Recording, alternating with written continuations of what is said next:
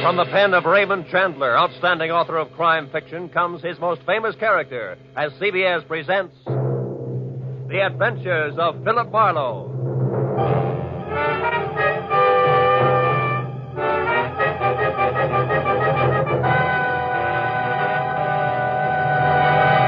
And now, with Gerald Moore starred as Philip Marlowe, we bring you tonight's unusual story, Where There's a Will.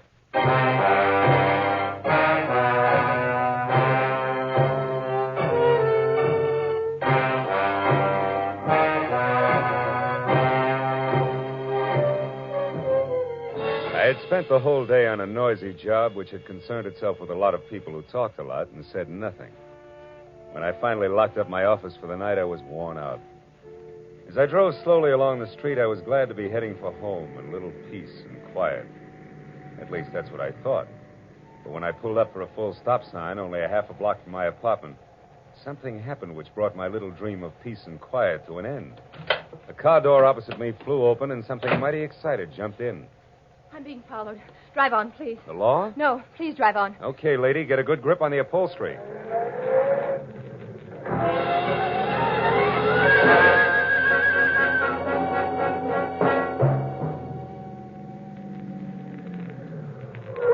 There, that ought to do it.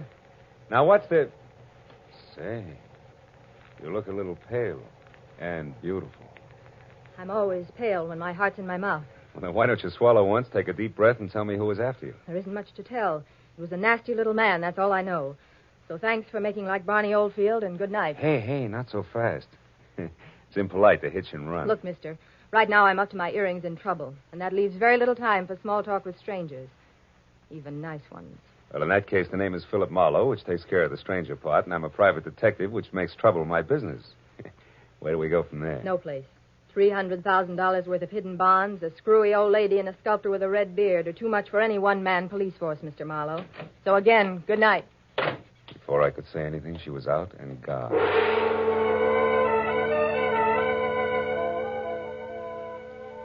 There was only the heady scent of taboo in the air, and the memory of a gorgeous profile with jet black hair and pale blue eyes. I sighed like a schoolboy and decided to put her under the heading of things that pass in the night. But I couldn't. Why, out of all the cars in Los Angeles, should she have picked on mine? Well, the next morning, as I was walking down the corridor to my office door, I was still seeing pale blue eyes. Maybe that's why I didn't notice the man who waited outside my door until I was almost on top of him. He was well-dressed and about 35. He looked like a man who had forgotten how to smile. Marlowe? Right. I want to compliment you on your behavior last night, Mr. Marlowe. Barbara told me about it. Oh? Come on in, Mr. Shields. Edward Shields. Would you be interested in aiding 3 people in a search for more than $250,000 in negotiable bonds? 1% of which will be yours if the bonds are found? Being a fairly fast man with figures, yes. Yes, I would. Splendid. I'd like a few details. Well, Mr. Marlowe, my aunt, Bernice Mayhew Shaw, died, leaving her entire fortune to charity, with the exception of the bonds I mentioned. Those are to be divided equally among 3 of us, the sole heirs, if we find them within 24 hours. That sounds like something you dream about after a midnight snack of pizza and pig's knuckles. Perhaps. But you didn't know my aunt. Beside myself, the beneficiaries are Barbara Haynes, the girl you met last night. She was Aunt Bernice's personal secretary. And another nephew, Harlan Crane, who, at the moment, happens to be a sculptor. Happens to be? 6 months ago, he was a sailor. Before that, a writer, without even a rejection slip to his name. My cousin is irresponsible, impetuous, and completely self-indulgent. The will itself, Mr. Shields, what are the exact conditions? At precisely noon today, the 3 of us are to meet with Luther Willard, my beloved aunt's lawyer, who will give us each a large sheet of tissue paper covered with specific markings. Individually, the sheets mean absolutely nothing. But combined, one over the other, the transparent sheets form a coherent map to the location of the bonds. But why all the intrigue? My dear departed aunt had a peculiar sense of humor. In addition to this, she was never particularly fond of any of us. She was sure that our individual shortcomings would make cooperation among us impossible, even for so short a period as 24 hours. And the fact that a man followed Miss Haynes last night convinced you that there was something to that, huh? Convinced me?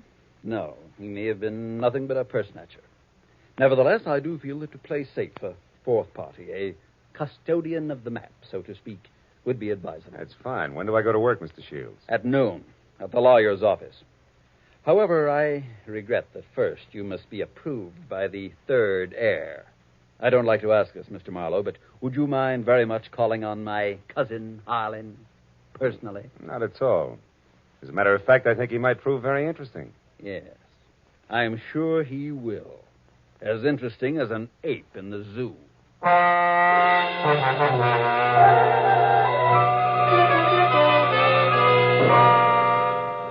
felt like saying, look, Shields, I'm not as gullible as I look. But then I thought a client's a client, and I decided to play along. Harlan Crane, 6 foot, red-bearded giant, talked as he worked, wielding a 10-pound sculptor's mallet like it was an 18th century quill. I'll be frank with you, Marlowe. Money isn't everything to me and never has been. Over $100,000 will buy a lot of marble. Half the state of Vermont, I'd say. But coming to the point, Mr. Crane, do I get your seal of approval? Oh, I imagine you'll be all right. Anyone who can get by Shields, the all-American Scrooge, ought to do. Thanks, a million. I'm not being personal where you're concerned. It's just a matter of facing a fact bluntly. Edward Shields is conniving, avaricious, and dull. I heartily recommend him to nobody. And the girl, Barbara, you feel the same way about her? No, I don't. And the truth of the matter, Marlowe, is that I know very little about Barbara Haynes. What I do know, I like very much. Yeah, that I can understand. Marlowe, do you realize that once you have the whole map in your possession, you're worth an awful lot of money? Of course I do. The whole map, I have a market value of exactly $300,000. That's right, fellow. $300,000, dead or alive.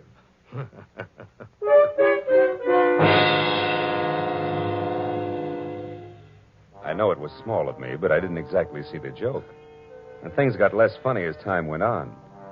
Later, as me and my trio got off the elevator at the lawyer's office, old Luther Willard, Aunt Bernice's attorney, was waiting for us, so excited he could hardly talk. I've been held up. What? Yes.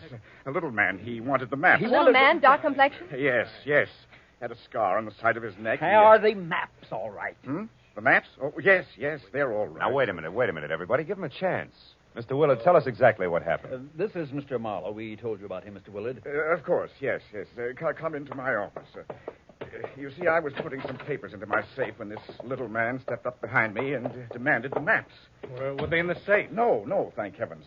Make yourselves comfortable. The maps, Mr. Willard. Where are they now? Well, right here, where they were all the time. Here under the blotter on my desk. Clever of me, wasn't it? Wax seals, still intact. I'll take all 3 of them right now, Mr. Willard. That is, if there are no objections. All right, then I guess we can be on our way. Hold on, Mr. Marlowe. There are still 2 things you people must know. First, in the event the bonds are not recovered within the 24 hours, I am instructed to open another sealed envelope, which I'm happy to report is kept in my bank vault. That envelope contains a complete and simplified map and is to be turned over to a designated charity. And second, if any of you die before the allotted time is up, the bonds are to be divided among the surviving persons. And if none of us survives, Mr. Willard? Why, in that case, the bonds again go to charity. You see, Harlan, your aunt was a very generous woman.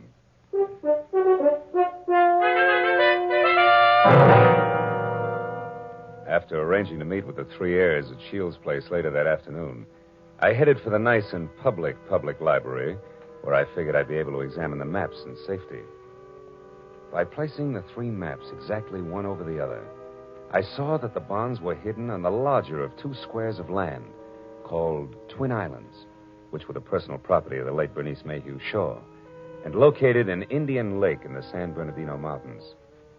As I left the library with the 3 maps in my pocket, I felt like a well-fed mallard on the opening day of hunting season. Then I knew I was being followed. As I slipped into a doorway and turned, I saw it was the nasty little man with the scar. All right, you, we're through playing tag. Oh, let me go. Not yet, Shorty, not until you talk loud and clear. No, don't hit me, please. Please hit me down. I'll tell you everything. All right. If you're sure you can get it all straight the first time. There. Now, the whole story, beginning, middle, and end. Yeah. Yeah, like you say. Whole story. Okay. Starts like this. Oh!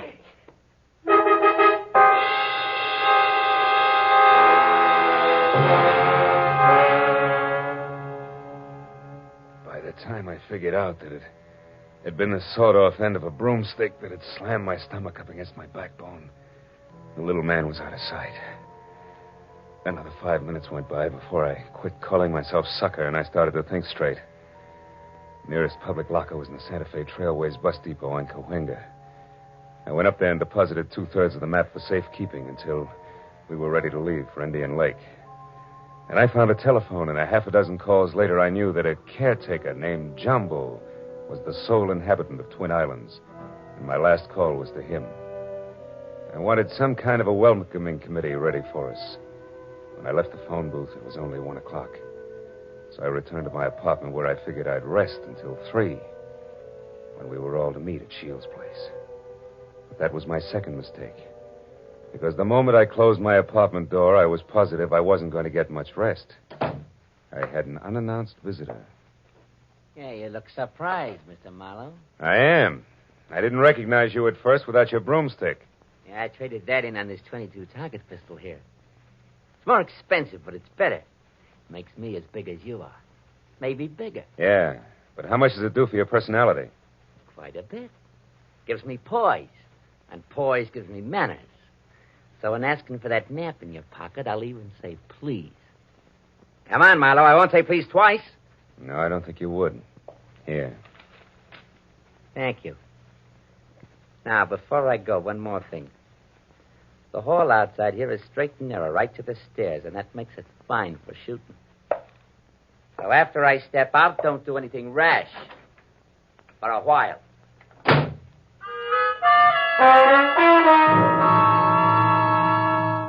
So, loving life as I do, I didn't do anything rash for a while. In fact, I could have whipped up a nice 7-minute frosting before I moved at all. And I phoned the 3 heirs to get together at my apartment. When I finally had them all seated in front of me, I related the saga of the little man, including my premonition that one of the 3 present was signing his paychecks. Of course, I got nothing but Cupid-doll innocence out of any of them. So after adding that we'd get underway just as soon as the missing 1/3 of the map was returned to me, I threw my trench coat over my arm and told them I was going for a walk. But before leaving them, I reminded them that whoever was behind the little man could fire him, because I would never have kept all 3 maps in one place anyway, unless all of the heirs were on hand to watch one another.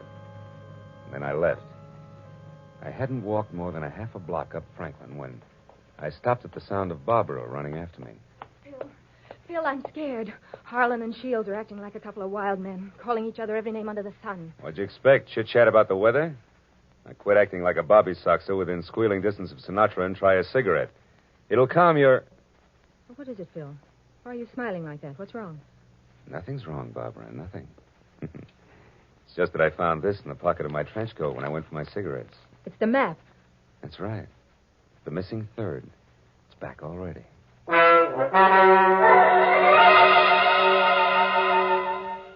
When that missing 3rd part of the map turned up so fast, I figured the heirs had decided to play ball.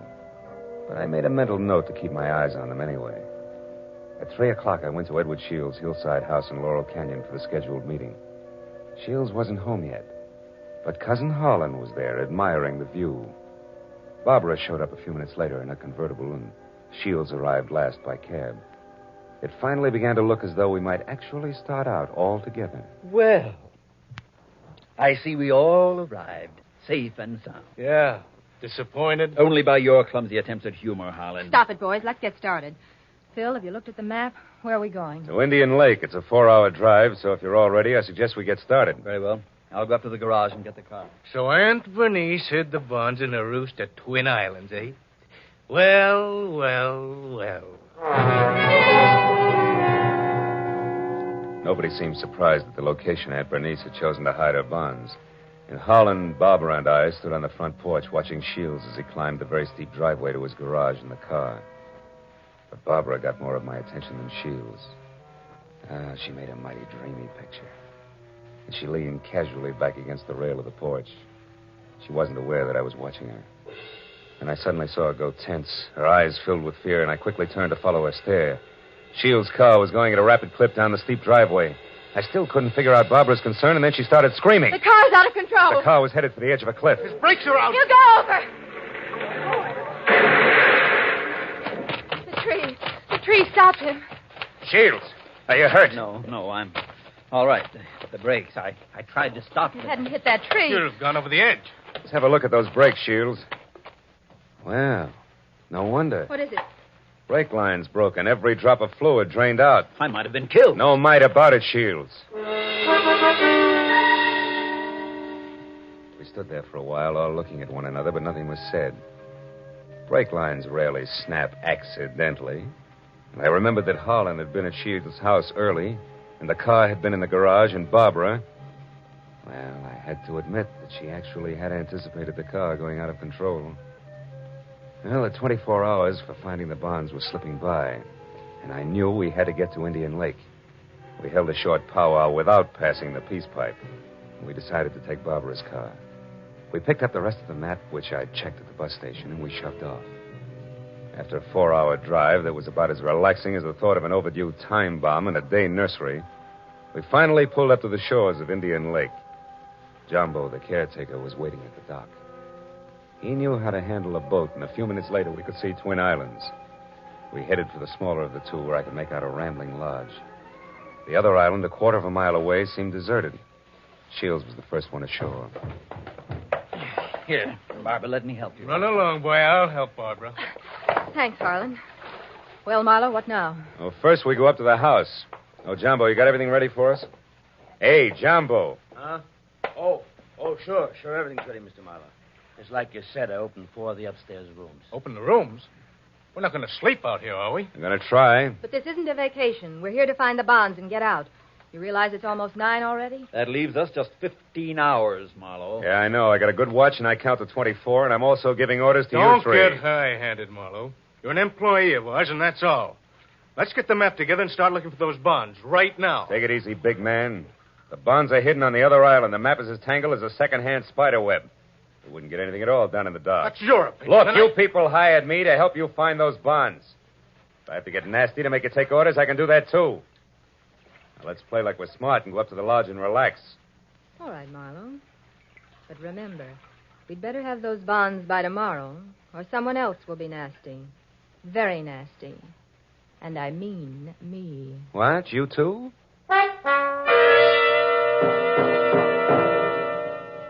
Getting the 3 heirs settled down at dinner table was quite a chore. And when I was sure they'd keep an eye on each other, I slipped outside. I hid 1/3 of the map in a drain pipe. Then I went upstairs to my room, and I hid another third in the window shade. Now, the maps were settled, and I began to think about other things, like the accident to Shields' car. There were too many accidents and coincidences to suit me. So I decided to drop in on Cousin Harlan's room to see what I could see. Well, after 15 fruitless minutes, I was about to leave when something in the wastebasket caught my eye. The corner of a half-hidden handkerchief monogrammed H.C. I had just picked it up when I saw Jumbo standing in the open door. A handkerchief there in your hand. Had blood on it? No, it looks more like brake fluid. And in this case, it's practically the same thing, huh? I think we'll leave it right here in the wastebasket, Jumbo. Oh, did you want something? Just wanted to say I'll be in my own place out back if you want me. Okay. You know where Mr. Shields is? He's out in the veranda. Alone? Yeah? Thanks, Jumbo. If I need anything, I'll call you. Good night.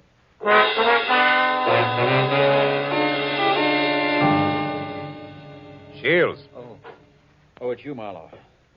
What's wrong? You sound like a man expecting trouble. I was nearly killed in my car this afternoon, and I don't think that was the end of it. Yeah, and don't stand too close to high windows. Thank you.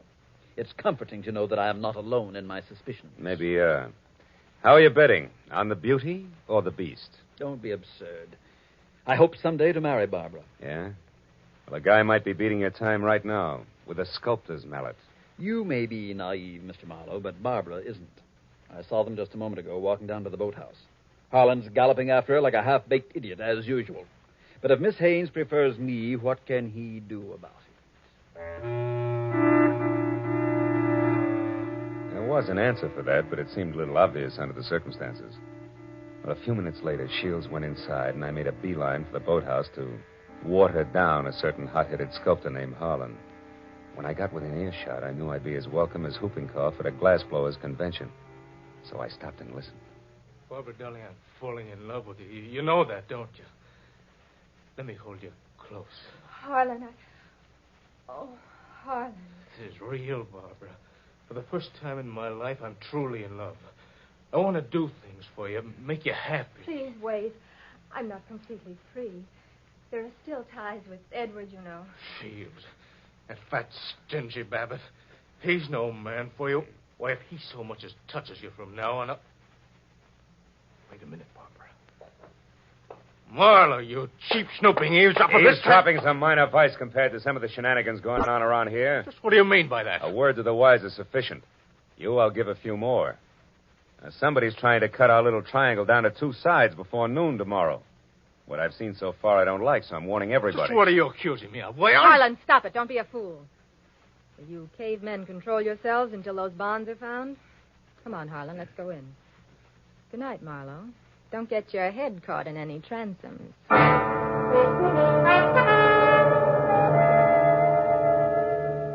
Deciding sleep wouldn't be very healthy for a man in my position, I decided to sit up that night.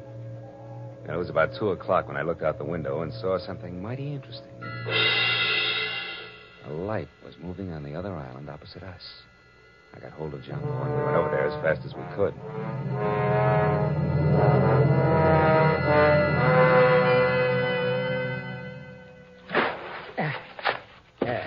We're beach.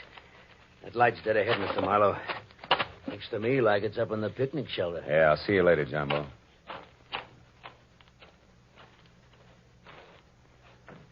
Who's there? Guess who? Oh, Marlowe. I didn't hear you come up. Wind's too strong, I guess. I'm glad to see you. Spooky here all alone. Oh, sure. What's the idea? Decide to do a little freelance prospecting? No, that's right.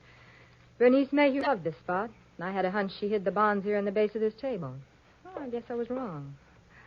Oh, come on, Marlowe. Limber up. You can't blame me for trying. Listen, beautiful, don't flap your eyelashes at me. I can't see anything but double crosses right now. All right, if you've had your fun, let's go back to the lodge, Don't be that way, Phil. Phil, the sun will be coming up in 2 or 3 hours. Why not wait for it here with me? Barbara, baby, don't burn up too many calories with that routine. Because I only keep 1/3 of the map on me. You think you're so smart. Bright ideas hatch in that cute little brain of yours, too. Now let's... Oh, comes the gun with a pearl handle, no less. Stay away from me, Marlowe. Over there. Hey, what's going on here, Eddie? Jumbo! Look out, Jumbo! Jumbo stepped into the light and Barbara turned. I made a swipe at her gun hand that knocked pistol, purse, and lamp all over the picnic shelter. I found the gun and gave it to Jumbo. Then I started to pick up an assortment of knickknacks that had spilled out of a purse. But I never finished, because one of the items made my eyes pop. It was the monogrammed handkerchief covered with brake fluid that I'd found in Harlan's room. It all made sense now. It tied up everything that I'd suspected right along. Only 2 of my trio had planned to split up the $300,000 worth of bonds from the first. As I ran for the motor launch, I yelled at Jumbo to bring Barbara over in the rowboat. All the way back, I had the panicky feeling that I was probably too late. But when I sneaked in the front door of the lodge, there were still 2 voices, and they came from the open kitchen door. With my hand on my gun, I edged along the wall and peeked in. Shields, you're a fool. Perhaps. But I'm going to kill you and have a perfect case of self-defense. What are you talking about? Your hopelessly framed cousin, Harlan. I ruined the brakes on my own car. I planted your handkerchief, stained with brake fluid, in your room. Marlowe found it. He's convinced that you tried to kill me. He's also convinced that he was brought into this whole thing by coincidence.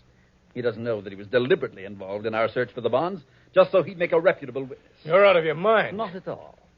I'm going to kill you and say it was self-defense. Marlowe will testify that you tried to kill me before. What Marlowe's going to do is blow your head off if you don't drop that gun, Shields. Marlowe? Yeah, Marlowe.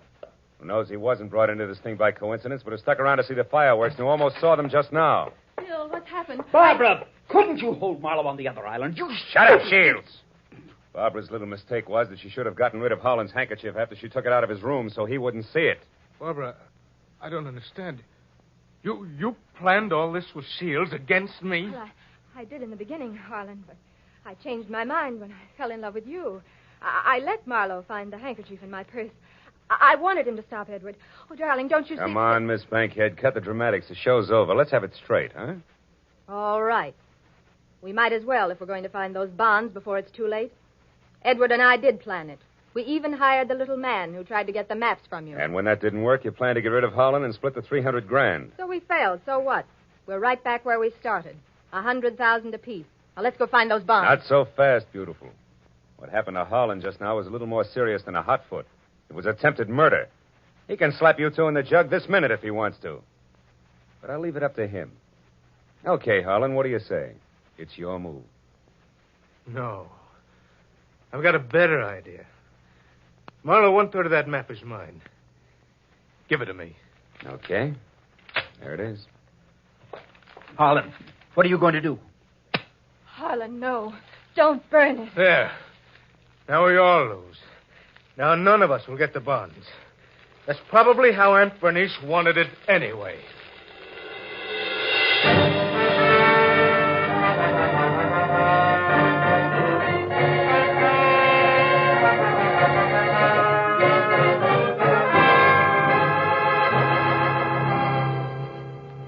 It was almost noon. I was standing on the veranda of the lodge, and a scrawny old crow was perched up on the roof. I saw Barbara and Shields quietly pull away in a boat with Jumbo. And I saw Holland lumbering off to the far end of the island to sulk. And as I watched the three of them, I couldn't help thinking.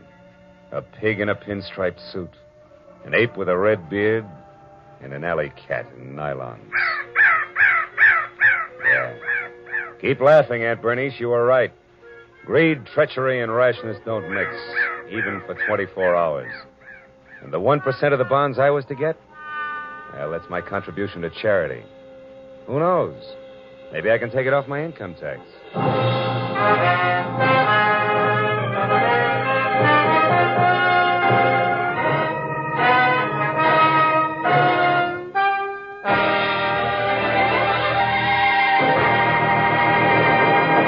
The Adventures of Philip Marlowe, created by Raymond Chandler, stars Gerald Moore and is produced and directed by Norman MacDonald. Featured in tonight's story were Mary Shipp, Parley Bear, Don Diamond, Ted Von Eltz, and Wilms Herbert.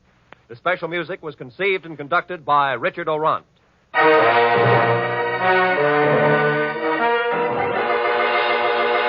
Be sure to be with us again next week when Philip Marlowe says... When I got the crisp $50 bill in advance, I figured my client had a heart of gold. But after I was beat up, double-crossed, and shot at, I realized just how hard a heart of gold could be.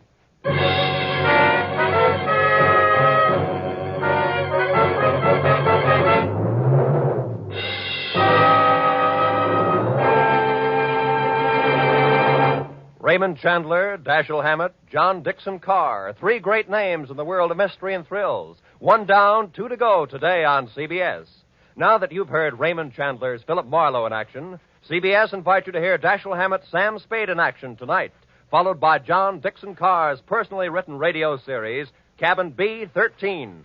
Chandler, Hammett, Carr, today and every Sunday, over most of these CBS stations. It's a mystery if you miss them.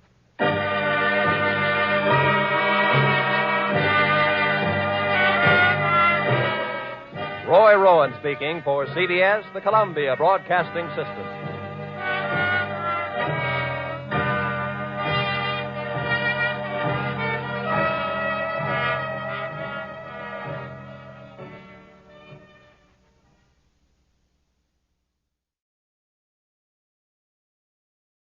Wrigley's Spearmint Chewing Gum, the refreshing, delicious treat that gives you chewing enjoyment, presents for your listening enjoyment John Lund as Johnny Dollar. Donald Maynard, Johnny. Oh, hello, Mr. Maynard. Haven't talked to you in a long time. Want to go to work? Sure. What is it? We insure a Miss Isabel James, Tulsa, Oklahoma. She's been killed. How? Murdered. Like you to leave as soon as you can, Johnny. Won't take me long. See you at your office in an hour, and you can fill me in on the details.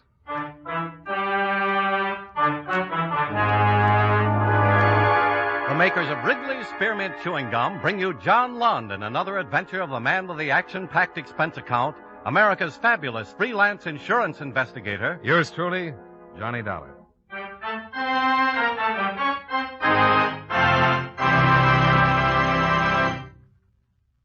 For refreshing taste plus chewing enjoyment, treat yourself to delicious Wrigley's Spearmint Gum. When your mouth and throat feel hot and dry, a stick of Wrigley's Spearmint gives you quick, long-lasting refreshment. The lively, full-bodied spearmint flavor cools your mouth and freshens your taste. The chewing itself helps keep your throat pleasantly moist. Best of all, you can chew and enjoy refreshing Wrigley's Spearmint Gum almost any time and any place. Keep a package handy right in your purse or pocket so you can chew a stick whenever you want it. For refreshing taste plus chewing enjoyment, treat yourself to delicious Wrigley's Spearmint Gum. Millions enjoy it, and you will too.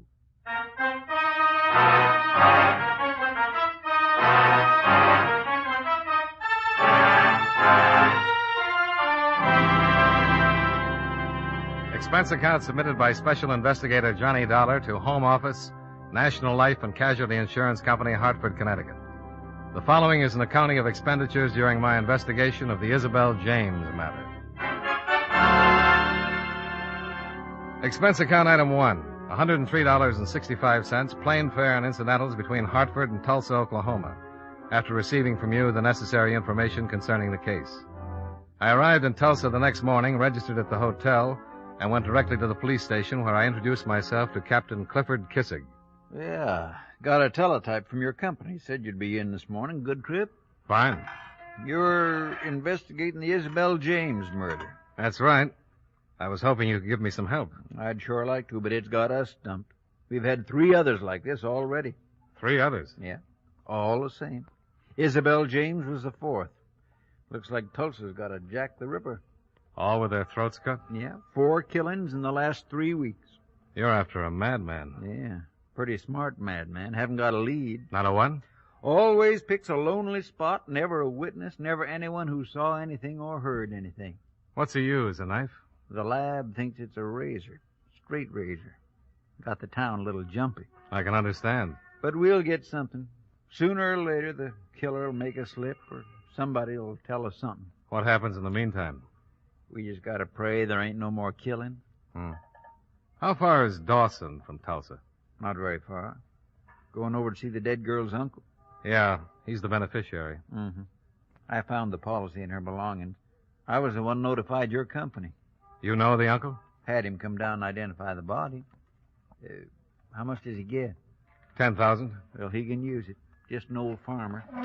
Well, I'm going to run over and see him. All right. How long are you going to be in town? Well, I'm being paid to investigate a murder. I guess I'll be around until somebody catches a killer.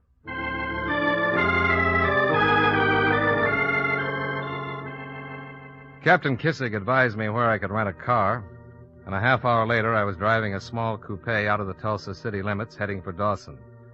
The dead girl's uncle, Morley Parrish, lived a few miles east of Dawson in an old rundown farmhouse that was in the middle of 6 or 8 acres of parched earth. He was a man in his late 50s, weather-worn and thin. He met me at the door with a look of suspicion. What do you want?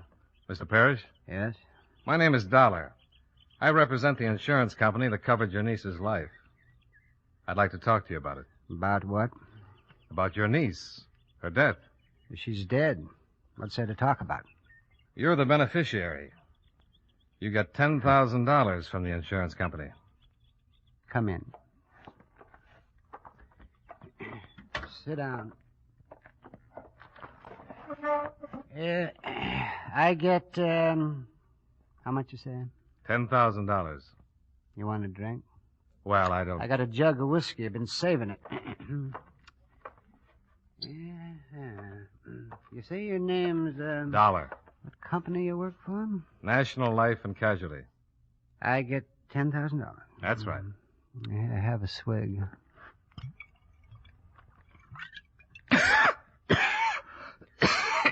Oh, my, you swallowed wrong, huh? Yeah. Oh, well, give me that.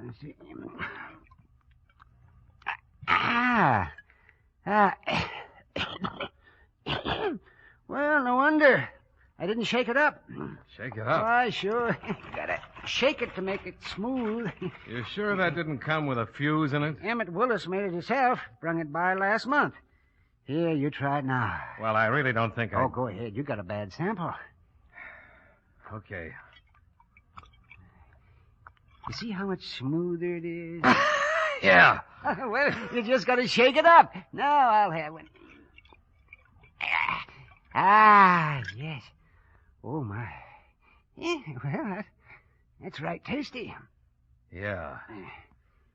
Let's talk about your niece. All right. Let's talk. You know why anybody would want to kill her? Well, it's that fella that's been killing all them other girls, ain't it? Yeah, I guess so. That's what the police say. Well, it seems to me he don't care who he kills, just as long as it's a girl. Another swig? No, thanks. Your niece left you when she was 16, didn't she? Yeah, I'll take another swig. Yeah, 17, I think. She ran off to Tulsa. You see her much after that? Well, not much, maybe once, twice a year. When was the last time you saw her? The other day in the morgue. No, I mean before that. Oh, my. Well, that was about a month. She didn't write or... Oh, look, Mr. Police, they ask all them questions. I know it. You got to ask them all over again, huh? If you want to get your $10,000. Well, okay. No, she didn't write. She never wrote. At least in the last 5 or 6 years, she never wrote. When she first got to Tulsa, she used to write now and then. Last time I seen her, she didn't say nothing about what she was doing or who she was seeing or anything, so I can't very well help you find out who killed her.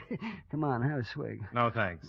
I'm in a rented car. Suit yourself, but once I open the jug, it gets finished. Then you better finish it. Naturally, I will. Oh, man. Delicious, huh? Oh, you bet.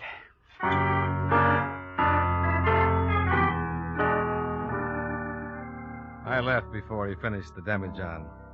It was getting dark, and he stood on the porch, leaning against a post and waving goodbye between the last few swallows. Back in Tulsa, I went to the hotel, where I took a hot shower, then stretched out on the bed to relax for a few minutes before going out to dinner. I smoked a few cigarettes and had just about decided to have some food sent up to the room when the phone rang. Johnny Dollar. This is Cliff. Huh? Captain Kissig. Oh, hi. Got back from Dawson about 40 minutes ago. What'd you think of the old boy? Quite a character. Thought if you weren't doing anything, you might like to drop down to the station. You got something? Yeah, just picked up a suspect. Might be our man. What makes you think so? He was following a girl. She spotted him and got worried. When he got too close, she began screaming, and he ran. She gave us a pretty good description, and about 15 minutes ago, a couple of the boys picked him up. The girl identify him? Yeah, said he was the one who followed her, all right. Well, it seems to me you're going to need more than that. Well, we might have it. When the boys searched him, they found a straight razor in his pocket. Coming down? Right away.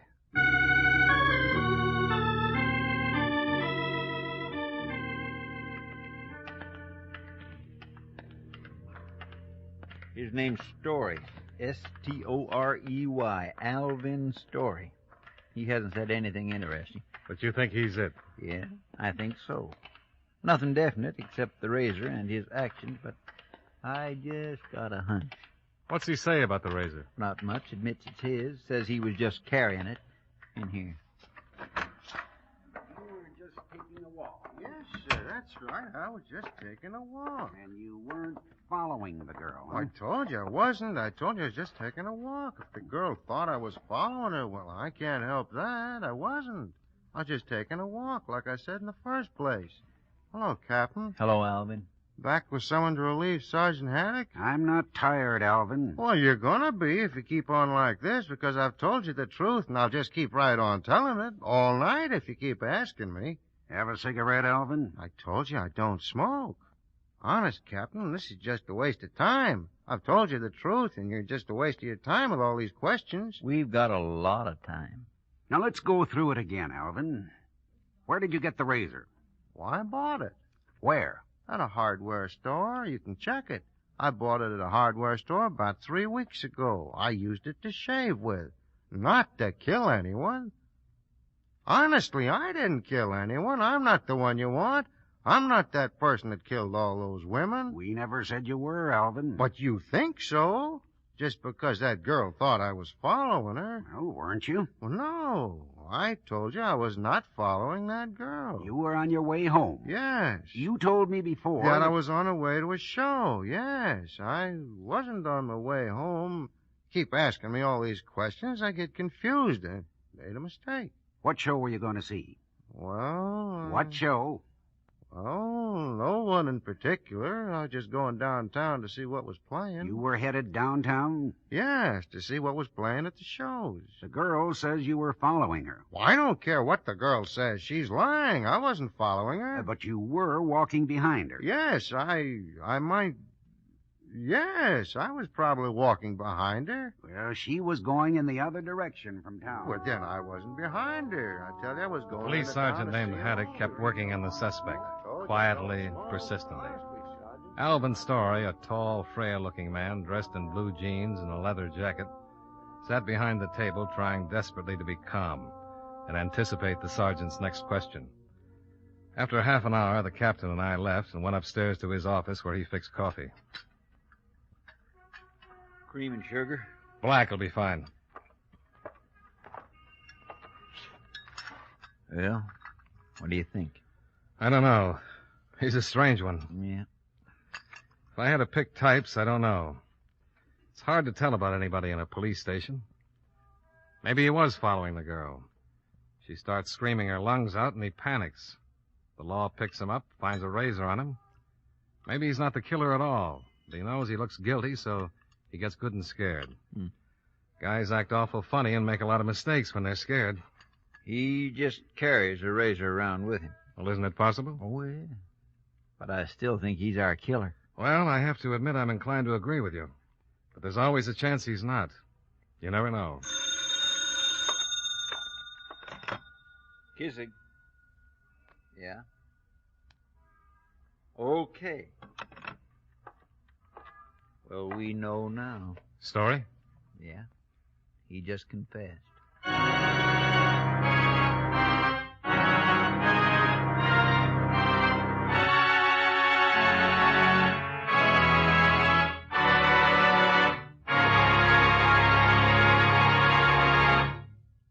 Friends, no matter what kind of work you do, it's a real help to chew delicious Wrigley's Spearmint Gum right while you're working.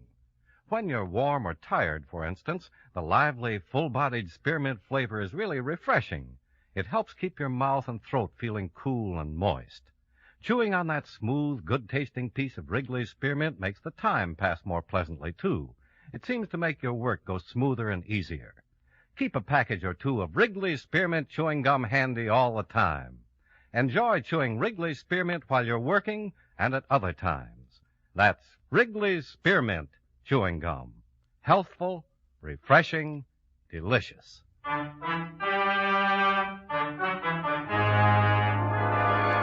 now, with our star, John Lund, we bring you the second act of Yours Truly, Johnny Dollar.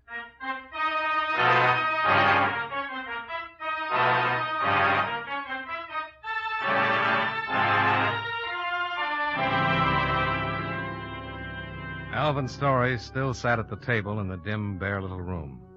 He looked tired, but he looked relieved. A stenographer was set up at one end of the table, while Sergeant Haddock leaned against the wall and smoked a cigarette.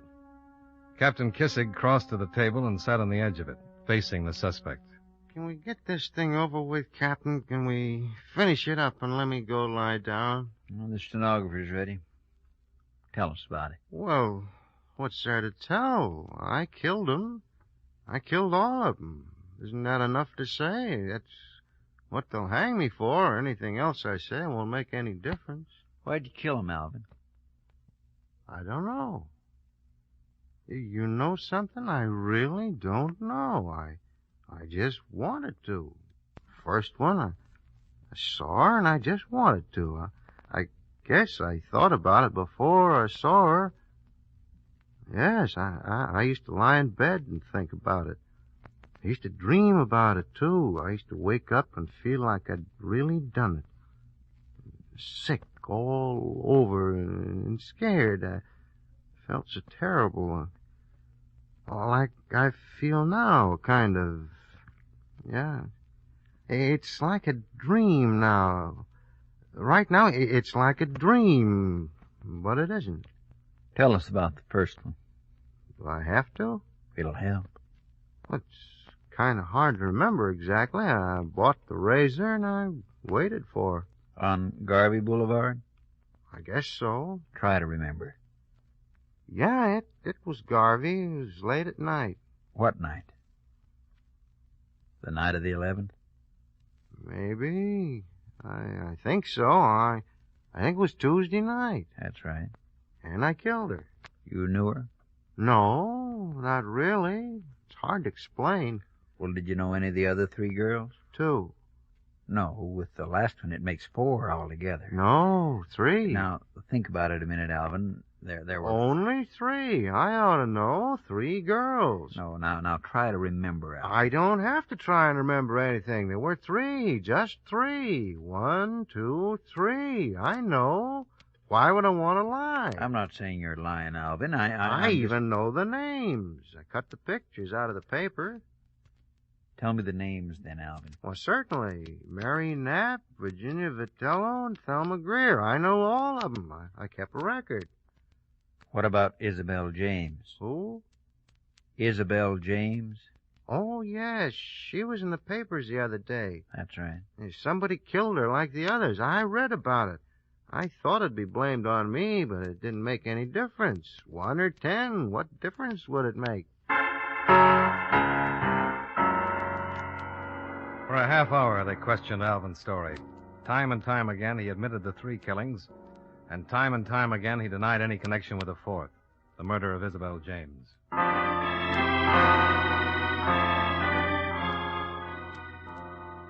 Expense account item 2, $4.95, breakfast for Captain Kissig and myself, after which I returned to the hotel and crawled into bed. A lie detector test would be given to Alvin sometime late in the afternoon, so that gave me at least 6 or 7 hours to catch up on my sleep. I left a call at the desk, turned over, and closed my eyes.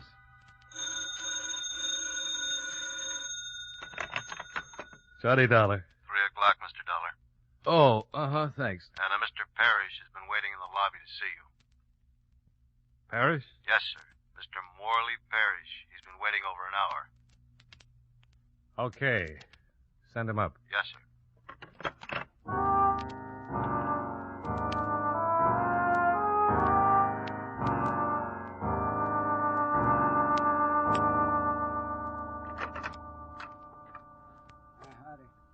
Come in, Mr. Parrish.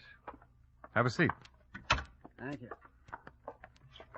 I've been waiting downstairs for over an hour. Oh, I'm sorry. But I was up all night.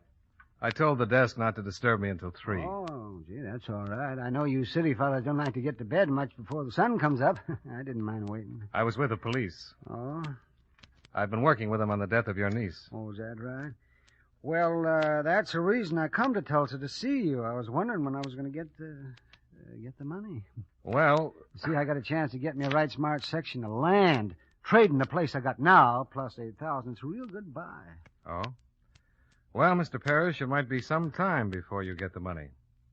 Oh, how come? Oh, there's a routine that has to be followed. I have to finish my investigation. You still investigating? Oh, sure. You see, your niece's death is still unsolved. Well, it's that fella that's killing all them other girls. It certainly looks that way. You mean you got to catch him before you can pay me? No, but I've got to make sure that he's the one who killed your niece. You think maybe he isn't? Well, to tell you the truth, Mr. Parrish... Well, she got killed just like all them other girls. Not exactly. Huh? I said not exactly. You see, the razor that killed your niece and the razor that killed the other girls aren't the same. Well, how do you know that? The police laboratory report. They can tell if it was a different razor? Oh, no. Come on, Mr. Dollar. Maybe I ain't the brightest It's fellow a fact, in the world. Mr. Parrish. How do you think they knew it was a razor in the first place? Not just a very sharp knife. Oh, they can tell, all right. Well, maybe the killer ain't using the same razor. Yeah, we've considered that, but we can't tell. He hasn't killed again. Maybe he never will. You mean I might never get my money? Well, now, Mr. Parrish, it's not quite that bad. I want to see you get your money. You've certainly got it coming. But I can't honestly recommend payment to my company until the case is solved. What do you mean until you catch the killer? That, or until we're certain the same man that killed the others killed your niece. Well, it seems to me you gotta catch him to prove that. Yeah, unless he kills again, with the same razor he used on your niece.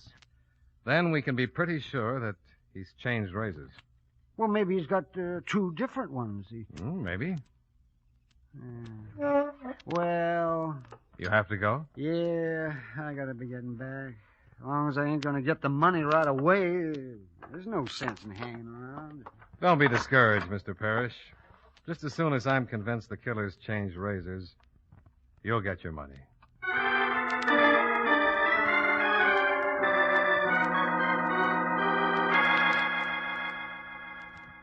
Dollar, we just gave Story the polygraph test. According to our experts, Story killed all the girls except Isabel James. Look, Captain, Morley Parrish was just in my room. I gave him a cock and bull story about his niece being killed with a different razor. A different razor? I think maybe he did it for the insurance. Read all the stories in the paper about the killings and decided to kill his niece. And then everybody just chalk it all up to Alvin's Story. Right. Only I didn't tell him that Alvin Story had been arrested. Explain about that different razor. Parrish left here thinking he wasn't going to get the $10,000 until I was certain the same man killed his niece that killed the others. He thinks your police lab proved that Isabel James was killed with another razor. And he quickly came up with a solution that the killer had changed razors or had two of them. So what? I think he'll go out and prove it. What?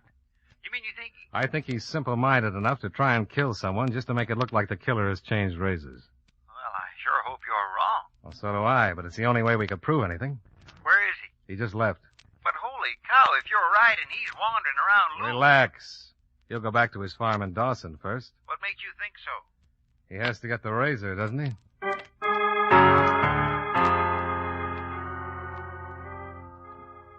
10 minutes later, Captain Kissig picked me up in his car, and we drove well over the speed limit getting to Dawson. Just west of old Morley's farm, we pulled off the road and turned off our lights. Well, the house is dark. Where is he? Still on his way from Tulsa. We got here pretty fast, Captain. Yeah, we did, didn't we? Come on. Let's walk down to the house. He have a car? I don't know, but I doubt it. I didn't see one the last time I was here. Dollar? Hmm? What if you're wrong? What if you've guessed wrong? What if he did have the razor on it? Well? That's a pretty good question.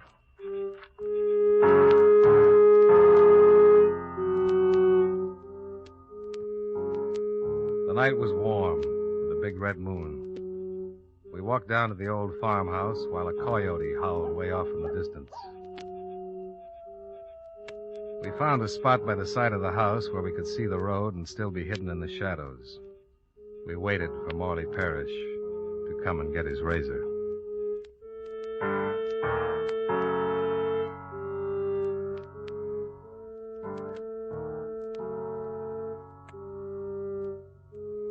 About an hour later, the old man came walking down the road and went into the house. After a few moments, a light flared in the back room. We could hear him moving around, then the light went out.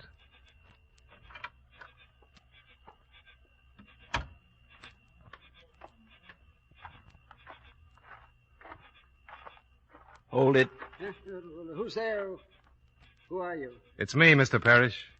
Mr. Dollar? Yeah. This is Captain Kissig with me. What do you want? Just came down to see you. Well, I got business. I got to be going. In a minute. There's a drink in the house, another jug behind the stove. Go on in and make yourself comfortable. I'll be right back. Just a minute, Mr. Well, Parrish. look, I got to hurry. Where are you going? I got business in Dawson. You gonna walk? Oh, sure, I always walk.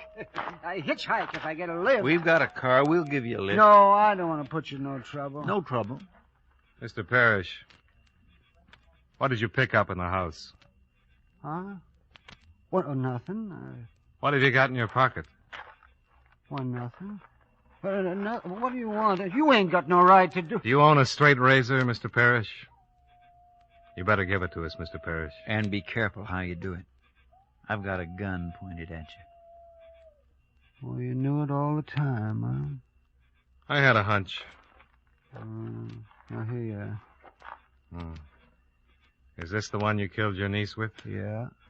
You were going to kill somebody else. Oh, there ain't no difference after the first one, and I sure could have used that money. Gee.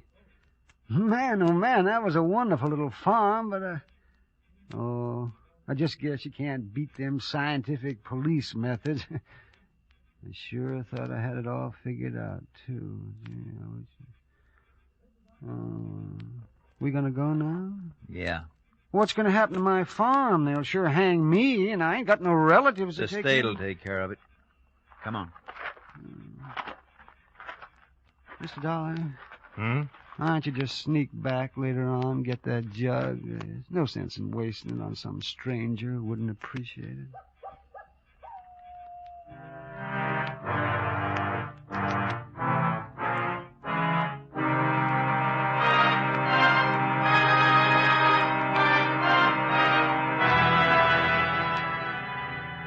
We took old Morley Parrish back to the station where he gave us a complete confession. He'd killed his niece for the insurance the way I'd figured. When we told him that Alvin Story had confessed that afternoon, old Morley just shook his head and said something about policemen being a whole lot smarter than most folks give them credit for. Expense account item 3, $11.80, dinner for me and Captain Kissig. After which I returned to my hotel, turned in, and got a good night's sleep. Expense account items 4 and 5, $89.45, car rental and hotel bill.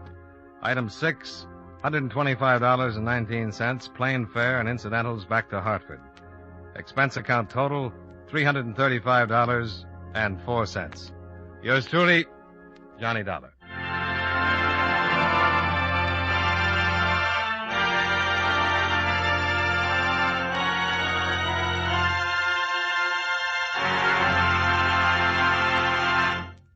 Remember, friends, for refreshing taste plus chewing enjoyment, treat yourself to delicious Wrigley's Spearmint Chewing Gum. The taste of fresh spearmint is cooling and delightful, and there's lots of it in every stick of Wrigley's Spearmint Gum. It freshens your mouth, helps keep your throat moist, and sweetens your breath besides. You'll enjoy the good chewing, too, because Wrigley's Spearmint is so smooth and pleasant to chew on. There's nothing else quite like it. Next time you're at the store, stop at your friendly merchant's display of chewing gum and get a few packages of good-tasting Wrigley's Spearmint Gum. Always keep some handy for refreshing taste plus chewing enjoyment. That's Wrigley's Spearmint Chewing Gum. Healthful, refreshing, delicious.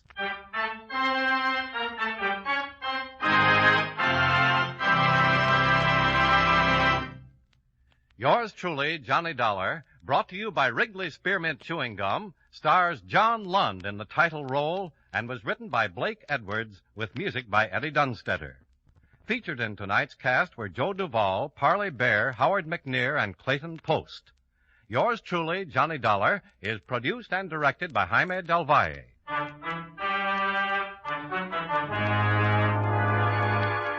The makers of Wrigley's Spearmint Chewing Gum hope you enjoyed tonight's story of Johnny Dollar and that you're enjoying delicious Wrigley's Spearmint Gum every day. This is Charles Lyon, inviting you to join us again next week at this same time when, from Hollywood, John Lund returns as... Yours truly, Johnny Dollar.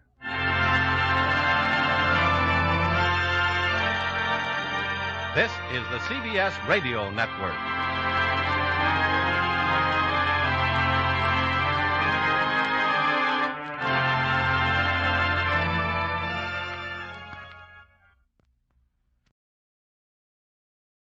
A corpse that wouldn't stay dead. A pistol with a silencer on it and a fortune in a black satchel. Spelled death for the big city boys when they finally got together in Lonesome, Arizona.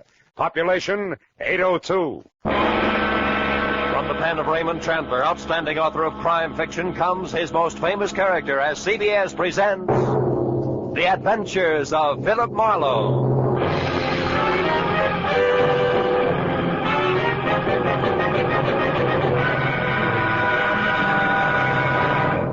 And now, with Gerald Moore, starred as Philip Marlowe, we bring you tonight's exciting story, The Lonesome Reunion.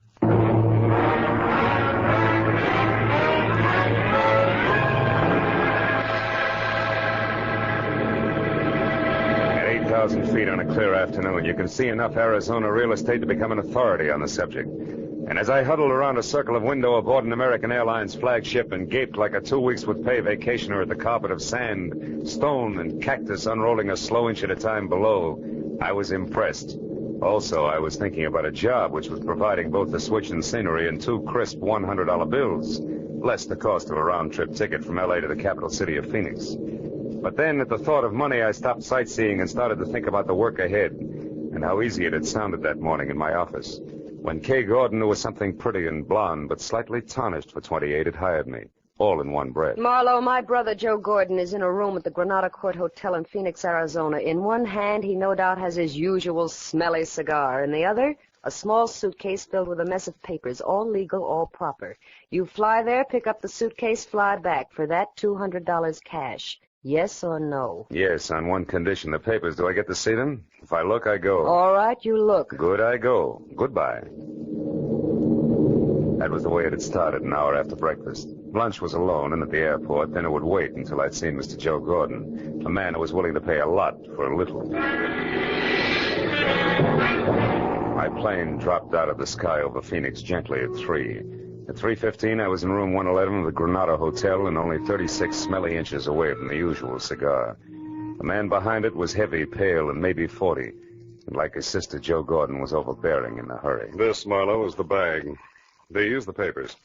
Stocks, bonds, and mortgages. In themselves, worthless to anyone else. They're non-negotiable. But as information to my competitors, they're priceless. Satisfied? More or less. Meaning what? Exactly what is your line, Mr. Gordon? Oh, I'm a broker. One who bets on long shots. When they come in, I don't like to split with the boys who sit on their hand. Anything else? Yeah. I've got some time to kill before I fly back. Do I take the bag now or later? You take the bag now, Mark. Okay. And, don't let go of it until you're with my sister in L.A. I'm paying you money to stay away from my enemies, not to shop for trinkets. Oh, and, incidentally, my enemies also play rough. So watch your step and act smart. Real smart.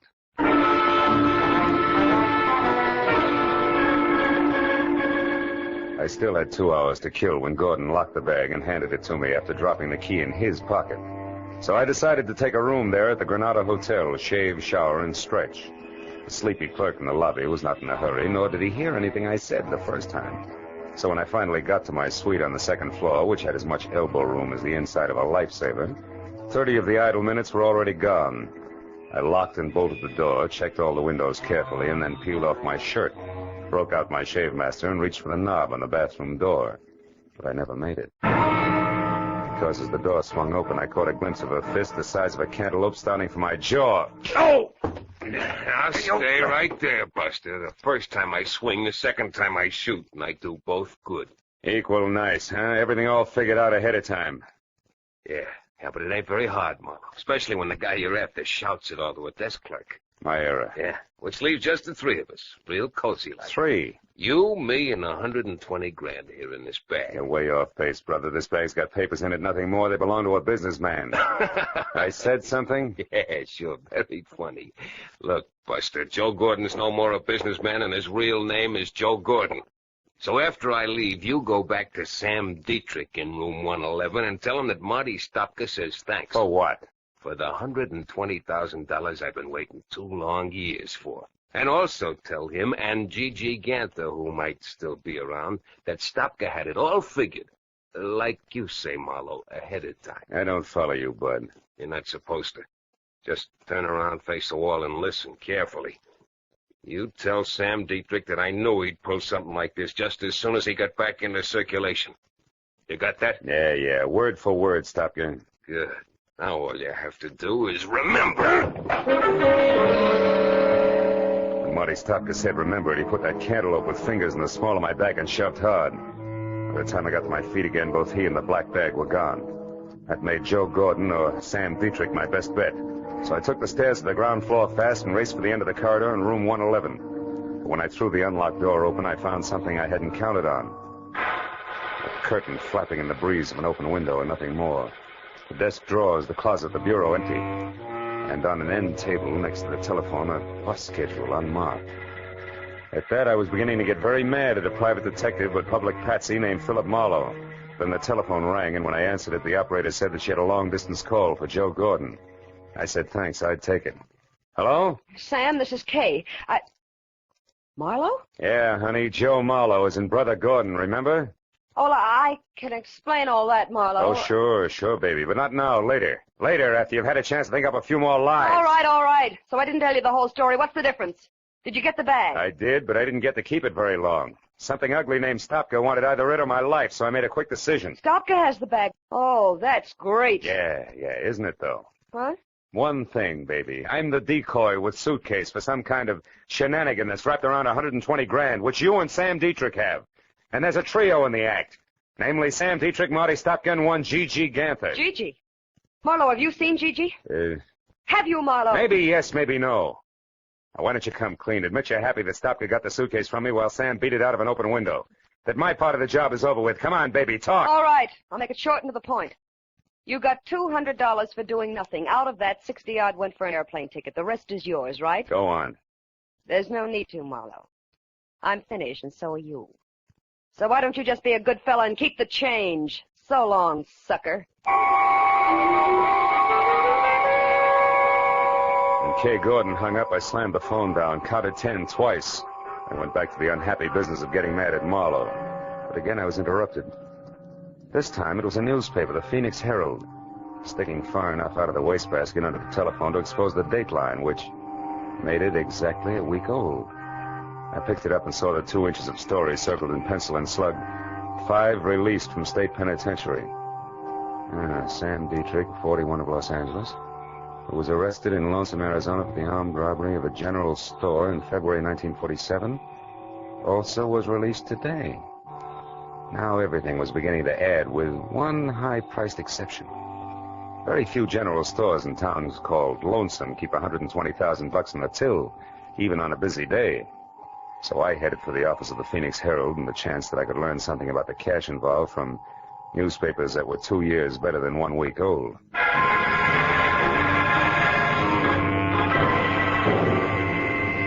30 minutes later, I was in the back shop of the Herald receiving facts willingly supplied by a sandy-haired linotype operator with a sad face who had never heard the word forget. That's right, mister. It was the Second National Bank and Land Company here in town. Held up at 1:10 p.m., February 7, 1947, by 3 men who took $120,000 in unmarked 10s, 20s, and 50s.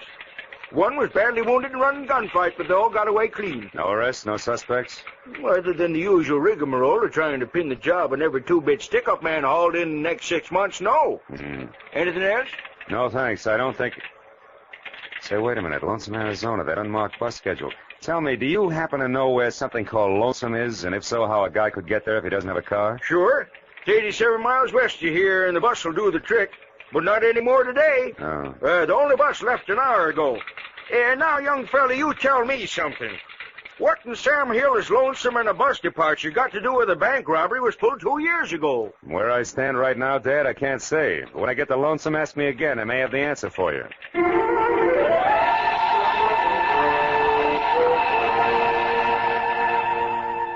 I was 30 minutes renting a car and an hour and 30 minutes getting to Lonesome. Population 802. I drove without seeing anything that could possibly be mistaken for Sam Dietrich. And I was about to turn back when I saw something that brought my right foot down hard on the brake. It was a brand new green Nash standing outside a motel. California license plate. I got out of my car and got a look at the registration card wrapped around the steering wheel. It said Catherine E. Gordon. The motel only had 3 cabins that showed any light. The first belonged to the manager and the second to Kay. Close to an open window, I saw the man Kay was talking to. He was an ex-convict and part-time broker named Sam Dietrich. All right. So Marlowe knows he was set up for Marty Stopka. Who cares? We're here, and so far Stopka isn't. And if and when he does show, we'll be gone, with the real black bag safe in our hands. Yes, but what about Gigi, Sam? I told you Marlowe mentioned his name. And I told you to forget it. Marlowe must have been swinging in the dark. Gigi can't be alive, Kay. He was badly hurt when Stopka and I got clear of the bank. But why wasn't his body found? I don't know, Kay. I've told you that 1,000 times. Now, look, honey, why don't you just relax and think of us a little, huh? Gigi's dead, baby. There's only you and me. Sam, you know how I feel about that. I love Gigi. The only reason I'm helping you, I don't want anything to do with this money. I only want to know for sure about Gigi. Okay. Hey, did you get a line on Leland Mills, the name that was on that mailbox 2 years ago? Yes. He owns the place and lives there alone. A once-upon-a-time small ranch on the last block in town, coming apart at the seams. Mm-hmm. What about Mills himself? He's an old duffer, maybe 50. Lives close to the fireside, day in and day out. Good. That means I can handle him without any trouble. And now, look, baby, it's 7 now. At 9, this town will be fast asleep, and at 10, I'll take care of everything. So, why don't you just curl up there on the couch and think about nice things? Oh, nice things like what? Well, like the money I hid at Leland Mills' place 5 hours after the boys and I took that bank. The $120,000 that's soon going to be back here with me where it belongs. Dad, I took my cue and left because one Leland Mills was a man to be forewarned while 10 o'clock was still 3 hours away. I was 10 minutes finding his place, which was on the edge of town, and another 2 locating the doorbell, which was the kind you pull to start a bunch of jingling inside. It was 3 pulls later before the door creaked slowly open, and what had to be Leland Mills stood in front of me. He was shaggy, gray hair curling on the sides of his neck, a face with 1,000 crisscrossed wrinkles and dirty old clothes. Everything I'd expected with one exception. Gripped firmly in both hands and pointed directly at my head was a long, long rifle. Who are you? Mr. Mills? Maybe. Well, I'm a private detective named Philip Marlowe, also someone who knows that there's $120,000 in cash hidden here on your grounds. $120,000? To the penny, yes. 2 years ago, Mr. Mills, a Phoenix bank was robbed by 3 toughs named Dietrich, Stopka, and Gigi Ganther. Gigi? That's a queer name. It's not important, old man, but this is. Now, somehow or other, that stolen money was hidden here, in or around your place. And tonight, one of those men is due back to collect. That, of course, means trouble for you. You think we should call the law? No, not yet. If we play it smart, we can get the dough spotted first in at least one of the 3. All right, Mr. Marlowe. If you're sure of what you're saying, I only hope you are. Oh, I'm sorry about this gun here. I don't like poachers on my land. Yeah, we all have our pet peeves. Now, Mr. Mills, I want you to sit tight till I get back, and no matter what happens, don't open that door for anyone. Have you got that? Mm-hmm. Yep. Where are you going? To town. To check on the only 2 things that can possibly give us any unexpected trouble. One a nasty man named Marty Stopka, and the other a guy I've never even seen. The elusive Mr. Gigi Ganther.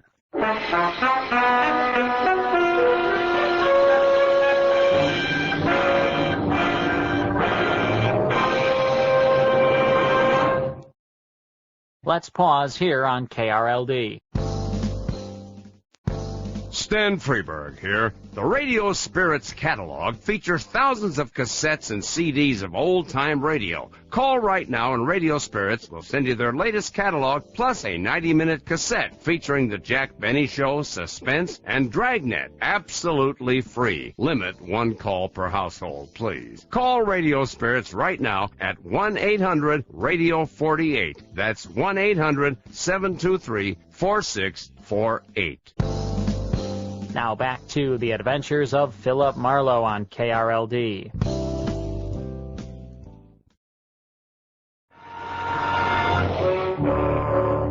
I left Leland Mills standing in the doorway and worried my way back to town. If Stopka and Gigi Ganther had no more trouble getting to Lonesome than I did, a reunion about as quiet as a truckload of hot dynamite was due to take place any minute. I passed the motel where Kay and Dietrich had holed up and saw that her car had been moved into the stall between cabins and draped with a blanket to hide its California plates. So they were thinking along the same line that I was. At the hub of town, I parked and started to case the lively spots on Main Street, which took me all of 10 minutes at a slow walk. But a short side-of-the-mouth conversation with a couple of resident sports revealed that the local underground stemmed from the Red Dog Cafe, a warped wood 2-story wickiup on the one side street in town. It was operated by a hard-bitten blonde, 160 pounds of Western motif, complete with Stetson, red flannel shirt, Hickok belt, blue jeans, and the name, Flora.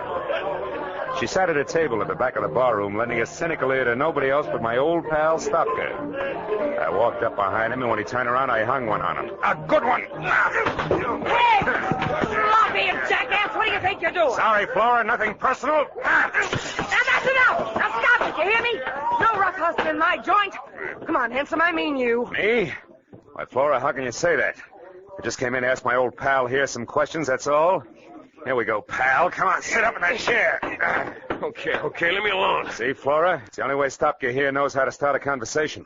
Bring him another beer, will you? His old one got spilled. Sure, bright boy. When you see the you dude tore a sleeve, your beef's outside next time. Now, look, Stopka. I want to know what happened 2 years ago on that highway out here. You guys split up, didn't you? You better talk, Stopka. All right, we split up. The heat was on bad, and Gigi was half dead already from a cop slug in his back. Dietrich had all the dough, right? What do you think?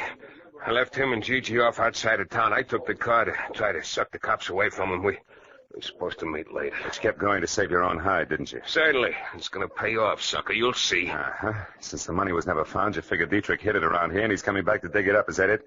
Keep guessing, Chalmers. Maybe we ought to loosen your jaw again. Stop That's that. all, you two! Now try to loosen him, handsome, and by Sadie, I'll plug you. Well, a real genuine 44. What museum just swiped that from, Flora? Never mind. Got a legal right to defend the peace and quiet of my joint, and after 22 years in this dodge, I know how to do it. Now, I asked you nice once, now I'm telling you. You, get out.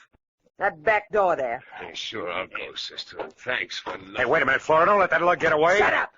Now, you sit down right there and count up to 50. Then you leave by the front, quietly. Okay, you win. 1, 2, 3... Flora, look out, he's back. What? Sorry, Eddie. You buzzard, mate. I'll leave this cannon on the back steps. So long, Flora. I beat it out the back door and into an alleyway between the shacks. Stopka was still in sight, but walking fast. When I took after him, he saw me and started to run. There was a hard, flat sound, like someone striking wet sand with a hammer. Stopka faltered and lurched up on his toes as if he'd suddenly changed his mind about running. At the same instant, on a wall, even with him, I saw the shadow of a man, holding a pistol with a long, awkward barrel. The hard, flat sound came again. Stopka curled up on himself and fell. And the shadow slid off the wall and disappeared. I ran for the wounded man, but by the time I got to him, there was no trace of the gunman.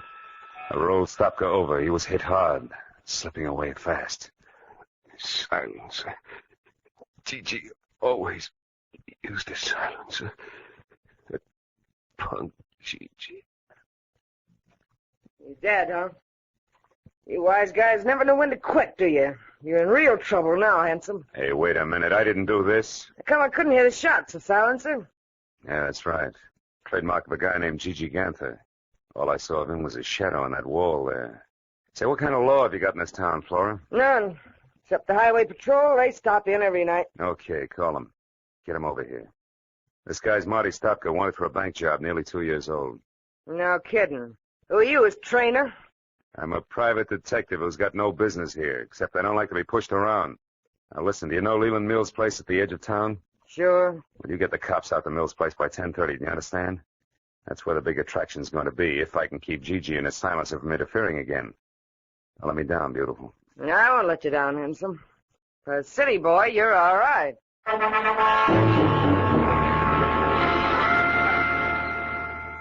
I stuck to a back road and drove with my lights out until I was a good, safe distance beyond Leland Mill's ranch. Then I hid the car in a dry gully and walked back. The house was dark and still. I thought once of what might have happened to Mills if Gigi had gotten there ahead of me. I kept in the shadows and worked my way across the yard to the back door.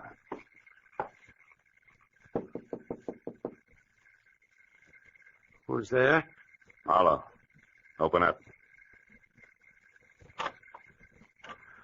I was beginning to worry. It's pretty near 10 o'clock. Yeah, I know. Seen anybody so far? No. Nope, not a soul. Been watching close, too.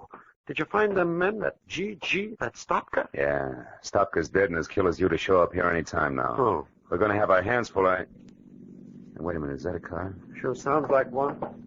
Yep. There, you can just make it out. Turned in down by the culvert and stopped. Yeah. I think a man got out.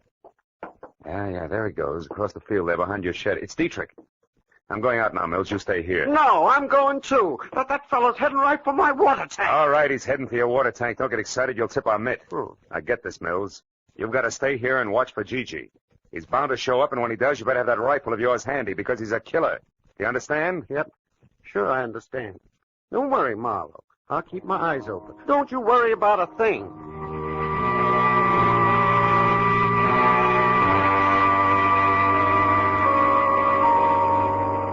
I eased out of the door and started across the yard. I knew I was getting myself out on a nice, long limb.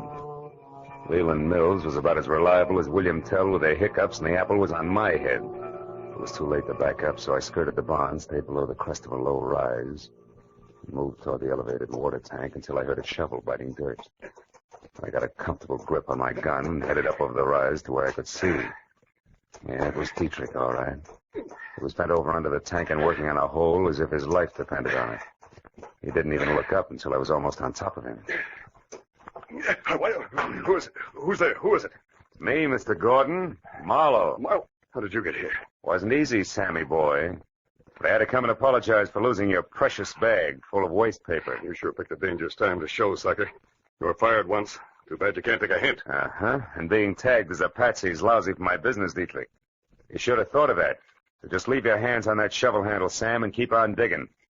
Maybe I'll let you take a peek at that $120,000 before I turn you both over to the police. Go on, dig. No. Not so fast, Marlowe. Mills, I told you to stay in the... Hey, that's quite a pistol. Don't move. Neither one of you. I'll kill you if you move. You, Marlowe, drop your gun. Drop it. So this is where it's been all the time. $120,000. I've looked everywhere, every day, for 2 whole years, but I never thought of looking here under the water tank. You mean you knew where the money was all the time? You lie, you lie. I'm the only one that knew that. Oh, no. One night 2 years ago, I heard a noise in my barn. It was a man groaning. I looked in and I saw him. He was wounded. And I saw you when you come back from burying the money. I overheard the whole thing. You wouldn't tell them where you'd hidden it. You said you'd never tell anybody. But I was sure I could find it, and I looked everywhere except... Yeah, Mills, everywhere except here, under the water tank, where you buried Gigi's body after you killed him. And with his own gun at that. Oh, no, I didn't kill him. Dietrich here did. I only buried him so nobody would find out that him and Dietrich had stopped at my place. I almost went crazy looking for that money, but now I know where it is, and I'm going to have it. Oh, you fool. You don't think I'd come out here with nothing but a shovel, do you? A friend of mine is right behind you with a gun in her hand. Now, come on, drop yours, Rube. Come on, drop it. All right. Kay. That's an old trick, Dietrich. Let him have it. Shoot, Kay, shoot! Didn't work, did it? I knew I'd have to kill you sometime anyway if you ever came back, so... You fool, Mills. I suppose that makes me next. Yep, Mr. Marlowe. I think it does. Think again, Mr. Mills. Who's that? Kay. You were there all the time, and Dietrich wasn't bluffing. Oh, I love you, Kay, baby, and I'll take the gun now, Mills. Turn it loose. Come on, I'll break your arm. There. That's better. I'll look after this gun until the police get here. And look after this one, too, Marlowe. I haven't got the courage to use it anyway. I couldn't even shoot Sam Dietrich with it. He's the one I wanted to use it on. Why? Because of Gigi? Yeah, because he killed Gigi and lied to me. I promised to help Dietrich only because I figured all 3 of them would show up here, Sam, Stopka, and Gigi. That way I hoped to find him again. You were right, baby. All 3 of them did show up. Only this time they finished their job. For good. It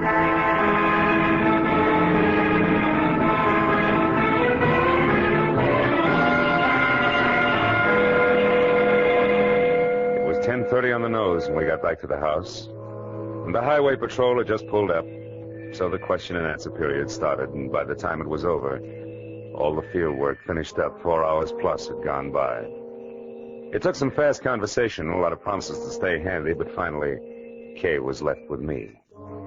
After all, our only real mistake had been falling in love with the wrong kind of a guy. When the last patrol car drove away, the desert was suddenly very still.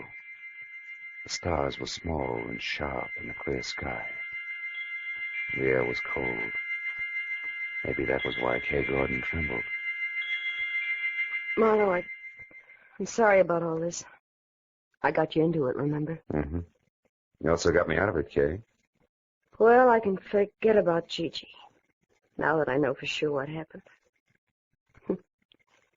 And all because of a jerk named Leland Mills. No, Mills was a desperate guy, Kay.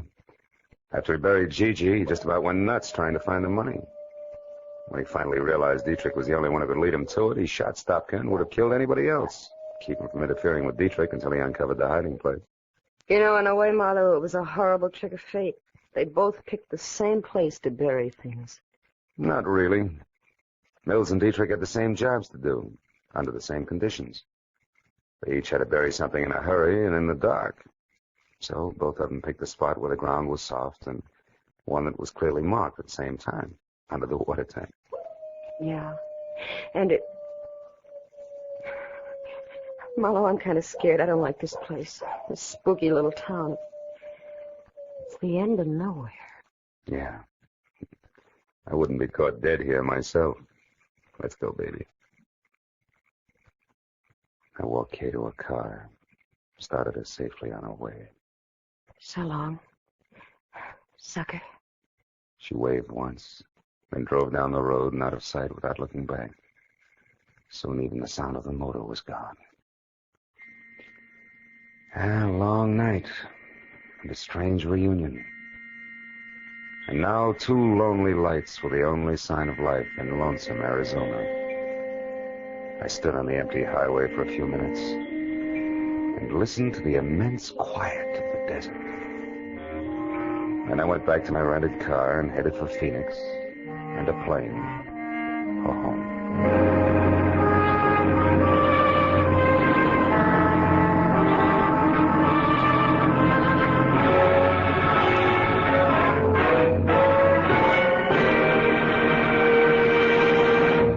The Adventures of Philip Marlowe, created by Raymond Chandler, stars Gerald Moore, and is produced and directed by Norman MacDonald. Script is by Mel Donnelly, Robert Mitchell, and Gene Levitt. Featured in the cast were Joan Banks, Edgar Barrier, Virginia Gregg, Jeff Chandler, Bill Boucher, and Jack Crucian. The special music is by Richard Orant. Be sure and be with us again next week when Philip Marlowe says... It was a weird racket that mushroomed in a world of gaudy canvas, and the man with purple hair, the inquisitive midget, and the lady with strong hands each played a part. But all that was only a sideshow when death got into the act.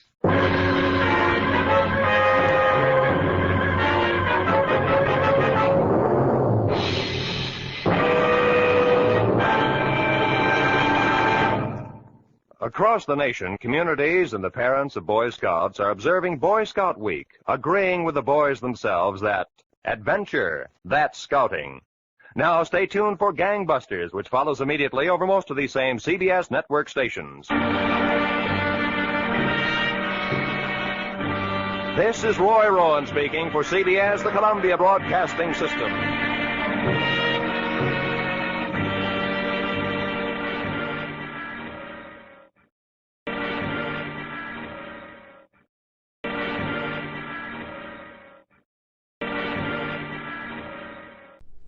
Wrigley's Spearmint Chewing Gum, the refreshing, delicious treat that gives you chewing enjoyment, presents for your listening enjoyment John Lund as Johnny Dollar. Philip Martin, Johnny. Hold on, Mr. Martin. Got a job for you. Fine. Man named Carl Nelson is insured with our company. He was killed. How? Shot to death. Got a police record. Small-time hoodlum. Beneficiary is a woman named Gilkison. Maud Gilkison. Uh-huh.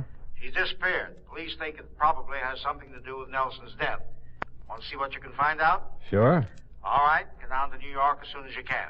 Contact Lieutenant Korchak at 11th Precinct Homicide. He'll give you all the help he can. I'll get right on it.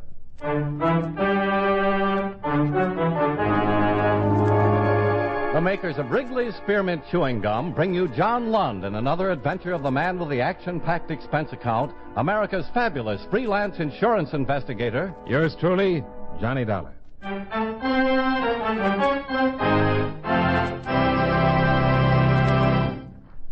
For refreshing taste, plus chewing enjoyment, treat yourself to delicious Wrigley's Spearmint Gum. When your mouth and throat feel hot and dry, a stick of Wrigley's Spearmint gives you quick, long-lasting refreshment. The lively, full-bodied spearmint flavor cools your mouth and freshens your taste. The chewing itself helps keep your throat pleasantly moist. Best of all, you can chew and enjoy refreshing Wrigley's Spearmint Gum almost any time and any place. Keep a package handy right in your purse or pocket so you can chew a stick whenever you want it. For refreshing taste, plus chewing enjoyment, treat yourself to delicious Wrigley's Spearmint Gum. Millions enjoy it, and you will too.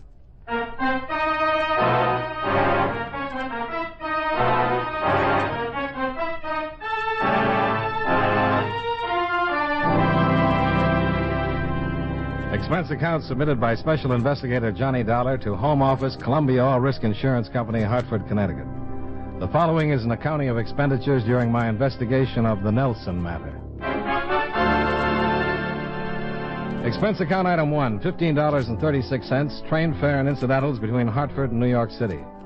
I arrived at 2:30 in the afternoon, and after registering at the hotel, went directly to the 11th Precinct Police Station, where I introduced myself to Lieutenant Korchak of Homicide. How much does your company insure the Frog for?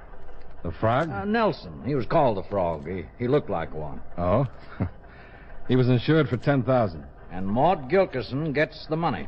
You think she had something to do with the killing? Well, I think she knows something about it. Any theories about why he was killed? Nothing definite. Frog was a hood, long record, did time twice, been in every racket from the numbers to stick-ups. You don't generally get anything definite on a killing like this. Some of the boys wanted him dead. Who or why is hard to tell. He's been associated with Ellis Hartje for the past year or so. That's pretty big company. Yeah, Hartje's about as big as they come. He probably got unhappy with the Frog and had him eliminated. Have you questioned Hartje? Sure, but just a matter of routine. If Hartje had something to do with it, it's going to be tough to prove. Well, I guess the first thing to do is find the beneficiary, Maud Gilkerson. Well, that's not going to be easy. We've done a lot of looking. Well, I got a friend in town that just might be of some help. Do I know him? Probably, but I'd rather not mention who it is. He doesn't get along very well with cops. Not many people do. My friend's got a king-size allergy. But for the right people and the right price, he can be very informative. Well, good luck, Dollar. Thanks. I'll let you know if I come up with anything.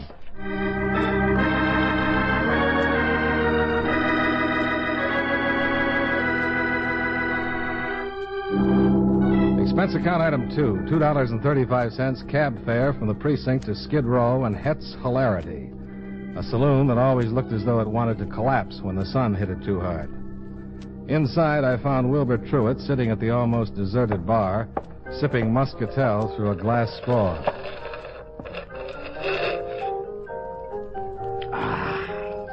Hello, Wilbur. Bucko! You are indeed a sight for sore eyes. And, Bucko, my eyes are sore. Pull up a Hepplewhite and rest yourself. Can I buy you a drink? Oh, noble prince, a king among kings.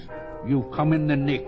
Can you buy me a drink? If it were not so early in the day and my spine not yet limber, I would bend and kiss your feet. I'll just take a rain check. Innkeeper, a flagon of your best amber tonic. Bucko, I've missed you. Do you realize what with economic conditions such as they are, that your absence has been the bane of my existence? Goodwill is a thing of the past. Wilbur. I once looked upon mankind with a warm smile and a kind heart. But I find it difficult to keep from becoming a complete cynic. People are pinching pennies completely out of shape. Soon the exchequer will be filled with a gigantic mass of unrecognizable copper. Why, a year ago I was averaging as much as 50 cents a day. A whole bottle. Maybe it's your pitch. My pitch?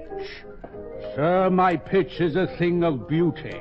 An excursus of cogent puissance. A compassionate discourse on human suffering. Okay, My pitch would tear the heart out of Mephistopheles himself. Wilbur. Yes, Bucko. Where can I find Maud Gilkerson? You know why my eyes are sore, Bucko? No. Why are your eyes sore, Wilbur? I had to brave the morning sun. Things had become so desperate, I pawned my dark glasses. Oh, I'm sorry. If things don't improve, I may have to part with my glass straw. The only sure method of deriving substance when in the throes of the shakes. Maud Gilkerson is worth a bottle. Granted.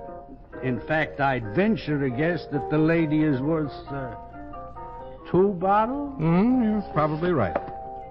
I'll have to call her. I'm staying at the Yorkshire. She may not want to see you. Tell her I've got $10,000 for her. I beg your pardon. Tell her the frog left a $10,000 insurance policy, and she's the beneficiary. Good Lord, perhaps I was wrong. There are still a few good deeds left in the world. Sure. I just gave you 2 quarts worth.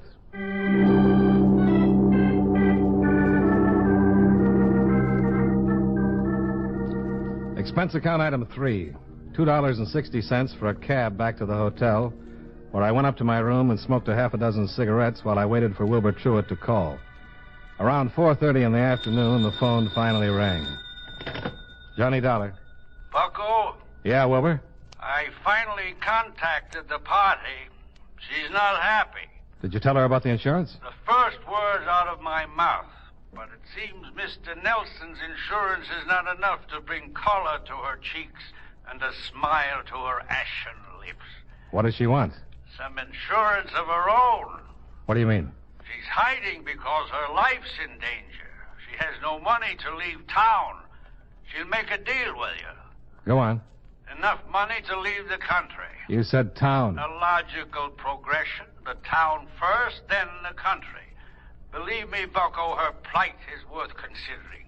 What'll she give me in exchange for the money? That is her own personal secret, but she told me to tell you it's worth every cent. All right. Go to 107 River Street, the last room at the back of the hall. Tell her Wilbur sent you. Right. Thanks, Wilbur.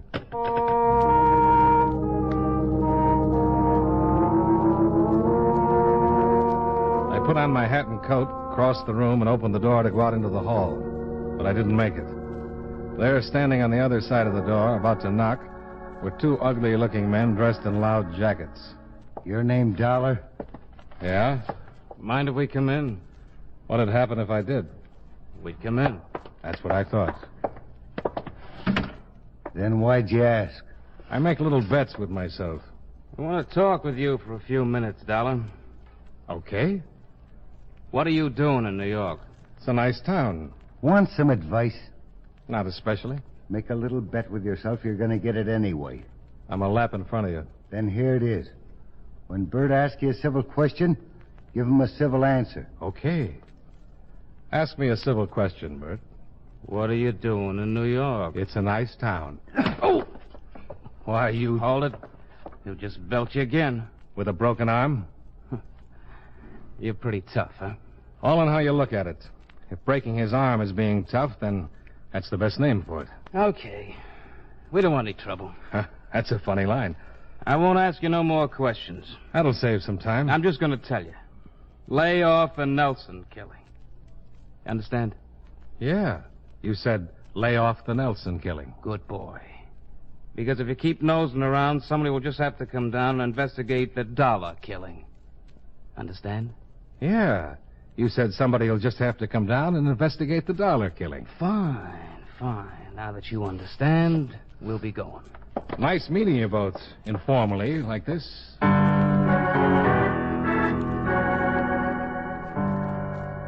Expense account item 4, $3.25 for another cab that took me down to 107 River Street. The address was an old 2-story frame house that faced the water. I went in and walked down the dark hall to the back room.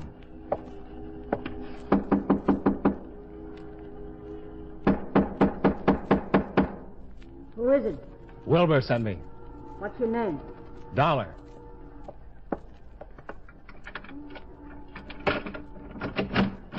Come in.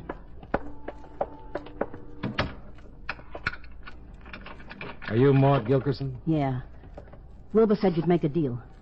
That's right. But I want to know what I'm getting in return. Look, Sonny, take my word for it. You're getting more than you're paying for. Now, how much did you bring? I got a couple of hundred. Couple of hundred? That's all I had on me. If you want more, I'll have to get it. Sonny, I gotta get out of the country. This is enough to get you out of town. If what you've got is worth it, I'll send you the rest. Not on your life. When I leave this room, nobody's ever going to hear from old Maud again. You've got $10,000 coming from Nelson's insurance policy. How long will it take to get it? Well, that depends. First, I've got to report on Nelson's death. I gotta get out of here as soon as I can. Another day or so, they'll find me. Well, it'll take at least 3 weeks before... 3 weeks? Sonny, if I stay here, I'll be buried in 3 weeks. What are you scared of? Dying. I don't like the idea. I don't blame you. How soon can you get me some more money? How much more? $500. What am I buying? I'm not telling you anything until I get the money. Okay, then we'll just forget it. Wait a minute. I'm not trying to be tough, but what I got is too hot to go around shooting my face off about. How do I know if I tell you that you won't take it to the cops? You don't? Well, Wilbur said I could trust you. That's right. Okay. I'll tell you. But give me the $200 on account. There you are. Okay, thanks. You want a drink? No, thanks. Mind if I have one? Go ahead. I don't usually take this stuff, but I need it.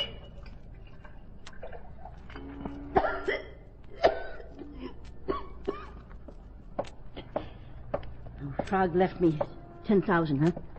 That's right. Nice guy. Nasty disposition, but he was okay. You didn't know him, huh? No. Well, he's been with the outfit about a year now. The outfit? Boss Harchie. Ellis Harchie. Yeah. The Frog done pretty well for himself. Until lately. Yeah, he always worried they'd hit him in the head. He was always planning they shouldn't.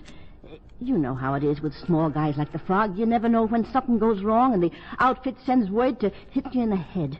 Frog always worried about getting hit in the head. But he was smart. While he was alive. Yeah. He figured as long as he was smart like he was, he'd fix it so Harchie would never be able to hit him. Frog was in on most of the stuff Harchie's been setting up in this town. Not big in it, you know, but in it. And he kept his eyes open. Found out too much and they killed him for it? Yeah, but it wasn't only what he found out. It was what he collected. Collected? Enough evidence to send Harchie and his boys away for 100 years. Maybe the chair even. Did Harchie know it? Sure. Frog told him when he found out he was hot. He told Harchie if he got killed, the stuff would go to the DA. And you've got it? I got it. Why didn't you give it to the DA? Well, even if they send Harchie up, he's got friends. I'd be dead before he went to trial. You want another $500 for it? And that's dirt cheap, especially when the dirt's liable to be in my face. How long do I have to get it? Oh, just as soon as you can. Like I said, I ain't got much longer. You found me, and you ain't got connections like Harchie. Oh, they'll find me. I'll have the $500 in an hour. Okay. I'll make arrangements. Wait a second. Here. What is it? Well, what does it look like? It's a key. You've been okay with me, so I'll trust you. It's a key to a locker in Grand Central, number 415. That's where the package is.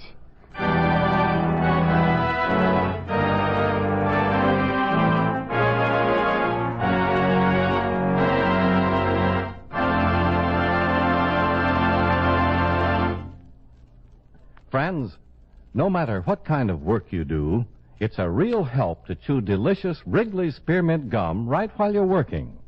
When you're warm or tired, for instance, the lively, full-bodied spearmint flavor is really refreshing. It helps keep your mouth and throat feeling cool and moist.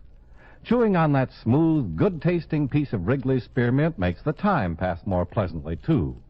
It seems to make your work go smoother and easier. Keep a package or two of Wrigley's Spearmint chewing gum handy all the time. Enjoy chewing Wrigley's Spearmint while you're working and at other times. That's Wrigley's Spearmint chewing gum. Healthful, refreshing, delicious.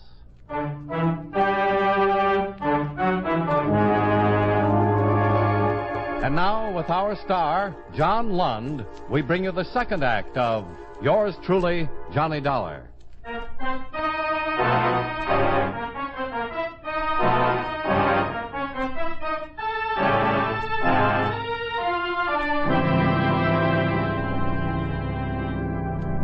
After Mort Gilkerson gave me the key to the locker in Grand Central, I left the old house on River Street and started back for town.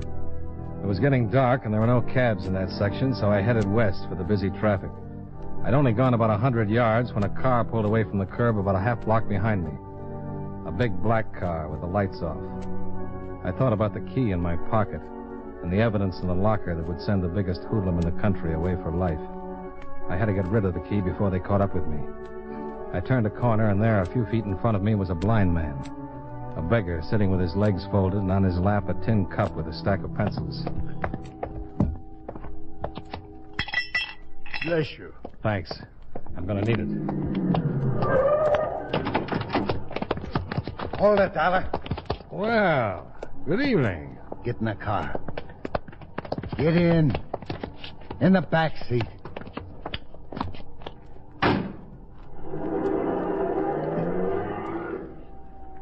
You just don't take advice, do you, Dollar? You didn't say anything about taking a walk. I told you to lay off the Nelson killing. Who says I didn't? You dug up Maud Gilkerson. Who? Oh! I told you. When Bert asks you a civil question... Give him a civil answer. Okay. So I dug up Maud Gilkerson. So what? What'd she give you? A lot of double talk. She gave me nothing. I think you're lying. But we let a couple of the boys off to talk to her. They'll find out. What happens in the meantime? We drive around while the goon searches you. Then we go see someone who wants to have a little talk with you. Okay, goon. Search him. Get down on the floor. Is that your name? Goon? Get down there. I should have guessed. What? Oh, nothing. Nothing.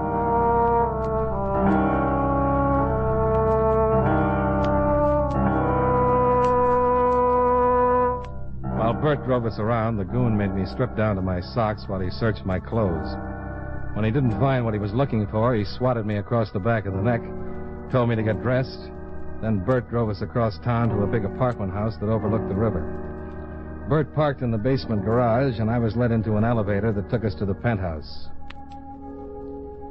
Ellis Hargy, the czar of the underworld, looked up from his evening paper. This is Dollar, boss. Did he find Maud? Yeah. Ernie and Frank are with her. Uh-huh. Well, sit down, Mr. Dollar. All right. Bert told me he and the goon paid you a little visit this afternoon, eh? If you can call that a little visit. The goon get rough? Don't tell me he can do something else. You're kind of fresh, huh? I'm ripe enough to know I don't like getting pushed around. Sometimes you gotta take a pushing around to understand things. I don't take a pushing around from you or anyone else, Hargy. You think you got a choice? Not at the moment, no. If I want you to take a beating, you take one. I'll make up for it. You ain't making up for anything. Now, you gotta understand, I'm running things, see? You ain't gonna say nothing about what happens or what don't happen. So you just try and relax and take what comes, huh? You cooperate. It's gonna be nice. He didn't have anything on him. Nothing, huh? I went over him good. He didn't have nothing. She tell you where it is, Dollar? What? You know what I'm talking about. Whatever it is the frog left for Maud Gilkerson. I found Maud Gilkerson to tell her Nelson left her $10,000. She didn't say nothing about me. Not a thing. She didn't say anything but thanks and get out. He was in with her for about 10 minutes. So it took her 10 minutes to say thanks and get out, huh? Look, what do you think she said to me? That's what I want you to tell me, Dollar. How can I tell you something when there's nothing to tell? I located Maud Gilkerson to tell her that Nelson... Okay, you said that. I don't know what you're so worried about me for. Or an old dame like Maud. What can we do to a big man like you? Make me mad. Hello. Yeah. Uh-huh. All right, take care of it. Yeah. Now, that was Ernie. Maud, tell him anything? Yeah. She told him that she gave Dollar a key. Is that right, Dollar? She gave you a key? She told him she gave him a key to a locker in Grand Central Station. Is that right, Dollar? She told him the locker number was 415. The stuff was in a locker. Is that right, Dollar? Do me any good to say no? No. The goons searched me. He didn't have no key on him, boss. All right. All right, where is it, Dollar? I haven't got it. Take him somewhere and find out what he done with it. Let's go, Dollar. You're making a mistake, Hargy. Nice meeting you, Mr. Dollar.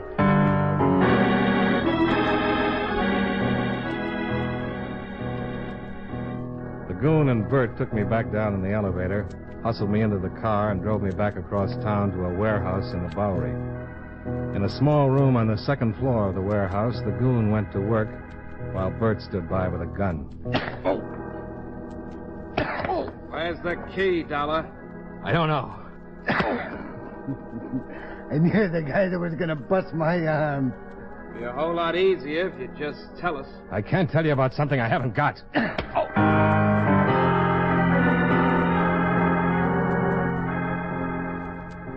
The goon worked on me until I passed out. Then he threw some water in my face and started working on me again. Oh, he knew his job. It hurt, but it didn't kill me. When I was coming to for the third time, the phone rang. And Bert left the room to answer it. I knew this was the only chance I was going to get. When the goon leaned over me with a bucket of water, I grabbed the cuffs of his trouser legs and pulled. I staggered up to my feet as the goon started up off his back. I kicked him as hard as I could in the face. Grabbed the heavy bucket and stumbled over to the door, just as Bert came back from the phone call. Hey, goon.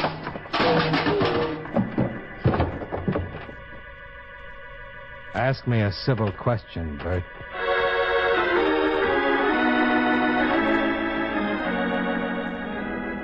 I tied them up as best I could, then took Bert's gun and the car keys. I found my way out of the warehouse, climbed in the big black sedan, and drove across town to the block that ran into River Street. All the way, I kept my fingers crossed that the blind man with the tin cup and pencils would still be there.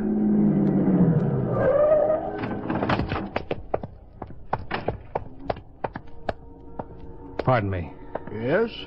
I came by here a little while ago and dropped a key in your cup. Oh, yes, I found it. Here it is. I'd like to buy it back. Buy it? Yeah. Here. Oh, thank you. Thank you. I guess I'd better be going. It's beginning to rain. No, it isn't. It's just bleeding out.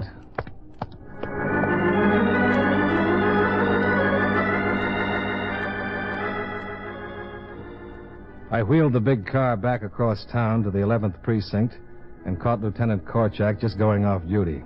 He took one look at my face, mumbled something about careless truck drivers, and sat down to listen to my story. Bert and the goon? Yeah, I left them in a warehouse. They won't stay tied up long. The boys that picked up Maud Gilkerson were named Ernie and Frank. Ernie Phillips and Frank Seller. I'll have them picked up. This key could bust this town wide open. I hope you're right, Dollar. A lot of people have tried to get Hargy. Now, let's go down to Grand Central. Right. Oh, about Maud Gilkerson. What about her? They fished her out of the river about an hour ago.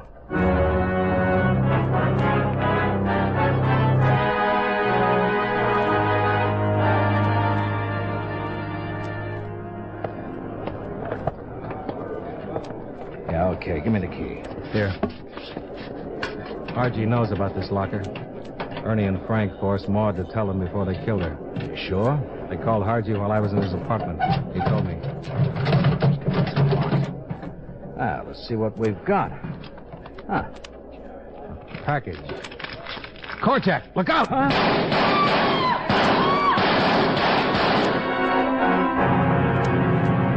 I'd seen them just as they came around the corner.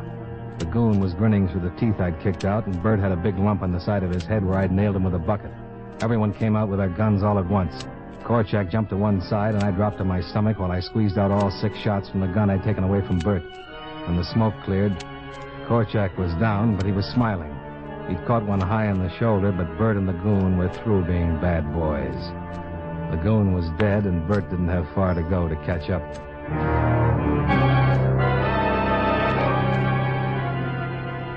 The wagon cleaned it up, and Korchak and I got ourselves patched up at emergency. They wanted to keep us in for observation, but Korchak had waited too long to get Hargy, and nothing was going to stop him from making the arrest. I didn't want to miss it either. Korchak collected a squad, and we paid a visit to the penthouse.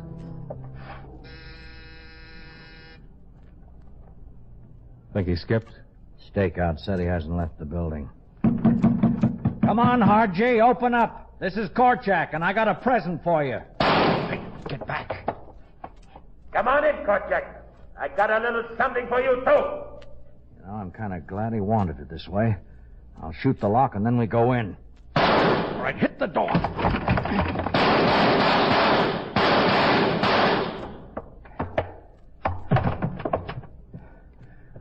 You all right, Dollar? Yeah, sure.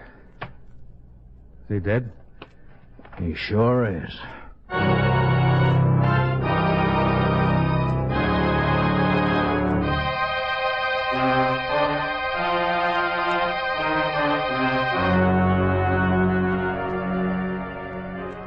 Expense account items 5 and 6. The $200 I gave to Maud, which they never recovered, and $1.50 for the 2 bottles I gave to Wilbur, who recovered 3 days later. The contribution to the blind man is on me. Expense account items 7 and 8. $75.95, hotel bill, train fare, and incidentals back to Hartford. Expense account total, $301.01, and multiple bruises. Yours truly, Johnny Dollar.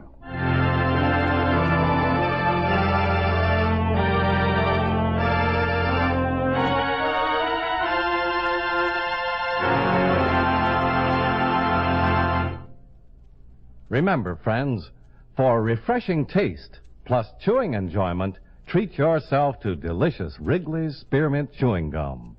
The taste of fresh spearmint is cooling and delightful, and there's lots of it in every stick of Wrigley's Spearmint Gum. It freshens your mouth, helps keep your throat moist, and sweetens your breath besides. You'll enjoy the good chewing, too, because Wrigley's Spearmint is so smooth and pleasant to chew on. There's nothing else quite like it.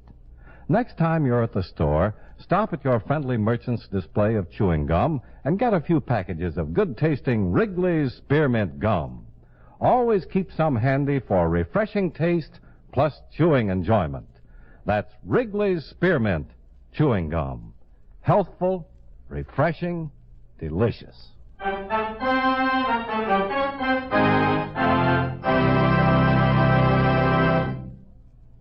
Yours truly, Johnny Dollar, brought to you by Wrigley's Spearmint Chewing Gum, stars John Lund in the title role and was written by Blake Edwards with music by Eddie Dunstetter. Featured in tonight's cast were Victor Rodman, Joseph Kearns, Herb Butterfield, Jim Nusser, James McCallion, Martha Wentworth, and Bill Conrad. Yours truly, Johnny Dollar, is produced and directed by Jaime Del Valle.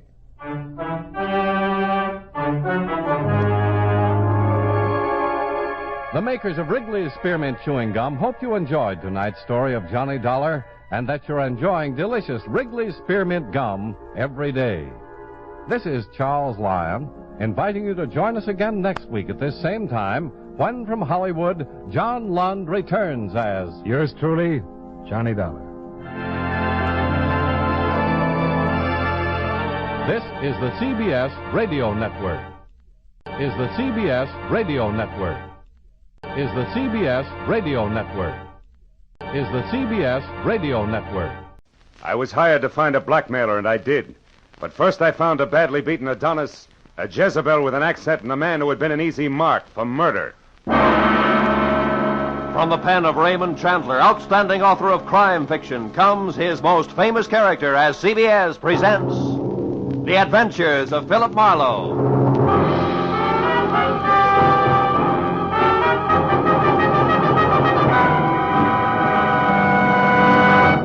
And now, with Gerald Moore, starred as Philip Marlowe, we bring you tonight's exciting story, The Easy Mark.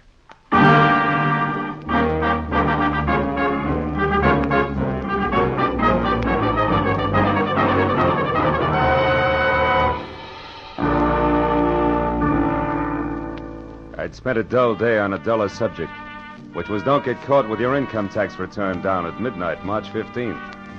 After calling time for a thick steak designated to bolster the stamina of a private detective, but nevertheless non-deductible, I reluctantly headed back to my office where I found both my conscience and the long Form 1040 still waiting, which meant there was no way out.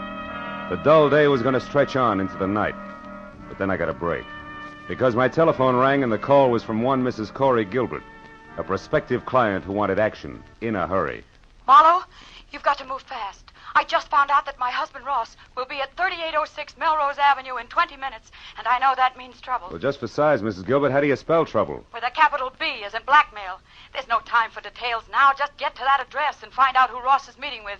Only hurry, Marlowe, please. Well, hurry after what, Mrs. Gilbert? I've never met your husband, remember? Oh, yes. Well, he's tall, dark eyes, dark hair, very handsome. And the blackmailer, short, stocky, and repulsive, I suppose. I've never seen the blackmailer. All right, Mrs. Gilbert. Where can I reach you? Well, I live at 439.5 Ogden Drive. The phone number is Gladstone 8195. 8195. All right, Mrs. Gilbert, I'll call you. Thanks. Oh, and Marlowe. Yeah? Hurry, will you? You see, I love my husband.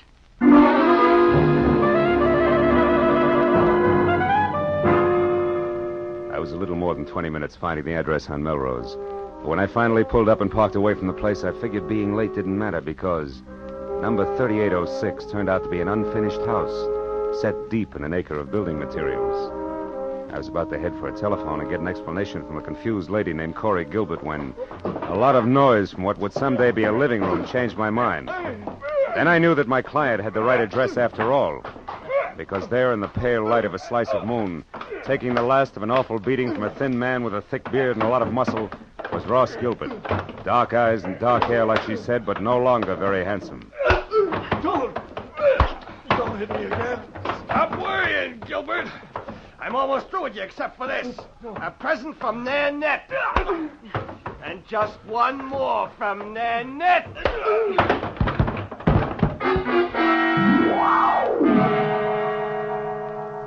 That last punch stacked Ross Gilbert onto a pile of rough lumber like he was another 1x12. And as he slowly scraped to the floor unconscious, Thick Beard dusted himself off lightly, jerked at his tie, and stepped out of the opening reserved for a future front door. I started over to help Ross Gilbert, but then I remembered that my client wanted to know who her husband was meeting and why, not how hard or fast he could swing. So I decided for the time being to play it quiet. When Thickbeard got into his car, I got into mine.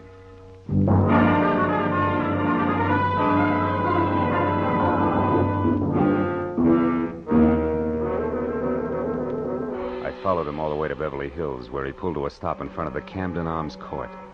I parked, lights out, and watched him strut up a flagstone walk and knock on the door of a bungalow, number 4, which was dark.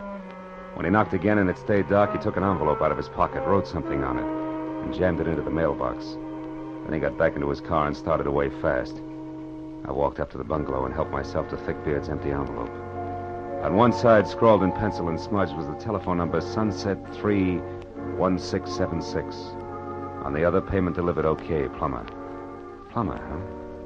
I shoved the message into my pocket, struck a match, and started looking for a name on the front door. But then a cab pulled up, and a moment later I had help. I can be of some assistance, perhaps? Yes, I was just... Oh. Nanette? Oui. Nanette Lamarck. But I do not know you, monsieur. No, you don't. I think if you will stop staring and begin talking, we will do much better. Who are you? Philip Marlowe. A friend of Plummer's. He asked me to deliver a message for him. Do I go on? Of course, Mr. Marlowe. But please come inside. It is so much nicer there.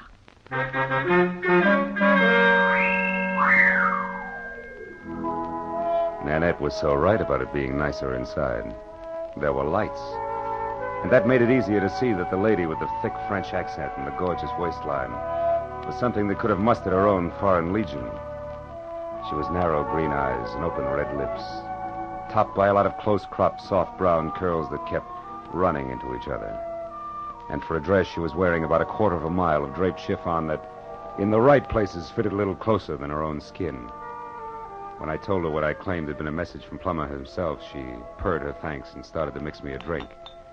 When I brought up the subject of blackmail, she stopped abruptly, spilling a bottle of perfectly good Kentucky Tavern all over the table. Blackmail? What do you mean, Marlowe? Extortion, honey. A malpractice of getting a lot for knowing a little that's not nice. You are swinging wild now, mon cher. Maybe. But if it doesn't bother you, I'll stay right with it. Because I'd like to know why you and Plummer, who have such an easy mark, insist on throwing rocks. What easy mark are you talking about? A tall, dark, and used to be handsome guy named Ross Gilbert. Ross? Soda, Marlowe? Yeah. But don't make it too sweet, honey. I can't take it that way. Nanette will be very careful not to make it too sweet. There. Tell me, mon cher, when did you last see Plummer? Before tonight, I mean. I'm not sure. I think it was at the fights over at the Legion Stadium last week. How do I get my drink? Oui, mon cher. You will get your drink in your face, liar. Tell me, Frenchie. Is that pearl handle 32 considered the very latest along the Champs-Élysées? You have lied to me, mon ami. You see, Plummer only arrived in Los Angeles the day before yesterday, for the first time in his life. All right, I made a mistake about seeing Plummer at the fights last week. Now, why don't you put away the gun and we'll talk about Ross Gilbert? Ross Gilbert is a man I hate with all my heart. A man I could kill right this minute. And that, Marlowe, goes for anyone connected with him. So now get out. Oh. Without even so much as an au revoir?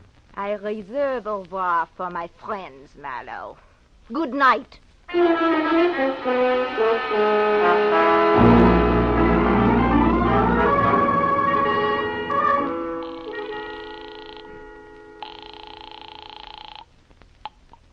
Hello? Marlowe, Mrs. Gilbert, is Ross all right? Ross isn't here, Marlowe. What happened to him? He ran into an ugly beating at that address on Melrose. And something nasty from out of town named Plummer is responsible. Ever hear of him and/or an imported Jezebel called Nanette Lamarck? No, I haven't. But what about Ross? What's wrong with him? Nothing that a pound of beefsteak and enough liniment can't cure. But before we worry about Ross, Mrs. Gilbert, one more thing.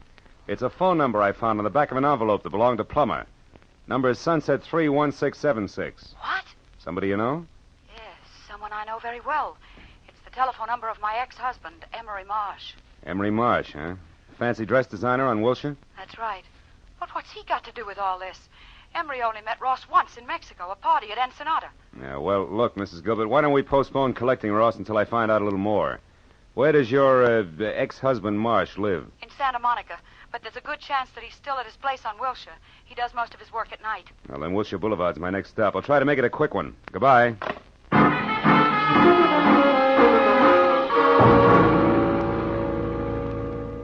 Emery Marsh's place on Wilshire was an expensive shop with a single velvet-lined show window that was home for a beautiful mannequin wearing an evening gown that would drop at the first sneeze. And after I spent 5 minutes thumping on a plush, leather-upholstered portal, a light finally clicked on someplace inside. And a moment later, Emery Marsh opened the door. He was tall, 45, sandy-haired, and looked less like a dress designer than I did. So after following his tweed back into an inner sanctum that was combed plywood behind Chinese modern furniture, I decided to play it almost straight. Now, Mr. Marlowe, what can I do for you? Well, it's a little too early to tell. I'm a private detective, Mr. Marsh, and I'm working for your ex-wife, Corey Gilbert. Corey? Mm-hmm. Is she in trouble, Mr. Marlowe? No, we're close to it. Tell me, Mr. Marsh, when you were last over to Nanette Lamarck's place at Camden Arms, when was that? Nanette Lamarck? Yeah. I've never heard of her. Nor a man named Plummer? Nor a man named Plummer. Who are they?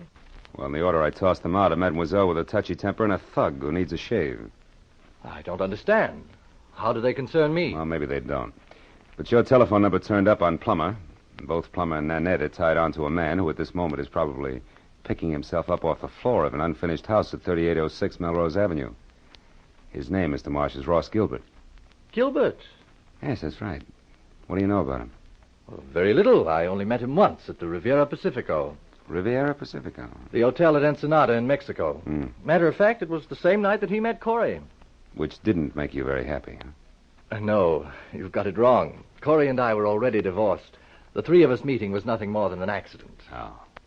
And when Ross and Corey parlayed that accident into marriage, were you still smiling? Better than that, Mr. Marlowe. When that happened a month ago, I was grinning. You see, until then, I had been paying Corey $1,200 a month alimony for 2.5 years. And Corey gave all that up for love and Ross Gilbert, huh? Ross Gilbert isn't exactly a pauper, Mr. Marlowe. No, I guess not. Blackmailing a pauper doesn't add up. What did you say, Mr. Marlowe? I said putting the bite on somebody who has nothing is like sucking a lollipop with a cellophane on it. You get action but no results, you see? Oh. Now tell me, why does the word blackmail come home to roost, Mr. Marsh? You wouldn't happen to know who the guilty party is, would you? No, Mr. Marlowe.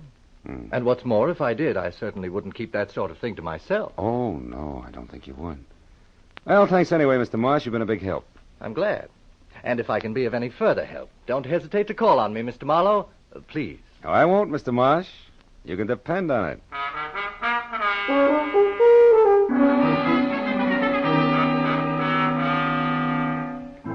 All the way from Wilshire Boulevard to Mrs. Gilbert's place on Ogden Drive, I kept wondering who wanted how much out of Ross Gilbert and why. About 20 minutes later, when I pulled up in front of the house, I started concentrating on my client, who had to be the woman standing next to a green coupe in the driveway and waiting in double time.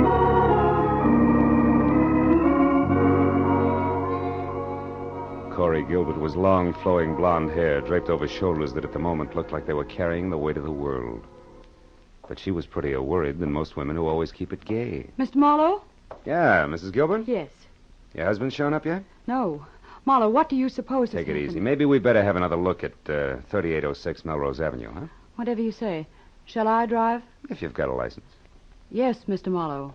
I've got a license. Well, okay, let's go.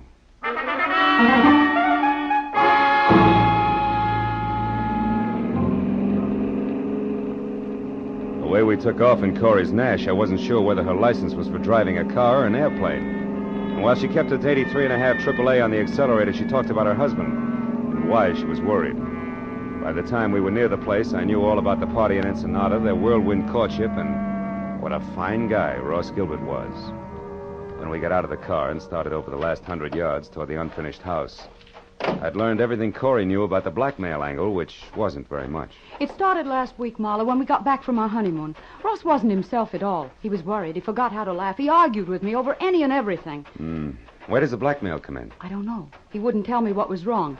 Then this evening, just before I called you, I overheard him talking on the telephone. That's when I caught the word blackmail and this address. Now, maybe Ross will be able to fill in a few of the blanks for us. Oh, he was over here in this room on a pile of lumber when I... Ross!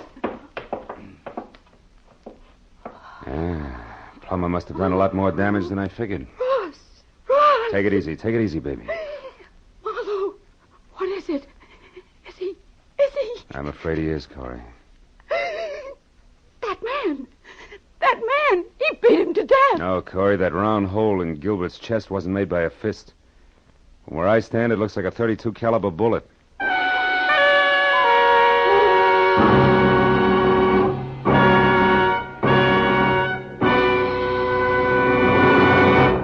In just a moment, we will return to the second act of the adventures of Philip Marlowe. But first, for some new wrinkles in the mystery field, look on the face of Mr. Jack Benny, eminent producer of the mystery comedy The Lucky Stiff, which opened in New York today.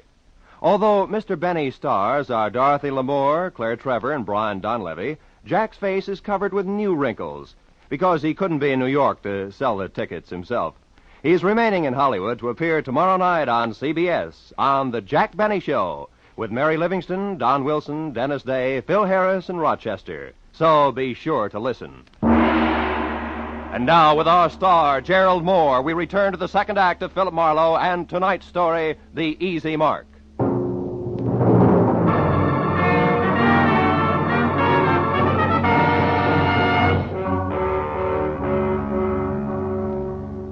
Corey Gilbert's face went sickly white, and her mouth twisted on the brink of hysteria as she stared at the dead man.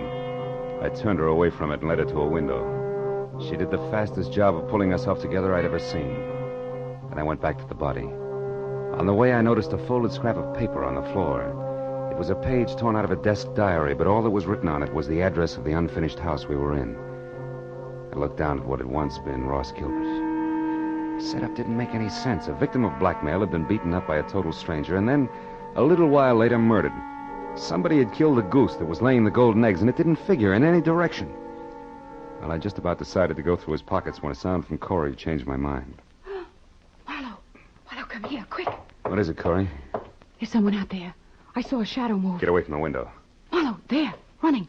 Why, it's a woman. Yeah, and quite a woman. What do you know? She's crossing the street now. Who is it, Marlowe? Who is she? Character as French as Milani's 1890. Only she's more like nitric acid than salad dressing, Corey. Her name is Nanette Lamarck. She's getting in that car. Aren't you going to stop her? No. I've got a line on Miss Lamarck. I can find her. But she was hiding here. She could be the one who shot Ross, couldn't she? Easily. In fact, right now, she's the odds-on favorite. But she's also cagey, and we'll have better luck if we get her on home ground where she'll talk. Besides, there's a big chunk of this business that doesn't follow. What do you mean? Well, look, the murder came out in reverse. Ross was paying off, so he should have been the killer instead of the corpse. Which means there's more than blackmail involved. I don't know what you're talking about. All I know is he's dead, and that woman killed him. Maybe. Come on, Corey, let's get out of here. Where are we going? Well, first you take me back to my car, and then I got a job for you to do. What kind of a job? Well, I found this page ripped out of a desk diary, probably Ross's. I want you to go through all his things and find that diary for me. There might be something else in it that'll give us a connection. All right. Where are you going? Gonna pay a call on Nanette. Only this time I'm bringing my own welcome mat. I think I'll need it.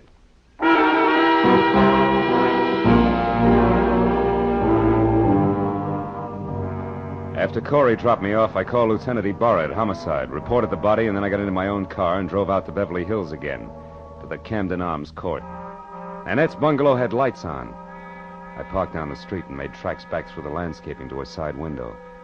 Nanette was playing pin-up girl on the arm of a divan, and she watched someone pace back and forth across the room. When I got close enough to hear what was being said, that someone turned out to be Corey Gilbert's first husband, Emery Marsh. Like chickens with their heads off. So Ross Gilbert was shot to death. But I've got to know the truth about one thing, Miss Lamarck. My entire life's work is at stake. Can't you understand? All right, Monsieur Marsh. Do not break out into tears, I will tell you. Plummer is merely a private investigator I hired to locate Ross Gilbert for me. Now, are you happy? No. Why did such a person have my telephone number? That's what I want to know. I'll be ruined if I'm involved in this mess. My reputation means everything to my business, and, well, things aren't going too well just now. If I'm connected with a scandal, I'll be wiped out. Well, stop worrying. I saw you with Ross Gilbert 3 or 4 times before he disappeared. So I gave your name to Plummer as a possible lead to Ross. That is all. Why did you want to find Ross Gilbert? That, mon ami, is none of your business. You found out what you wanted, so good night. All right. I'll go. But can I count on you to keep my name out of this? Listen, I am counting on me to keep my own name out of it. And I will be very busy doing that. Good night. I plastered myself up against the side of the house and watched Emery Marsh leave. He looked anything but happy over the result of his interview with Nanette, but I figured I had the benefit of experience to work with and less to lose than he had. So I waited until he was out of sight, and then I stepped up to the door, braced myself, and tried my luck. You again. Yeah, and I want to talk to you. Get your foot out of my door. Oh, get out of here. Get out. Not until we've had a nice, quiet chat, Nanette, and I think we'll take up where Emery Marsh left off. What? Look, just who exactly are you, Marlowe? Your boy Plummer and I are distant fraternity brothers, but there the similarity ends. Just another cheap private detective. Oh! Okay, baby, if that tough stuff's the only language you understand, we'll talk that. Oh, stop it. Leave me alone. Now get over there. Sit down. Oh, you ape. I'd be nice to me if I were you, Nanette. Because I just love to see a rope around that lovely neck of yours. And what's more, I can almost put one there.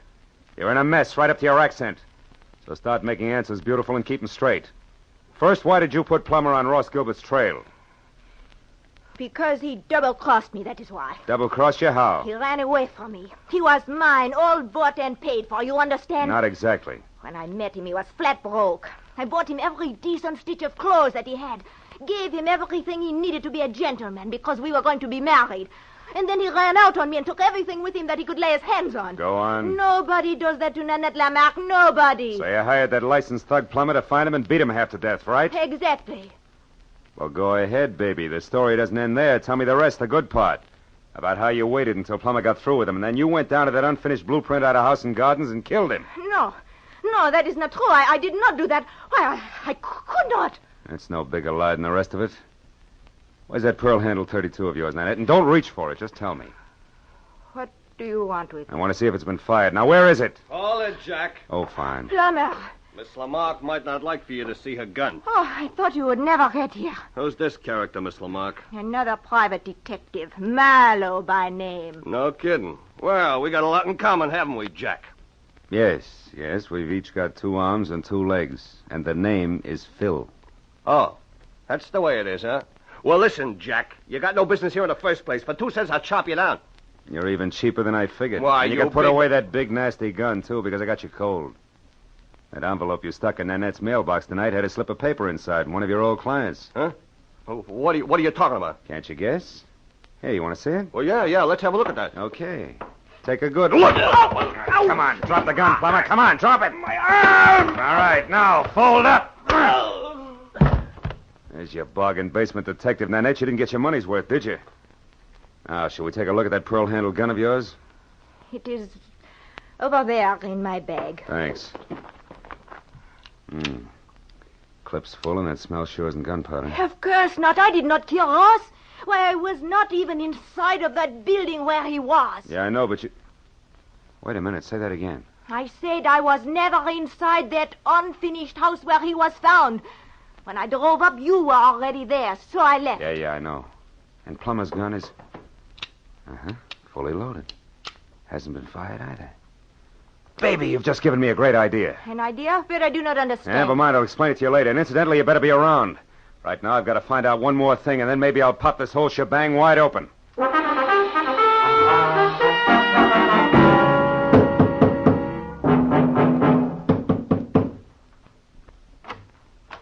Mr. Marlowe. Good evening, Mr. Marsh. Lucky to find you still working, huh? Late hours are a habit with me these days. Come in. Thanks. Mr. Marsh, I've come back for that help you offered me earlier this evening. I see. Well, the offer's still good. Fine. I think your ex-wife, Corey, is lying to me. She claims you didn't know Ross Gilbert, that you only met him once at that party in Ensenada, but you did know him, didn't you? Why, yes. As a matter of fact, I did get acquainted with Ross slightly. We had dinner together a few times. Uh-huh. And you really did favor his marriage to Corey because it freed you automatically from that alimony load you were carrying. That's correct, Marlowe, but I don't And it's also correct, isn't it, that you couldn't afford to go to court to have your alimony reduced because that would let your snobbish clientele know you were going on the rocks. Yes, that's also true. And maybe it's true that you actually engineered the marriage and it backfired on you. Very smart, Mr. Marlowe. Just keep your hands at your side. This might go off. Yes. Well, I expected a reaction, but not quite so soon. Too bad. I'll trouble you for your gun, now that you've got it all figured out. Yes, Marlowe, I engineered that marriage. Corey was attracted to Gilbert, but he was broke. I knew that would scare Corey off if she found out. So you and Corey made a deal, particularly with Ross. He wanted to marry Corey. You supplied the cash for his courtship, right? Yes. Only he wouldn't stop there. He kept demanding more. Sure, that figured from the start. Ross wasn't being blackmailed. He was the blackmailer himself, and that made you worse off than before, so you killed him. You're so right, Mr. Marlowe. And remember, the price for 2 murders is the same as for 1. So you've really left me no alternative. I'll give you an alternative, Emery. Corey! One thing you didn't count on. I really loved Ross Gilbert.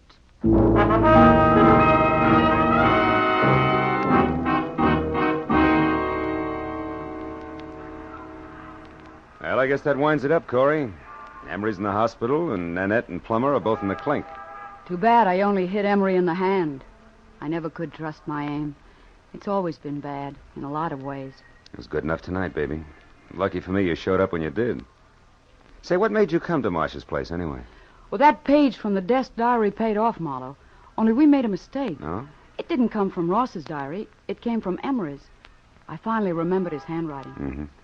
Now, you tell me something, Marlowe. Yeah? How did you know Emery was guilty? Oh, well, he made the oldest slip in the book. When he was talking to Nanette, I overheard him say that Ross had been shot. Emery had no way of knowing that Gilbert was dead or how he'd been killed unless Nanette told him. And for a while, I thought she had, but then I found out that she couldn't have because she'd never been inside the house where we found Ross. So it had to be Emery. Sure. I see. Well, Marlowe, what does a gal say at the end of a night like this? Thanks or something? Just thanks will be enough. I got to do my income tax. Can I give you a lift? No, I'll walk a while. I've got some thinking to do about marksmanship. But call me sometime later on, will you? Just to see if I'm shooting in the right direction. You can count on it, Corey. Thanks. Good night, Phil.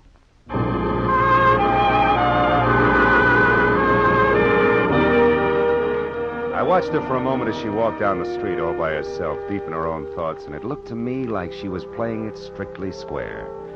I almost wanted to follow her. The first time in a long time, I felt like I wanted to get to know a client better. But March 15th can slip up awfully fast, and that long-form 1040 was still unfinished and waiting for me in my office. So I decided to go back and work on my income tax and play it strictly square, too. After all, that's really the easiest way in the long run. Yeah, I keep telling myself.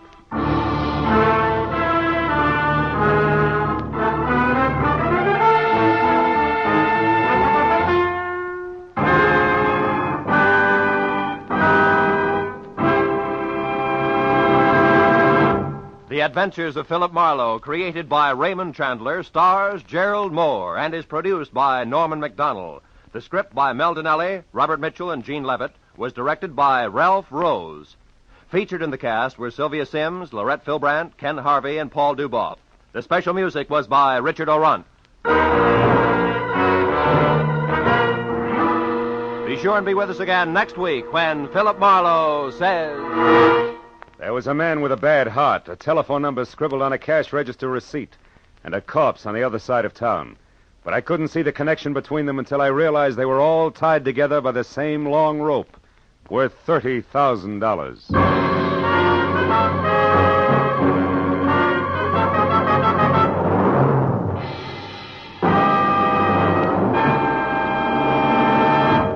Next Wednesday evening, February 2nd, CBS will bring you a moving, powerful drama of a reporter who took an assignment he eagerly sought, only to find it came too close to home. Its title is Mind in the Shadow. Its star is Eddie Albert, and its story tells how the reporter set out to reveal the shocking facts about our mental hospitals, and then learned that his lovely young wife might have to enter one. Based on actual documentary evidence of conditions existing today, you'll find Mind in the Shadow, a revealing story of something which could happen to you. Hear Mind in the Shadow, starring Eddie Albert, next Wednesday evening, over most of these same CBS network stations. Now, stay tuned for Gangbusters, which follows immediately over most of these same stations.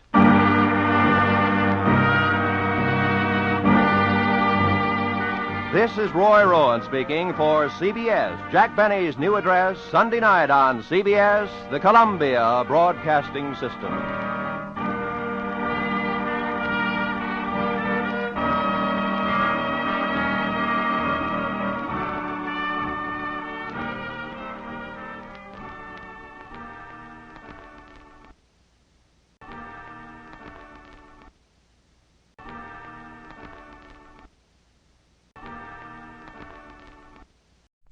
Wrigley's Spearmint Chewing Gum, the refreshing, delicious treat that gives you chewing enjoyment, presents for your listening enjoyment John Lund as Johnny Dollar. Henley Conrad, Johnny. Oh, hello, Mr. Conrad. How are you? Fine. Can you take a job? No trouble at all. Well, this is it. On Thursday of last week, we got a call from the New York police. They'd confiscated about $100,000 worth of rare gems. A man named Wells had been murdered, and they found the jewels in the water pipe beneath the sink. Your company insure Wells? No. One of our clients in Europe was robbed about 3 months ago. The same jewels? We think so, but we can't be positive. They've been removed from their settings, and some of the larger ones have been recut. The police are holding Mrs. Wells, and she claims the jewels are rightfully hers. She says neither she or her husband knew they were hidden in the water pipes. Well, unless it can be proved the jewels were stolen, she's just liable to end up with them. Possession, huh? Yeah. It's a funny one. When can you start? I've started.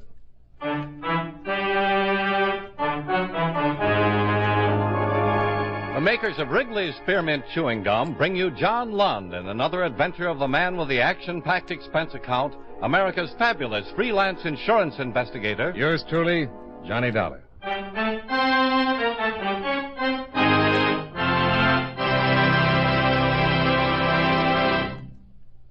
For refreshing taste, plus chewing enjoyment, treat yourself to delicious Wrigley's Spearmint Gum. When your mouth and throat feel hot and dry, a stick of Wrigley's Spearmint gives you quick, long-lasting refreshment.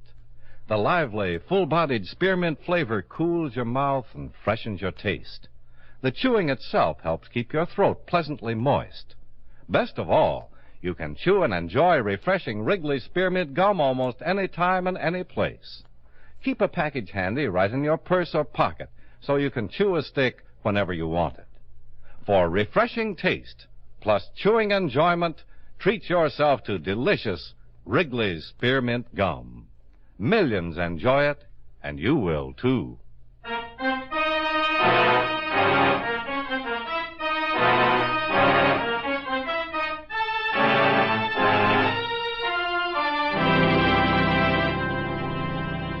Expense account submitted by Special Investigator Johnny Dollar to Home Office, World Insurance and Indemnity Company, Hartford, Connecticut. The following is an accounting of expenditures during my investigation of the Stanley Price matter. Expense account item 1, $21.85. Train fare and incidentals between Hartford and New York City after receiving from you the necessary information concerning the case. I arrived in New York at 10 o'clock that morning and went directly to police headquarters, where I looked up Captain Fred D., in charge of robbery detail. Sit down, Mr. Dollar. Oh, thanks. Glad to help you any way I can. Well, if it isn't too much trouble, I'd like the whole thing from the beginning. Sure. Last Thursday, we got a call from a man named Price, Stanley Price. Said if we came to 956 East 114th Street, we'd find $100,000 in stolen jewels. Then there was a shot, and the line went dead. When we got there, we found the dead man. Wells? Yeah, Robert Wells. Shot twice in the head. You're holding the wife? Not since 8 o'clock this morning. We've got no evidence. No murder weapon, nothing. And, of course, she swears she knows nothing about it. Your company thinks the jewels belong to one of their clients. Yeah, but they've been taken out of their settings and recut. Such a good job, they can't be identified. Only one thing that ties in. Wells returned from Europe last Tuesday. Been over there for about 3 months. The robbery was abroad. Yeah. Got anything on the man who gave you the tip? Stanley Price? No, nothing much. We know a Stanley Price. We think it's the same man. He's small-time hood. Picked up a couple of times. No convictions. Been making book lately, but we can't prove it. Can't find him anywhere. We got an APB out on him. And you released Mrs. Wells? Yeah. She living in the same place? Well, she went back to the apartment. She's still there. We got it staked out. Well, seems to me the first thing to do is find Stanley Price. We'd like to. I've got an old friend that knows all about small-time bookmakers. I'm going to drop by and have a talk with him. Anyone I know? Oh, probably. But he'd be hurt if I mentioned his name. Hope you make out. What about the wife? You going to see her? After I take care of a few details. What's she like? You won't mind a bit.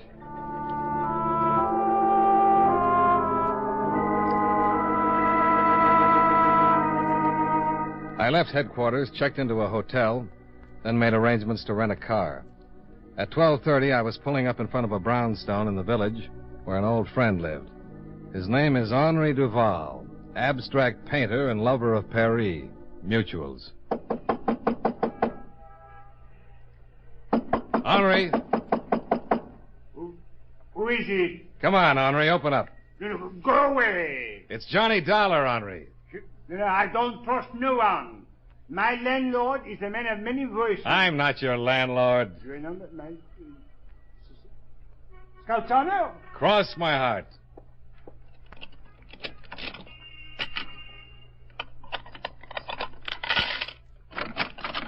Johnny, mon ami, Johnny. I haven't much time. I need a favor. Asseyez-vous.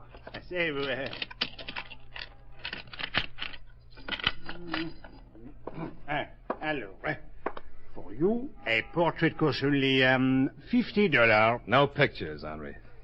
No pictures? Ever heard of a man named Price? Stanley Price? No. Paid your rent? Same answer. I have a small $10 bill here. Mon ami, you would attempt a lowly bribe? Well, what do you know? Here's another 10. You know, I would ask you to stay for lunch, but Greenbaum will not even let me look in his delicatessen window anymore. 25? Bien. But I only do it because I have the love for Greenbaum. Show a little interest in Stanley Price for a minute. Stanley Price, here. Peasant. He's a bookmaker? Of a sort. He owes me $11.80. Marianne in the 8th at Hialeah by 8 lengths. Mon Dieu, such a filly. Henri. Stanley Price. Ah, oui, the low life. Where can I find him? Je ne sais pas. Henri? But it is the truth. Scout's honor? But of course. If I knew where the peasant was, would I not collect my $11.80? But of course, Scout's honor. Look, you see? You're only holding up one finger. Le Cub Scout. Oh. When was the last time you heard from him? When he took my $2 that wins for me the $11.80. And then He was in the fish business. Fish business? Ah, oui. I know because he brought me 2 elephants, which I promptly made into a magnificent bouillabaisse for my landlord. Terrible. The stew? No. Just the fish. Believe me, those 2 elephants were so old, they remembered Jonah. Was he selling fish? No. He was not selling fish. He was catching them. He had a boat. When I went down to collect my 1180, the boat was not there. Where did he keep the boat, Henri? A disgusting place. It was called, Schooner Landing. A place like that simply should not be. Do you know why? Stinks. Oh. Well, thanks, Henri. But you are leaving. Yeah, you can unlock the door. Wait.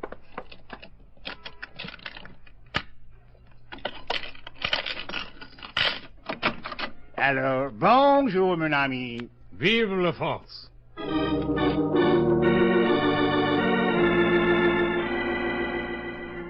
I climbed back into the rented coupe and drove to the waterfront where I finally located Schooner Landing.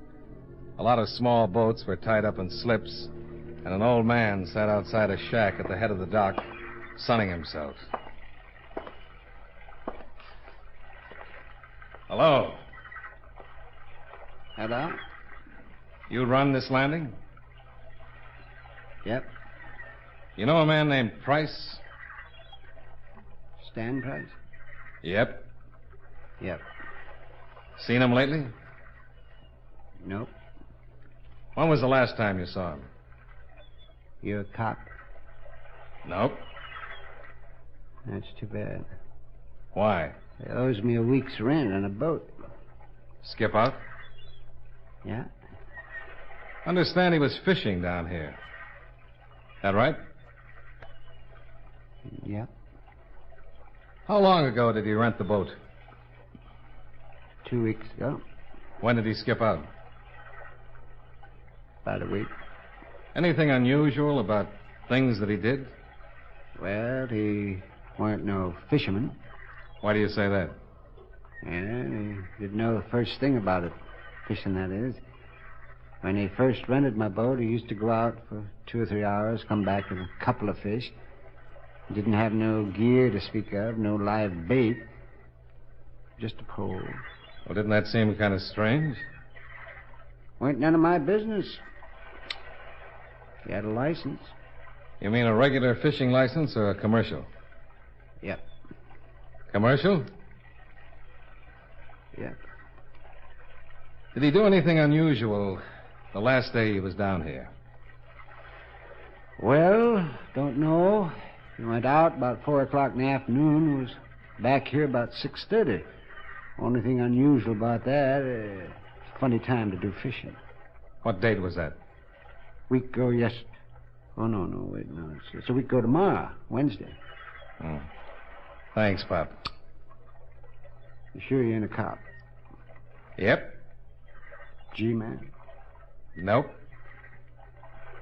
Don't say no more than you have to, do you? Nope. Bye, Sonny.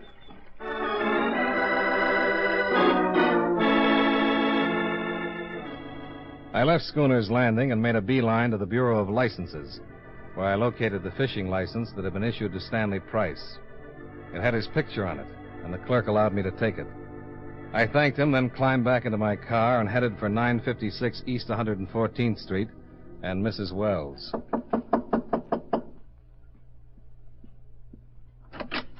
Yes? My name is Dollar. What can I do for you? I get tongue-tied when I stand in a hall. You want in? That's it. Why? Ever see this picture before, Mrs. Wells? Come in. The man in the picture, who is he? Don't you know? I've only seen him once. Oh, won't you sit down? Thanks. Where did you see this man, Mrs. Wells? He came to see my husband. He was leaving just as I arrived. Your husband say who he was? No, mentioned something about some business he had with him. Well, if it makes any difference to you, this man in the picture is Stanley Price. Oh. One the police are after. The man they think killed my husband. The man who called and told the police about the jewels your husband hid in the water pipe. You're from the police? No. I'm an insurance investigator.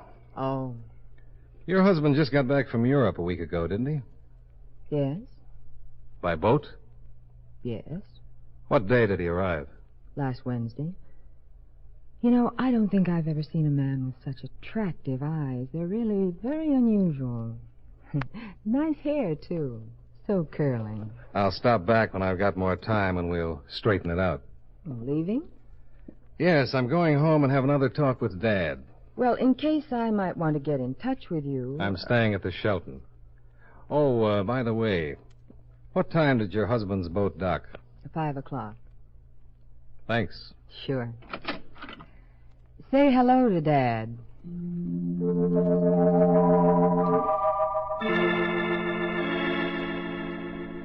I finally managed to get down to my car and drive back to the hotel.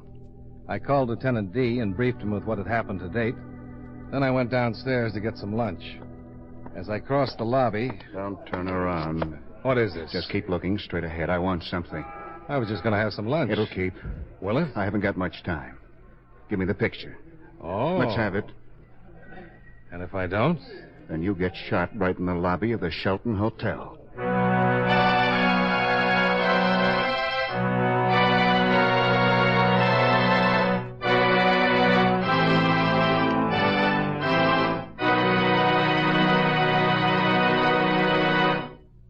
Friends, no matter what kind of work you do, it's a real help to chew delicious Wrigley's Spearmint Gum right while you're working.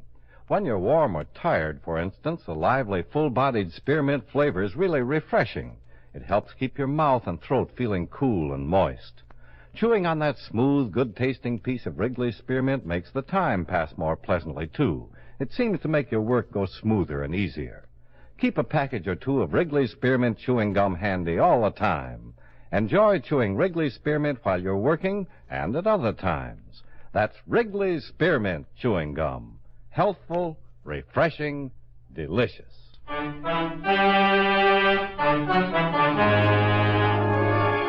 now, with our star, John Lund, we bring you the second act of Yours Truly, Johnny Dollar.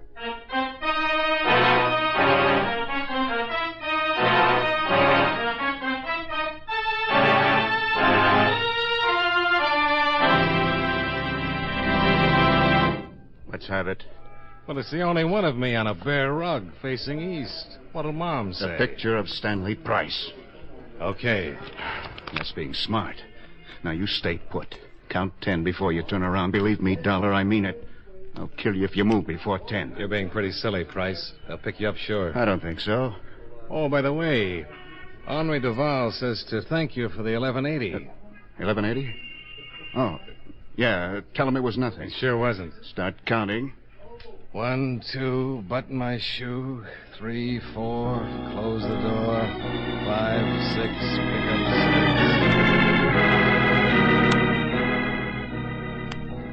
I counted to 20, just to be on the safe side. Any guy who'd stick a gun in my back in broad daylight in the middle of a hotel lobby was pretty desperate. I finished counting, put in a call to Henri Duval, then headed for the robbery division and Captain D. Right in the hotel? Yeah, not 10 minutes ago.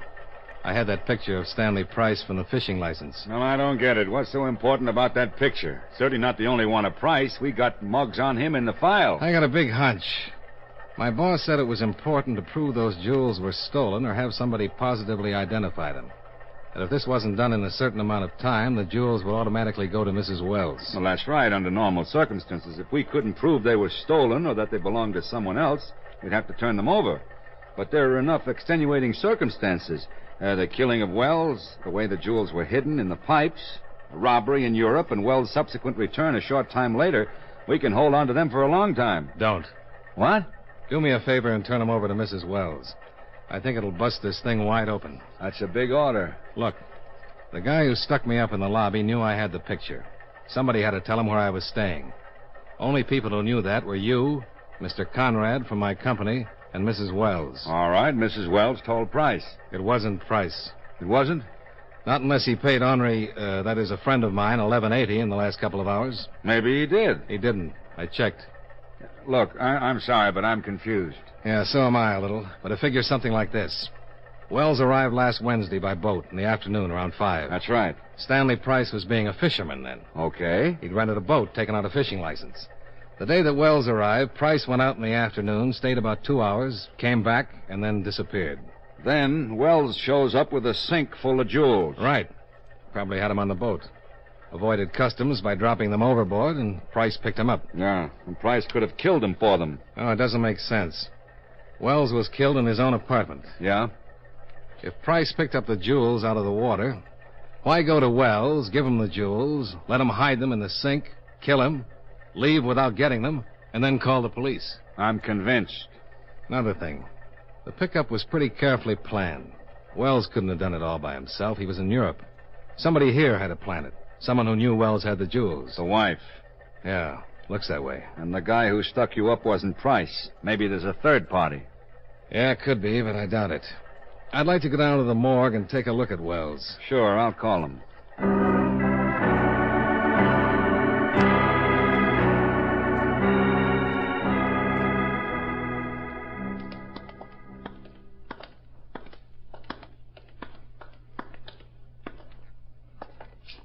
Okay, Charlie.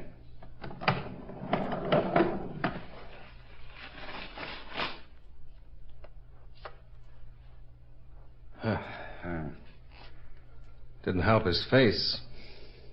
How'd you get an identification? A wife. This isn't Wells. It isn't? This is Stanley Price. You sure? The picture on the fishing license. This is the same guy. I'll have Mrs. Wells picked up. And miss out on the big catch? Let me take the jewels over to her. It'll look official. Insurance company agent and everything.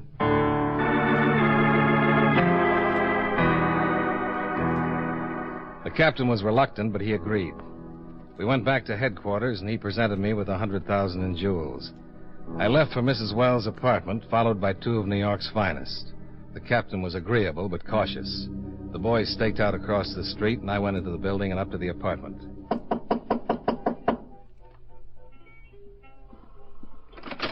Hello.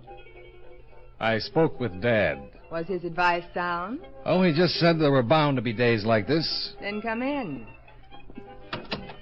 Is this going to be business? I come bearing gifts. Oh? I'm afraid the police can't keep these any longer. The jewels? Mm-hmm. There you are. I don't understand. Well, there's a little law after a certain time. But the last time I talked with the police, they said they could impound them until my husband's murder was cleared up. Oh, afraid not. You mean I just get them? No strings? Not a one. Mr. Dollar. Sit down. Sure. Now, you work for the insurance company, don't you? Uh-huh. Well, my husband wasn't insured. Oh, he should have been. Not that you need the money now, but just suppose you hadn't been lucky enough to have your sink stopped up with all those nice little jewels. If my husband wasn't insured, why are you mixed up in this? You really want to know? Uh-huh. My company thinks those jewels were stolen from one of our clients. I just can't stop looking at your eyes. They're even bluer in this light. Honey, get to it. All right. I think something's real wrong. Wrong? Mm-hmm. I thought maybe you'd like to tell me what it's all about. Well, you've got the jewels. And what do you think I'm going to do with them? Well, that's up to you, isn't it? Your company thinks these jewels are stolen, and you're just turning them over to me. Can't do anything else. Mr. Dollar. Johnny. Mr. Dollar, it's too easy. Disappointed? Well, suspicious. I've been around a little while. Somehow I guessed that. And I think you're trying to put little Lois in a bind. Really? Yeah. And even if you've got the prettiest eyes in the whole wide world, I'm not going to let you. You have something in mind? Mm-hmm. Good night. What? Oh! It landed right behind my right ear. I don't know what it was, but it was hard and it was cold. Whoever was on the other end of it had moved up behind the couch while Lois had kept me occupied. I went right to sleep and stayed that way for about 10 minutes. When I came to, I was all alone, except for a large swelling that was getting big enough to wear a hat. I stumbled downstairs and looked for the 2 policemen on stakeout, but they disappeared too. So I found a phone booth and put in a call to Captain D. They're tailing the wife. Stillman just checked in and said they were with her downtown. She's doing some shopping on Fifth Avenue. She's a decoy. She's leading your boys away from Wells. Where are you? In the Wells apartment. I got slugged about 10 minutes ago. Wells must have been in the apartment the whole time. After he put me to sleep, the wife probably left by the front door and led your boys downtown while Wells left by the back way. Huh. You can bet he's got the jewels. He'll try to get out of town. I'll have every exit from the city covered. Okay, but he's smart enough to know that. When you're through, meet me at Schooner's Landing. Schooner's Landing? Yeah. My guess is Wells is going to take a boat ride.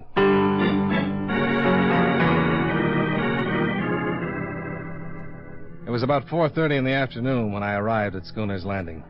The old man was walking up from the slips. Hello, Sonny. Pop, which boat was Stanley Price renting? That one. Just getting ready to go out.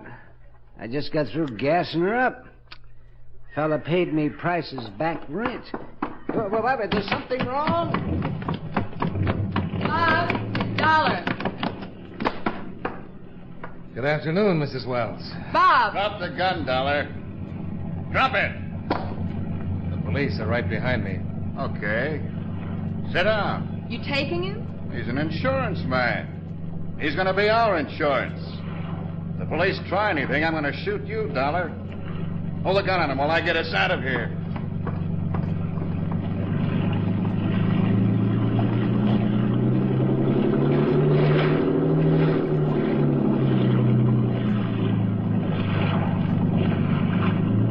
I thought you were shopping on Fifth Avenue. I was. Those 2 policemen that were following me probably still think I'm trying on lingerie. That's what happens when the police force hires gentlemen. How's your head? Uncomfortable. Oh, I'm sorry. I'll bet. Boys, Yeah? take over the wheel. Keep it headed right for the breakwater light. Know anything about boats? They float. It's going to be a long ride. It'll be pretty rough when we hit open water. You're Robert Wells, aren't you? That's right. How'd you figure it? I saw Price in the morgue. Your wife identified him as you, but the picture on the fishing license showed he was Price. You didn't know whether I was working with the law or not, but you had to get the picture to give yourself enough time to get out of the country. I knew the damage it could do if it got to the police. Why did you kill Price? He wanted 50% to fence the stuff. I said no and then caught him phoning the police. Had to kill him. So you put your papers on him and told your wife to identify him as you. The jewels were in the pipes under the sink. I knew the law would be there in 10 minutes, so I had to take a chance they wouldn't find him. Bob, there's a boat coming up pretty fast. So what? I hate to spoil the party, but I think it's the Coast Guard. Bob! Shut up and stay with that wheel. It looks like the police. Shut up! All right, Dollar. Get up on the bow. Oh, I'll get seasick. Move. I want him to see you. Look, I don't swim very well. How about if I take this life preserver? Put it down. Sure.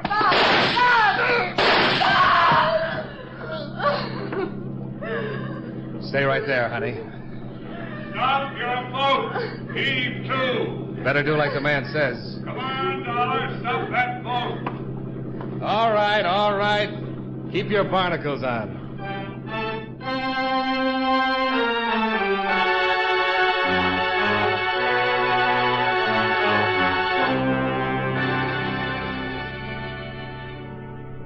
Expense account item 2. $8.75 for a big dinner that made up for the lunch I'd missed. After that, I went back to the hotel and got myself 12 hours of a good night's sleep. Expense account item 3, the $25 I'd bribed Henri Duval with. The last time I saw him, he was in Greenbaum's delicatessen spending the money with his arm around Greenbaum. They were both smiling. Expense account items 4 and 5, $42.15, car rental and hotel bill. Item 6, $15.65, train fare and incidentals back to Hartford. Expense account total, $113.40. Yours truly, Johnny Dollar.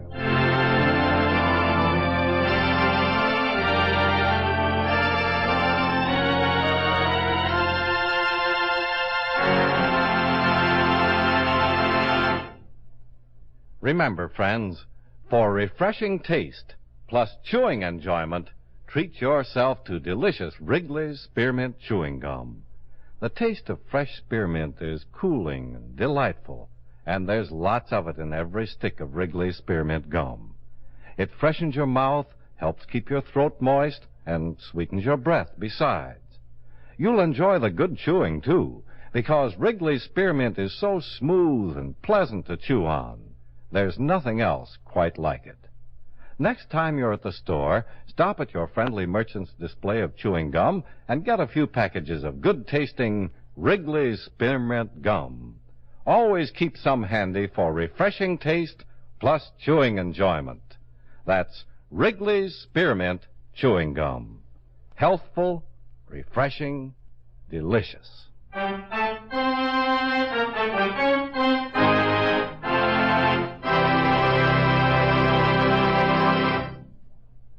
Yours truly, Johnny Dollar, brought to you by Wrigley's Spearmint Chewing Gum, stars John Lund in the title role and was written by Blake Edwards with music by Eddie Dunstetter.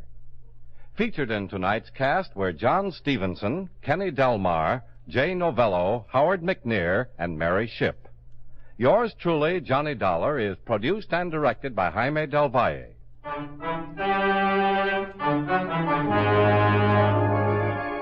The makers of Wrigley's Spearmint Chewing Gum hope you enjoyed tonight's story of Johnny Dollar and that you're enjoying delicious Wrigley's Spearmint Gum every day. This is Charles Lyon, inviting you to join us again next week at this same time when from Hollywood, John Lund returns as... Yours truly, Johnny Dollar.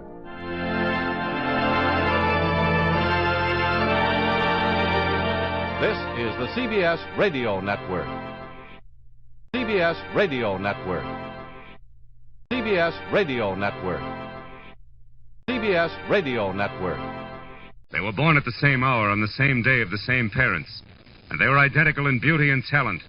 Only one was deadly, but the other was not. And I couldn't tell which was which until I found a green purse, a fresh corpse, and a pair of dancing hands. From the pen of Raymond Chandler, outstanding author of crime fiction, comes his most famous character as CBS presents The Adventures of Philip Marlowe.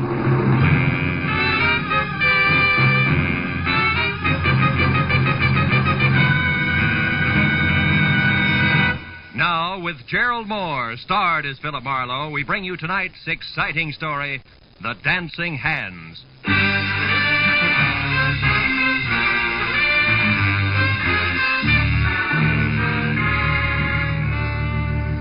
The telegram I found stuck in the mail slot when I got back to my office after a long and roundabout day read. Enclosed, find a $50 money order. I want you to investigate a man. A table is reserved for you at the Saddle Club where I work. Come in time for the second show at 11, important. It was signed Beth Tyler.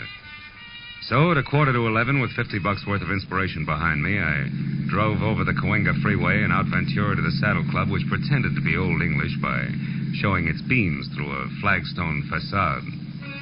I went in the carefully rough-hewn oak door, and even before my eyes became adjusted to the cozy lack of candle power inside, Neil Redmond, owner and operator of the place, glided toward me, sporting his genial host smile, which tonight was even more forced than usual. How are you, Marlowe?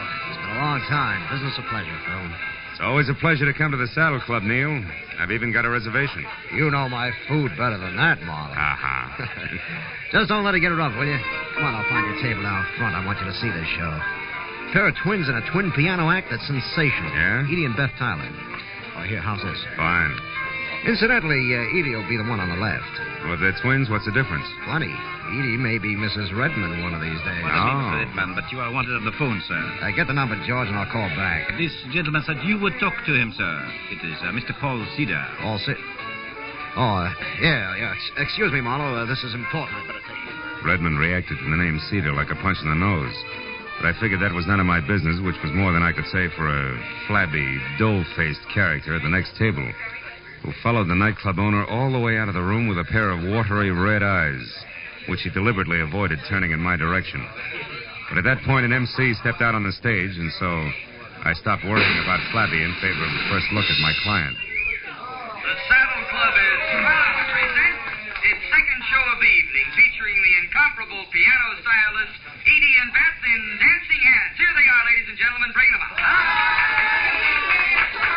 The curtains parted on a stage set with an oversized full-length mirror which reflected a grand piano, a black vase of yellow flowers, and a tall brunette with a wry, crisp waistline, who touched up a piled-high hairdo, put on a pair of long black gloves, checked her hemline, and sat down at the piano. And she ran through an involved arpeggio while her reflection in the mirror looked on in admiration. It was an old but cute routine, and the illusion was perfect because the Tyler twins were practically identical. I took another look at Flabby, whose face was pushed up in a nasty leer. He stood up, dropped his cigarette into his drink, and tossed a crumpled bill down on the table, just as the lights went out for the trick part of the act. On the dark stage, two pairs of purple hands danced over two glowing silver keyboards, which would have been good except that the pair of hands on the right, which belonged to Beth, suddenly stopped in midair and hit blue notes like a 9-year-old at her first recital.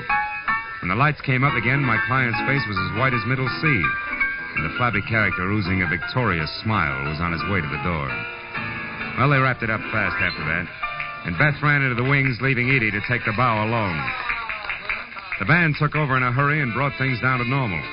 So as couples moved down to the dance floor and George the waiter headed for my table, I sat back and waited for that message from my client. Here you are, sir. Compliments of the house. Oh, thanks. Any message with this? No, sir. Just that Mr. Redman had to leave. Oh, thanks, George. I sipped the double scotch and wondered if I should take the initiative and contact my client. When the message I'd been waiting for came, good and loud, I jumped up, shoved my way through the gaping dancers to the dressing room hallway behind the stage. A gang of club personnel was bunched in front of a door, obviously locked, labeled Edie and Beth Tyler. It was one of the twins, wasn't it? Hey, what's the matter? It's one of the twins. She screamed. We got to get in. That door's locked. Break it down. But Get out of the way. It's Edie. It's Edie. All right, now, wait a minute. Hold it. She's all right. Clear out and give her a chance. Come on. Outside, everybody. Beat it. That means you two. Come on. Out. Here, Miss Tyler, take it easy. You're all right now. Come on, sit down. Tell me what happened. I don't know for sure. I was worried about Beth. I came back and didn't see her anywhere. Then I heard a noise in here. It was dark. I came in and someone grabbed me. A man? Yes. I don't know who it was. Mm-hmm. I screamed. He knocked me down. Then locked the door. Got out through the window there. Who are you? Oh, I'm Philip Marlowe, a private detective. Your sister hired me to investigate a guy. I was to meet her here after your number and find out about it. Any idea what's up? No, I can't imagine. But, gee, Beth has been terribly upset ever since last night. Oh? What happened last night? Well, for one thing, my purse was stolen. Mm-hmm. But I don't see why that should upset her. Gee, there was nothing in it but $12 and my makeup stuff. Where's Beth now, do you know? No. I haven't seen her since she ran off the stage. I'm not even sure she came in here. No, she was here, all right. She dropped one of her gloves. You're still wearing both of yours. Where do you girls live? Maybe she went home. Well, Beth has a cottage out on Hazeltine. 4179. You don't live together? How come? Well, gee, Mr. Marlowe, just working with Beth is hard enough. She's so sarcastic. Okay, I'll wear my thick skin. One more thing, Miss Tyler. Do you happen to know where Neil went? Neil's gone? Mm-hmm. Gee, that's funny. He always stays till the place closes. Oh, he must be coming right back. I'll take a look. Then I'm going out to see your sister. Sarcasm and all.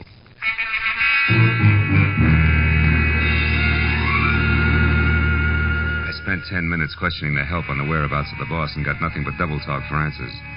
So since I was still carrying Beth's glove around with me, I dropped it in my pocket and went outside to my car. I'd opened the door and slid far enough under the wheel so I couldn't back out before I realized that the dough-faced Flab was already there on the seat. His right hand wrapped around something blunt and menacing in his sloppy jacket pocket. You better come on in. What are you doing in my car, blubber boy? Don't get sassy now, mister. And the name is Sippy. That's no improvement, and that's no answer. All right. I saw you inside making with the big talk, so I says to myself, he's an interested party. I should look him up. Maybe we can do business together. All right, stay over there. What kind of business? I'm particular about the gutters I crawl in. It has to do with the twins inside there. You can get in touch with me later for further details. I got an angle, mister. You'll see when I leave. Yeah? When you tried to work that angle, you got to the wrong twin in the dressing room. Do you know that? I don't know what you're talking about. Mm-hmm. Okay, Sippy, where can I reach you? You'll find out if you really know what's up. Don't try to follow me, though. I'll be seeing you. When Sippy slid out of the car and beat it, I made one move after him and then stopped cold. Because lying on the seat where he'd been sitting was a green leather handbag with the name Edie etched on it. I snapped it open. It had been stripped of everything but the scent of Emir and the smudged slip of paper that read, Number 9 Arrow Motel, Lancashire Boulevard. So that was Sippy's address, and he had the stolen purse. But the why of all the commotion over 12 missing bucks was still the number one question mark. And I figured the best place for an answer to it was at Beth Tyler's. So I drove out to Hazeltine. But even before I stopped at number 4179, I heard the piano. I walked to the door and stood there a moment listening. I eased it open, slipped inside. Soft, indirect lighting accented the figure of the girl at the piano. And the little waves of iridescent crimson chased themselves over the smooth satin gown as she played. Glossy blue-black hair fell to her shoulders. Beside her, a burning cigarette sent a single plume of smoke into the still air. Just for a moment, I found it difficult to remember that she was my client. Oh? You're looking better, Beth. You're Philip Marlowe, I suppose? Yeah. I dropped by to return your glove, among other things. Just put it there on the table with the other one. Where did you get it, Marlowe? In your dressing room at the club. Your sister tangled with an unidentified man who was hiding there after you left. While we were on that, why'd you shove off so fast? I was scared. How'd you know I'd find you? You're a detective. Remember? Mm-hmm. Look, if you want to burn up your retainer playing hide and seek, it's your business. Now, who's the guy you want me to check on? The flabby one who made you blow up tonight? Yeah, that's right. Why? Because I think my sweet twin sister is mixed up in something a little more serious than her usual scatterbrain escapades. And the flabby guy is in on it because he has a green purse, right? How did you know that? He left it with me. Name is Sippy. He lives at the Arrow Motel, number 9. Knows something worthwhile about this business, and he's anxious to sell it.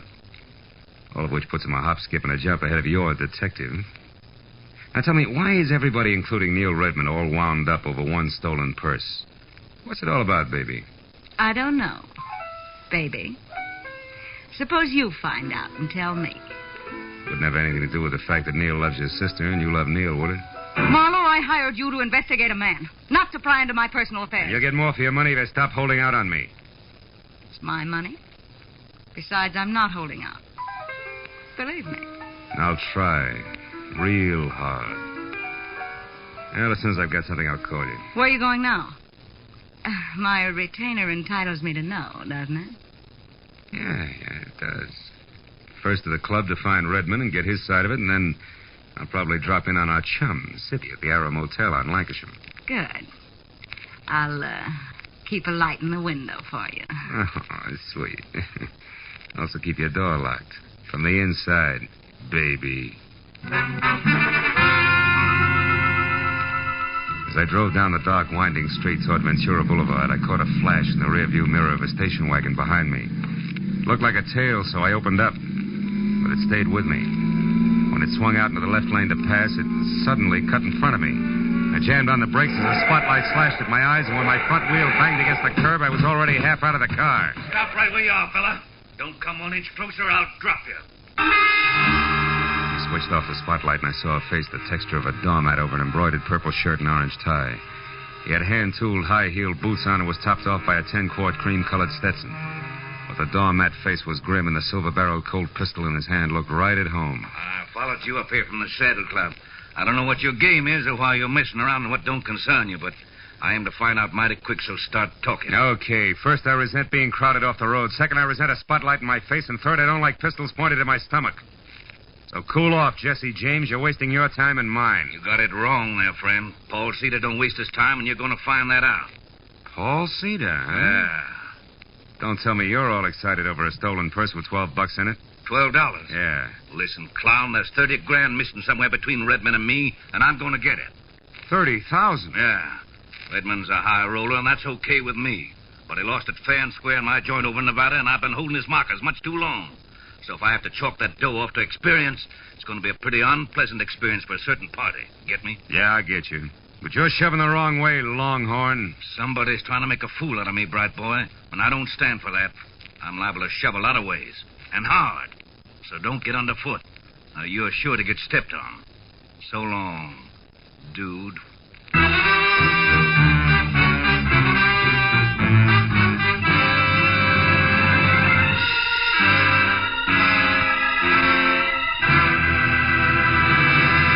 In just a moment, we'll return to the second act of The Adventures of Philip Marlowe. But first, tomorrow marks the anniversary of an important event in American history, the signing of the first peace treaty between the Indians and the Plymouth colonists.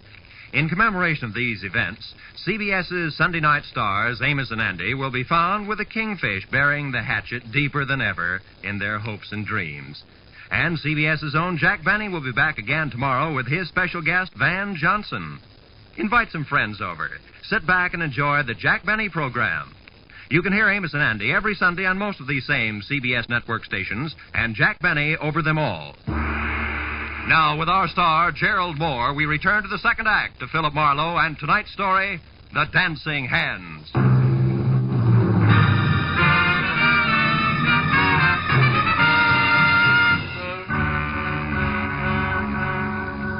When the Texan from Nevada galloped off in his trusty station wagon, I forgot all about Neil Redmond and headed instead for Sippy and his further details at the Arrow Motel on Lancashire, where Bungalow 9 turned out to be an all-alone green and white collection of clapboard that showed light, a half-open door, and nobody home to my knock. When I tried knuckles on wood again and still got only a faint echo for reply, I stepped inside. There in the center of an ivory-white throw rug and clamoring for attention like an only child at a family reunion was a wide and wet circle of red. From there, the ugly splotches that narrowed as they got farther away trailed off until, finally, in the next room, the path ended where I expected it to. The quiet form of Skippy, sprawled over an upset chair and holding his hands tight against the red on his left side. When I got to him, he was going fast. 30 grand. A lot of dough. Didn't know I was shooting that high. And the twins. One what, Sippy? One of them. Did one of them do this? One. He's dead, isn't he, Marlowe? Yeah. Yeah, Redmond, he's very dead. Oh, no, Marlowe. I only found him a few seconds before you did. Yeah, and the rest of that run, you heard someone coming, you didn't want to be seen, so you ducked back out of sight, huh? I don't buy it, Redmond, because for one thing, it's too pat. For another, how do you explain being here in the first place? Come on, fast. Okay, I'm here because I'm in a nasty jam. Like what? Like $30,000 I've got to pay in the next hour to a guy named Paul Cedar who's running out of patience in a hurry, believe me. About that I do. I've already met the gentleman. But right now, Redmond, we're talking about Sippy. Okay. Last night I had things to do, so I gave Edie Tyler the money for the payoff to Cedar. A couple of minutes after she stepped out of the club, somebody roughed her up and got away with her purse and the 30 grand. You're a liar, Redmond. Edie herself told me that purse only had $12 in it. How come? Simple like, Marlowe. In my business, you never yell copper too soon or too loud. It doesn't pay. Mm-hmm. Now, look, for the third time, Redmond, you and Sippy, how do you figure? I don't know. He was at the club tonight, acting funny. When he left, I got a glimpse of Edie's green purse sticking out of his topcoat pocket. Later on, I saw him run away from the car near the club, so I followed. I ended up here a couple of minutes behind him, and that, Marlowe, is the truth, I swear. Which you do at the drop of a... Hey, wait a minute. Look, if you're telling the truth, I begin to get a different picture. And by that, I specifically mean a very talented but very sly dame named Beth Tyler. Oh, no, Marlowe. Why not? Because you love Beth's sister? Face it, Redmond, it doesn't add up any other way. Sippy here couldn't have stolen that purse from Edie. If he did, he'd have taken his dough and blown, not spent his time putting out feelers. But on the other hand, if Sippy happened to see Beth take it from Edie, empty it and toss it away, we've got another story, right? Ah. Because he wouldn't make a move until he knew how much he had gotten away with. Exactly.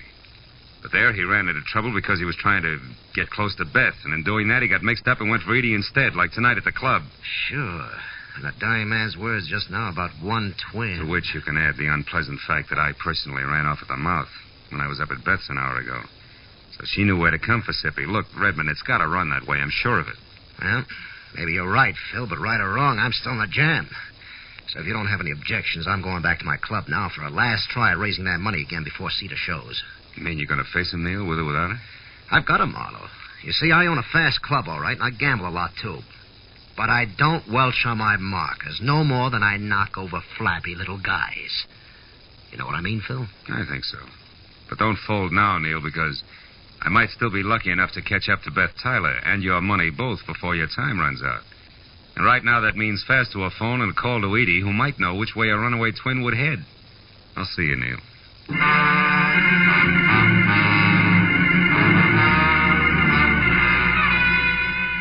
nearest phone was at an all-night mobile gas station a block away.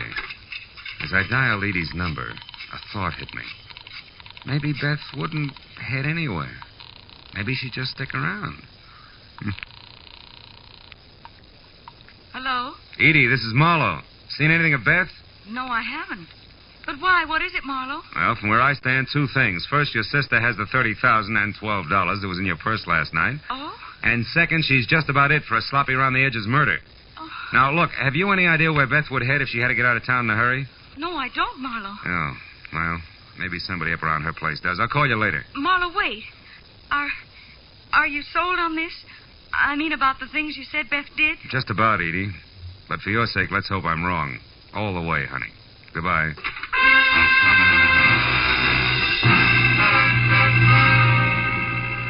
Driving fast back toward Beth's place on Hazeltine still left me enough time to think about a not-too-small detail that I'd completely overlooked. Thanks to me, the entire Los Angeles Police Department knew nothing about what was going on in and around the Saddle Club. 5 minutes later, when I'd parked away from the dock and obviously deserted number 4179, I'd walked back and around to a pair of uncurtained French doors at the side. I knew that oversight is what is generally called a blunder. But in the next second, I knew it was nothing compared to the one I was making currently. If you so much as turn your head again, Marlowe, I'll kill you. Not like you did Sippy, please, Beth. I'd hate to go that way. Sippy was a mistake, Marlowe, believe me. I was rushed. So you shot and ran, huh? Yes. But I didn't run too far, because from where I stood, I could hear and see both you and Redmond and talking the whole thing over. And when you knew that we'd caught on to your act, you decided to follow me and see where I was going before you made your next move. Is that it? Exactly. Now get inside. Go on, the door's unlocked. All right. Now get over there, near that closet, and don't turn around. Why not? Afraid of the look on my face when you shoot? Shut up, Marlowe. And stop being brave, because unless I have to, I'm not going to kill you. After all, you've already served your purpose. Which I presume was getting mixed up in this mess just long enough to find out about Sippy for you. You presume correctly. Also, you talk too much. Now open that closet and get inside. All right. Go on. As you say. But first, baby, one question. Did you do all this for the $30,000 alone? Or does it tie in with Neil Redmond and the way he feels about your sister Edie? It's a little bit of each, Marlowe. But as I said, you talk too much. So get in there and shut up.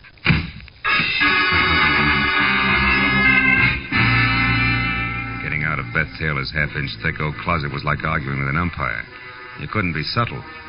So 20 tiring minutes went by, and the heels on both my feet were numb before the paneling finally gave in, and I was out and over to the telephone to put in a call to the police. It should have been made a long time ago. But then, even as I was halfway through dialing the numbers, I saw something on an end table nearby that made me slowly change my mind. It was the 2 black gloves that Beth wore in the Dancing Hands act. And while I stared at them like they were alive and beckoning, I thought hard for what must have been a full minute. And then suddenly I knew that my next stop had to be the Saddle Club.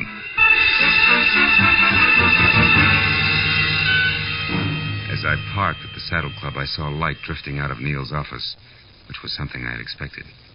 Inside, I moved along a dark hall toward what I knew would be the trio of Neil Redmond, the Nevada Texan, and Eddie Tyler. All right, Redmond. The raucous voice of Paul Cedar was anything but happy. Just how stupid do you think I am?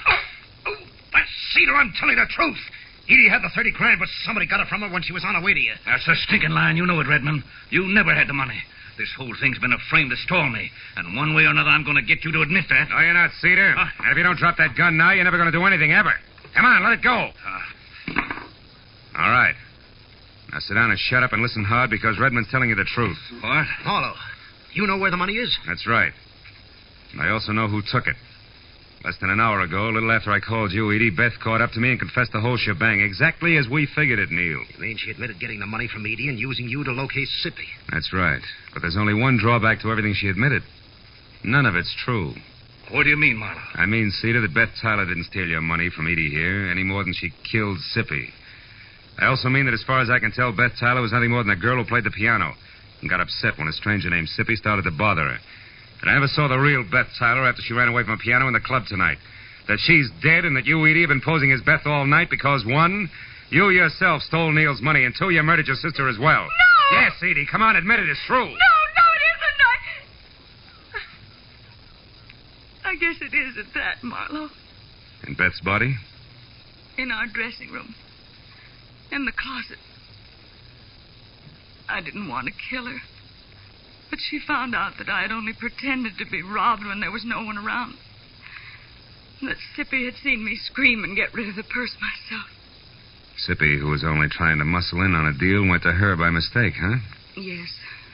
That's how she knew what I'd done. When she confronted me in the dressing room just before you came in and said that she wouldn't stand by and let me do a thing like that to Neil, I lost my temper. You killed her, Edie. Yes, I did, Neil. And when Marlowe showed up after her scream, I said that someone had attacked me. And then I pretended to be both Beth and myself from there on to get out of the whole thing. And I almost did. But now I'm so sorry. Oh, no.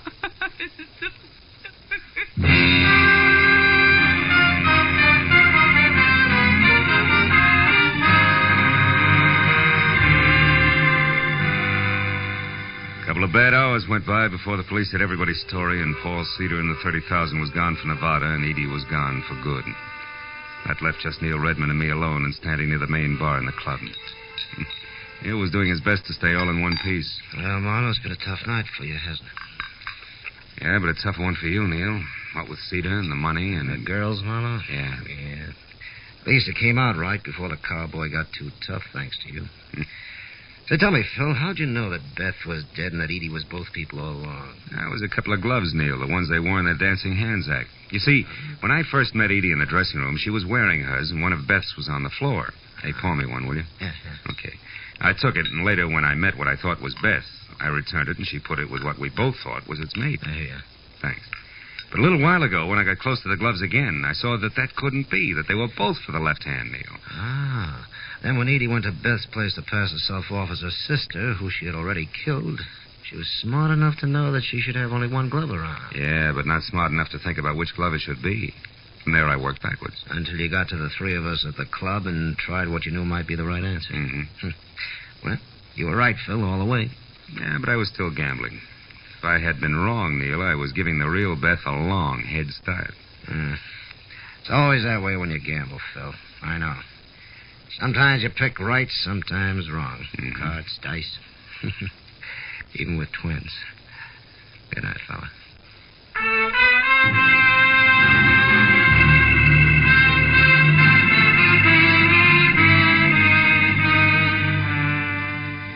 When I finally got to my car, started out of the valley and back toward Hollywood, it was better than 8 o'clock in the morning.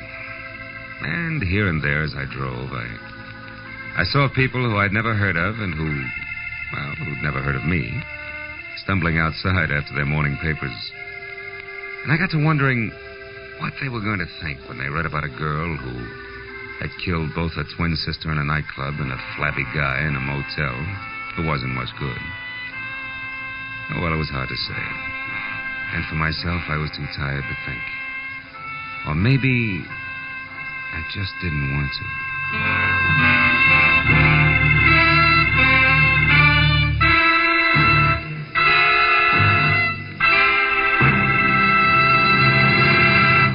The Adventures of Philip Marlowe, created by Raymond Chandler, star Gerald Moore, and are produced and directed by Norman MacDonald. Script is by Mel Donnelly, Robert Mitchell, and Gene Levitt. Featured in the cast were Vivi Janis, Lou Krugman, Ed Begley, Paul Frees, and Bert Holland. The special music is by Richard O'Runt. Be sure and be with us again next week when Philip Marlowe says... When it started, it was simple. Just a lawsuit for damages. But before it was over, it was far from simple, and the damages were murder. All because of a red-headed woman, a ghostwriter with ambition and a match that burned with a bright green flame.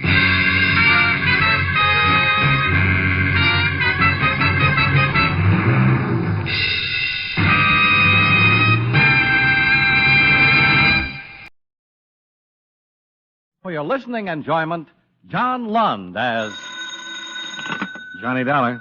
Philip James, Johnny. Oh, hello, Mr. James. Got a job for you. I'm available. This is an arson case. We insure the business of a Mr. Lester Matson, plastics. Old factory burned down. $700,000. Police found definite evidence that rules out accident. How was it set? Some kind of high-octane fuel. Any suspects? No, not yet. Lieutenant Ridgway at New York headquarters will fill in the details. When can you leave? Oh, a couple of hours. Fine. Good luck, Johnny.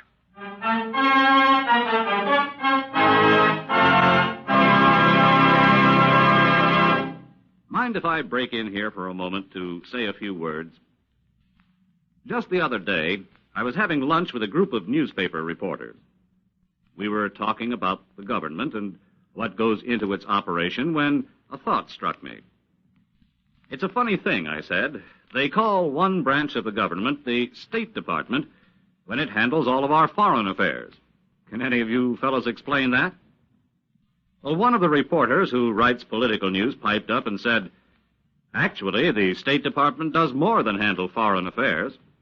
It also publishes all of the laws that have been passed by Congress and issues all the passports and visas for anyone traveling outside the United States. Well, just then the waitress brought us our coffee, and she entered the conversation. Don't forget, she said, if you're ever on a quiz show, you can maybe win a trip to the moon by telling them that the State Department has the job of making sure the Great Seal of the United States doesn't get lost. And it acts sort of like a governmental Emily Post, too. While she was making out our checks, she added this bit of information. Did you ever hear of the Division of Protocol? That's part of the State Department, too. It's the outfit that makes sure foreign diplomats who visit America get introduced the way they should and get seated in the right places at official dinners and things like that. Well, after she gave us all that information, we tipped her and went back to work. And now I think it's time we got back to our program.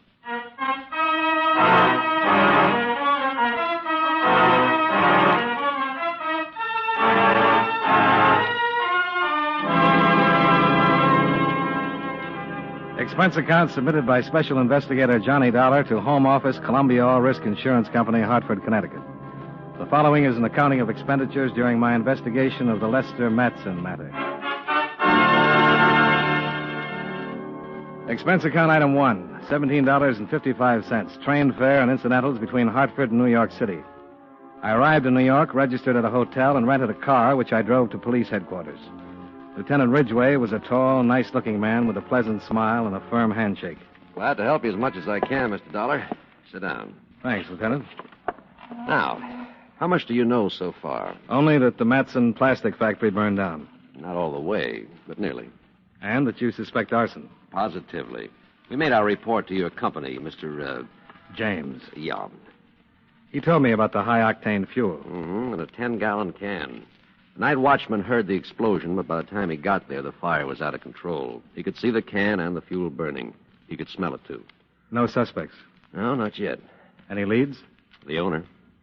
You think he did it? No, he couldn't have. He was with his daughter at a dinner party. Then you think he had someone else? No, I don't think so. But you said he was a suspect. No, I said I had a lead. He's it. Something wrong, Dollar. I don't know what it is.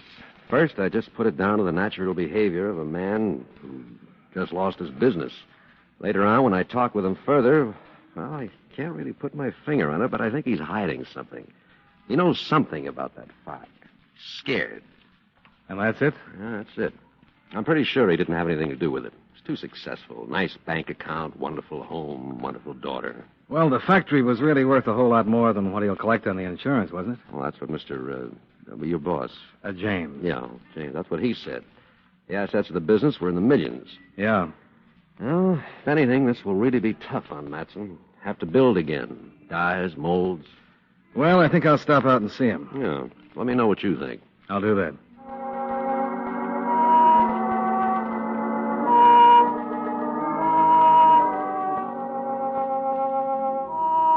The Matson home was across the river in Jersey. A big white colonial with a long circular drive that led up to the front door. A butler showed me into a spacious study, and I was told Mr. Matson would be down shortly. While I waited, I walked around and cased some of the first editions on the bookshelves. Oh. Hello. Hello, I'm Christine Matson. I'm Johnny Dollar, Miss Matson. I'm waiting for your father. Oh? Yeah. I'm an insurance investigator. Insurance investigator? About the fire. Oh, yes. You have a beautiful house. Well, thank you. Beautiful. Wonderful collection of books. Yes. I don't imagine one person could read them all. Not in a lifetime. No, I suppose not. Do you like to read, Mr. Dollar. Oh, I'm sorry. I'm so bad with names. So am I. Yes, I like to read, but I don't get much time. Been playing tennis, huh? Mm-hmm. I just got back. Do you? Not anymore. I used to play a little. Well, I guess I better get upstairs. Nice meeting you. It's nice meeting you. Will you be staying... will you be around for any length of time while you're investigating the fire? Well, that's hard to say. I hope so. Hello, Chris. Oh, hi, Dad. How was the game? Fine. Mr. Dollar? Yes, sir. I'm Lester Matson. How do you do? You two have met? Yes. Yes, I was just on my way upstairs. See you later, Dad. Goodbye, Mr. Dollar. Goodbye. Well, your company notified me you'd be coming down, Mr. Dollar. You have a seat. You're an investigator. That's right. The police have already made a pretty thorough investigation. Yes, I've talked with Lieutenant Ridgway. Well, I can't tell you any more than I've already told them. You were at a party the night of the fire? That's correct. It's all in the report. With your daughter? Yes. When did you find out about the fire? When I arrived home. Mr. Dollar, I explained to you... That you've said everything to the police, yes. That's right. There's absolutely nothing I can possibly add at Mr. Matson, you're insured with my company for a lot of money. Hardly what I lost in the fire. I'm aware of that. But I have a job to do, and this is an arson case. That's what the police say. A night watchman says so, too. He could have been mistaken. In the excitement, he could very Mr. easily... Matson, what difference does it make? It makes a great deal of difference. Your factory burned. You've suffered a considerable loss. I certainly have. I can understand how that would make a difference. But a fire's a fire.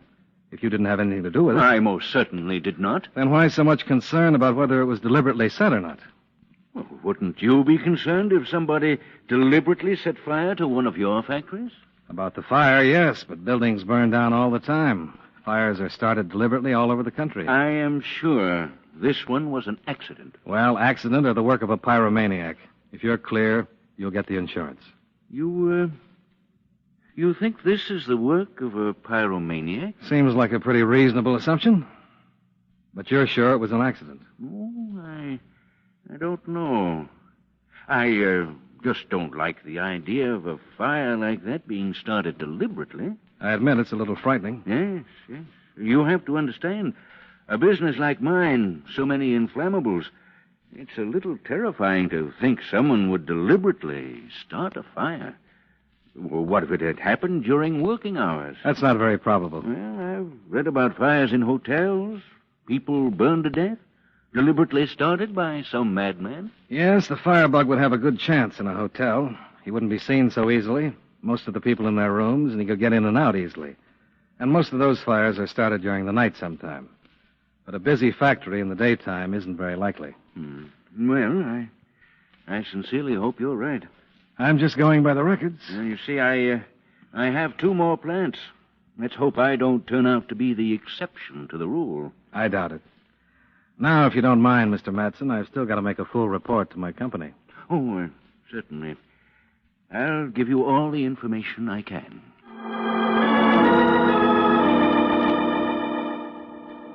Lieutenant Ridgway had been right. Something was troubling Matson.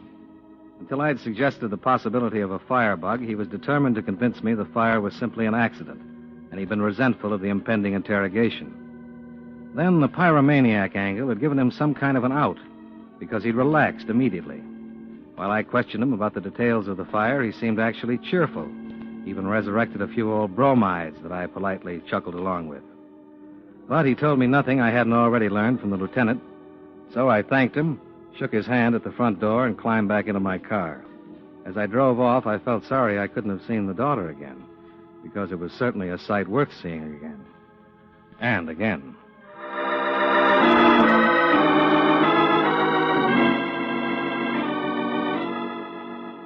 I arrived back at the hotel, went up to my room, and put in a call to Lieutenant Ridgway. What'd you think? Yeah, something's bothering him. Yeah, I know, but what? Did you ever mention the possibility of a firebug having been responsible for the fire? To Matson? Yeah. No, I don't think I did. Well, I mentioned it to him, and he liked it. What do you mean? Until I did, he was determined to call the whole thing an accident. When I suggested a pyro, he made a complete about-face. Oh, he was subtle about it, but he forgot the accident theory. That's right. Yeah. He seemed actually relieved. Oh. What do you think it means? I don't know. It could mean he knows who started the fire. If he thought we were looking for a pyro and not some specific person that could incriminate him, that would account for his letting go of the accident theory. I see. You agree with the pyro theory and hope we do the same. Oh, what could he gain? Financially, he ends up in a hole. Yeah. Insurance doesn't figure. Oh, no, he's loaded. Got all the money he needs. And it's something else. Somebody started that fire, and I'm pretty sure Matson knows who and why. Yeah, now all we've got to do is find the who and why. Well, I don't mind working on the case for a while. Have you seen his daughter? Yeah. Maybe she started the fire. Why would she do that? She's the type that could. I just met her for a minute, and I'm still smoldering.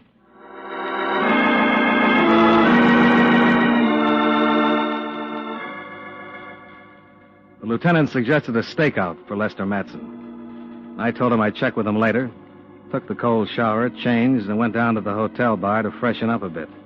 It was about 4:30, and I was pretty fresh when a page came wandering through calling my name. He told me I was wanted on the phone. Johnny Dollar. This is Christine Matson. Mr. Dollar? Yes. Hello. I found out where you were staying from your company. Well, that's nice. Why did you find out where I was staying from my company? Well, it's very important that I talk to you. All right. Where are you? I don't want to meet you at your hotel. I have to be very careful. Well, so do I. That's not what I mean. If certain parties saw me with you, my father's life would be in danger. Is this about the fire? Yes, it is. Would you meet me at the corner of 5th and 115th Street in a half hour? Sure. I'll be in a cab. I'll pick you up.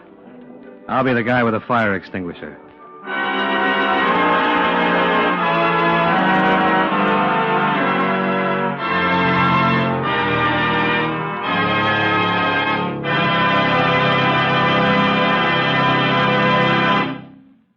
You know, many great men have attained the highest office in our land, the presidency of the United States. Can you guess the name of this man?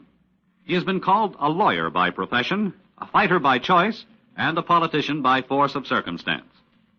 And he was outstanding in all three fields. In 1788, at the age of 21, he was appointed public prosecutor for the region which is now Tennessee. As president, he was the first to introduce the National Convention for the nomination of presidential candidates. During his campaign for the presidency, his opponents attempted to smear him by an unwarranted attack on his wife, Rachel, who never recovered from the ordeal and died just before her husband's inauguration. If you don't have his name by now, here's one more clue. During the Battle of New Orleans, as Major General of the Army, he accepted the help of the pirate Jean Lafitte. Who was he? Andrew Jackson, 7th President of the United States. His life is part of your American heritage.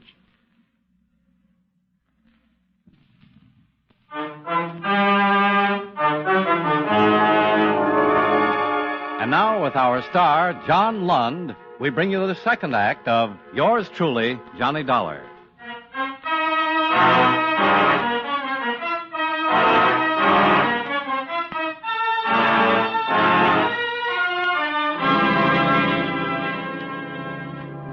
As long as the lovely Miss Matson was picking me up in a cab, I left the rented car behind and charged up expense account item 2.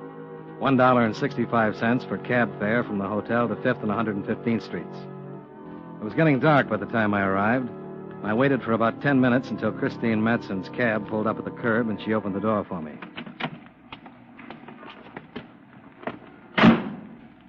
Go ahead, driver. Well, good evening. Is this a terrible inconvenience? Oh, not a bit. Where are we going? I just told him to drive around. Mr. Dollar, my father's being blackmailed. In connection with the fire? He had nothing to do with the fire, Mr. Dollar. But he knows who did.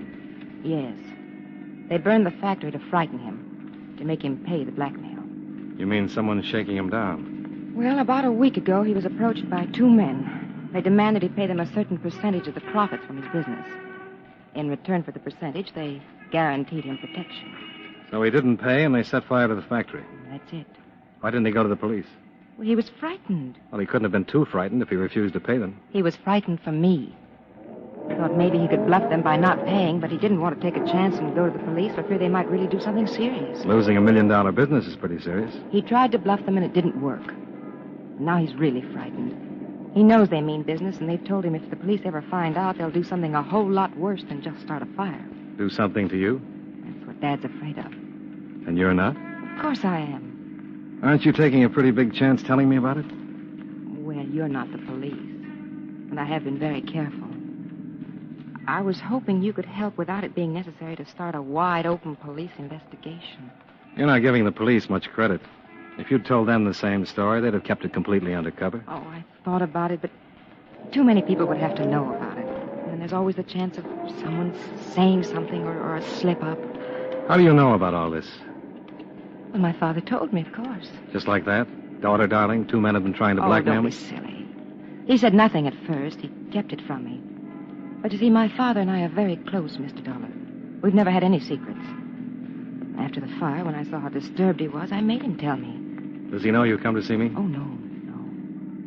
He made me promise not to tell anyone. Well, I just had to.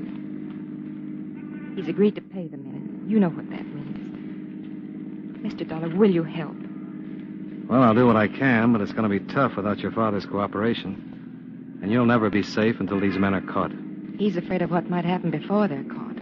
Why, if they find out... There's no middle of the road in something like this. He's got to understand that. I think he does, but... Well, he'd rather lose everything than lose me. I'm all he's got. And he's pretty important to you, isn't he? More than anything in the world. Without his cooperation, I doubt if I'll be able to do much. And if he gives in to this, a man like your father, it'll keep growing until it kills him. Well, what do you want me to say? Tell the driver to take us to your father. Say it's all right for me to talk to him. All right, Mr. Dollar.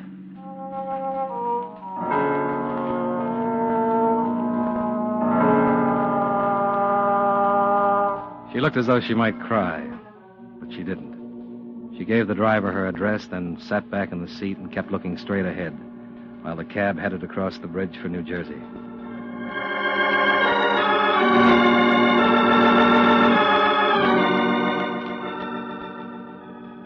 Expense account item 3, $11.75 cab fare, which I insisted upon paying after we arrived at the Matson home.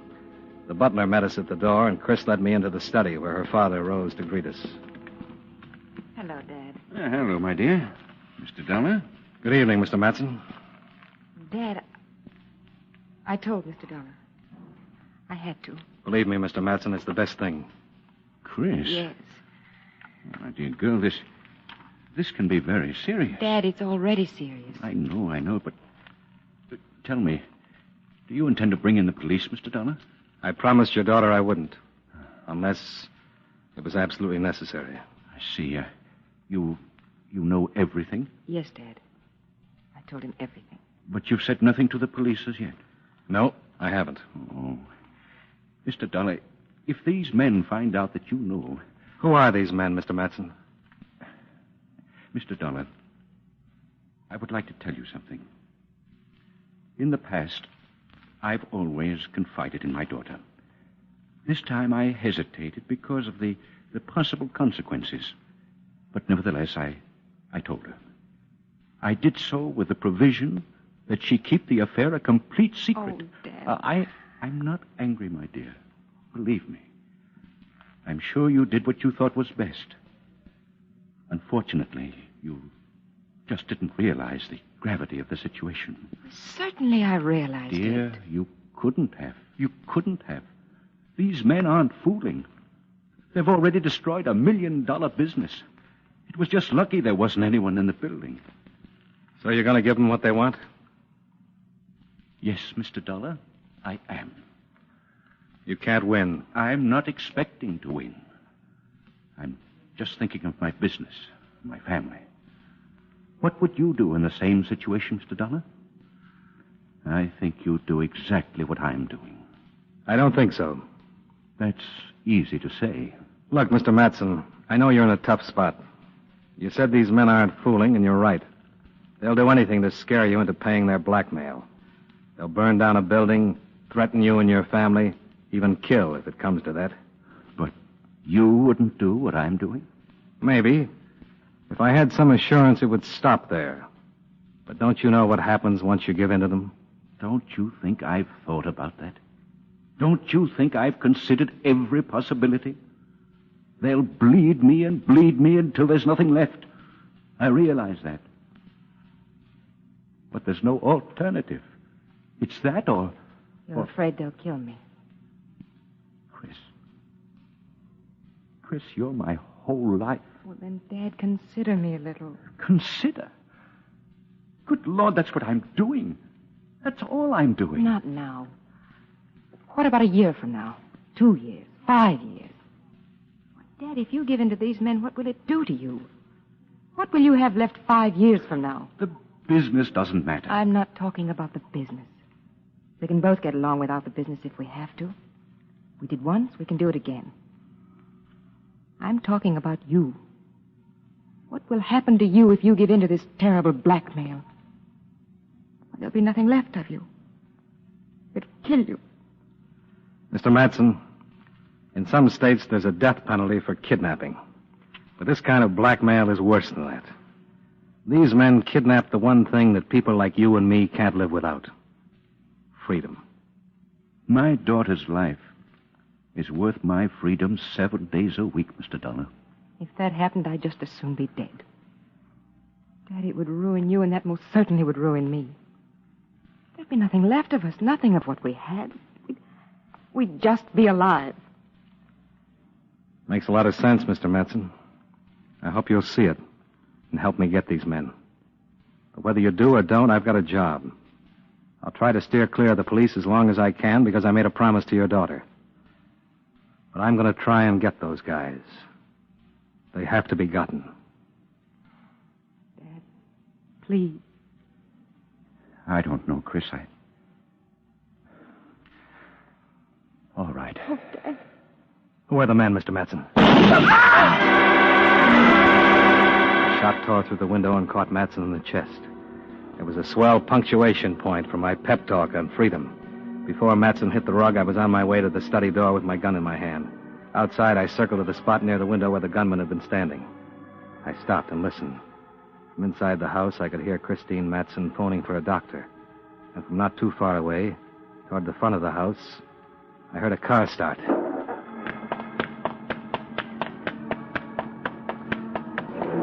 I ran out to the drive and spotted the car pulling away about 50 yards from the house.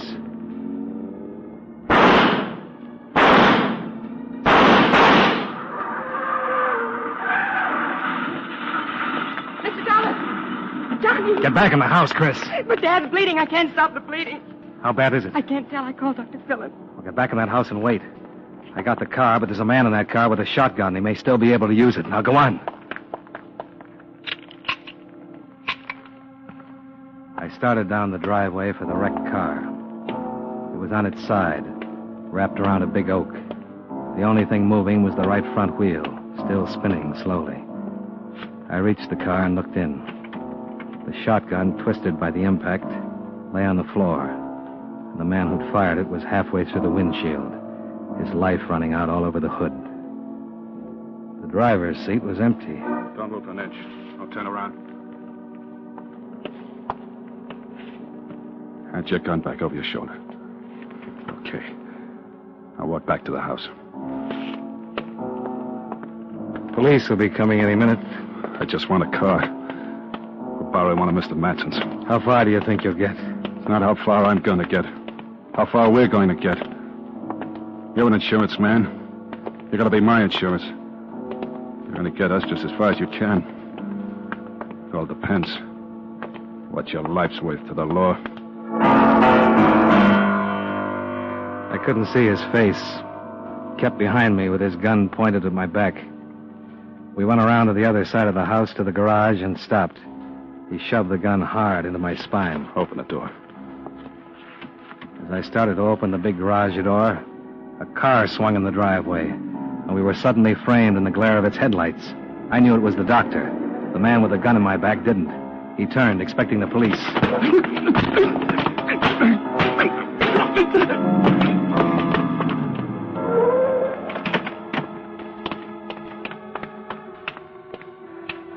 Doctor? Yes. Your patient's in the house.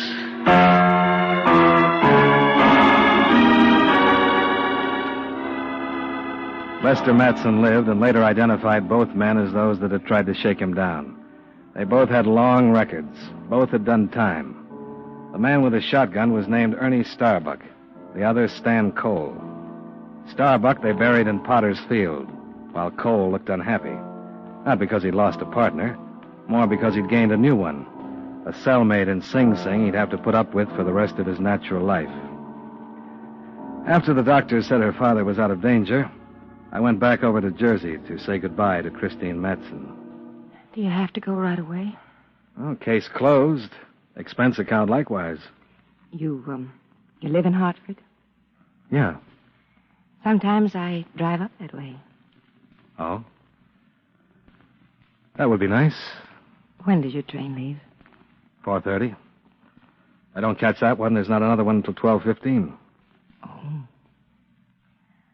Will you be saying goodbye to Dad? I thought I'd stop by the hospital on my way to the station. Are you going in to see him? Mm-hmm. Drive in with me. We can see him together. Maybe have a quick drink afterwards. I don't like quick drinks. No. Johnny. Yeah? Would it make so much difference if you took the later train? Oh, it sure would. But, I'll take it.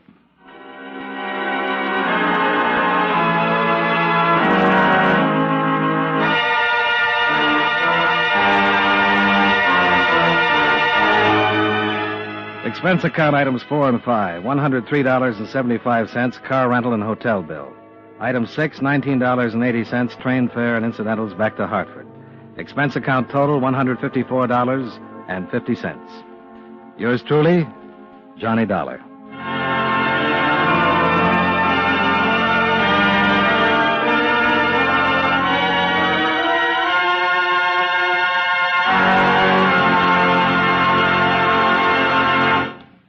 Yours truly, Johnny Dollar, stars John Lund in the title role and was written by Blake Edwards with music by Eddie Dunstetter. Featured in tonight's cast were John Larch, Lillian Byatt, Hal March, and William Johnstone. Yours truly, Johnny Dollar, is produced and directed by Jaime Del Valle.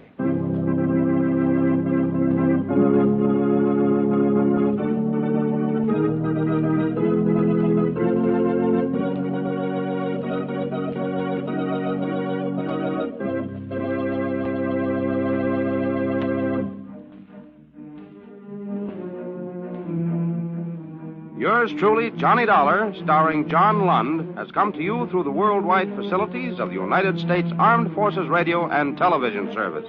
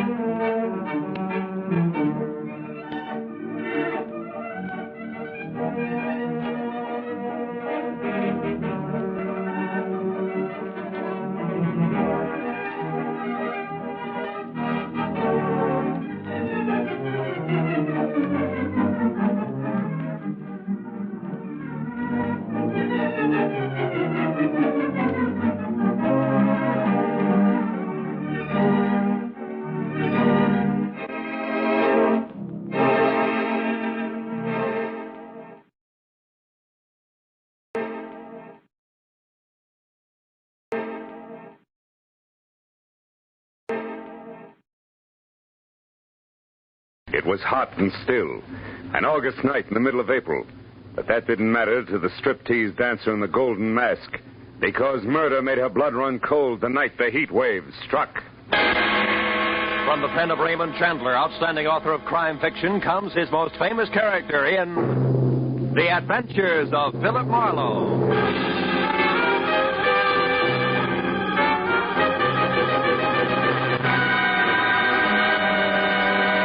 Now, with Gerald Moore, starred as Philip Marlowe, we bring you tonight's exciting story, The Heat Wave.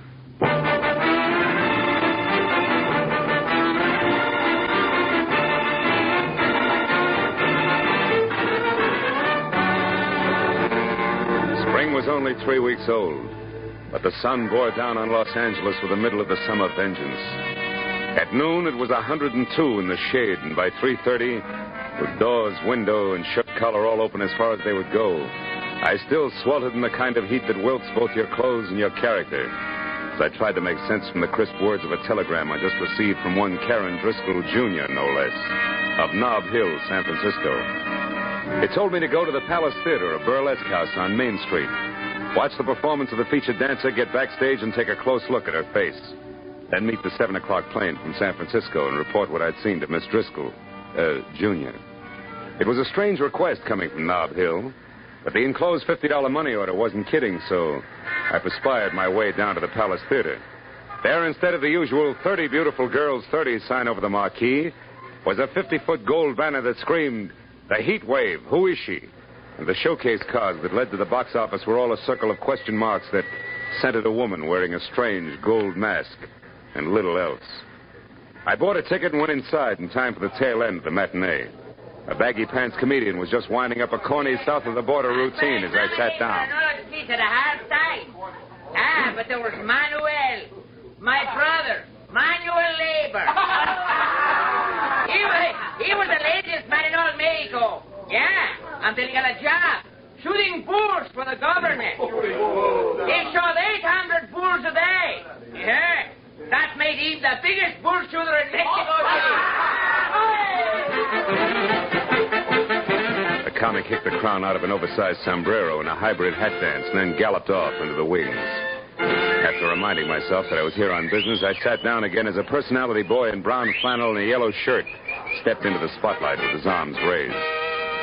Ladies and gentlemen, you're now privileged to witness one of the most unusual and breathtaking spectacles ever presented on any stage. In a moment, you will see her, the woman of mystery, performing exotic rites to the pagan sun god of the Incas, exactly as they were performed 3,000 years ago in the strange temples of the Andes. But who is she? Who is this woman? And who knows what secrets lie behind her mask of gold? The Palace Theater presents the masked marvelous, the beautiful, the dazzling, the mysterious Heat Wave.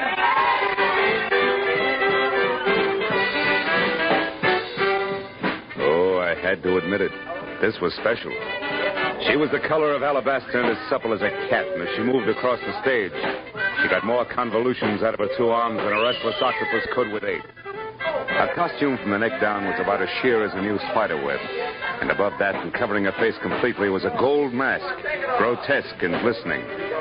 As the dance headed for a climax designed to knock the cash customers right out of their seats, I reminded myself again that I was here on business. So I walked down the side aisle to a door that led backstage and went through it just as the dance ended. Then while the audience tore the house down begging for more, the Heat Wave tossed a couple of kisses through a gold mask and ran to a dressing room. I started after her and was halfway there when a bulging hulk in a sharkskin suit that measured 6'6" in every direction lumbered casually out of the shadows and took a bulldog stance with his back against the dressing room door. I started thinking up fast ad-libs and was hot for a switch on the eager reporter gag when the baggy-pants comic slid up beside me. Hey, chum. Huh? They're asking for a load of mayhem if you try to get to the heat wave past Jesse there. Jesse? He the man mountain in the sharkskin suit? Yeah, with orders to break bones. Oh. Maybe I can help you out. Good. But how come? Yeah, let's go around to the side. You're a reporter, right? Yeah. Well, Inky Barnes can use a little publicity, too, you know. Hold it here by the door. Now, what does you have to know? Well, all I want's one look at her face. Yeah, that's a cinch. I said I'd help you out, and I will. Like this. Yeah. Right out there in the alley. And don't come back before midnight, goon. You can see her face then when she takes her mask off.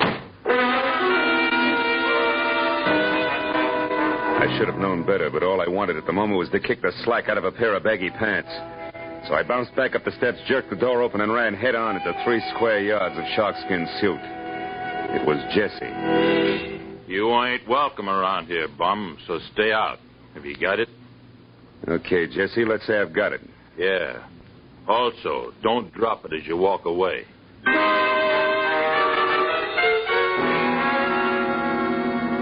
I was glad to remember that I had a client to meet at the airport. So in spite of the fact that the Heatwave's face was still a well-kept secret behind a gold mask, I took Jesse's good advice and left.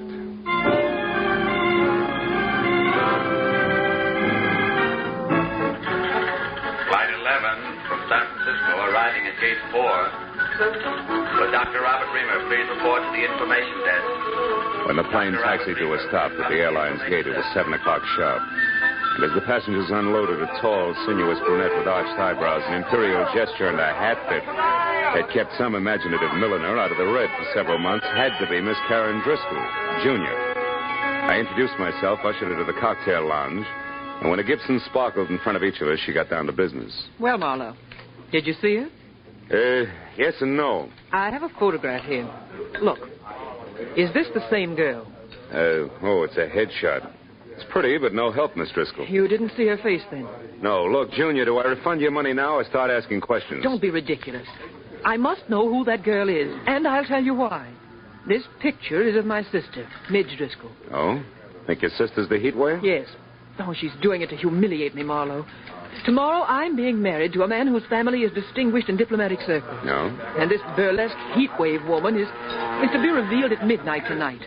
If she is my sister, can you imagine what the papers will do with that story tomorrow morning? Yeah, some wedding present. But your own sister, I don't get it. Why? Oh, it's an old hate, Marlowe. Midge lost a love affair, and I won it. Years ago. She's never gotten over it. Oh. And she's done things before. The day I was elected president of the Metropolitan Club, she faked an elopement with my chauffeur. The night of my engagement party, she rode a horse into the Flamingo Room. A brawl started, and she spent the night in jail. I see what you mean, but this Heatwave's got a lot of talent for burlesque. A lot of experience in her line. In fact, she's a sensation, let's face it. So what makes you think it's Midge, a hunch? Oh, no. I found the name Tracy Lake in her apartment in San Francisco. He's the manager of the Palace Theater here. I learned that from a newspaper story in which Josh Freeman... Josh Freeman? Yes, the big producer. Oh. He's supposed to be bargaining with Lake for his Heatwave discovery. Oh, she's done a thorough advance publicity job, all right. What if she turns out to be his sister? What then? That's my business. I know how to make money talk, Marlowe. And I've more than enough for a polite but firm conversation. Your job is merely to find out for sure, between now and midnight, if my sister actually is this Heatwave. I'll take care of everything else.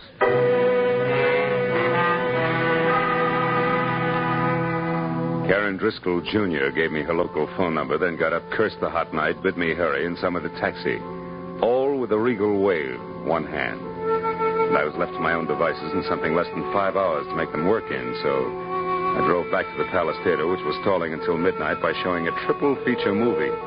Paid another admission and slipped backstage again. It was deserted except for 2 electricians tied up in pinochle under the switchboard light. The Heatwave's dressing room was locked. Jessie was nowhere in sight, and I was about to leave again when I heard a familiar voice cooing into a dark note that turned out to be a phone booth. It was Hinky Barnes, the baggy pants comic. Beauty to the beautiful, you know. Hey, listen, baby. About that other deal, did you talk to her? She won't. You sure? Yeah. Yeah, well, look, I gotta talk to you. How about dinner? You can't? Well, I know you got things on your mind, but... Yeah, honey, I know you're tired.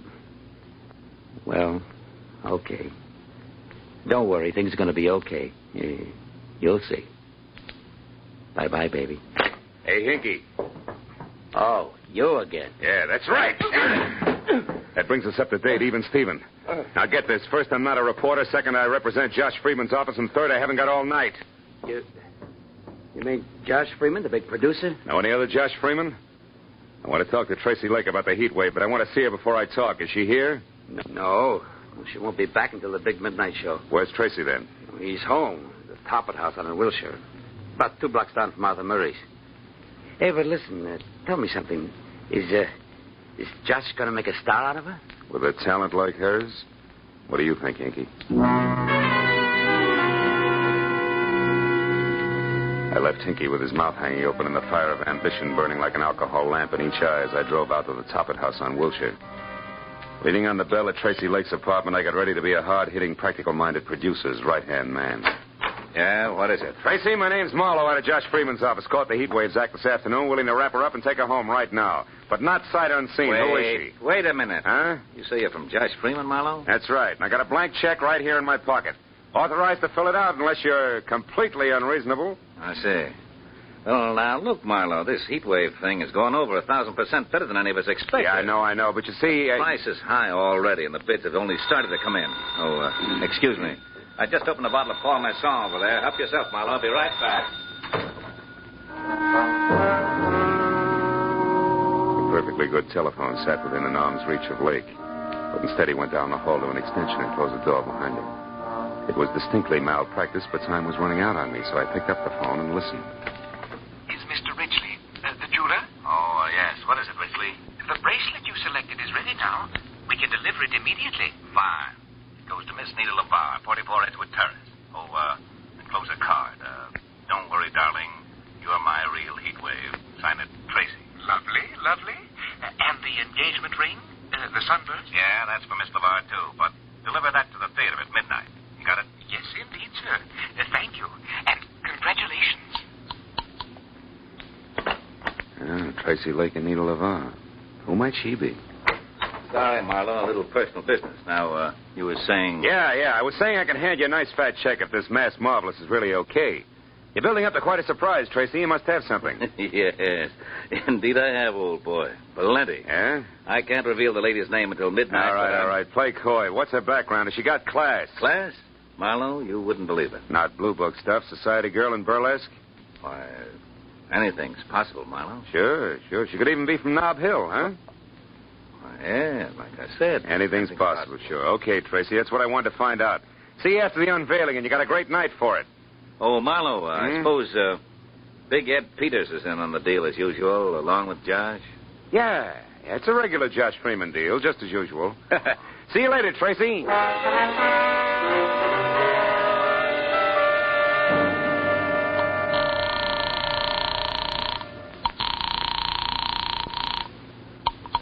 Hello?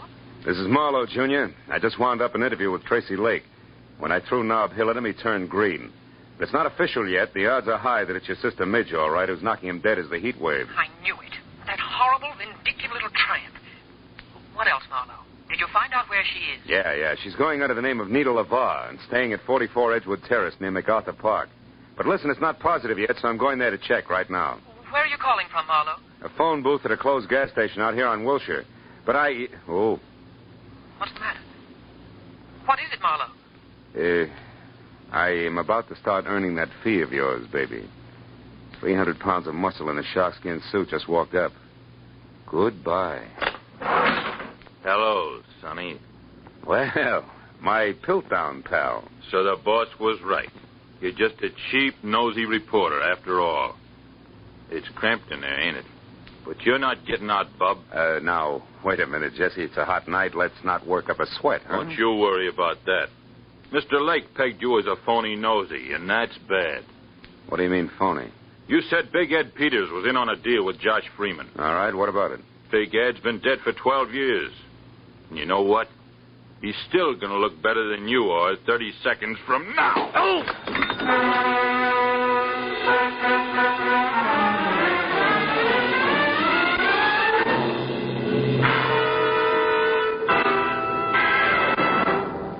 In just a moment, the second act of Philip Marlowe. But first, tomorrow night, in order of their appearance, you'll hear Joseph Cotton, Ozzie and Harriet, Jack Benny and his gang, Amos and Andy, Sam Spade, Lum and Abner, Helen Hayes, Eve Arden, and hold tight now, a special show with Bing Crosby, Bob Hope, Claudette Colbert, and Dinah Shore. over most of these same CBS network stations. And Jack Benny with Mary, Phil, Dennis, Don, and Rochester will be heard over them all. Now, with our star, Gerald Moore, we return to the second act of Philip Marlowe and tonight's story, The Heat Wave.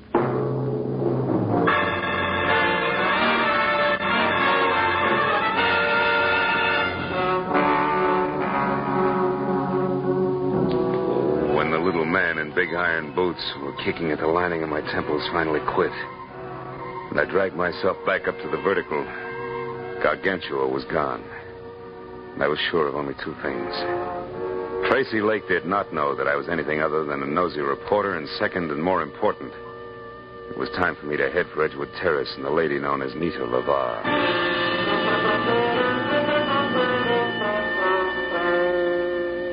As I started for the front door of number 44, which was an all-alone stucco under tile L-shaped that showed a single light, the little men in iron boots went to work again. It reminded me that it might be healthier if I first found out exactly what was waiting behind the mat marked Welcome. So I made a wise circle around to the back, then in closer past a whispering huddle of palms through a flagstone patio that led to a short flight of also flagstone steps. But there, when I was only a few feet from an uncurtained window, I stopped at the sight of something I hadn't expected. It was the body of a woman lying in a twisted heap at the bottom of the stairs. When I moved closer, I saw that the ugly cut on the side of her head that had killed her had come from the jagged edge of the last step. I also saw that the woman was Midge Driscoll. Next to the body, there was an overturned, crushed sprinkling can, which meant that she could have fallen to her death accidentally. Also, it could have meant that if murder the killer had overturned and crushed the sprinkling can as well. I was somewhere between the two thoughts when I heard a car brake to a stop in front of the house. Then high heels on a cement walk. I quietly moved around to where I could see something tall and blonde who, in a better light, would have been better looking. Good evening. What? Who's there? Name's Philip Marlowe. Mean anything? Nothing. Then try this. I'm a friend of Midge Driscoll's. Midge? I never heard of anyone by that name. I'll bet. Step up a little closer, honey. Now, wait a minute, Mr. Bright Eyes. Midge! Yeah, Midge. And Driscoll. Name you never heard of, remember? Now, what do you say? Do we play it straight? Yeah. I'm Nita LaVar, Mr. Marlowe. Baby, you're getting in deeper by the minute, and by that I specifically mean that Midge Driscoll here and Nita LaVar are one and the same. Oh, you're crazy. I know my own name. It is and always has been Nita LaVar. That's Midge Driscoll. All right, since you've grown so cooperative, maybe you can tell me why she's dead. Oh, it could be that she fell down those stairs. An hour before her unmasking is the heat wave? Heat wave? You know an awful lot, mister. How come? It's strictly business. I'm a private detective with clients. We'll talk about that later. Right now, it's time to go in and call the police. And don't tell me you can't find your key. Don't worry, private detective. I won't. Here, catch. Got it. Now, let's get inside. But let's not call the police, huh? Why not? Are you afraid that they'll... Oh, I see what you and that pretty little gun mean. I'm glad. I'd hate to have to shoot you. Why, want a night's your quarter? Don't be funny. I didn't kill Midge. Then why no police? For a very good reason. Until tonight, Marlowe, I've been the heat wave. The substitute heat wave for Milady there, who didn't have the time or the talent for the build-up to the great joke she was going to pull on her sister. You mean you were the one I saw today? The one everybody saw every day. And liked. Liked so much the business boomed and all the heads in the front row weren't bald. Which has what to do with me calling the police? In general, everything. In particular, my career. I tried to get that crazy kid there to back off and let me go on with the act that she'd kill after one performance, but no. Miss Bunny Moneybanks wouldn't hear of it. Now that she's dead, you're in, is that it? Solid. And that's also the reason why I don't want to spend the next 2 hours talking to cops. So go on, put the key in the lock, turn it, open the door, and walk in. What happens then? Then, Mr. Marlowe, we call Tracy Lake and arrange for a playmate for you. Playmate named Jessie, maybe. A playmate named Jessie. And no, maybe.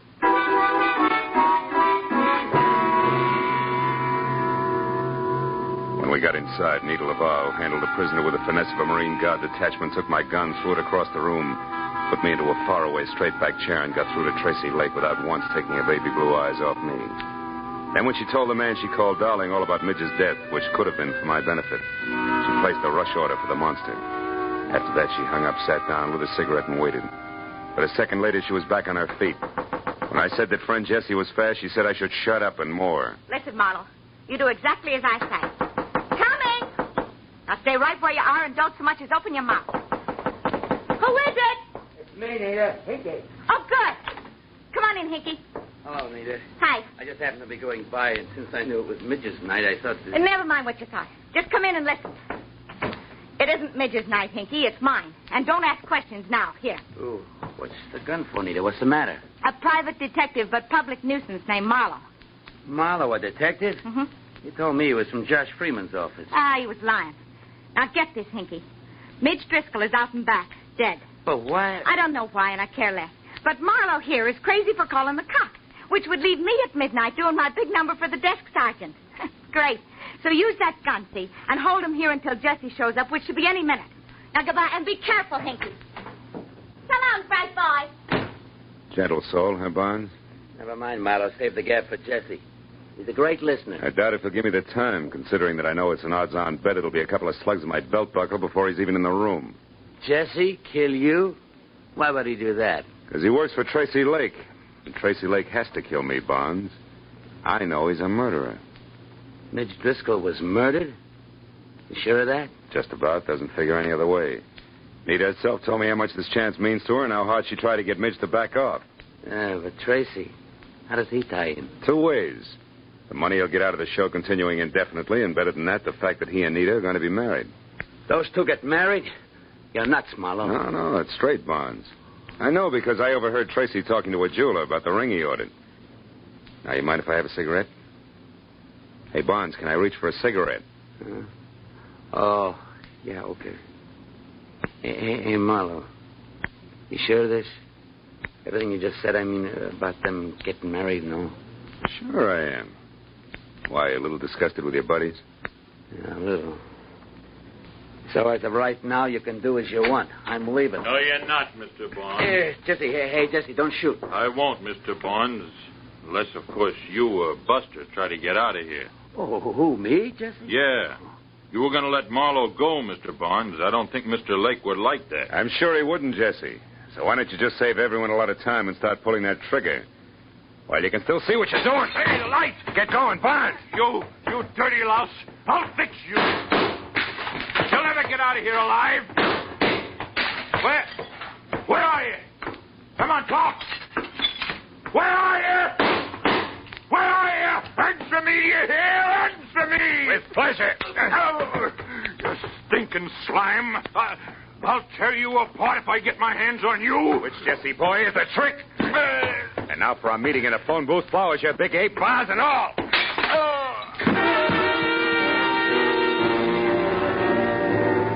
After I got some lights on and found my gun where Nita had tossed it when we first came in, I checked Jesse over once to make sure that he was neither dead nor too alive. Then I started for the door. But there, even as my hand closed over the knob, I stopped. A crazy thought from I don't know where wedging its way into my mind. I turned back toward the room and stared at the flower and vase-strewn form of the ape that covered half the carpet. Then slowly the wedge broke through and there was light, lots of it. The kind in which I could see why Midge Driscoll had been murdered. And more important, why I had to get to the Palace Theater in Nita Lavar before murder happened again.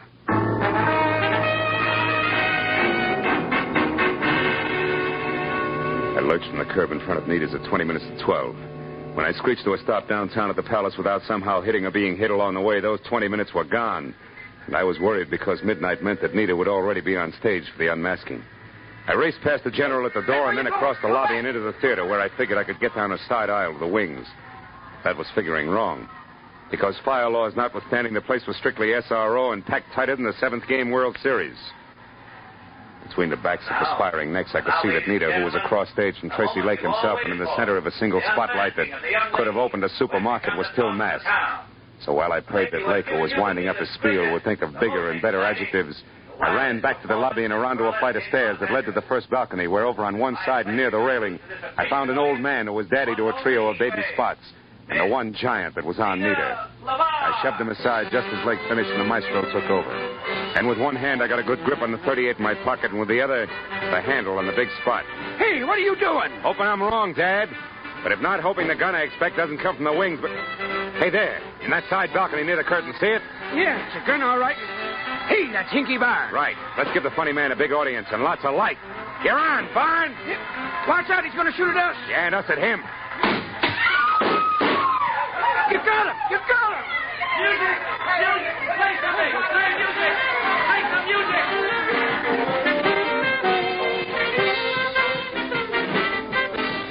It was 20 minutes of bedlam. Police, music, and 2 quick numbers by Nita LeVar, all of whose shaking was not routine. Before the Palace got back to the quiet business of being a burlesque house, and the show went on.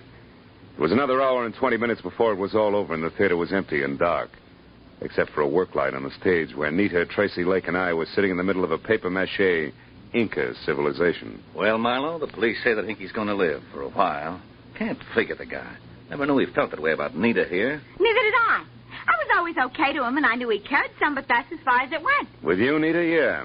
But with Hinky, it was something else. Something strong enough to make him kill Mitch Driscoll so that Nita would get a big chance, eh, Marlowe? Mm-hmm. And when he found out through me that you two were going to be married, he realized that the murder he had committed was for nothing. And now he was going to make one count. So he turned on you, Nita. How did you find out in time to get to him before he could make a try for Nita? The way the guy sagged when I said you were going to be married told me all I had to know. But it was cinched by the American beauties draped around Jessie. American beauties? Flowers? Yeah. See, I remembered a phone call Hinky made. You, Nita, had been the lady he'd talked to and loved. From there on out, it was a little better than a shot in the dark. 2 shots in the dark, Marlowe. Good ones that are responsible for Nita still being here with her. Thanks, fella. Yeah, Marla, thanks a lot. Don't mention it. After all, I was paid for my work, and besides, that dance you do, Nita, belongs to posterity. Good night.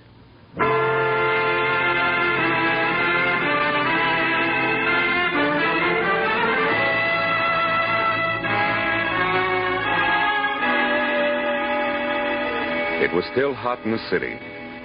I had no enthusiasm for further conversation, and a very sticky feeling from head to foot. So I took care of Karen Driscoll Jr. in a fast telephone call and then pointed my car for my apartment.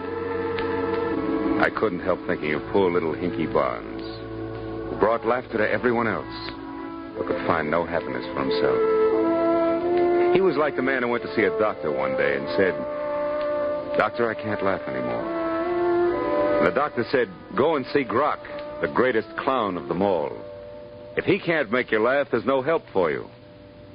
The man smiled and said, "Thank you, doctor. You see, I am Grock."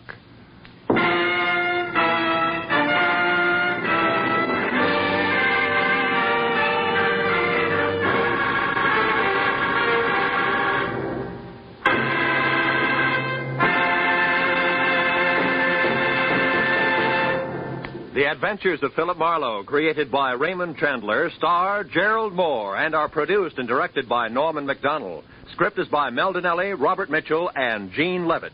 Featured in the cast were Vivi Janis, Wilms Herbert, Ed Begley, Elsie Holmes, Barney Phillips, and Byron Kane. The special music is by Richard O'Run. Be sure and be with us again next week when Philip Marlowe says... It started at dawn in a Los Angeles taxi and wound up that night on a cliff in the middle of the Pacific. All because of a Dutchman with $50,000, a corpse in a lily pond, and an Oriental with a chauffeur who wanted a cloak made of nothing but feathers.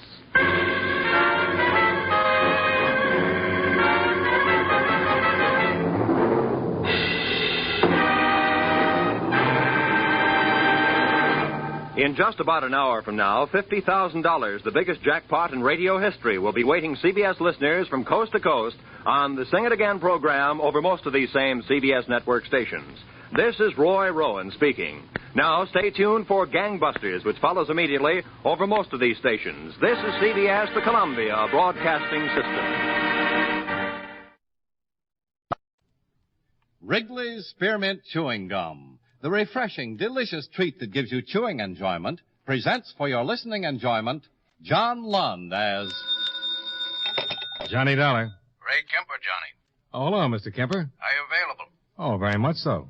We insured a Mrs. William Post, New York City. She was killed last night. Yeah, how? Murdered. A private detective named Paul Sachs and a lawyer named George Simon found her in her apartment. She'd been stabbed to death. Any suspects? Yeah, her husband, William Post. Lieutenant Roseman of the 5th Precinct is handling the case. Contact him. He expects you. Okay, I can leave in an hour.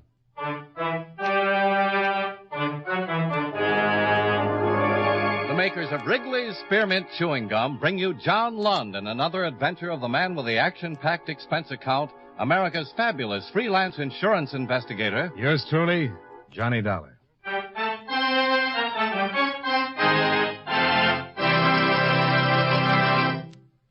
For refreshing taste, plus chewing enjoyment, treat yourself to delicious Wrigley's Spearmint Chewing Gum.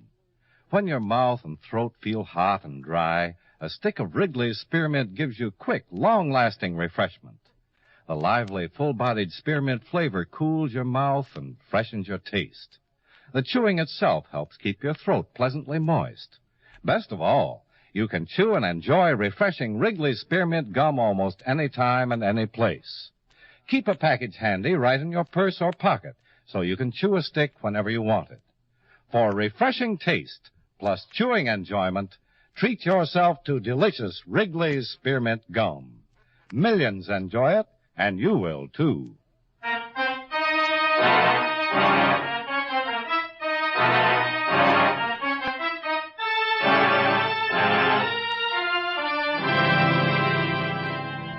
Expense account submitted by Special Investigator Johnny Dollar to Home Office, Columbia All Risk Insurance Company, Hartford, Connecticut. The following is an accounting of expenditures during my investigation of the William Post matter. Expense account item 1, $18.90, train fare and incidentals between Hartford and New York City. I arrived in the afternoon, registered at the hotel, and rented a car, which I drove to the 5th Precinct Police Station, where I met Lieutenant Roseman, an old friend. I haven't seen you in a long time, Johnny. How's it going? Oh, can't complain. You're a lieutenant now. Yeah, getting up in the world. Well, how about filling me in on this Post killing? Sure. The woman's name is Teresa Post. Married to William Post, banker. She was found last night in her apartment, stabbed 4 times. Gag shoved in her mouth, apartment robbed. A private detective named Sachs found her, huh? Uh-huh. And Mrs. Post's lawyer. George Simon. Right. They both arrived at the apartment about the same time. Both had appointments with the victim. They got worried when she didn't show up. Found the janitor, and he opened the apartment for them. They discovered her lying on the floor in the bedroom. What was missing? According to her husband, all her jewels, about $15,000 worth.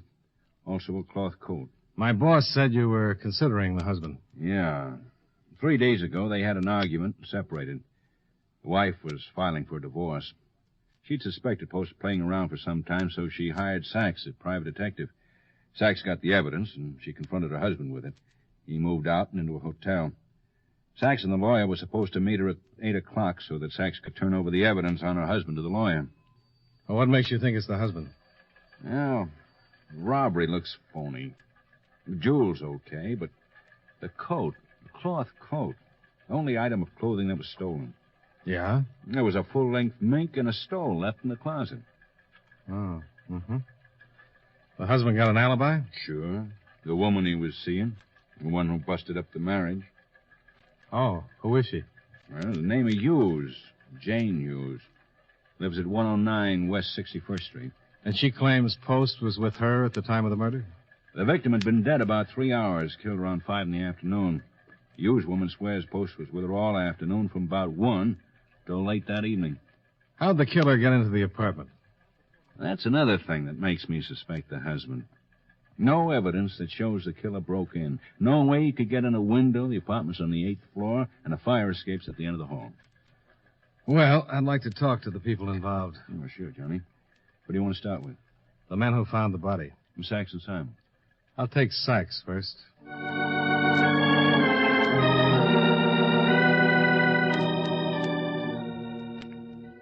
Roseman gave me the address of the private detective, and I drove over to 52nd Street where I located my man. Paul Sachs was small, with a sour look and a wet handshake. What can I do for you, boy? I'm investigating the Post murder. Uh-huh. So, well. Insurance man, huh? That's right. She insured for much? I forgot to ask. Yeah, probably is. Old man's loaded, boy. When did Mrs. Post retain you? About a month ago. Well, the 5th, to be exact. Wasn't too hard. The old man was pretty open about it. He was careful, all right, stayed to the more discreet places, but he was... Well, you know how those fellas are. Last one to think someone's checking up, so they aren't as careful as they should be. Want a drink? No, thanks. I was lucky. Lucky? Yeah. Paid me up in full before the old man cut her up.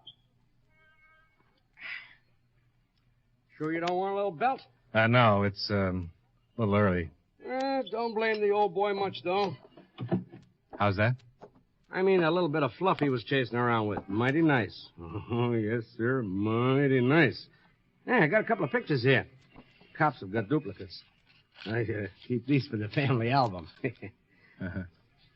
You think Post killed his wife? Oh, yeah, sure. He certainly had the motive. Threw him out and was going to take him for everything. I've been in on things like this, boy. A man like me gets mixed up in all kinds of things. Murders like this, cut and dried. I'll tell you what. He made his mistake by taking that coat and leaving the mink. Stupid mistake. Real stupid, boy. The police say she was killed around 5 in the afternoon. Yeah, that's right. Ooh, she was cut up something awful. Where were you at 5, Mr. Sachs? Me? Oh, nothing personal. You're barking up the wrong private detective, boy. I didn't have no motive. I was right here in my office. Didn't finish work till around 6. I've got other cases, Can you prove you were in your office? Can I prove? Well, boy, if I gotta prove it, I'll prove it. But there ain't no motive, boy. Why would I want to kill her, huh? You ain't thinking, boy. When you've been investigating as long as I have, you won't run around asking ridiculous questions like that. Yeah, I should be ashamed of myself. Well, Mr. Sachs, it's been a real pleasure. You gotta go, boy? Yeah, I'm afraid so, but it's been charming. Good. You need any help? Just give me a call. Oh, I'll do that, boy.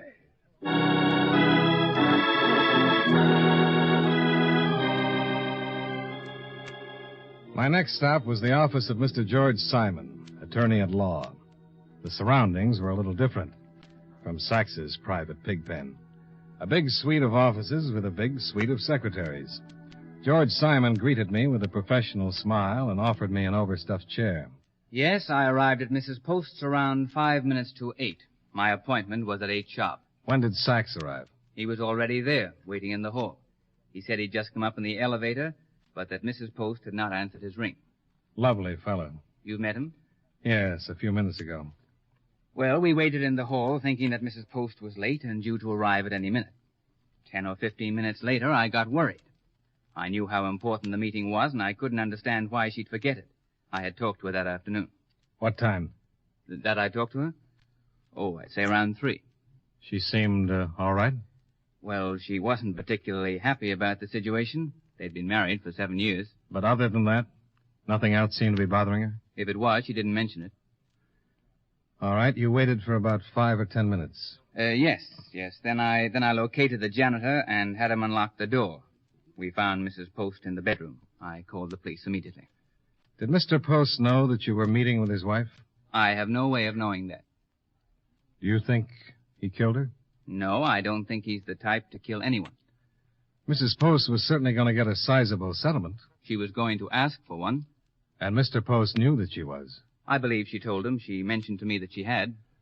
How large a settlement? We hadn't arrived at any figure. I was supposed to meet her and this private detective. I was supposed to look over the evidence, and then we were to discuss future plans. Where were you at 5 o'clock, Mr. Simon? Here in my office. I was here all day except for lunch. All right, sir. Thank you very much for your trouble. Glad to help. But I don't think Mr. Post killed his wife. Well, I can't disagree with you. You don't think he did? I can't agree with you either. You see, I just don't know yet.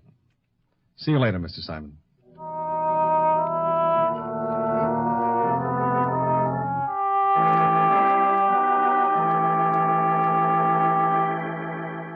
The next person on my list was Miss Jane Hughes, the reason for the marital rift between William Post and his wife.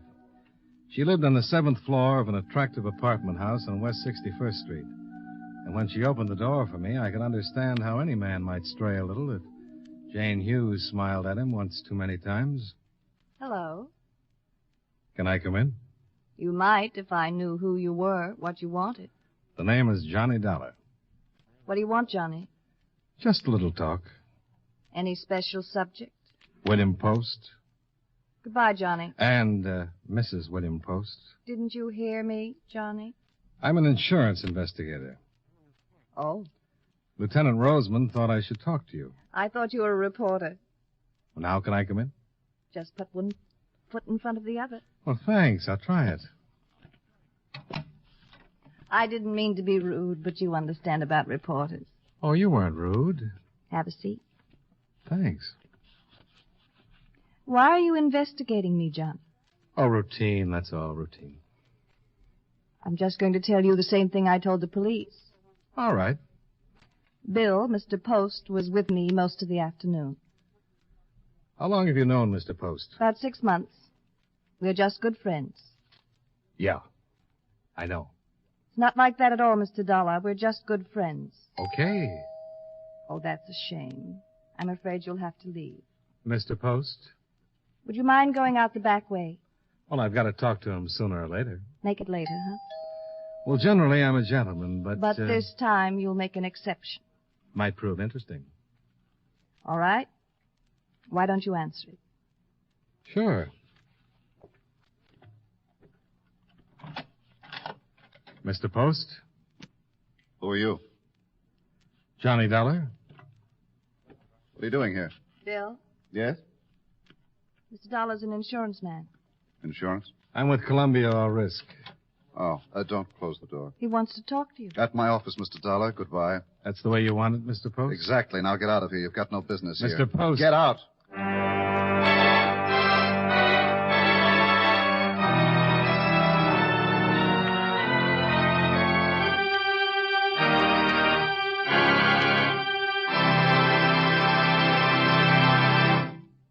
Friends, no matter what kind of work you do, it's a real help to chew delicious Wrigley Spearmint gum right while you're working. When you're warm or tired, for instance, the lively, full-bodied spearmint flavor is really refreshing. It helps keep your mouth and throat feeling cool and moist. Chewing on that smooth, good-tasting piece of Wrigley's spearmint makes the time pass more pleasantly, too. It seems to make your work go smoother and easier. Keep a package or two of Wrigley's Spearmint Chewing Gum handy all the time. Enjoy chewing Wrigley's Spearmint while you're working and at other times. That's Wrigley's Spearmint Chewing Gum. Healthful, refreshing, delicious. And now, with our star, John Lund, we bring you the second act of Yours Truly, Johnny Dollar.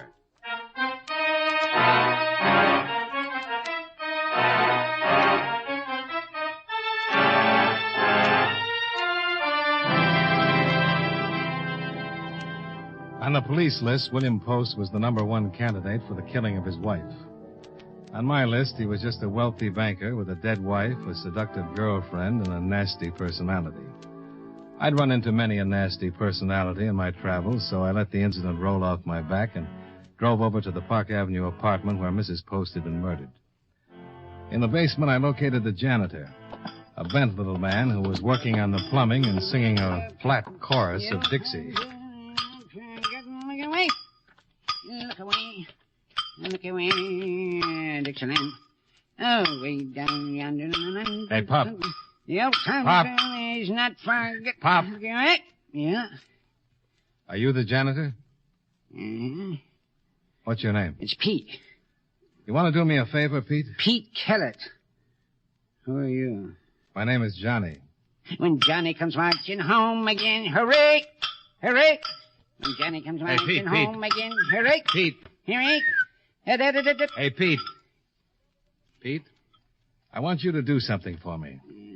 I don't know you. I'm an insurance investigator. Yes? You got a pass key to number 8? Well, have you?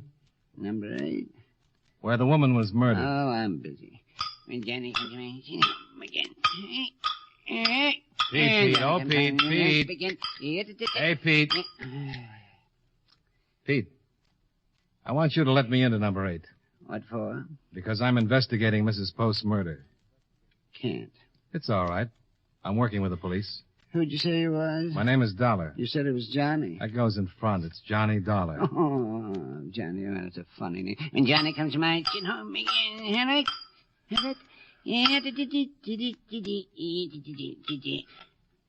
there ain't nothing for you to see in number 8. I just want to look over the place. Why? I just want to take a look around. I don't want to go up there. Well, then give me the key. I can't.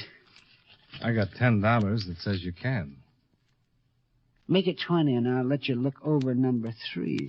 Folks are out of town for a couple of months. I just want to get into number 8. Okay. Oh, thanks. You opened the door last night for Mr. Sachs and Mr. Simon, didn't you? Who? How long have you worked here? Oh, I don't know. I guess I worked here, let me see now. Oh, my. I just worked here, for just a long time, I guess. That's all. You knew Mrs. Post? Yes, I know. Have you ever seen Mr. Sachs or Mr. Simon before last night? Who? The men you let into Mrs. Post's apartment. I saw him last night. I never saw him before. Not even once I never saw. Oh, I didn't like that one of them. Oh, that one with that squinted face. He squinted it all up, and he had those dirty teeth. Sachs. Who? The one that squinted his face all up. Oh, I didn't like him. Well, thanks, Pete. I didn't like Mrs. Post either. Why not? I just didn't like her. Sweet, sweet chariot, coming to carry me home.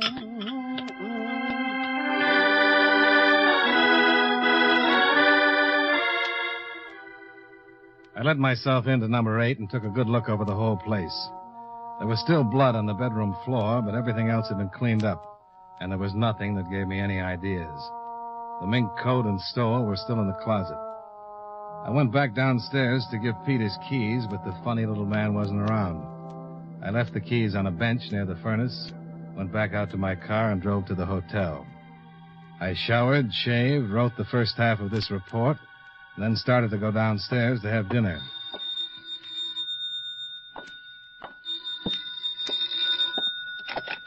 Johnny Dollar. Roseman, Johnny. You got something interesting on the post case. Oh, good. Somebody pawned that cloth coat late this afternoon. You know who it was? No, I'm just on my way down to the pawn shop to get a description from the pawnbroker. You want to meet me? Where is it? 945 East 185th Street. I'll see you there.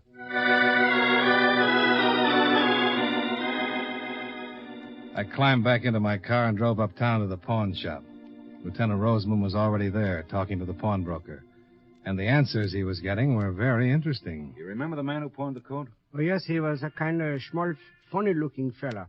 He didn't said much, just handed me the coat and took what I gave him. You know, I remember the circular, what you sent. Seems strange, a man like that having such a nice coat. I thought right away that was stolen. The man was small? Yeah, kind of stooped over. Anything else? No. Oh, yeah. He had a habit of singing to himself all the time, under his breath. The first good lead. Roseman and I drove back to Mrs. Post's apartment and went down in the basement, where we found Pete Keller asleep on an old cot. Hey, Pete. Pete. Come on, wake up.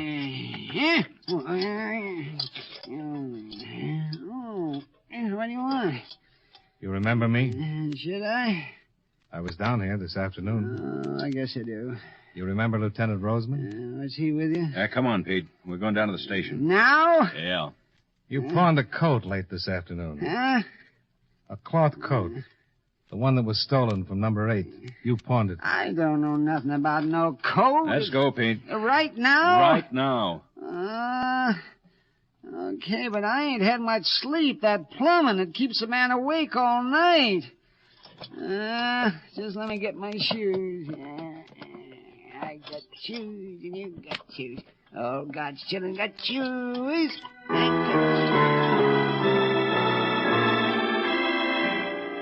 We took Pete Keller down to the precinct and questioned him for half an hour. But he refused to admit that he'd ever pawned the coat or that he knew anything about it. The pawnbroker was sent for, and we all went down to the lineup for an identification. Pete Keller was in the first line. Third man. Number 3, murder. Number 3, step out. Number 3, you. Huh? You're number 3, aren't you? Well, if you'd like me to be. Then step out. Oh, sure. Is this okay? Just answer the questions. You mind if I sit down? Just stand right there and face the front, hands at your sides.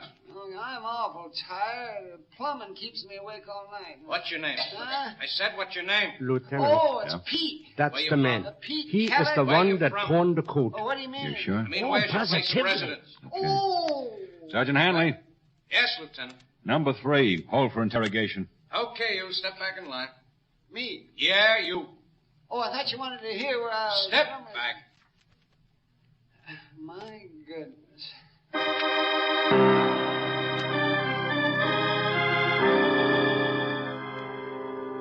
We had a positive identification. The pawnbroker had pointed out Pete Kellett as the man who'd pawned the coat. We took the little janitor down to the interrogation room and worked on him for 5 long hours. But he didn't crack. Pete, why don't you save us all a lot of trouble and admit it? What? That you killed Mrs. Post. Oh, why should I admit that? You want me to tell the truth, don't you? Oh. Pete, Yes. you did pawn the coat, didn't you? Yes. Okay. Where did you get it? From Mrs. Post. And you stabbed her. No. Then how did you get it? Well, she'd give it to me. You expect us to believe Why, that? sure. Why didn't you tell us this in the first place? Well, I thought if you knew, you'd think just what you're thinking. She gave you the coat. Yes. When? Well, a couple of days ago. You told me you didn't like her. I didn't. She gave you a nice coat like that, but you didn't like her? No. Then why did you take it? Why not? Now, look, you... Lieutenant. Yeah? Come here a minute, will you? Can I go? You move a muscle and I'll bust you. Oh. I tell you, Johnny. Yeah, I know. But after all, He's nuts. There's a more polite term for it. He's nuts and he's guilty. You want to find out if he is? I know. I mean guilty. Find out and eliminate all this questioning? How? He's scared of that room. He wouldn't take me up to number 8, although he gave me the key. I think we can scare him into a confession. I'll try anything. Of course, there's a chance he's telling the truth. If he is, I'll eat your shoulder holster. Well, turn him loose. Send him back to his job. What's that going to do? You just hang around and watch.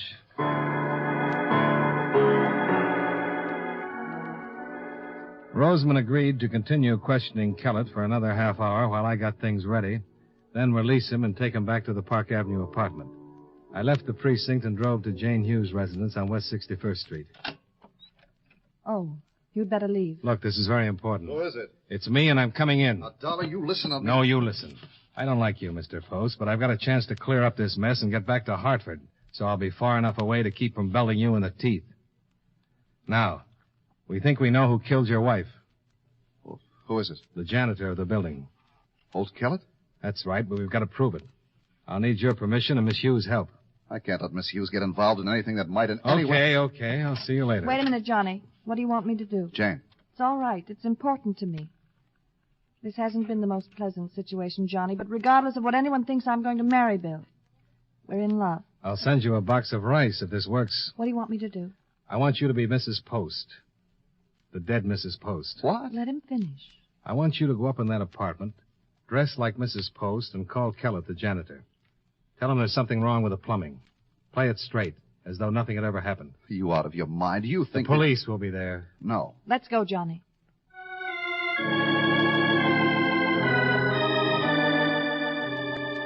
I drove Jane Hughes to the apartment where Roseman was waiting.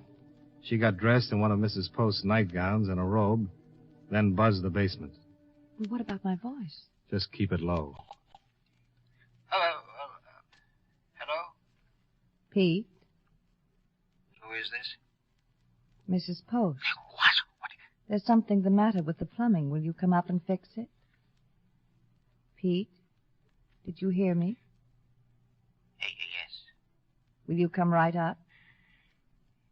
Yes.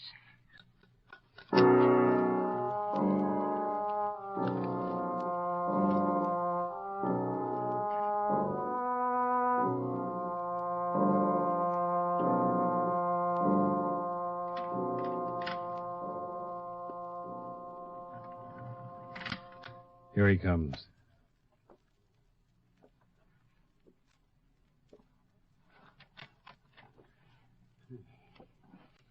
Come in, Pete. What's the matter? You're dead. No, I'm not. Come in. Didn't I kill you? No, I'm all right. No. Something's wrong. No, you're dead. Stop being silly. Come in here. Well, if he ain't dead, if I didn't kill you the first time, I better do it now. Don't move, Pete. Snap on the lights, Miss Hughes. Put down that knife, Pete. Is it all right? Yeah.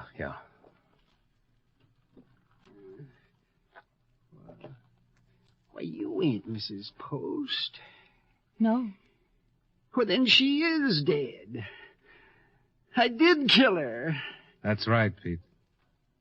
Oh, I feel better.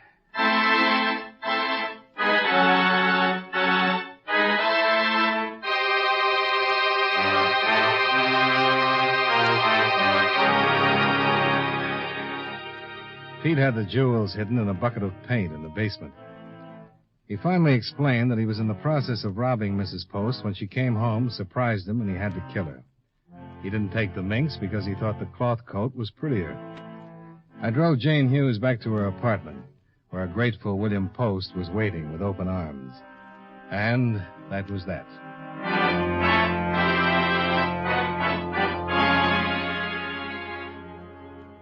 Expense account item 2, $15.85 for a late dinner for Lieutenant Roseman and me, after which I retired to my hotel bed and slept for about 10 hours.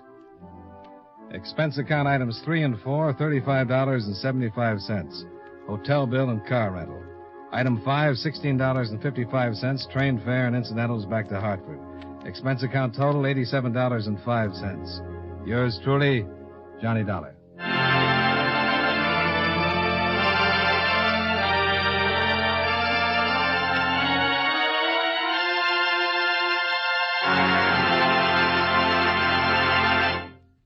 Remember, friends, for refreshing taste plus chewing enjoyment, treat yourself to delicious Wrigley's Spearmint Chewing Gum. The taste of fresh spearmint is cooling and delightful, and there's lots of it in every stick of Wrigley's Spearmint Gum. It freshens your mouth, helps keep your throat moist, and sweetens your breath besides. You'll enjoy the good chewing, too, because Wrigley's Spearmint is so smooth and pleasant to chew on. There's nothing else quite like it. Next time you're at the store, stop at your friendly merchant's display of chewing gum and get a few packages of good-tasting Wrigley's Spearmint Gum. Always keep some handy for refreshing taste plus chewing enjoyment. That's Wrigley's Spearmint Chewing Gum. Healthful, refreshing, delicious.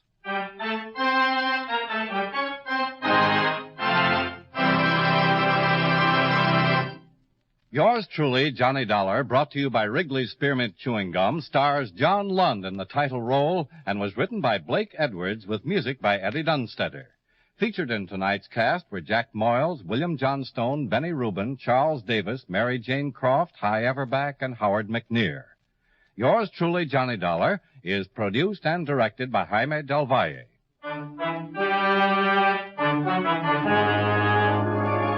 The makers of Wrigley's Spearmint Chewing Gum hope you enjoyed tonight's story of Johnny Dollar and that you're enjoying delicious Wrigley's Spearmint Gum every day. This is Charles Lyon, inviting you to join us again next week at the same time when from Hollywood, John Lund returns as... Yours truly, Johnny Dollar.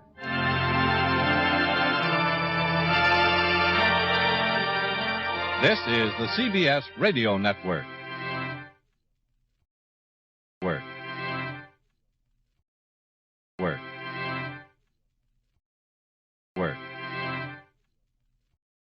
Get this and get it straight. Crime is a sucker's road, and those who travel it wind up in the gut of the prison of the grave. There's no other end, but they never learn. This one began as the threat of a beating that turned into murder with a brown-eyed blonde, a jovial hippopotamus, and a tough ex-soldier of fortune, all complicating the problem until I got next to the key man. From the pen of Raymond Chandler, outstanding author of mystery, comes his most famous character and crime's most deadly enemy, as we present The Adventures of Philip Marlowe.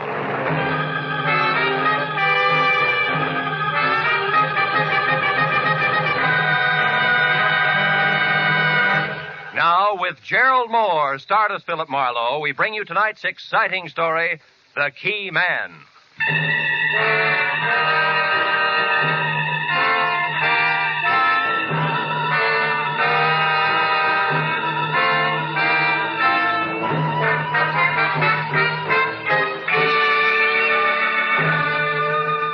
Along about dusk, Hollywood Boulevard is some desolate place between the end of work and the start of play, and about as boisterous as taps. So except for a sallow-faced masher leaning against a nearby storefront warming up his evening leer, I was alone on a lot of fancy pavement when I walked up to the box office at the Newsreel Theater near Cahuenga. Paid my 40-cent admission, tax included, and started inside, where, of all places, I was to meet my new client, one Mark Hummel. He'd called my office at 6:35. And in a tight voice, fringed with fear, urged me to find him in the last row, last seat, far left of the Boulevard Cinema at once, if I could use a $50 bill. It was exactly 6:45 when I crossed the length of lobby to aisle 4 and entered the theater proper, which was almost empty. It was 2 minutes after that before I could see well enough to tell that the man all alone in the aforementioned seat, who wore white French cuffs protruding out of gray flannel, a pleated frown and not paying any attention to the bathing beauties on the screen who were water skiing through Florida's Cypress Gardens, had to be my client. I eased in and sat down next to him. I could see he was watching me out of the corner of his eye. Marlowe? Yeah. My plane leaves for New York in half an hour. Watch it, honey. You ought to see that I'm on it and in good health. Who wants it otherwise? Barney Kovac, an ex-soldier of fortune who thinks with his fists. He works as straw boss in a garage where they park cars. He's threatened to kill me with his bare hands. Why? What'd you do? Oh, nothing. It was perfectly legitimate. Mm-hmm. He had a chance to get out of Hippo Link's place. Get out of whose place? Hippo Link. Oh. Kovac had a chance to buy a location of his own. But you got there first. Look, Mr. Hummel, why don't we continue this in the lounge? It's quieter out there. Yes, what if you think? Yeah, come on.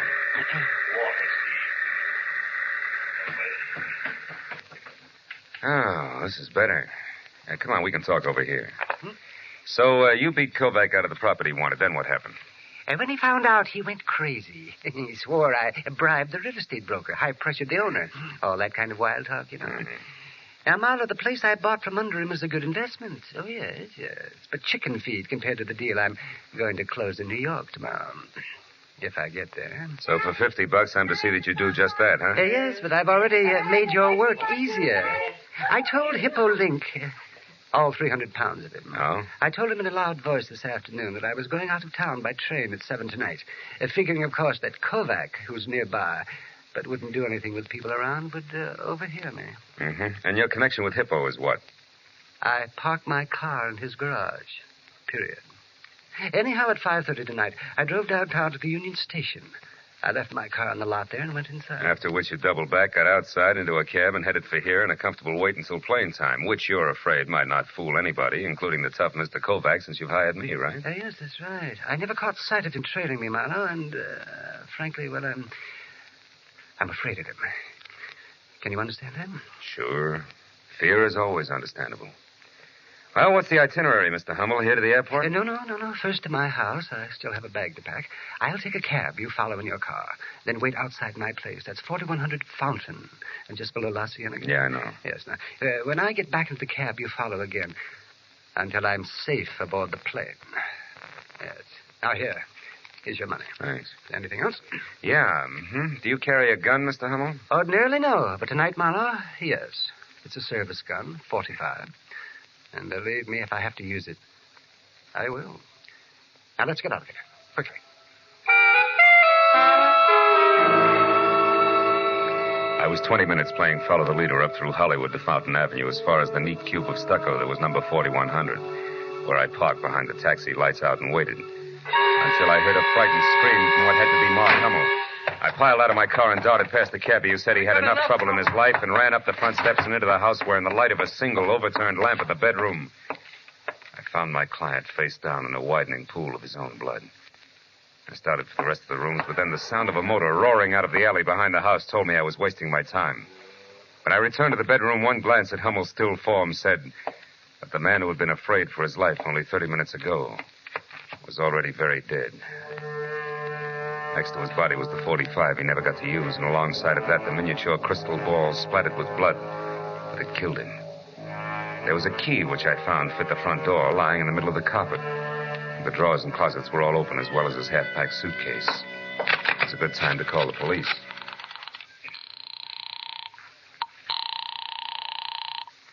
Homicide, Detective Lieutenant Matthews speaking. Marlowe, Lieutenant. I'm at 4100 Fountain and standing next to a man named Mark Hummel who used to be a client. He's dead, Matthews, murdered. Any idea who did it, Phil? Well, I got an idea it might be a lot of muscle called Barney Kovac, who works in the garage on Santa Monica Boulevard. You sure it wasn't a robbery killing? No. Well, we've had a lot of second-story jobs there about every 3 weeks in that neighborhood. I'm not sure of anything yet, but you see, I was high... Uh-oh, company, Lieutenant. I'll catch up to you later. Mark, I beg your pardon. Is it Mr. Hummel in? Yes and no. Did he expect you? Well, no, he didn't. Who are you? Philip Marlowe. Well, is Mark in or not? Yes, he's in. You'll find him in here, if you insist. Oh, thank you. I'm sorry I bit your head off, but what I have to... Oh, no. He's dead? Shot with that? No, that's his own gun. He was beaten to death with that glass ball there. Oh. That key is his, too. It fits the front door. I already tried it, and then I put it back when I found it, since the police appreciate neatness on the scene. But that doesn't make sense. Mark always carried his keys in a leather case. Oh? It should be right there in his right pocket. Yeah, you're right. House key with a bunch of others, and, this one matches the one on the floor. How'd you know about this? Oh, I'm an old friend of Mark's, Marlowe. You'd have to be.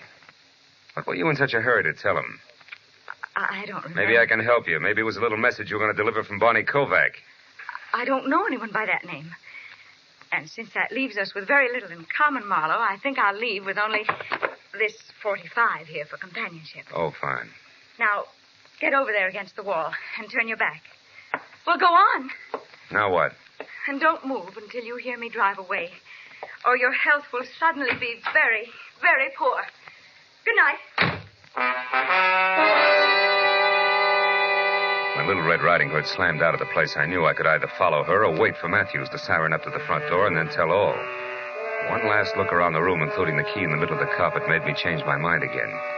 If the key could be traced, it might be a definite link to Kovac, so I headed for Hippo Link's garage on Santa Monica Boulevard in the hope of further information about a hot-tempered man who worked there. Less than 5 minutes later, I was walking down a cement ramp that dropped from the street level into an acre of underground parking space filled with a crowd of heavy with chromium cars that belonged to the fashionable neighborhood nearby.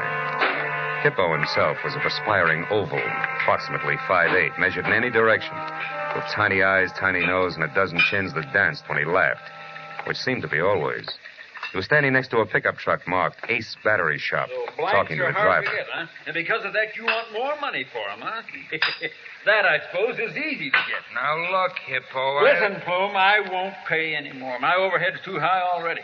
So if you can't get them for me at the same price, forget the whole deal. Besides, I don't like the way you do business anyhow. Meaning what, Hippo? Meaning that when I give you an order, Plume, I want it delivered to me in person, not to just any flunky that's standing around. Okay. That was a slip. It won't happen again. Yeah, not twice it won't. Goodbye, Plume. I got customers. Can I help you, mister? Maybe. I'm looking for Barney Kovac. Is he around? No. Why? What do you want him for? Maybe murder. What? Barney, he killed someone? Wait a minute. Plume, I said goodbye. Go on, beat it. Okay, Hippo. I'll see you around. Let's go in the office here, mister. A little quieter. Sit down. Thanks. You a cop? No, private detective. Name's Marlowe, Hippo. Marlowe, huh? Mm-hmm. Never heard of you. But then I never heard of a lot of people, huh? That's right, Hippo. People like, for instance, Mark Hummel. Why him, Marlowe? He was the one Kovac killed. Well. What do you know? Doesn't seem to break you up. Why should it?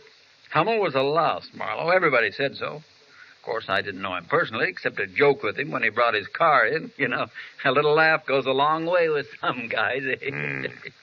Tell me, Hippo, did you know that Hummel was going out of town? Yeah, he told me this afternoon. Should have gone yesterday, huh? Shut up. Okay, so you don't like jokes. I can play it straight. What do you want? For an open of this, if a tall blonde with brown eyes and a pretty face who knows how to handle a 45 as well as conversation walked in here, would you know her? Yeah, might. Could be Rhonda Beaumont, Barney's girl. She lives in a plush apartment over at 38 Sweetser Drive, just above the Strip. How does she figure? Probably great in a Catalina swimsuit, but in this deal, I'm not sure. She might have put me on the right track by setting me straight about a key to Hummel's apartment that I found next to his body. Wasn't his. A key? Yeah, the design on it near the top, the round part, was like a fancy figure 8. Mean anything to you? Not being a locksmith, no. Anything else? Yeah. Where can I find Barney Kovac? How would I know? He quit at 5 today, just like he does every day. And I quit at 9, Marlowe, which happens to be right now. So, goodbye, mister. Just like that? Yeah, just like that. You see, if I work late, Marlowe, I got to pay myself overtime. That hurts, because I can't afford it. See what I mean, boy?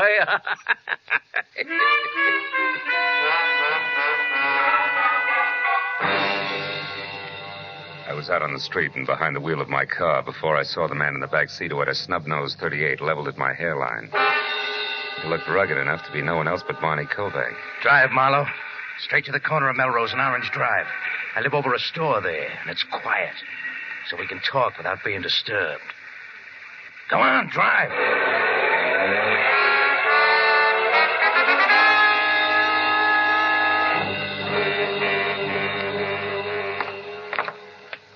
Right ahead of you, Marlowe.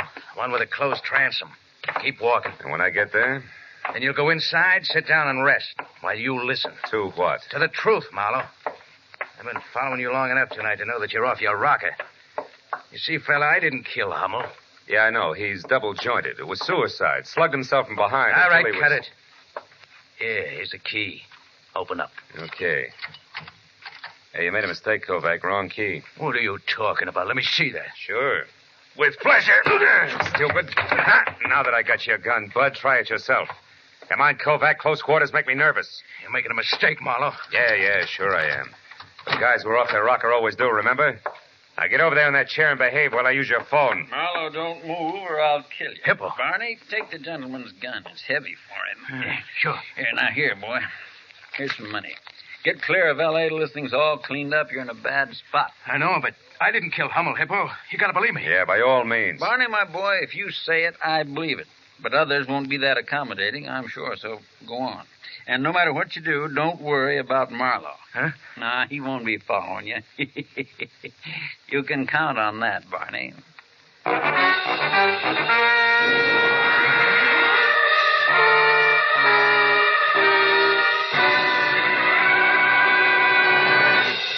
In just a moment, the second act of Philip Marlowe. But first, programs on a summer Sunday afternoon come to you at home, in your cars, on the beaches, and 101 other places where you are at ease. And for your leisure time listening, what is better than music? Every Sunday afternoon, CBS brings you 2 outstanding programs of music. Gems from the great composers played by the Symphonette, and the sweet, memorable songs of the outstanding modern composers and semi-classicists sung by the Choraleers. Each program is designed especially for fine, summer Sunday afternoon listening. Hear both the Symphonette and the Choraleers tomorrow afternoon on most of these same CBS network stations. Now, with our star, Gerald Moore, we return to the second act of Philip Marlowe and tonight's story, The Key Man. The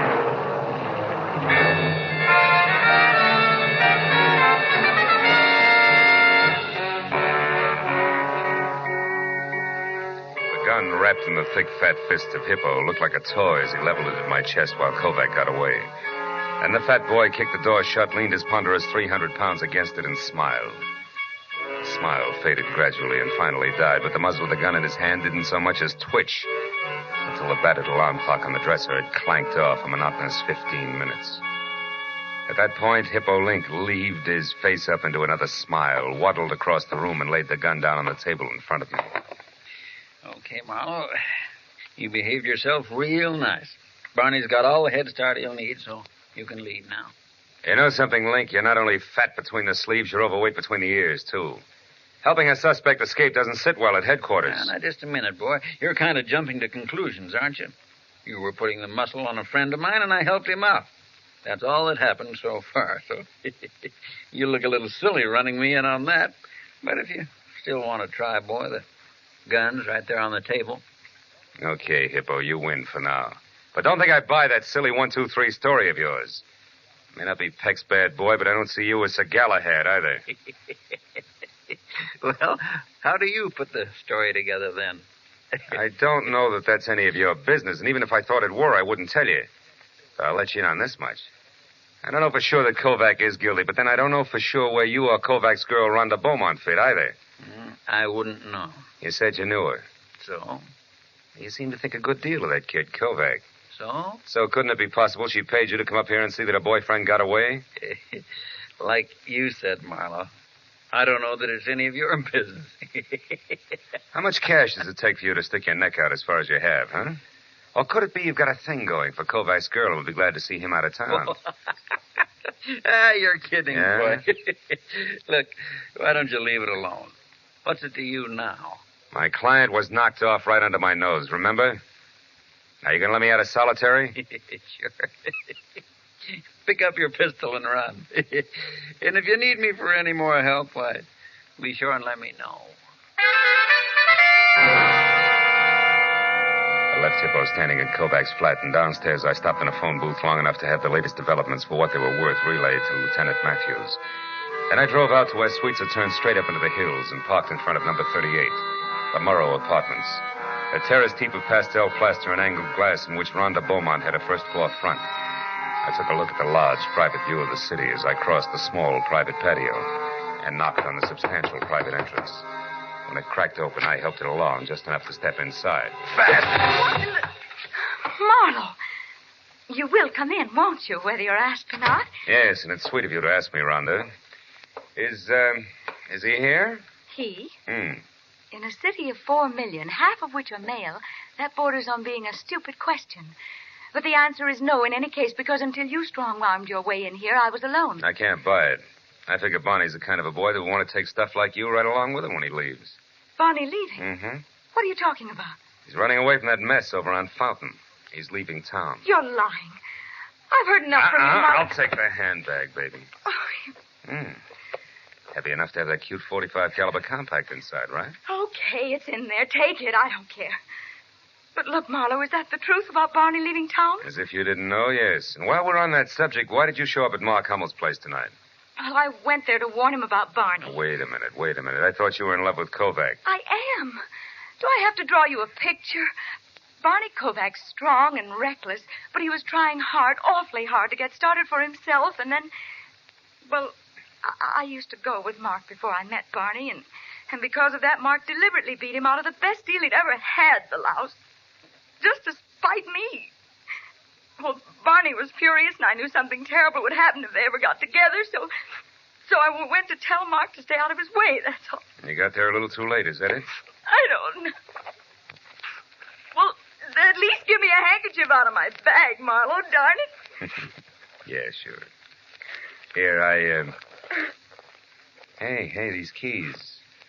Rhonda, this one, the one with the figure 8 design. Where'd you get it? Oh, it's my new door key. Yeah, I know, but where'd you get it? I don't know. Barney had it made for me one day while we were having lunch. Who's the guy who made it? I don't know. Where were you eating that day? A Hungarian place on Fairfax near Santa Monica.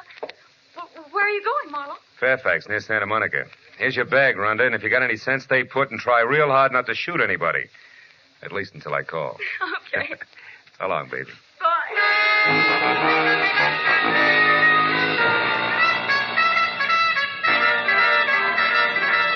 Hey, late extras, the world's in terrible shape. It's a mess. Read all about it. Late extra papers. It's all over now. Paper, mister? No, thanks, kid. Tell me something. Where's a locksmith on this block? Locksmith? No, there ain't none. Oh, come on. Sure there is. A guy who makes keys. It's got to be. Think hard, will you? It's important. Think hard, he says. Look, mister, I know this whole neighborhood like the back of my own hand. No key maker. Uh-huh. Well, how about a guy who sharpens saws, scissors, things like that? No, nothing like that. We got filling stations, bars, a delicatessen, drugstore, shoemaker, dry goods store, 3 restaurants. One's Hungarian. That's on Fairfax. Ace Battery Shop there across the street. A toy store on the corner. A lampshade joint. Shop. Wait a minute. Hold it. Battery. Ace Battery. Plume. Plume. Yeah, that's it. Old man Plume owns the joint. Ah. A real sour apple, you know what I mean? This place is a dump, too, but he works hard. He's probably over there right now, working in the back room. Bless you, my boy. Thanks a lot.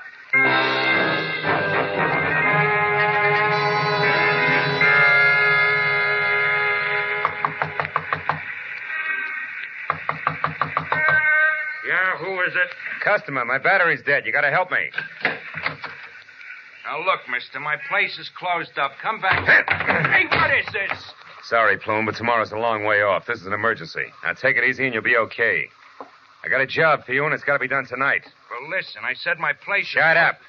Now, get this, Plume. I'm a friend of Hippo Lynx and Bonnie Kovacs, all of which makes you perfect for my job. Now, what kind of a job you talking about? This. It's a key. Duplicate it. A key? Hey, buddy, this is a battery shop. I can't make keys here. In the first place, you got to have a license. I said this was an emergency, didn't I? Get busy. With what? My fingernails? I don't know how to cut keys.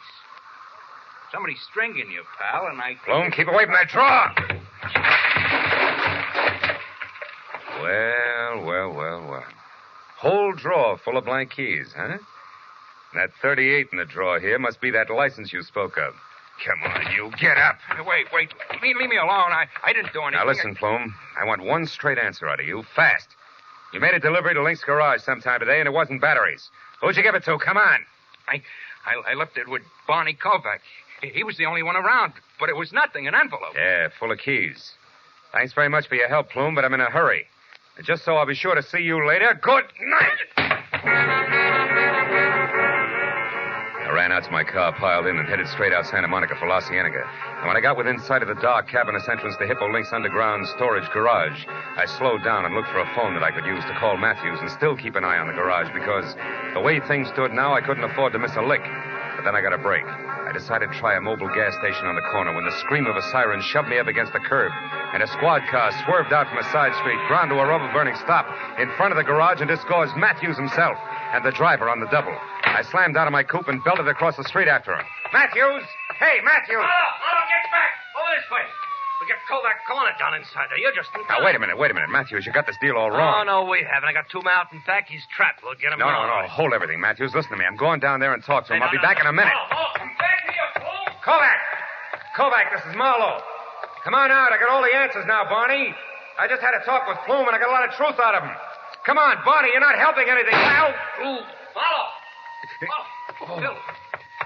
Phil, you all right? It's my shoulder, Matthews. Oh, I knew this had happened sometime. No. This Kovac over there. No, listen to me. Don't shoot. Don't! Look at my arm. Listen, Matthews, Kovac didn't do it. What? The shot that got me came from back there on the other side. Yeah, that's it, Pete. Further back. There he is, Matthews. That's the boy. That's the fat guy who runs this That's joint. right. Yeah, Hippo Link, second lieutenant. He's your killer. Stop, Link. Stop. I got him, Phil. He's down. Yeah, that's one nice thing about Hippo. You can't miss him. Oh, thanks. I think I'd better sit down a minute.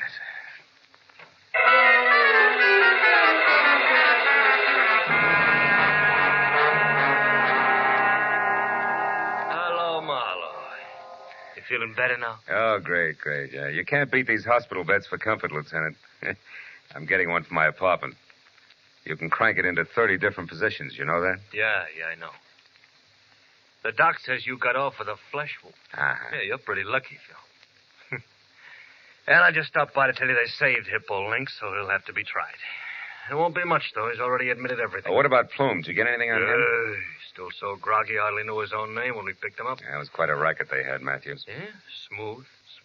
Every rich customer come into Hippo's garage, left his house key with his car keys, was a cinch to be burglarized sooner or later. Yeah, Plume cuts a duplicate key. They find out when the people are away, and that's all they need. Some setup. But it sure backfired on him tonight. Hummel went to a lot of trouble to tell Hippo that he was leaving town at 7 just to throw Bonnie off his trail. But Hippo took it as a great opening for his racket. So Hummel came home right in the middle of the burglary, and Hippo had to kill him to get our way. That's it? Oh, by the way, the friend of yours out here. Oh? Yeah. I'll get him. Come on in, Bonnie. He's feeling fine. Oh, swell. Hi, Mr. Marlowe. Hi. I guess Rhonda and I owe you quite a vote of thanks. You owe me nothing but an explanation, Kovac. Why'd you run? Oh, I don't know. After the way I shot my mouth off about Hummel, I figured I was hooked for sure when he turned up dead. Once I started running, I couldn't stop. Kept getting worse. Yeah, it's exactly what Hippo figured. Yeah, that's one I don't get, Marlowe. Why'd he help me in the first place? He had to, brother. Hippo knew that my best clue was an extra door key. But he also knew that Plume had left a bunch of keys with you to give to him. He was sure that if we ever got together and talked about keys, he'd be stuck. But as it turned out, I got the same lead anyway from the key Plume made for Rhonda. Hey, Matthews. Yeah? Crank me up in the middle, will you? What, like this, Phil? Oh, yeah. Yeah, that's perfect. Barney, turn off that reading lamp, will you, please? Sure. Yeah. Anything else, Marlowe? Yeah.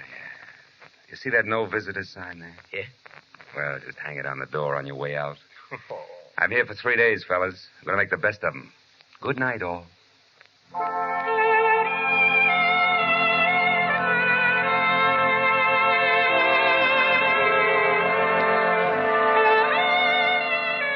When they left, I nestled down into the solid comfort of clean sheets and quiet darkness. And my eyes were almost closed when it happened. The light snapped on. A pair of efficient hands grabbed me, stabbed an inch of hypodermic needle into my right arm, jammed a cold, hard thermometer under my tongue, and splashed a half a pint of icy alcohol on my back. Oh, it was awful. But when it was over, she looked back from the door and smiled before she went out. A red-headed nurse and very pretty. Only then did I notice the set of keys she'd forgotten on my medicine table. One was thick with a figure-8 design. It was her door key. And for just a moment, I wondered foolishly if I could get a hold of Mr. Plume again some way. For just a few minutes. Cut it out, Marlowe. Go to sleep.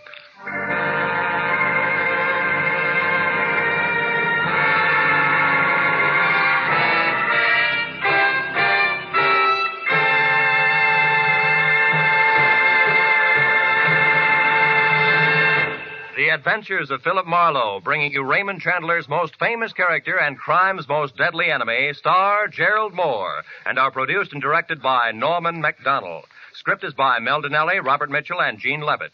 Featured in the cast were Vivi Janis, Parley Bear, Jack Moyles, Howard McNear, Shep Menken, and Don Orick. Detective Lieutenant Matthews is played by Larry Dobkin. The special music is written by Richard O'Runt. Be sure and be with us again next week when Philip Marlowe says... It was going to be a vacation in the wide open spaces, but a black stallion, a tiny emerald, and a battered horseshoe meant a 24-hour delay. It could have been worse, because to the dude from Manhattan, they meant death.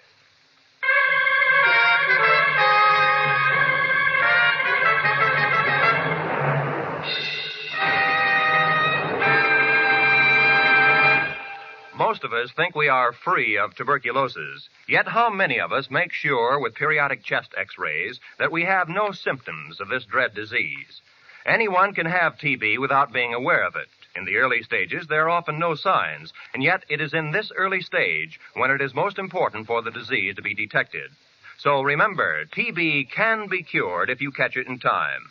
Make an appointment for that chest x-ray immediately. This is Roy Rowan speaking.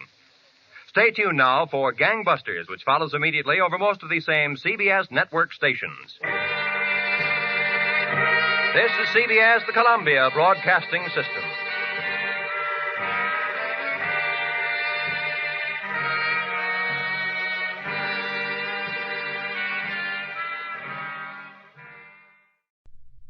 Wrigley's Spearmint Chewing Gum, the refreshing, delicious treat that gives you chewing enjoyment, presents for your listening enjoyment John Lund as Johnny Dollar. Hanley Conrad, Johnny. Oh, how are you, Mr. Conrad? Fine. Are you employed? Not at the moment. How about catching the next plane for Los Angeles? All right. What is it? We insure a Mr. William McEdwards. His home burned down last night and he was killed in the fire. Who do I see? C.H. Anderson, Beverly Hills Chief of Police. All right, I'll call the airport and make a reservation.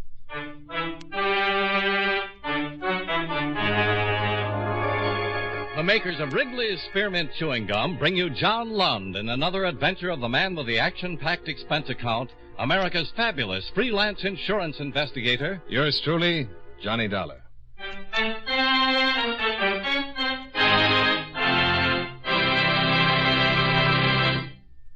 Friends, the makers of Wrigley's Spearmint Chewing Gum present these weekly adventures of Johnny Dollar because they know that millions of you enjoy Johnny Dollar. That's true of Wrigley's Spearmint Chewing Gum, too. It's enjoyed by millions, day in and day out. People find that chewing on a smooth, delicious piece of Wrigley's spearmint gum somehow makes time pass more pleasantly. Whether you're working, driving, shopping, or just taking things easy, that good, tasty chewing gives you enjoyment and satisfaction. So always keep a package of Wrigley's spearmint chewing gum handy. And whenever you want a refreshing, delicious treat, chew a stick. You'll like it. You really will.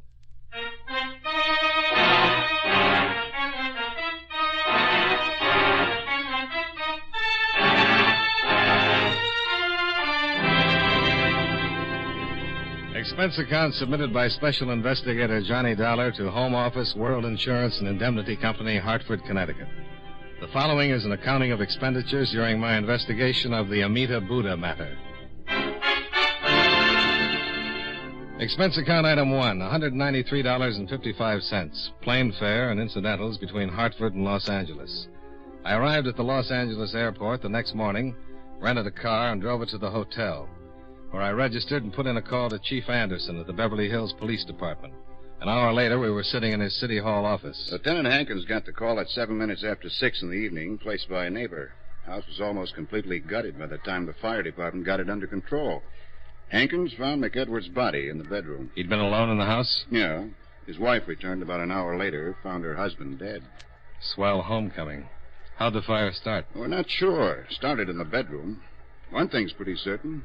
It wasn't an accident. What do you mean? The first cursory examination by the coroner's deputy indicated the victim had burned to death. This morning, we got another report. Further examination at the morgue showed McEdwards had been stabbed. What? Mm-hmm. Also hit over the head, severe skull fracture. So you think McEdwards was killed first and the fire started to cover the crime? Yeah. That's how I came into it. Ordinarily, Lieutenant Hankins would handle the whole thing. This murder angle is confidential, Dollar, until the coroner files an official report. Sure. Any suspects? No, not yet. Well, thank you, Chief Anderson. I think I'll go out and talk to the widow. If that's all right with you. Sure. But don't mention the murder angle. I won't.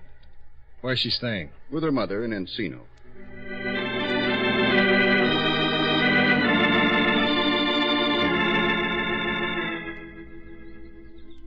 Yes?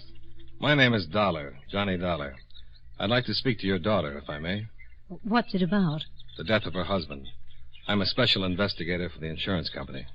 Well, Mr. Dollar, my daughter's not feeling very well. I know it's difficult, Mrs. Rizzanelli, but if it's at all possible, I'd like to see her. Get it over with. Get it out of the way. Well, who is it, Mom? Oh, she's up. She was resting. Well, who is it? This is Mr. Dollar, honey. He's, Is it about Bill? Yes, it is. He's a special investigator, an insurance investigator. Well, come in. Thanks. I was lying down, Mr. Dollar. Oh, I'll be in the kitchen. It's nice meeting you, Mr. Dollar. Nice meeting you, Mrs. Rizzanelli. Well, won't you sit down? Thank you. You're with the insurance company? Yes, World Insurance and Indemnity. How can I help? Just answer some questions. I'm sure you've had your fill of answering questions by now. It's all right. You returned about an hour after the fire. Is that correct? That's right. Where had you been? I'd driven to Pasadena. Bill, he had to work, so he couldn't go with me. A few days ago, Mr. McEdwards, that's Bill's father, returned from a location trip to Korea and gave us an antique, an old Chinese Buddha. We wanted to find out about it, so I took it to a friend of ours in Pasadena who collects Oriental art. A Buddha? Yes. Bill's dad found it in Korea and gave it to us as a sort of belated wedding gift. We'd only been married for 6 months. When did you leave for Pasadena? Oh, around 4 in the afternoon. I would have left sooner, but I had to clean house and fix Bill's lunch. I'm sorry, Mr. Dollar, but it's still a little hard to talk about it. Just a few more questions. I'm all right. Did anything unusual happen? Unusual? Well, anything your husband might have said before you left. Anything out of the ordinary that happened? I don't understand. Why do you think something unusual might have happened? Is there something I don't know about this, Mr. Dollar? No, it's nothing like that. I'm just checking everything. There was a fire. My husband lost his life. Are you considering that it might not have been an accident? I'm not considering anything. I'm just checking. This Buddha, where is it now? Charlie Wilkins, our friend in Pasadena, has it. He wasn't sure, but he thought that it might be very rare, and he asked me to leave it for a few days. Charles Wilkins. Yes. And your husband's father brought the Buddha back from Korea? Yes. Is Mr. McEdwards Sr. in the service? No, he's a production man for International Pictures. He was making a documentary film in Korea. I'd like to talk to him. I think he's at the studio now. He lives on Beverly Glen. Well, I'll try to reach him at the studio. Thank you very much for your time and patience. Certainly. Goodbye, Mr. Dollar.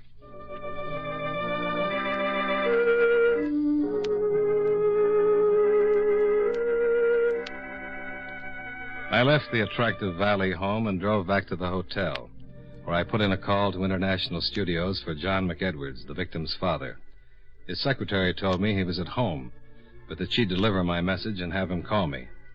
In about 5 minutes, McEdwards called, and I made an appointment to see him. I drove out Sunset toward Westwood Village and turned north on Beverly Glen. John McEdwards lived in a small house in the middle of a lot of acreage. The reason for the acreage met me at the high closed gate. 4 giant Great Danes faced me behind the steel fence. Their owner, a tall, wiry, middle-aged man, bounded down the steps of the house and ordered his animals to be silent. Yes, easy. Come on, Simpson. You, Mr. Dollar? Yeah. I'll be with you in a minute. Come on, get over there. Come on, boy, come on. That's it. My name, Mr. Dollar. Wouldn't it be just as well if we talked out here? They won't hurt you. Come on in. Now, easy. Well... Easy. Nice doggy. They're all right. Just as friendly as they can be. Well, by gosh, they are. I'm McEdwards. Glad to know you, Mr. McEdwards. Oh, easy, boy. Sammy, I'm just shaking his hand. Come on into the house. Fine. Sure hate to run into that pack if you weren't around. They wouldn't do anything unless maybe you tried to break in the house or something. There's an article in the paper not too long ago about some guy trying to break in a house. The owner's Great Dane spotted him going in the window and broke his neck. Broke his neck? Yeah. No, Samson, you stay out. That's all. Samson? Yeah. Samson, Delilah, Cleopatra. I call her Patty. And the Duchess. Sit down. Thanks. The Duchess is the mother. She threw 12 her first litter. I kept 3. Well, you didn't come here to talk about dogs. Can I get you a beer? No, thanks.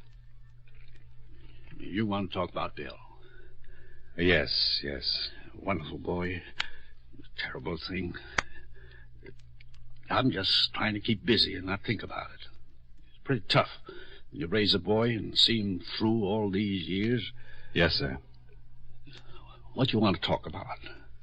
How long were you in Korea, Mr. McEdwards? About 3 months. I understand you brought back an old Buddha. Yeah. Why? I saw your daughter-in-law, she told me. How's she taking it? Pretty well, I'd say. Yeah, what a wonderful girl. Never thought Bill would get married, but he sure picked the right one when he did. Tough, isn't it? Only been married 6 months. Tough on Pat. Tell me something about this Buddha. Well, it was funny how I found it. I was helping build a dam. We had to block up a small stream and get the water to rise for a shot we needed. I was digging up some rocks a few yards away from the road, and I uncovered the old Buddha. It was in a box. Nice, neat hole. Your daughter-in-law said she took it to Charles Wilkins, that he thought it was very rare. Yeah. Why are you so interested in the Buddha, Mr. Dollar? Oh, just a casual interest. My company sent me out to investigate the fire, and when your daughter-in-law mentioned the Buddha, I got interested. Your company insured my son's life. That's right. You didn't know Bill, did you? No. Nice boy. Easygoing. Never thought about insurance or things like that until he met Pat. Then he settled down. Best thing that ever happened to him. Sure you won't have a beer, Mr. Dollar. Oh, no, really. Thanks just the same. Those darn dogs. There must be someone at the gate. Oh, it's Pat. Hi. Hi. Oh, now get back. Go on. Shove him back. Hello, honey. Hi, Dad. Oh. Hello, Mr. Dollar. Hello? Mr. Dollar, I just had a visit from Police Chief Anderson. He came just after you left. That's why you asked me all those questions. He told you. Yes, he did. What is it? Dad, the fire wasn't an accident. What? Well, Pat, what is it? What do you mean it wasn't an accident? Would you tell him, Mr. Dollar? If you'd like me to. What is it, Mr. Dollar? The fire wasn't an accident, Mr. McEdwards. Somebody deliberately? Bill was murdered. Oh, honey. Mr. Dollar. Yeah? But why? Mr. Dollar, do you think it had something to do with that Buddha? I don't know, Mrs. McEdwards. I'm trying to find out.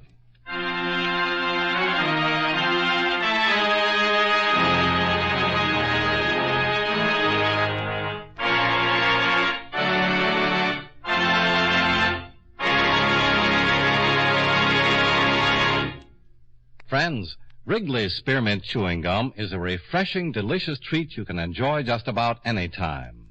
Even when you're busy working, you can slip a stick of Wrigley's Spearmint in your mouth and enjoy that pleasant chewing. The lively, full-bodied spearmint flavor cools your mouth and freshens your taste. The good, smooth chewing helps relieve pent-up tension, gives you satisfaction. As a result, you seem to feel more relaxed and get more enjoyment out of what you're doing. So enjoy chewing Wrigley's Spearmint Gum while you work and at other times, too. Get a few packages next time you're at the store. That's Wrigley's Spearmint Chewing Gum. Healthful, refreshing, delicious. And now, with our star, John Lund, we bring you the second act of Yours Truly, Johnny Dollar.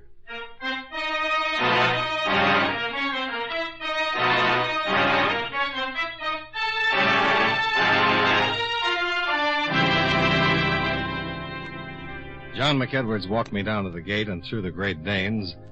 Then I drove to Pasadena and met Mr. Charles Wilkins, authority on Oriental art. I can't say absolutely. I'm still doing research, but I believe the Buddha to be the original Amita image Buddha.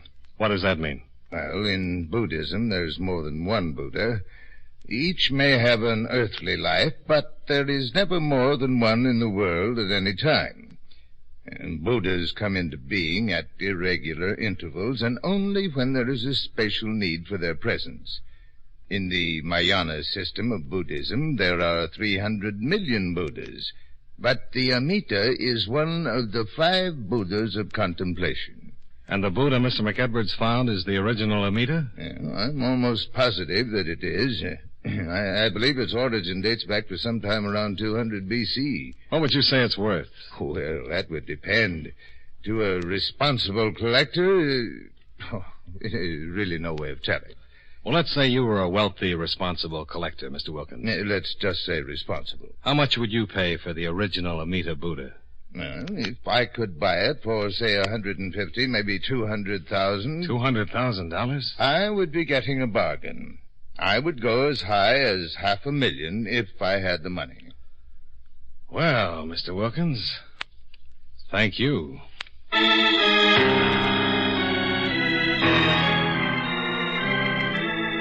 This thing is worth $500,000? That's what the man said. Well, now, that's what I call a motive. Yeah. If the Buddha is really an art treasure, then the U.S. Customs Office is going to be very interested. That's their affair. I'm interested in who killed Bill McEdwards. Well, I don't know where this will take us, but at least it's a lead, only the real one I've had so far. We questioned all of the victim's associates, and what we could find out, he didn't have an enemy in the world. No love rivals, no discarded girlfriends, no money troubles, nothing. But he had the Buddha. Yeah. Question is, who knew he had it, besides his wife and father? Well, how about the location troupe old man McEdwards was with in Korea? Mm-hmm. I'll check with the studio right away. Yeah. But it's not just somebody who knew he had it. It's somebody who knew the value of it. Somebody who's hep to Oriental art, huh? Maybe the guy who buried it. Why would anybody stash a prize like that in a hole in the ground? Well, for safekeeping, maybe. There's been a war in Korea. Yeah, well, thanks for telling me. But say it was the person who buried the thing. Why would he have to steal it? He could just step up and claim his property. If he was the rightful owner. But suppose he stole it in the first place. Yeah. Well, I like guessing games as well as the next one, but it's time I got to work. Where are you going to start? First, the motion picture company, and then we'll check all incoming passengers from the Orient last week. Ships, planes, military personnel. That shouldn't take more than a month. You got any better ideas? At the moment, no. Then I want another talk with McEdwards Sr. I thought I'd run out and see him this afternoon. Yeah, do that. If you turn up anything, let me know. Sure. If I do.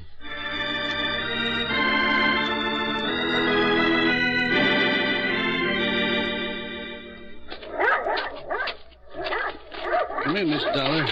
I was just finishing some dinner. Oh, I'm sorry. Oh, don't be silly. Come on in and have a cup of coffee with me. If you haven't had your dinner, I'll be glad to throw on a couple of chops. No, thanks. I don't get hungry early. Have a seat. Thanks. You want some coffee, don't you?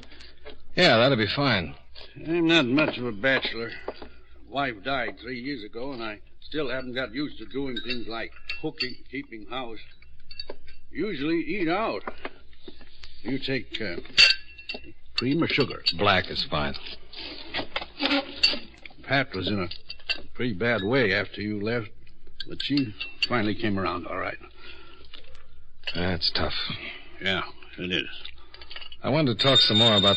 Oh, darn. Excuse me.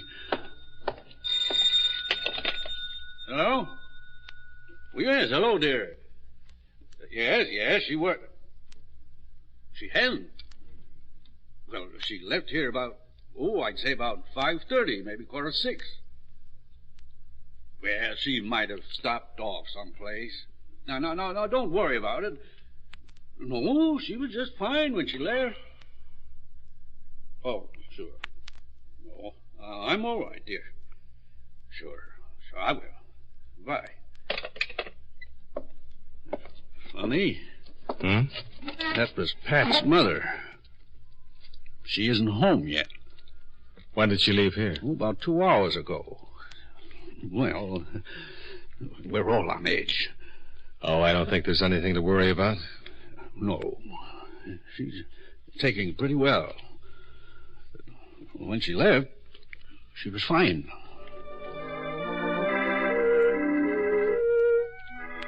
I talked with Mr. McEdwards for about another hour. He told me everything he could about the Buddha and his trip to Korea. He looked dead tired. His eyes were beginning to show the strain. I decided to say good night and forget the rest of the interrogation until the next morning, when the phone rang again. Hello? Eh? What? I'm sorry, I didn't... Yeah, that's right. Yes. But wait. Hello.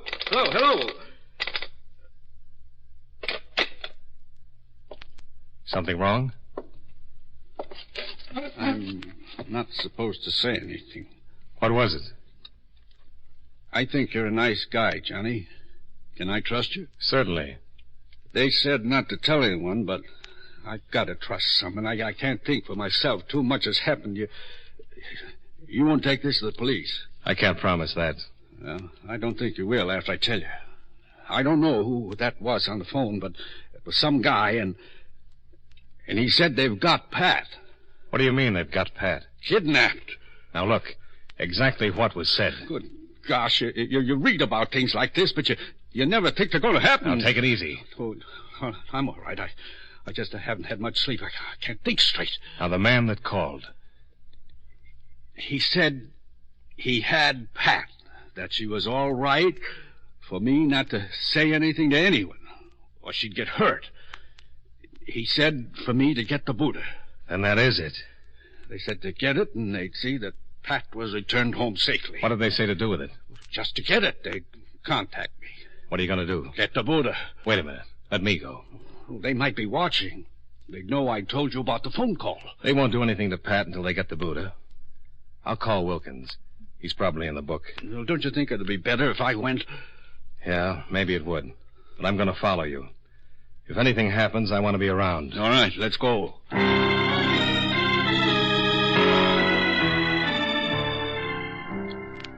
Wilkins turned over the Buddha while I waited outside his house, watching for anyone who might have followed. The drive back to McEdwards' home was uneventful. No single car stayed with us for any length of time from the freeway to Beverly Glen. While McEdwards opened the gates and drove his car into the garage, I parked in a secluded spot some 50 yards away from the house and walked back, where I met McEdwards at the foot of the front steps. You think we were followed? No, I don't think so. Well, I've got the Buddha. What do I do with it? Wait till you hear from them. They said they'd contact you. Yeah? Think I should call Pat's mother and tell her what's happened? No, not yet. No sense in worrying her until we find out what's going to happen. But, Dad... Pat! Good evening, Mr. McEdwards. John McEdwards had visitors, 2 men. One rather slight, fairly young. The other an enormous man, a good 6.5 feet that must have weighed well over 300 pounds. The slight one held a .38 pointed in our direction. Pat started across to McEdwards, but the big man stopped her. Sit down. What is this? Allow me to introduce myself. Alan Sutka. And this is my friend, Don Roach. We've come for the Buddha. I let him in with my key, Dad. I had to. Sure. It's okay. Who's your friend, Mr. McEdwards? Yes, I warned you not to confide in anyone. This is Mr. Dollar. He's just an old friend. How unfortunate for Mr. Dollar. You've gone to a lot of trouble to get this Buddha. Indeed I have. Nearly 5 years, to be exact. Now, what is your interest in this matter, Mr. Dollar? Purely professional. Are you a policeman? Not quite. I see. Mr. McEdwards isn't responsible for my getting mixed up in this. I was here when you called and forced him into telling me. As I said before, most unfortunate. Now, Mr. McEdwards, I'll take the Buddha. Not yet, you won't. Oh? Perhaps you don't understand. Yeah, that's it exactly. Which one of you bums killed my son? Killed your son? He was killed, Sutker. The fire didn't work. The police know all about it. Indeed. Come on, Mr. Sucker. Let's get this over with and get out of here. Patience. You'll have to forgive my young friend. How did you know Mr. McEdwards had the Buddha? Its discovery made the Tokyo papers. I did some checking, found out when Mr. McEdwards was returning to the States, flew here to meet him. Why'd you kill my son? I don't mind telling you. Under the circumstances, I cannot afford to let any of you live. Your son discovered Roach here in the act of burglarizing his home. He protested too much. Roach had to kill him. It wasn't premeditated. We assumed the Buddha was in the house. We knew that Mr. McEdwards here had delivered it to his son the night before. Why, you... Take it easy. Mr. Dollar's right. Should you get out of hand, Roach will shoot you on the spot. Now, if you don't mind, I'll have that Buddha. Oh, Dad. Without hysterics, if you don't mind. Just one more question. How did you know about the Buddha? Mr. Dollar, I've known about that particular Amita Buddha for many, many years. Another man knew about it also. And unfortunately, he was the first to locate it. His name was Wu Sung, an Oriental collector. He discovered the Amita Buddha in a Tibetan temple shortly after World War II and stole it, then smuggled it out of Tibet and into Korea. I followed him and made him a handsome offer, but he refused to sell. He died under rather mysterious circumstances, but I didn't have the chance to leave Korea with the Buddha. The war. Very astute, yes. The communists suddenly attacked, and there was absolutely no way I could get the Buddha out of the country without someone discovering it. So you buried it? A few hundred yards from Wu Sung's home. I imagine the house has long since vanished from the face of the earth. I bided my time in Tokyo, waiting for hostilities to cease, but as fate will have it, Mr. McEdwards uncovered my prize. Mr. Sutka, you talk too much. I enjoy it, Roach. And after all, what good will the information be to our friends? Come on, let's get the Buddha. Yes. Now, Mr. McEdwards, you will either turn over the Buddha, or Roach will kill you immediately. Give it to him. Here. Thank you. Now, if you'll all lead the way down into the yard, we'll proceed to my car and take a short trip. Oh, Dad. It's all right, honey. Now, if you please. Beautiful animals, Mr. McEdwards. I'm glad they were penned up when we arrived. They could have caused no end of trouble. They still can! McEdwards had belted the big boy right in his enormous middle, and Roach stepped in and swung his gun. As McEdwards dropped, the dogs, penned in behind the tall fences, went crazy. Sampson, the big male, went over the 10-foot fence like it wasn't even there.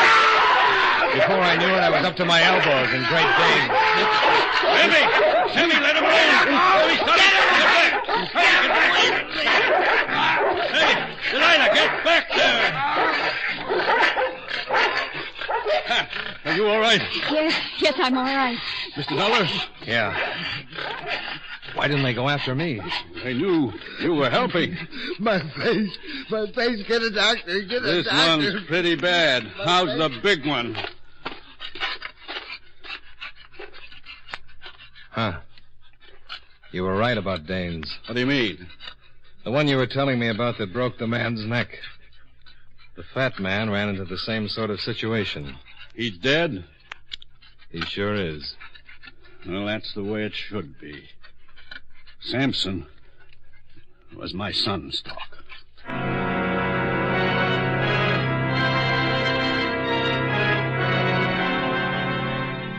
Expense account item 2, $33.85 hotel bill. Item 3 and 4, $299.75.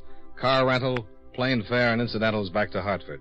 Expense account total, $527.15. Yours truly, Johnny Dollar.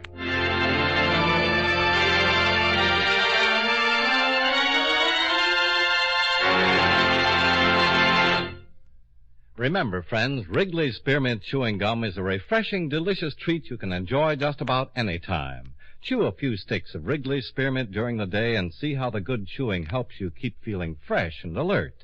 The lively, full-bodied flavor of Wrigley's Spearmint cools your mouth, freshens your taste, and sweetens your breath. The chewing itself gives you a nice little boost, helps you keep going at your best.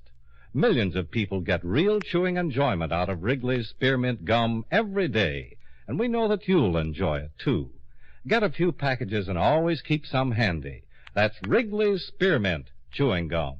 Healthful, refreshing, delicious.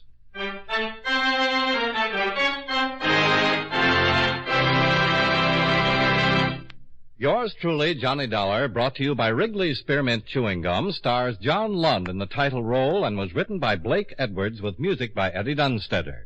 Featured in tonight's cast were James Nusser, John Stevenson, Jeanette Nolan, Sammy Hill, Bill James, Herb Butterfield, Robert Griffin, and Edgar Barrier. Yours truly, Johnny Dollar, is produced and directed by Jaime Del Valle. The makers of Wrigley's Spearmint Chewing Gum hope you enjoyed tonight's story of Johnny Dollar and that you're enjoying delicious Wrigley's Spearmint Gum every day. This is Charles Lyon, inviting you to join us again next week at this same time when from Hollywood, John Lund returns as... Yours truly, Johnny Dollar.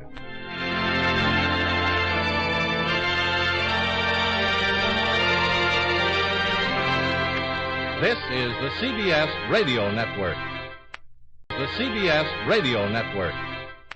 The CBS Radio Network.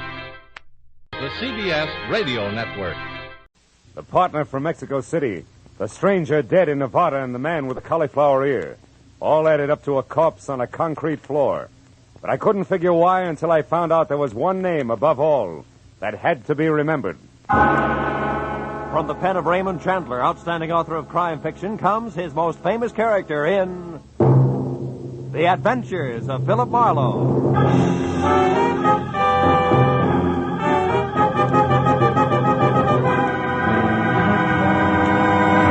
Now, with Gerald Moore, starred as Philip Marlowe, we bring you tonight's exciting story, The Name to Remember.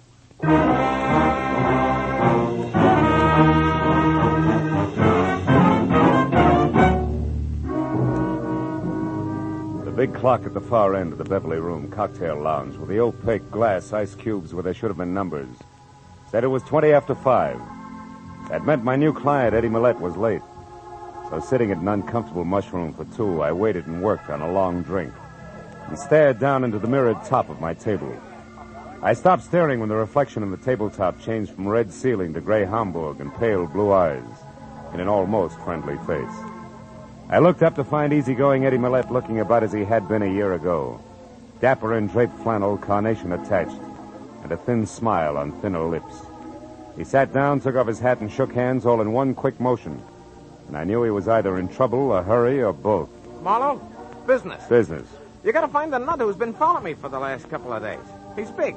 A lot of muscle under a T-shirt and a kind of jacket like the Dodgers wear when they're warming up, you know what I mean? I can't figure out what this bird's after. That bothers me. All the time he's like it. What? Hanging around. Oh. And if I go for him, he runs. So what I want you to do is, you get next to him and the answer to this tag. Here. 50, 70, 80, $100. Enough, Phil? Enough. You know, Eddie, the law might do this for you for free. Yeah, for John Doe, they might. But Eddie Millette's another story, Marlowe. You know what I mean? Today I got a respectable business. War surplus.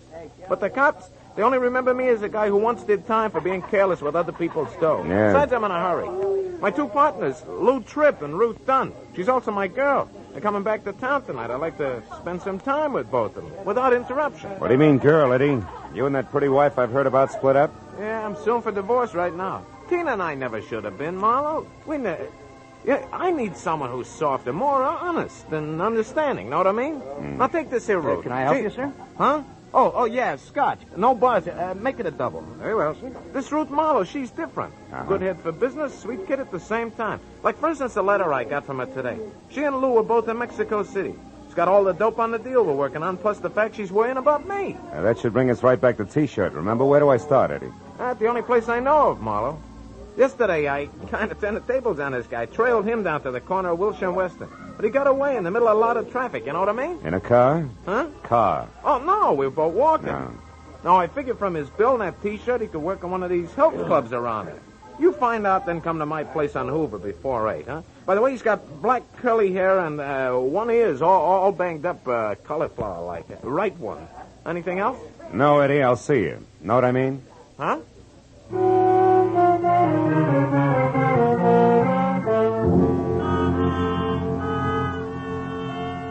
2 hours after I'd left Eddie Millette, I checked with a half a dozen hooray for health clubs in the neighborhood, smelled a lot of liniment, and came away with nothing more than distended nostrils. So at 7:30, I pointed my car toward 8400 North Hoover, in the hope that my client could give me something else to go on. The Millette home was well-groomed and sat sedately behind 50 rolling yards of carefully clipped hedge, and said the gardener must have gone to Barber's College. So when I leaned against the front doorbell, I expected Eddie in at least a silk-lapelled smoking jacket with slippers to match. But when the door swung open, I got a surprise, because I was greeted instead by a lot of white T-shirt, and in front of that and coming straight for my head was a fist the size of a muskmelon. Oh!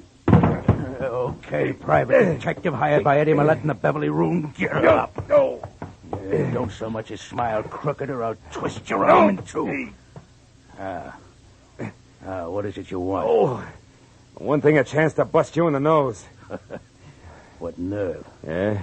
Listen, stupid, if I had the time, I'd tie your arm into a square knot, then rip it off at the hinges and throw it away. But right now, I've got what I came for. I'm in a hurry, so you're real lucky. How about Eddie Millette, Muscles? How lucky is he? Very. He's inside, resting. Just like you're gonna be, mister.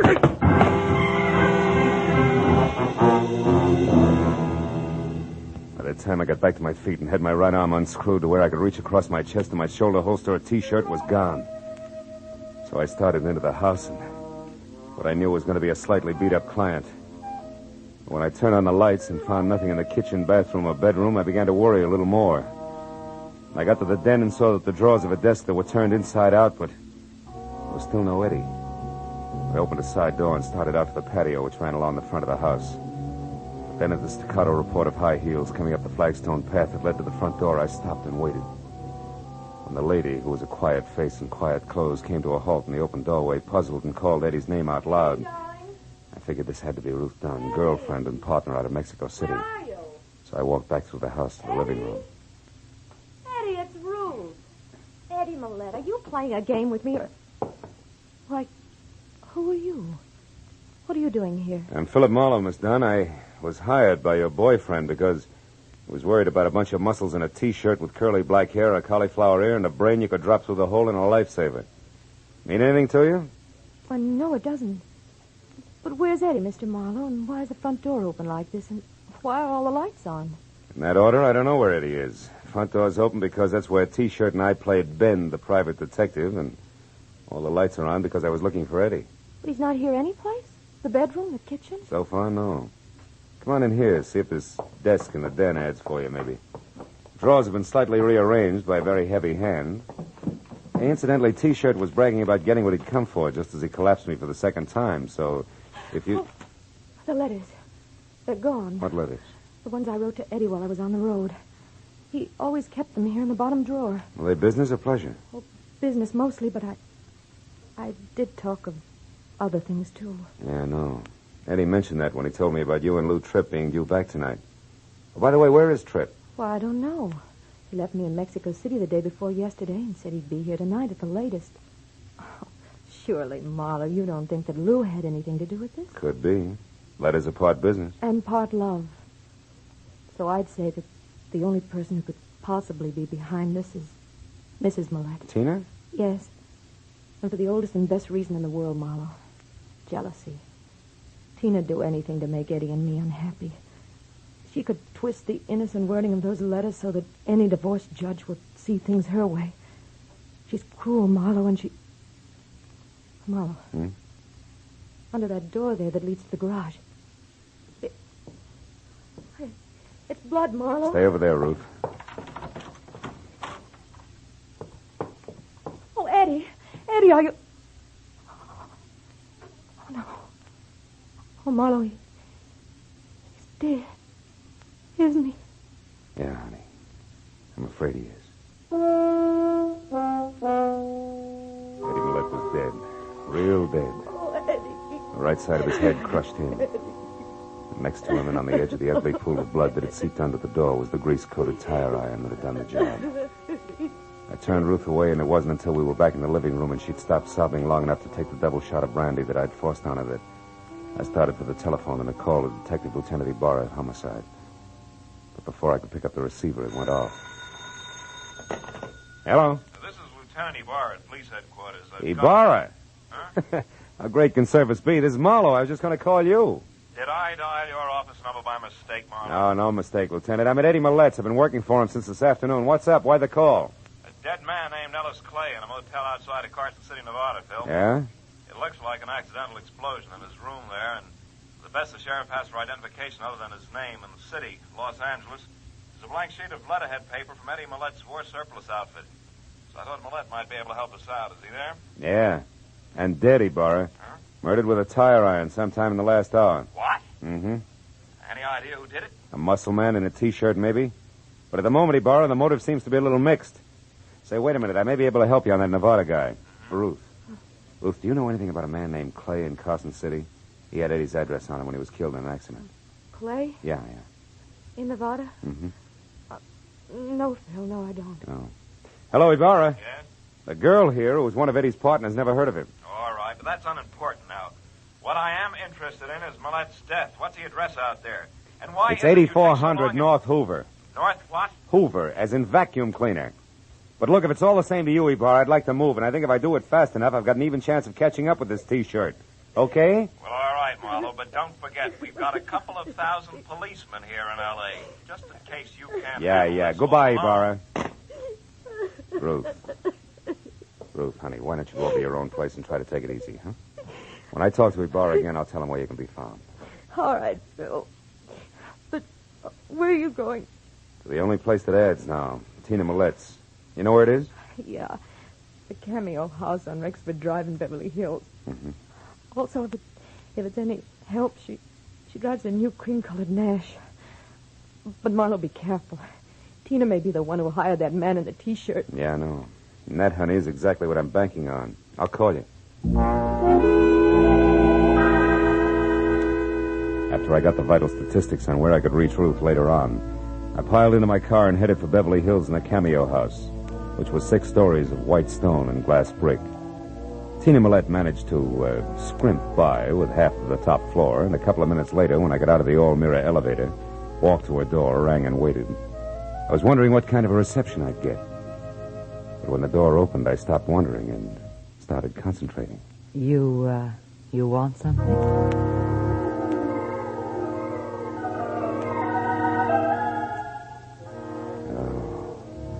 something the texture of spun smoke rings. It stood 5 feet 6 inches over the threshold and must have weighed in at close to 120. With every inch a thing of beauty, and every pound just in the right place. I asked you if you wanted something. Do you? Mm-hmm.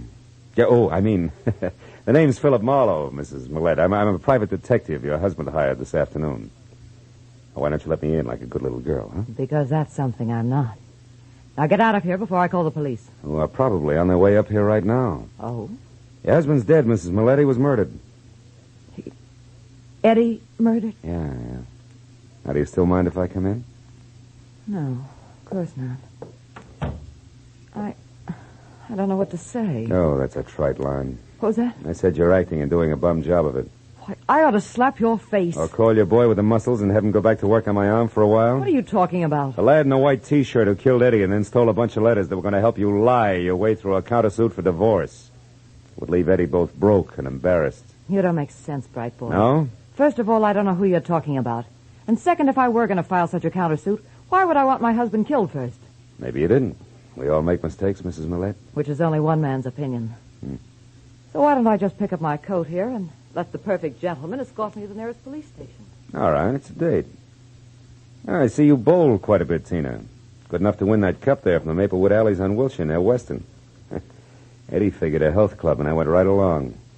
Never thought about the bowling alley near there, and Yes, Marlowe? You were saying something?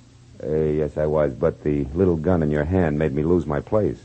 Marlowe, I don't believe that Eddie's dead. Nor do I believe that you work for him at all. For my money, you're just a not-so-smart boy who was hired by that hussy Ruth Dunn. She's going to need an army of private detectives before I get through, and I mean that. Now back up through those doors and get out onto the fire escape. While you do what? Well, I find out exactly what's going on.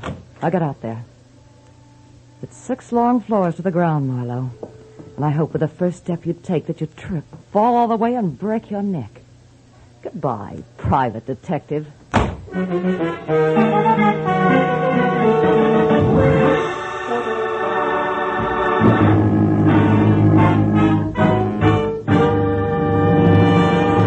In just a moment, we will return to the second act of The Adventures of Philip Marlowe. But first, just a little later on CBS tonight, you'll hear Sing It Again's Master of Ceremonies, Dan Seymour, giving a perfect characterization of a man going crazy. The reason? Well, Dan's got the biggest, hottest news in the history of quiz shows ready for announcement right after someone knocks off tonight's $20,500 Phantom Voice mystery. So be sure to hear Sing It Again tonight when it comes to you at 10 o'clock Eastern Time on most of these same CBS stations. And now with our star, Gerald Moore, we return to the second act of Philip Marlowe and tonight's story, The Name to Remember.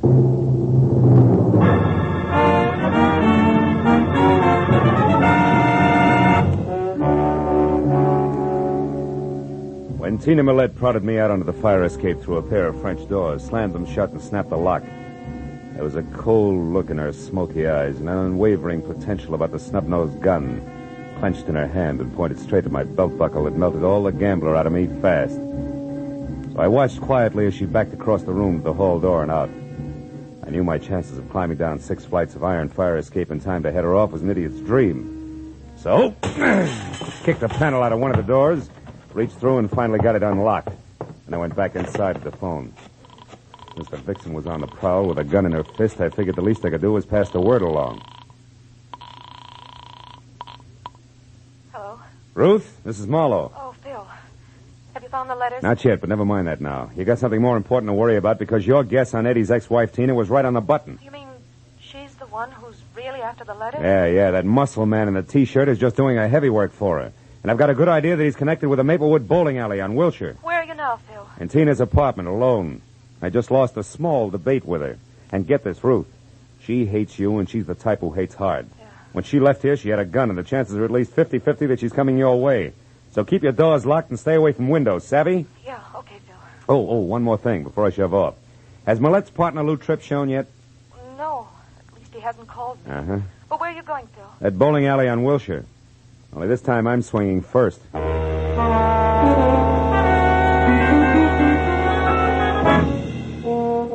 Maplewood was a small and dusky combination 6-lane bowling alley restaurant, bar, and magazine stand, and cigar store, all slightly down at the heel and more than hungry for business. Only 2 alleys were in use, and a lanky postgraduate delinquent with a mouthful of gum and a complexion one tone greener than his eyeshade was the only houseman in sight. He looked up and watched me as I moved over to the bulletin board where a bank of photographs were tacked up, picturing the champions of the local league. Sure enough, there in the top row and holding a bowling ball that had more expression than his face was the pile of muscles in a T-shirt, which the caption tagged as one Sid Sawyer. So I walked over to the counter where the houseman sat and made like a one-man fan club. What's your problem, Mac? I see Sid's up there with the champs. Is he around tonight? I wouldn't know. Where can I get in touch with him? I wouldn't have the faintest idea, Mac. He works here, doesn't he? Yeah, off and on. But you don't know where he lives or what his phone number is, huh? Well, you're just beginning to get the idea. Come here, you. Cut it out, will you? Take your hands off You get the idea and get it fast unless you want your teeth crammed down your throat. Where does Sawyer live? Now, wait a minute, mister. Take it easy. I'll tell you. He's got a room over on Shadow Street, 6340. Upstairs. He don't have no phone. All right, that's better. Is he there now? I think so. But, gee, I don't know why everybody is so interested in Sid Sawyer all of a sudden. Who else is interested? Some babe called a couple of minutes ago. An old friend, she said. That's the reason I give you the store. Yeah? Honest. You see, Sid don't like to be interrupted when he's entertaining old friends. Is that so? Well, this is one party that's going to get crowded whether he likes it or not. 6340 Shadow Street was a top-heavy stale gingerbread house, left over from the days when Los Angeles was a stopover between Spanish missions. I got out of my car and started across the street toward the door when I saw Tina Millette's cream-colored sedan sticking out through a tangle of overgrown brush in the driveway, which meant I was still in time for the big reunion. So I went inside and up the steps to Sawyer's door. There was a light on and movement, but no voices. I slipped my gun out of its holster, knocked lightly, and stepped back. The knob turned slowly and the door cracked open. I kicked hard! Yeah, don't move, Muscles. I'm returning your visit. Where's Tina? Who's Tina? Look, her car's outside in the driveway. She's here after the letters, isn't she? What letters? You're nuts. I don't know what you're talking about. And these suitcases, you wouldn't be skipping town, would you? Listen, Shamus, you're barking up the wrong tree. I don't know anything, get me? Yeah? Okay, Sawyer, if you insist, we'll do it the hard way. That squares us for that arm-twisting job you gave me. Now we'll start all over again even. Get up. Come on. Quit hitting me with that gun. I don't enjoy doing it, so the faster you talk, the sooner I'll stop. Where's Tina? I don't know what you do. Now make it straight. I haven't got all night. All right. No more. That's better. She came and picked up the letters, and she left again. 5 minutes before you got here. 5 minutes, you're lying. Take a look out that window and tell me why your car's still outside. I don't know what... Where? I don't see it. In the driveway next door. Holy smoke, it's gone. All right, Sawyer, that means I can spare 30 seconds for the rest of the story, so make it fast. She told you little Eddie Millette is dead. That's why you're blowing town, isn't it? No. Now, wait a minute, Marlowe. I never killed him. I just knocked him down. Sure, on a concrete floor with a tire iron. No, Skip it. Those letters you got were written by Ruth Dunn.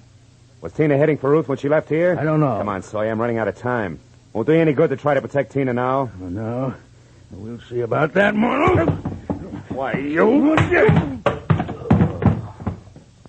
I hope Tina was worth a broken jaw. Good night, Muscles. I took a close look at Sawyer to be sure he was down for the long count. Then I stepped out the door and into a whispering circle of wide-eyed neighbors who had heard the fight and had already called the police. I flashed my identification, issued a battle order to the 3 huskiest ones, and then ran down the stairs to my car. I made it from Shadow Street to Ruth's bungalow on Normandy in something under 5 minutes, but still not fast enough. Because when I ground to a stop in front of the place, I saw that same cream-colored sedan already there, close to a side door. I'd belted up the walk and was halfway to the house when I heard it. It made me sick. Went up to a front window where the only light was burning and looked in. The room had been torn up, and in the middle of it all, face down on the tangled carpet, was Tina Millette. And it was Ruth who was slumped in a chair, her face buried in her arms and sobbing hysterically. And still dangling from her hand was Tina's snub-nosed revolver. She looked up as I walked in. Phil, I killed her, Phil. I know. Come on, baby. Take it easy. It's going to be all right. Oh, she had this gun. She was crazy, Phil. She was going to kill me. I don't know what happened. I struggled with her, and then I realized I had the gun in my hand. I shot her. I didn't even think. I just pulled the trigger on her. She's dead, Phil. Yeah. Come on, Ruth. Leave it alone. It's over now. Now try to get hold of yourself. She brought the letters back. They're on the desk. She said that they didn't matter anymore, that she was mixed up in Eddie's murder and there was nothing left for her but to run. She said she took the gun out of her purse and said I'd ruined her whole life and that she was going to be sure I got what was coming to me before she left. That's when it happened, Phil. I was so scared I went out of my head, I guess. Yeah, we better call Ibarra, honey. I think we can explain it all now, except one thing. Ruth, do you remember that guy Ibarra called us about? The one who was killed in Nevada? Ellis Clay? Yeah, that's it. Clay. I've had the feeling all night that some way his death is tied up with all this. It's only a hunch, but something seems to be missing. What is it, Phil? What's missing? I don't know yet. Look, honey, I want to take a look at these letters. You go call the police, will you? It was a long shot, but while Ruth went down the hall to phone the police, I flipped through the bundle of envelopes that had caused all the trouble. And the long shot began to pay off. I could hear Ruth talking to her desk sergeant as I picked up Tina's revolver. I broke it open. But then a pair of headlights and a red spot of a police car flashed in the driveway, and I knew that Ibarra had figured out a few things for himself.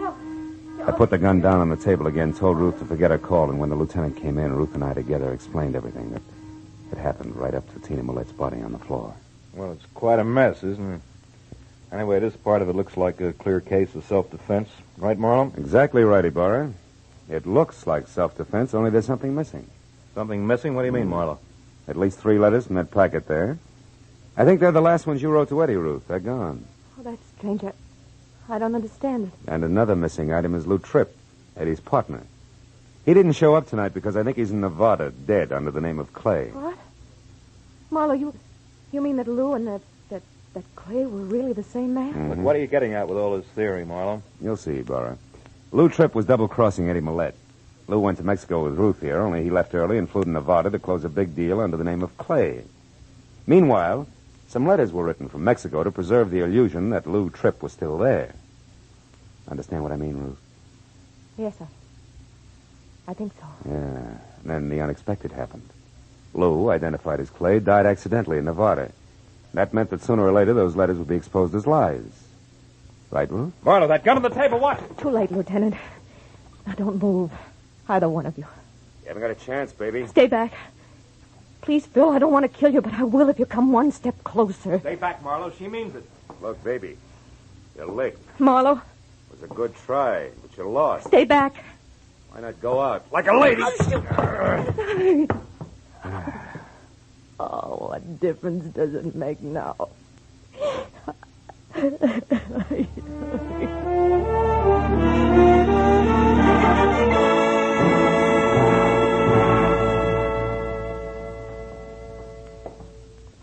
Well, Marlowe, when she cracked, she really went to pieces and told the whole story. Yeah? Yeah, she and Lou Tripp were working together all right. When he died in Nevada, the lies she told in those letters put her in a tight jam with Eddie, see? So when she found Eddie unconscious in his garage, she finished him. But when she went for the letters, Sid Sawyer scared her off. Is that it? Mm-hmm. Ah. Incidentally, the state is going to give Sawyer a long vacation in one of their better institutions. Good. What happened down at Sawyer's place, Ibarra? You know, Ruth had a lot of nerve, Marlowe. Yeah. She found Tina Millette's car at Sawyer's, so she waited in the back seat until Tina came out with the letters. Then she sapped her, drove the car to her house, and faked that slick self-defense setup. And she still doesn't know where she made the mistake that caught her. Hey, where was it, Phil? Well, she was being real cagey, Ibarra. She decided it was too dangerous to write the name Clay down anyplace, so she made it a name to remember. And she did. But too well. What do you mean, Phil? Well, when I asked her for it, the first name Ellis popped out, too. Mm-hmm. There was no legitimate way for her to know that you gave me the full name over the phone, but I only gave her Clay. That was an opening, but I needed proof. Mm-hmm. So you needled her until she made a break. Mm. Then you walked into the gun she'd grabbed. You take some long chances, Phil. Oh, I'll do anything to see justice prevail, Ibarra. I smell a rat. You should. I emptied the gun when she was phoning. Good night, Phil. Good morning, Ibarra.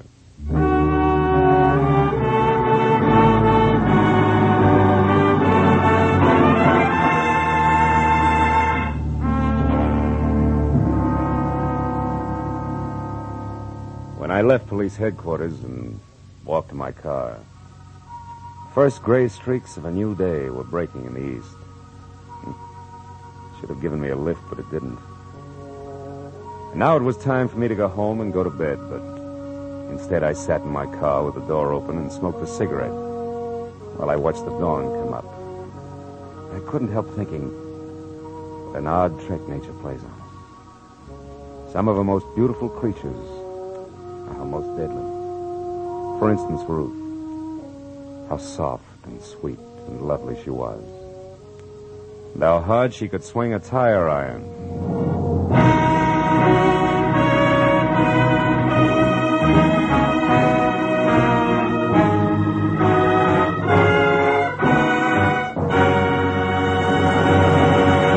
The Adventures of Philip Marlowe, created by Raymond Chandler, star Gerald Moore, and are produced and directed by Norman McDonald. Script is by Mel Donnelly, Robert Mitchell, and Gene Levitt. Featured in the cast were Gene Bates, Paul Frees, Yvonne Patey, Jack Moyles, and Jerry Hausner. Detective Lieutenant Ibarra is played by Jeff Corey. The special music is by Richard Orant. Be sure and be with us again next week when Philip Marlowe says... It was hot and still, an August night in the middle of April. But that didn't matter to the striptease dancer in the golden mask, because murder made her blood run cold the night the heat wave struck.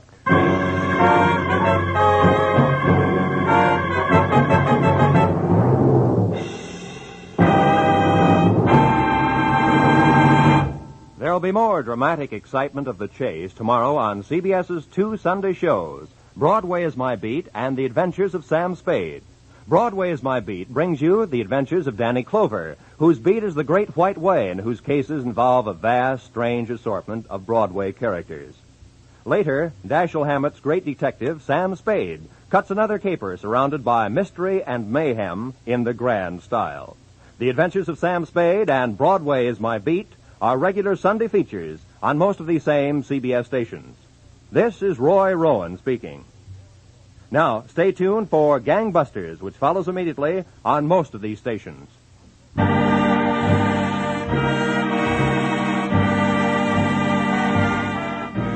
This is CBS, the Columbia Broadcasting System.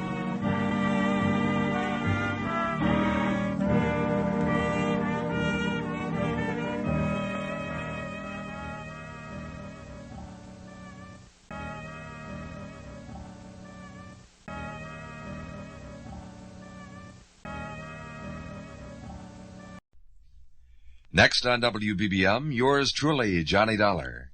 47 degrees at 8 o'clock. WBBM, Chicago. WBBM FM, Chicago. Wrigley's Spearmint Chewing Gum, the refreshing, delicious treat that gives you chewing enjoyment, presents for your listening enjoyment John Lund as... Johnny Dollar. Philip Martin, Johnny. Oh, hello, Mr. Martin. Got a job for you. Well, fine. We insure a Mr. Alfred Chambers of Pittsburgh. He was shot to death yesterday. Murder? That's the way it looks. He'd rented a cabin in Michigan, Les Chenaux Islands. Where's that? Oh, about 30 miles from Sault Ste. Marie. Right up near Canada. Yeah, that's right.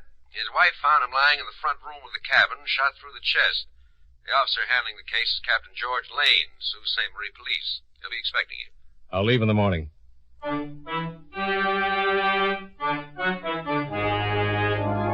The makers of Wrigley's Spearmint Chewing Gum bring you John Lund in another adventure of the man with the action-packed expense account, America's fabulous freelance insurance investigator. Yours truly, Johnny Dollar.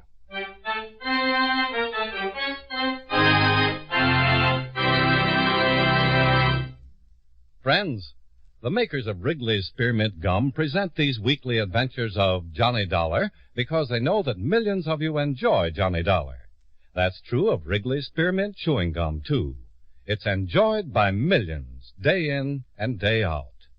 people find that chewing on a smooth, delicious piece of Wrigley's Spearmint Gum somehow makes time pass more pleasantly. Whether you're working, driving, shopping, or just taking things easy, that good, tasty chewing gives you enjoyment and satisfaction. So always keep a package of Wrigley's Spearmint Chewing Gum handy. And whenever you want a refreshing, delicious treat, chew a stick. You'll like it. You really will.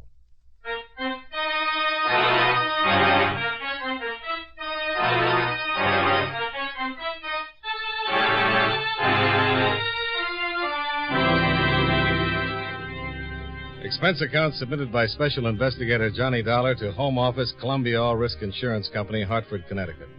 The following is an accounting of expenditures during my investigation of the Alfred Chambers matter. Expense account item 1, $45.95, plane fare and incidentals between Hartford, Connecticut and Sault Ste. Marie, Michigan. Expense account item 2, 75 cents, cab fare to the local police station, where I introduced myself to Captain George Lane. Sit down, Mr. Dollar. Oh, thanks. Mr. Martin from your company called and told me to expect you.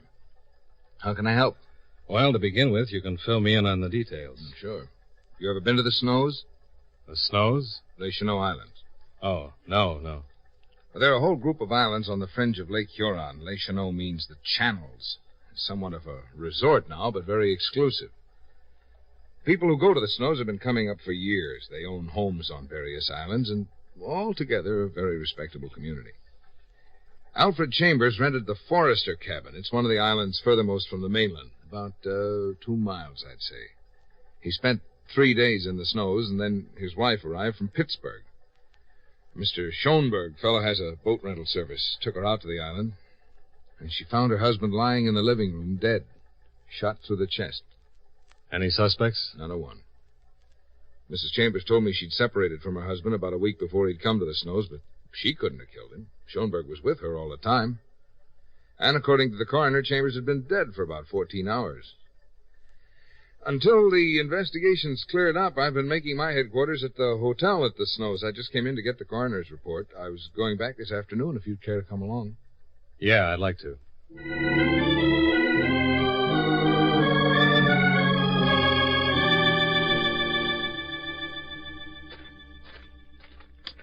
Any other homes on the island? Yeah, several.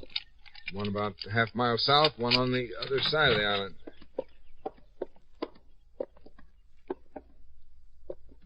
This is where Mrs. Chambers found her husband. Mm-hmm. Lying on his face. The front door was open. He wasn't shot inside the cabin. He wasn't? If you didn't notice when we came in, there was some blood leading up the front steps. See? You can see where it trails in here. Staggered in from outside, Yeah. huh? No electricity in the house. No, Coleman lamps. The other 2 homes on the island have electricity and phones.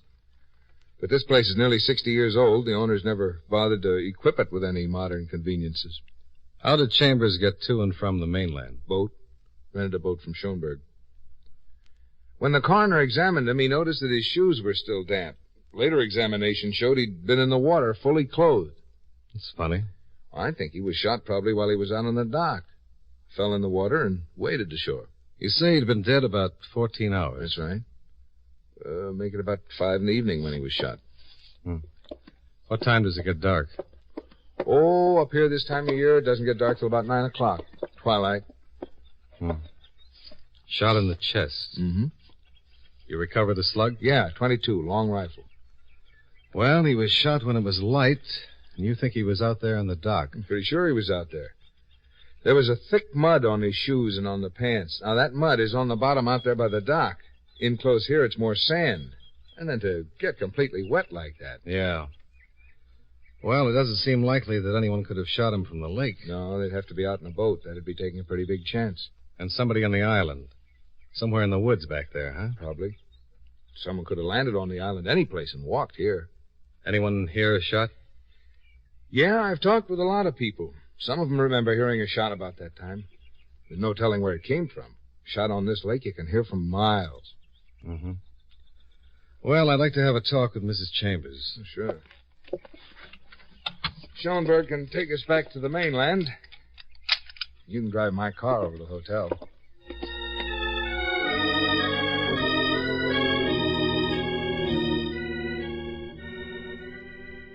Come in, Mr. Dollar. I hope I'm not disturbing you, Mrs. Chambers. No, not at all. Won't you sit down? Oh, thanks. Oh, it's a beautiful view. Yes, isn't it? Is this your first time up here? Yes, it is. Mine, too. You're an insurance investigator. Yes. My company covers both you and your husband. Well, Mr. Dollar, just how can I help you? Answer some questions. I know it's tough at this time. Well, I'll be glad to tell you anything I can. Captain Lane said that you and Mr. Chambers had separated. Yes, that's correct. May I ask why? Is it absolutely necessary? Your husband's been killed, Mrs. Chambers. Your separation might mean nothing, and then again... Well, it was another woman. Do you mind telling me about it? It isn't the most pleasant subject, but I suppose you have to know. About a month ago, Al admitted that he'd been seeing this woman. He said it was serious. We argued. It was a rather nasty argument. We considered separation then, but because of the publicity, we held off. Your husband was in the steel business, wasn't he? Yes. And we have 2 children. Things like this happen all the time, I guess. And I can understand. I saw the girl one night. She was very attractive. Quite young. I think Al told me she was in her last year in college. What's her name? Oh, I don't think it was her fault. She's young, and my husband was certainly a very attractive man. I don't think it was either of their faults, really. Things like that happen. It would be a shame to involve her now. She's already involved. This looks like murder. Anyone connected with your husband is involved. What's her name? Jane Elkins. I've never met her, but my husband told me she's a lovely girl, from a fine family. A week ago, I wouldn't have cared whether or not she was involved in a scandal, but now... Oh, certainly I've suffered enough, and it'll be a terrible thing for my children. I thought a lot about the girl after I found Al. I hoped that perhaps she might be spared. She lives in Pittsburgh? Yes. Your husband left Pittsburgh when? A week ago today. He decided to take his vacation alone, think things over. Why did you come up here? Well, I thought things over too, Mr. Dollar. I decided to give Al his freedom. I talked with our lawyer, and he suggested I have one more talk with Al. I left the next morning. Did you tell your husband you were coming up? No. There was no way of reaching him. There's no phone on the island. The letter would have gotten here after I did. So you just packed and came up, huh? Yes. I only packed one bag. I wasn't planning on staying. When did you leave Pittsburgh? The morning of the 18th. You arrived the next morning? Oh, I arrived at the Sioux that night. I came to the Snows the next morning. You've never been here before? No. How did you know how to find the cabin where your husband was staying? Well, I simply asked the man who runs the boats. I asked him to take me to the Forrester's cabin. I see. Can you think of anyone who might want to kill your husband? A week ago. I thought about it. Anyone else? No. My husband was well-liked, Mr. Dollar. He was a very respected man. No business troubles? Oh, no. How long has it been since your husband was up here? Oh, well, let's see. He always used to talk about it. He used to tell the children he'd show them pictures. Oh, I guess it's about 10 years ago. Yes, I think it was about that long before we were married. Well, Mrs. Chambers? Oh, must you go? I have to get back to Captain Lane. I've got his car. The captain asked me to stay until he finishes his investigation. Yes. I don't know anyone here. I was hoping you might have dinner with me. There's very good food, a pleasant dining room. Well, thank you very much, Mrs. Chambers, but I... Excuse me. Yes? Yes. By all means, come right up. Well, I'll be going, Mrs. Chambers. I think you should stay, Mr. Dollar. Hmm? That phone call was from the lobby. It was Miss Jane Elkins.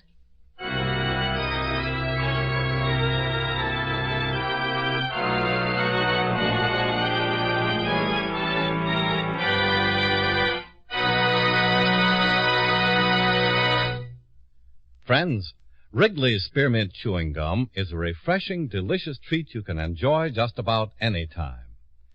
Even when you're busy working, you can slip a stick of Wrigley's Spearmint in your mouth and enjoy the pleasant chewing. The lively, full-bodied spearmint flavor cools your mouth and freshens your taste. The good, smooth chewing helps relieve pent-up tension, gives you satisfaction. As a result, you seem to feel more relaxed and get more enjoyment out of what you're doing. So enjoy chewing Wrigley's Spearmint Gum while you work, and at other times, too. Get a few packages next time you're at the store. That's Wrigley's Spearmint Chewing Gum. Healthful, refreshing, delicious.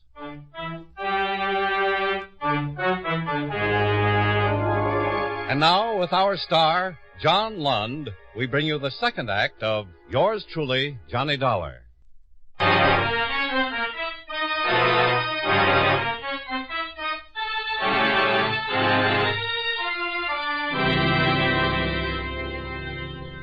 Jane Elkins, the woman who had caused the separation between Mrs. Chambers and her husband, had called from the hotel lobby. Jane Elkins, the Pittsburgh college student, had suddenly turned up at Les Chenauds.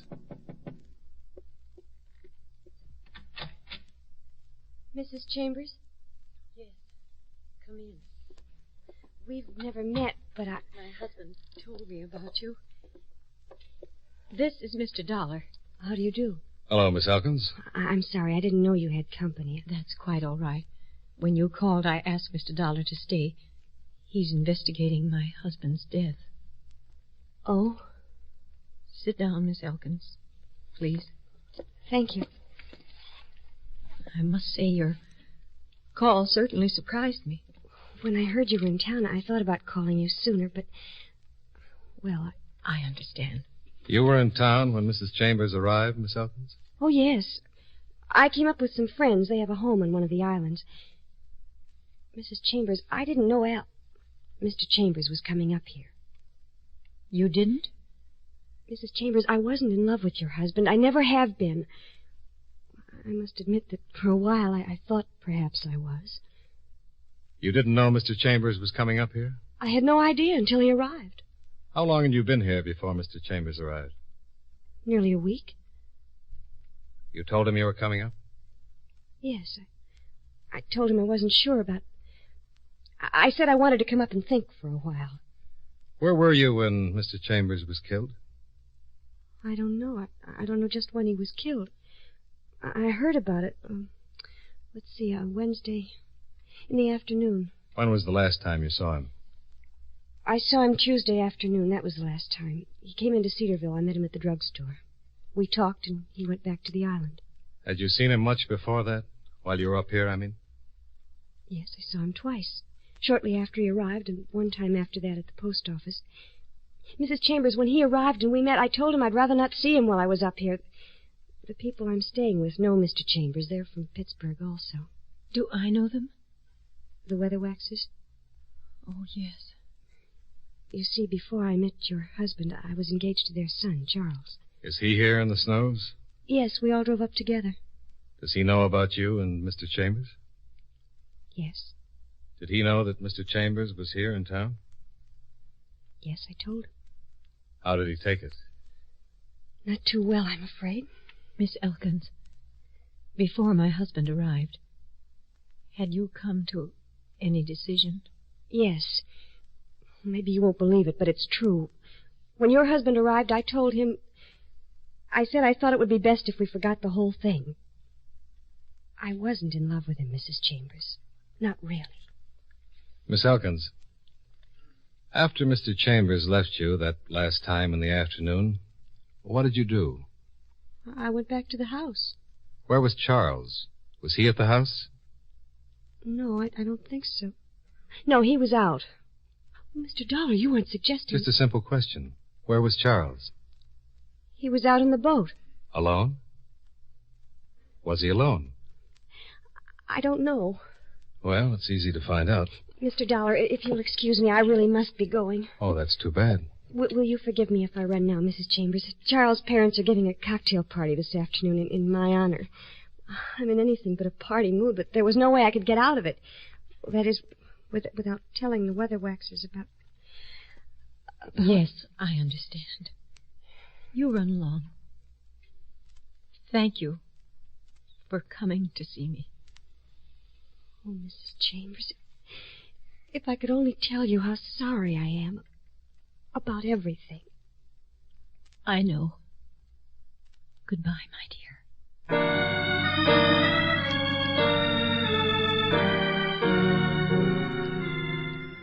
After Jane Elkins left, I talked with Mrs. Chambers for a few minutes more, then made my excuses and drove to the Cedarville Hotel and registered there. I reported my findings to Captain Lane, who said he'd check on Jane Elkins and her boyfriend.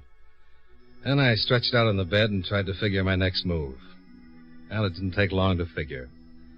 I decided to crash the Weatherwax's cocktail party.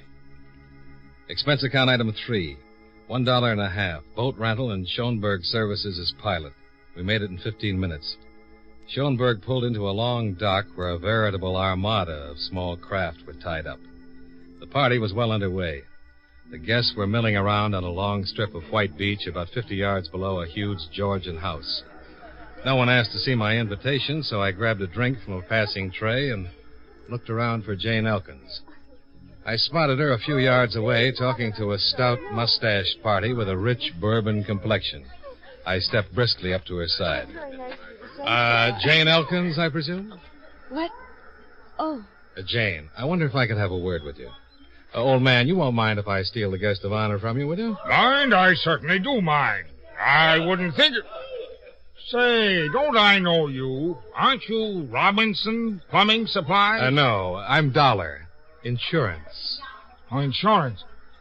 Oh, well, excuse me. I'll see you later, Jane. That always empties the hall in a hurry. What are you doing here? I've got a lot of questions that need answers. I don't want to make a scene, but if you don't leave this instant, I'll have you thrown out. You might as well talk to me as to the police. I'm a lot more sympathetic. The police? Yeah, the police. Now just give me some answers and I'll be on my way.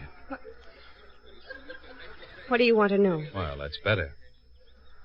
What time did your fiancé come back here yesterday? I'm not sure. I think it was around 6:30. Mm-hmm. By the way, could you point him out to me? He's standing over there by the bar, the man in the green jacket. Well, he's a big one, isn't he?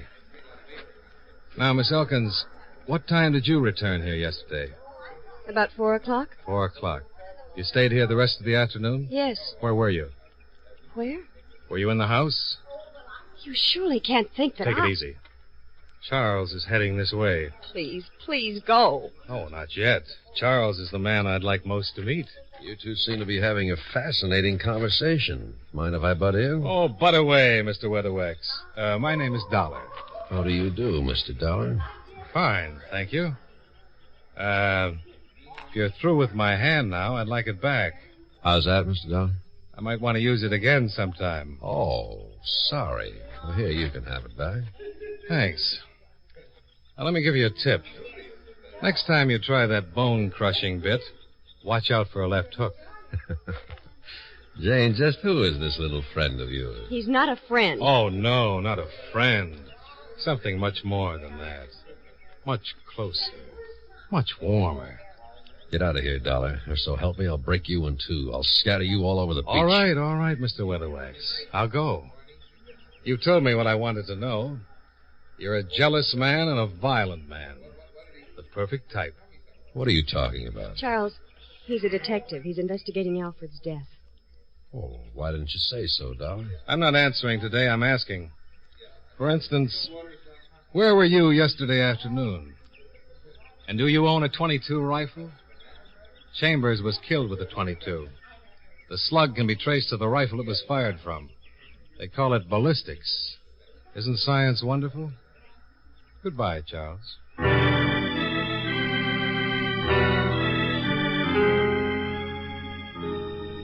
Schoenberg and I took off from LaSalle Island, but instead of heading for center Cedarville, we turned into an inlet about a half-mile down the lake where we could still see the Weatherwax dock. We waited there for 10 minutes. Then Charles Weatherwax appeared on the landing. He climbed into a small cruiser and headed south. He cruised to a spot about 300 yards off the shore of Baxter's Island, hove to, stripped down to bathing trunks, put on a pair of underwater goggles, and dived in. He came up seconds later and then submerged once more. I told Schoenberg to pull up to him at top speed. When Charles surfaced again, he saw us bearing down on him and climbed hastily back into the boat. But before he could weigh anchor, we were alongside. Don't leave just yet, Charles. This is a gun in my hand. Yeah, I see it. Spear fishing without a spear, huh? What kind of fish are you after, Charles? All right.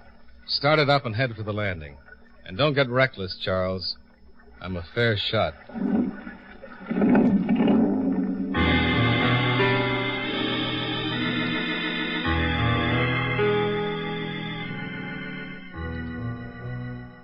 All right, Charles. All ashore that's going ashore. You'll regret this, Dollar. All right. Let's go up toward the house. We can talk better there.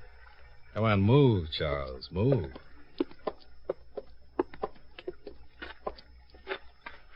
This is far enough. All right, talk, Charles. What were you looking for out there in the sky blue water? I don't have to tell you anything. If you'd rather talk to Captain Lane, it's all right with me. But why not tell me? It'll look a little better on the record. I didn't kill Chambers, but I was with him when he was killed. Go on. I came over to tell him to stay away from Jane. But Jane said that she'd broken with him that same afternoon. Yeah, but I didn't know that then. We were standing out on the dock, he and I, talking. There was a shot, and he fell in the water. And you just left him there? Well, he was dead. Oh, I'm afraid not. He made it to the cabin. Oh, I thought he was dead. I got panicky. I realized how bad it looked. Ran to my boat and took off. Then I remembered I had a .22 rifle in the cabin. I threw it overboard. Then today you made the crack about ballistics. It came to me what I'd done. I'd thrown away the one piece of evidence that would clear me. So I came back to find it. Well, it's a good story, but I don't buy it. I think you're... For a big man, he was very fast. He dived at me suddenly in a flying tackle, and I went over backward. I managed to kick loose from his grip, but the gun had been jolted out of my hand. He scooped it up and pointed it at my head. I jumped at him. He went over backward. I went over with him, grabbed the gun from his hand, and then stood up. Much the worse for wear. You're pretty fast, Dollar. Tell me something. Why didn't you fire? You had plenty of time. Why not? Maybe you're just not the shooting type. Maybe that tall story you told was true. It is true. Well, maybe I believe you. The only trouble is, if you didn't kill him, there's a good chance that Jane did. Are you crazy? Oh, I don't think so. Besides you, she's the only person I know of who had both motive and opportunity and no alibi. Oh, you're raving mad. What motive would she have to kill him? She says she told Chambers Tuesday that it was all over between them. She did. She says she did. But suppose it was the other way around. Suppose he jilted her. Ever hear the line about a woman scorned? All right. All right, I killed him. I didn't know that Jane had broken up with him. He got nasty, and I shot him. I see. Where were you when you shot him? I was... What difference does that make? I tell you, I killed him. Take me into the mainland, I'll make a full confession. Okay. If you say so. I say... Hey! That was a rifle shot. Came from over there beyond those trees. Yeah. Come on, let's go, halfback. You first. We ran through the grove of fir trees and came to a little cove not more than 200 yards off. A rowboat was pulled up on the beach, and beside it was a small boy with a .22 rifle. Hi. Hi. What's your name? Jimmy Bishop. What's yours? You live over on Fire Island, don't you? Yeah? What were you shooting at just now? Squirrels. Oh, they're all right to shoot. My father says they're pests. You come here often to shoot? Once in a while. Were you here Tuesday afternoon around 5 o'clock? Yeah, sure. I got 2 squirrels. I'm afraid that wasn't all you got, Sonny.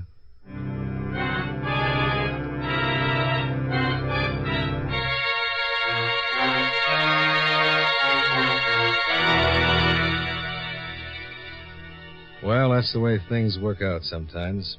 You think you've got a cold-blooded murder on your hands, and it turns out to be a young kid who shouldn't have been given a gun on his birthday. .22 was checked by the ballistics department and proved to be the one that had fired the fatal shot. At the inquest, the jury returned a verdict of accidental manslaughter. However, it's doubtful if young Jimmy Bishop will ever want another gun as long as he lives.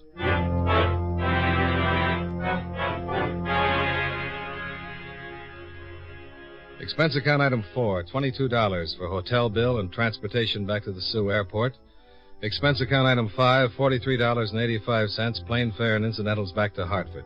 Expense account total, $114.05. Yours truly, Johnny Dollar.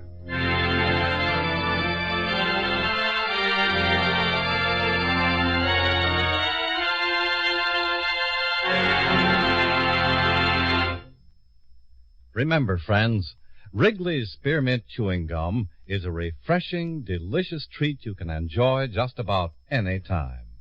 Chew a few sticks of Wrigley's Spearmint during the day and see how the good chewing helps you keep feeling fresh and alert. The lively, full-bodied flavor of Wrigley's Spearmint Gum cools your mouth, freshens your taste, and sweetens your breath. The chewing itself gives you a nice little boost, helps you keep going at your best. Millions of people get real chewing enjoyment out of Wrigley's Spearmint Gum every day. And we know that you'll enjoy it, too. Get a few packages and always keep some handy. That's Wrigley's Spearmint Chewing Gum. Healthful, refreshing, delicious.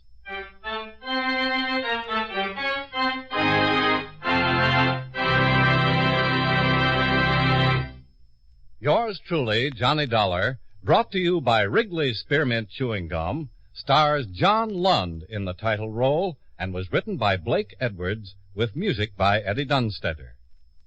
Featured in tonight's cast were Hal March, Marvin Miller, Jeanette Nolan, Jane Webb, and Dick Beals. Yours truly, Johnny Dollar, is produced and directed by Jaime Del Valle.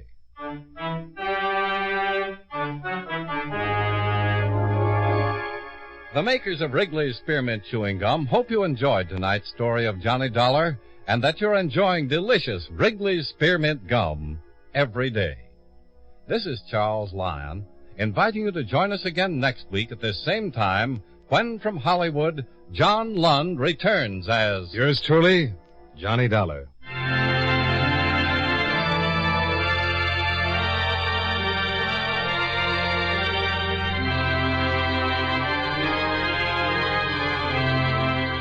This is the CBS Radio Network. CBS Radio Network. CBS Radio Network. CBS Radio Network. Get this and get it straight. Crime is a sucker's road, and those who travel it wind up in the gut of the prison of the grave. There's no other end. But they never learn. This time it was going to be a vacation in the wide open spaces. But a black stallion, a tiny emerald, and a battered horseshoe meant a 24-hour delay. It could have been worse. Because to the dude from Manhattan, they meant death. From the pen of Raymond Chandler, outstanding author of mystery, comes his most famous character and crime's most deadly enemy, as we present The Adventures of Philip Marlowe.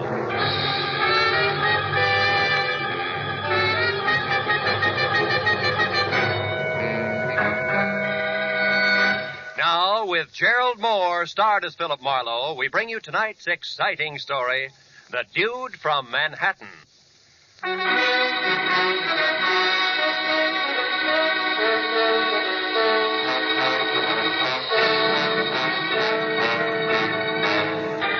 Every so often, life in the city seems to boil down to nothing but noise and concrete, where all a deep breath does for you is to pack more exhaust fumes into your lungs. And the nearest thing to nature is a mangy sparrow pecking survival out of a dirty alley. So when I got a long-distance call from an old friend inviting me to spend a week in the great outdoors at a ranch he just bought near Rattlesnake Mountain, I snapped at the chance. Inside an hour, I was rolling down the highway towards San Bernardino. And 120 miles later, at 5 o'clock, I turned in under a big arch of gnarled cedar that spelled out Rainbow Ranch. But the layout beyond was about as primitive as a dry martini. A ranch house the size of Union Station was backed up by blue-tile swimming pool, paved tennis court, and a semicircle of bungalows with all the rustic charm of a Hollywood motel. I drove on in slowly as a broad-brimmed hat, red gabardine shirt, hickok belt, and hand-tooled boots bounced out the door and ran toward me. It was my host, the ex-hotel man, Harold R. Lawson. Oh, rascal. How are you, boy? I am sure glad you could make it. File out, and I'll show you around. Hey, what is all this, Harold?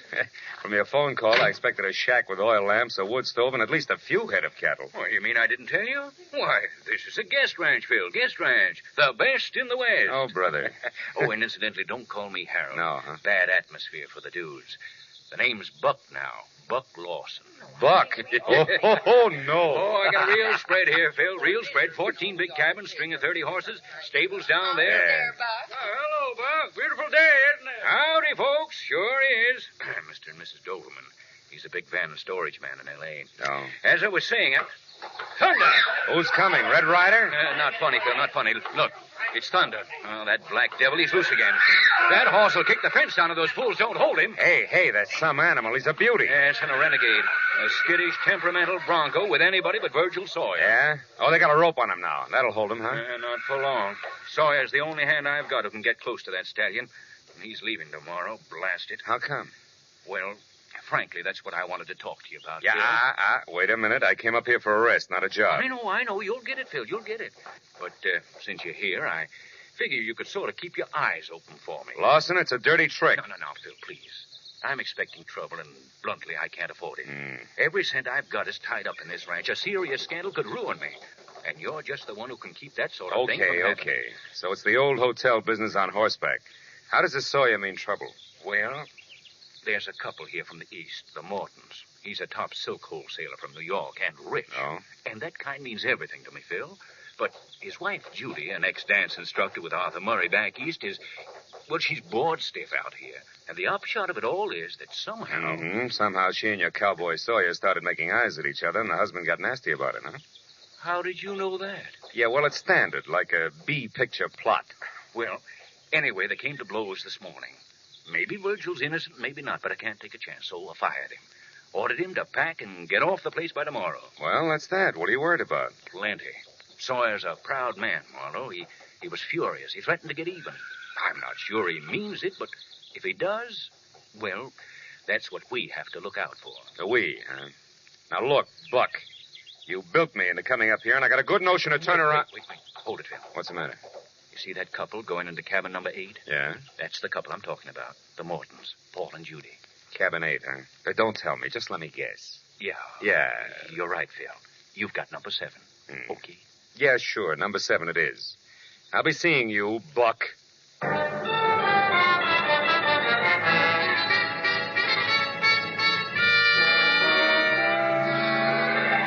walked up to number 7 and waited for the boy to show up with my bag. Then I started to unpack, but stopped when I heard a riot next door. At that point, sprawling Rainbow Ranch was just a horizontal tenement. Nothing more. Well, let me point out a few... Now what are you doing? Shutting the window. Isn't it bad enough to make a fool of yourself in private? You have to make a public scene as well?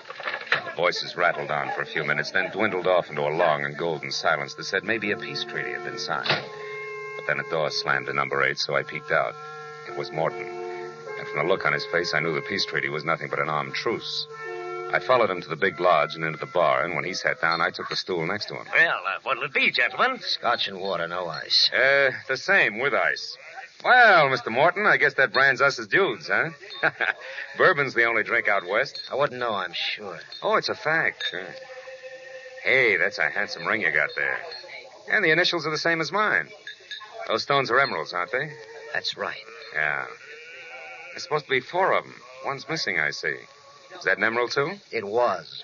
Happens to be my birthstone. Oh. Here you are, gentlemen. Oh, fine. Allow me, Mr. Morton. There you are. Oh, thank you, sir. How'd you lose it? Stone, I mean. I don't know. It happened several months ago, and in any case, it's no concern of yours. Now, if you don't mind, I'd just as soon be left alone. Oh, well, that's too bad. Here I was hoping I'd find out all about the silk business. The silk? What do you mean by that? Oh, just conversation.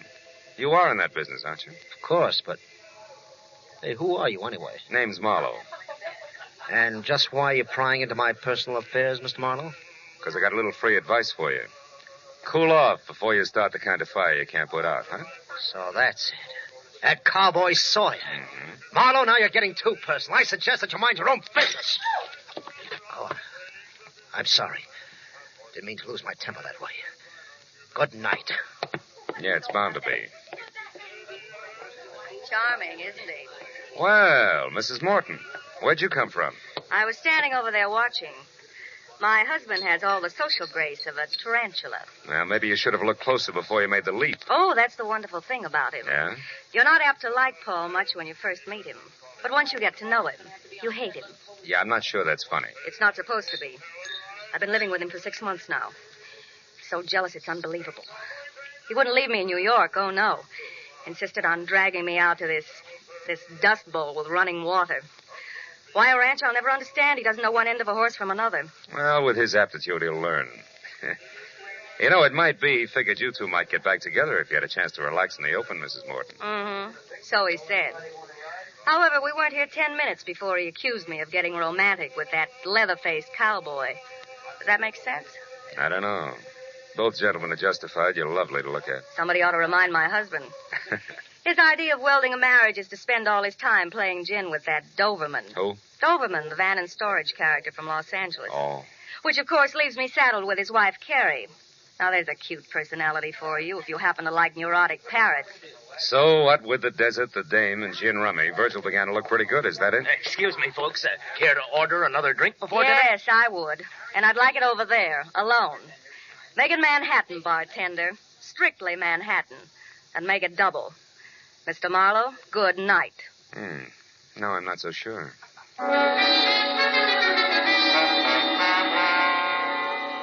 It was almost dark when I left the bar and headed down to the bunkhouse where the working personnel of Rainbow Ranch called home. The casual clutter of rumpled cots, scattered pulp fiction, and dusty boots gave it the only sign of authenticity I'd seen in the entire place. But aside from that, it was empty. Then a noise from outside brought me around the building to the back, where I ran up against 6.5 lean feet of solitary cowboy, with his hat shoved back on his head, pitching horseshoes. He was out of uniform for a flashy dude wrangler, which left him in a faded blue shirt and Levi's that fitted his lanky legs like a pair of bent stovepipes. He spotted me and stood there swinging a battered horseshoe in each hand while I walked up to him. Hello? Hiya, Sawyer. A little dark for horseshoes, isn't it? Little. Hey, you're good. Good at horses, too, huh? I understand you're the only man who can handle that black stallion, Thunder. Yeah? What's the secret? No secret. Just have to treat him right. What's on your mind, mister? The fact that you're leaving tomorrow. I reckon you better keep out of my business. Now, look, Sawyer, it takes at least 2 to make a fight. And fights are poison to Buck Lawson. So? I don't like to see my friends poisoned. Now, why don't you take it easy, huh? Lay off. Keep your nose clean. I don't know who you are, mister, but I'll tell you this anyway, seeing as you're so interested. I'm leaving here tomorrow, all right? But I'm going to square up with a couple of folks first before I go. I got a raw deal here, and I'm just not the kind to take it laying down. What do you mean, raw deal? You're a big boy now. You ought to know better than to get yourself all involved. I'm not much for conversation, fella, but I'm going to say something real plain so you'll be sure to sally. Oh!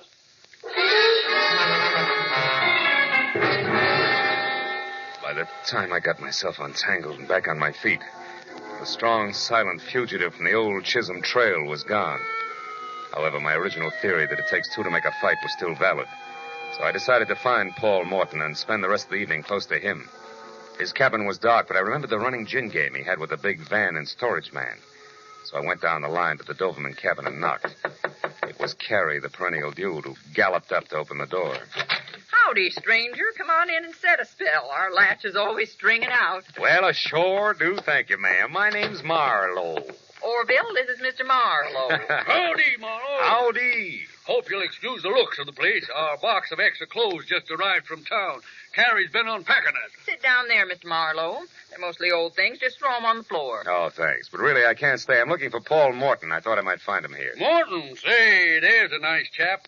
Met him day before yesterday for the first time and won $90 off him in gin already. Haven't seen him tonight, though. Orville was out looking for him himself just a few minutes ago. Weren't you, dear? Why, yes, as a matter of fact, I was. You didn't locate him, huh? No, I didn't. You know, he seemed to be all upset this afternoon. Couldn't keep his mind on the game.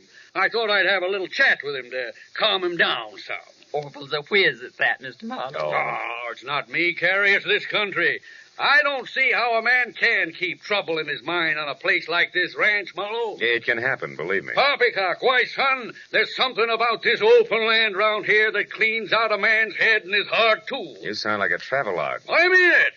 A few more days of this and Morton will forget there ever was such a thing as a cash register. Yes, sir. Give this untamed countryside a chance, and it'll cure anything. Yes, well... Marlowe, come here, quick. What was that? Wasn't the call of the wild, Mr. Doberman. Lawson, what's the matter? Bill, come on, down to the stable, hurry. Something terrible's happened.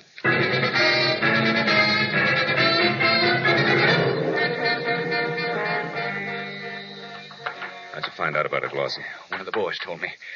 Heard Thunder raising a terrible fuss. Come over to check, but by then it was all over. Give me the lantern, Harold, will you? Here you are. Holy smoke. It's Paul Morton, all right. He's been trampled to death. Oh, it's a ghastly accident. And it's all my fault, Phil. I knew Thunder was dangerous, and I didn't get rid of him. All right, take it easy. Well, There's a lot of questions to be answered before anybody takes the blame. Hey, wait a minute. Look at this. Here by the gate. Oh, it's just a horseshoe. Stables are full of them, Phil. Yeah, not like this one. Look at it. It's all battered up. Well, all right, it's battered. Well, what's that supposed to mean? Nothing yet. But it gives me an idea. Because the last time I saw one of these, it was being pitched at an iron stake behind the bunkhouse. What are you getting at? Well, the chances are at least 50-50 that Paul Morton's death was no accident. It was murder.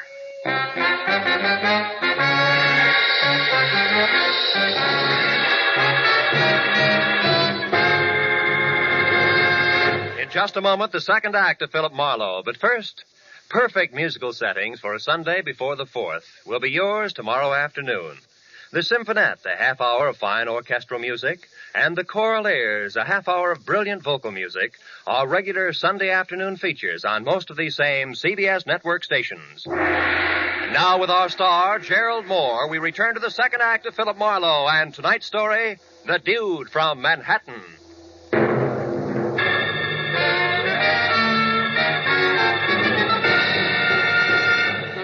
When I labeled Paul Morton's death something worse than an accident, Lawson's mouth fell open and the muscles in his face jerked as his eyes moved slowly from me out to the now quiet black stallion in the corral, who somehow or other seemed to sense the death at our feet. Then as the trembling man's lips silently formed the word murder, he gestured for me to help him carry Morton's body out of the stable. After that, he looked at the dead man's broken face once more, said he was going to call the sheriff's office, and hurried away.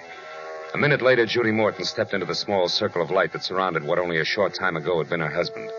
But except for a thin line of perspiration above her lips, she was no different than when I'd seen her last. I just passed Buck on my way down here. Told me my husband was dead. Did he tell you anything else, Judy? About how Paul died, I mean? No. It was a stallion, wasn't it? An accident? I doubt it. Why, Marlowe? For one thing, this horseshoe, too close to the body. But this is a stable. And this a horseshoe that's been used exclusively for pitching at a stake in the ground.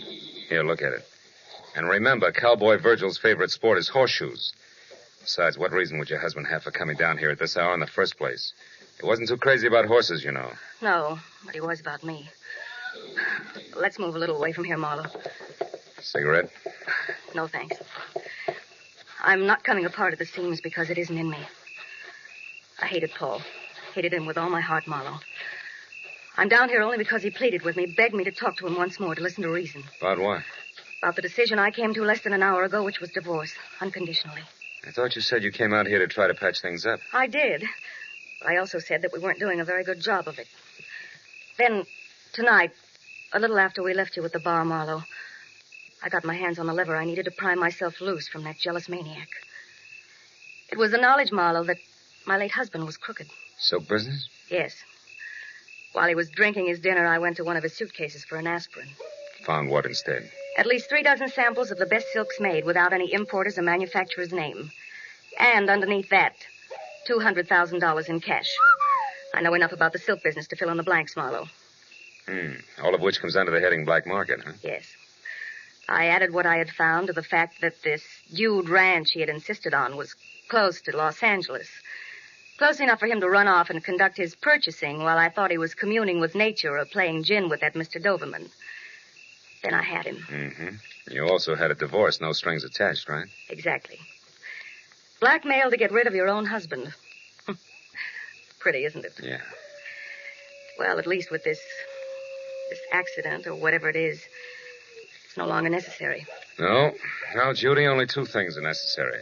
One, the location of Virgil Sawyer, and the other you in your own cabin where I can ask you some questions later. Why do you want to ask me questions?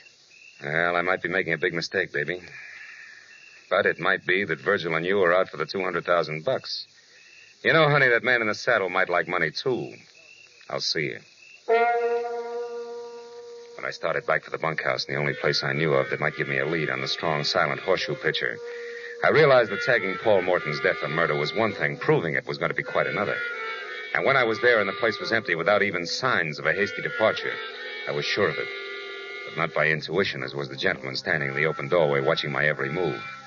Orville Doverman, champion of the wide open spaces, didn't believe that a clean-cut cowboy could be guilty of anything more unrefined than spitting on a pot-bellied stove. Marlowe, I think you're crazy. Buck told me about your finding that horseshoe next to Morton's body and the conclusion you jumped to from there. You're being very hasty, boy, and that's dangerous, and that's the reason I'm here. I don't believe in necktie parties. Necktie a man's got a right to a fair trial. Hey, hold it. Nobody said anything about lynching your hero. Huh? I want to find Sawyer, so that if I'm right, we can save the state the time and trouble of a manhunt. But since you brought it up, Vigilante, don't scramble for conclusions too quickly yourself. I happen to have a little more to go on than the relative position of a horseshoe. Not that idle gossip that's going around. The same. But at the moment, it figures two ways. Virgil's unhappy enough with the status quo to liquidate the city slicker. Or Virgil and the squaw light out after a clean start the hard way. Choose one. Nonsense, Marlowe. In either case, and especially the stupid suggestion that the girl and Virgil Sawyer are in cahoots. That I can't believe. Well, for sentimental reasons, I can't either. Besides, Judy Morton found out enough about her husband within the last hour to make murder for freedom's sake very unnecessary.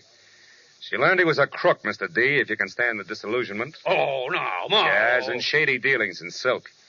Judy didn't go into details about it, but I gather she found out enough to make him sit up and take notice. And that brings us right back to Virgil, boots, saddle, and all. Yeah, it does, sort of. And we'll argue the fine points later. But right now, Mr. Doverman, if you want to make sure that everybody gets a square deal, get close to Judy's cabin and stay there. Sentry duty, your object. All right. And if I'm wrong about the cowboy, you've done nothing worse than waste your time. Goodbye. I spent the next 20 minutes talking to cowhands, guests, miscellaneous hired men, any and everybody who might have been able to say he went that away of Virgil Sawyer, with no success. And to make matters worse, when I'd given that up and was on my way back to the lodge to help Lawson wait for the sheriff, I found myself being paged. Howdy. Western style, of course, by no one else but Mrs. Carrie Doverman, the capital D in Dude Ranch. Howdy. Howdy, ma'am. Oh, Mr. Marlowe. Yeah. Mr. Marlowe, look at this. Look at what I've found. I've struck it rich, you might say, much like the old rustlers. The old rustlers, Mrs. Doverman, stole cattle. Oh? Yes. Oh, yes, so they did. I guess I meant those panhandle men. You know, gold is where you find it. Anyhow, look, it's a precious stone. Small, but nevertheless precious. Mined while digging for worms, no doubt. Oh, Mr. Marlowe, you're teasing me. Yes. You know very well that this is a polished stone. Funny thing, though, is where I found it. Shall I tell you? Oh, please. Please do, Mrs. Doverman. Well, I was just unpacking those clothes that Orville has sent up from Los Angeles. Yeah. Some slacks and things like that. And, well, when I started to hang a pair up, this fell out of one of the cuffs. And then... Now, I wonder how a little old emerald like this ever got there. Well, it was probably mice, Mrs. Emerald. Let me see that, quick. Well, yes, of course. But believe me, Mr. Marlowe, it can't be very valuable, I'm sure. I'm not. What are you talking about? Murder, or a reasonable facsimile thereof, and a girl named Judy Morton if I don't hurry. Goodbye, and bless you, Mrs. Doverman. You talk too much, but now was the right time.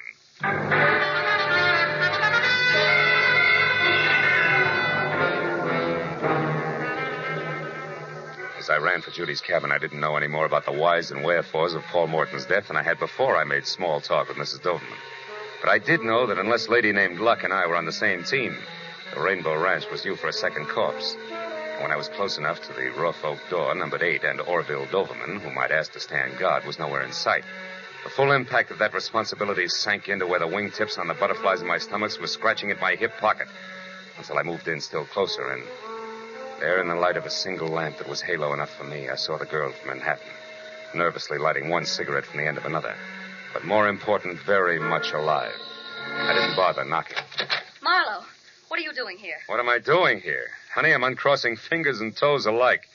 You know, they've been that way since I realized that I opened my mouth too wide, too soon, which put you right smack on what used to be known as the spot. Oh, so that's the way it happened. Yeah, that's the way it... Now, look, Judy, baby, you can't know what I mean yet. It's Doverman, honey, the gin player with all the moving vans. He's the one your husband was buying that black market silk from.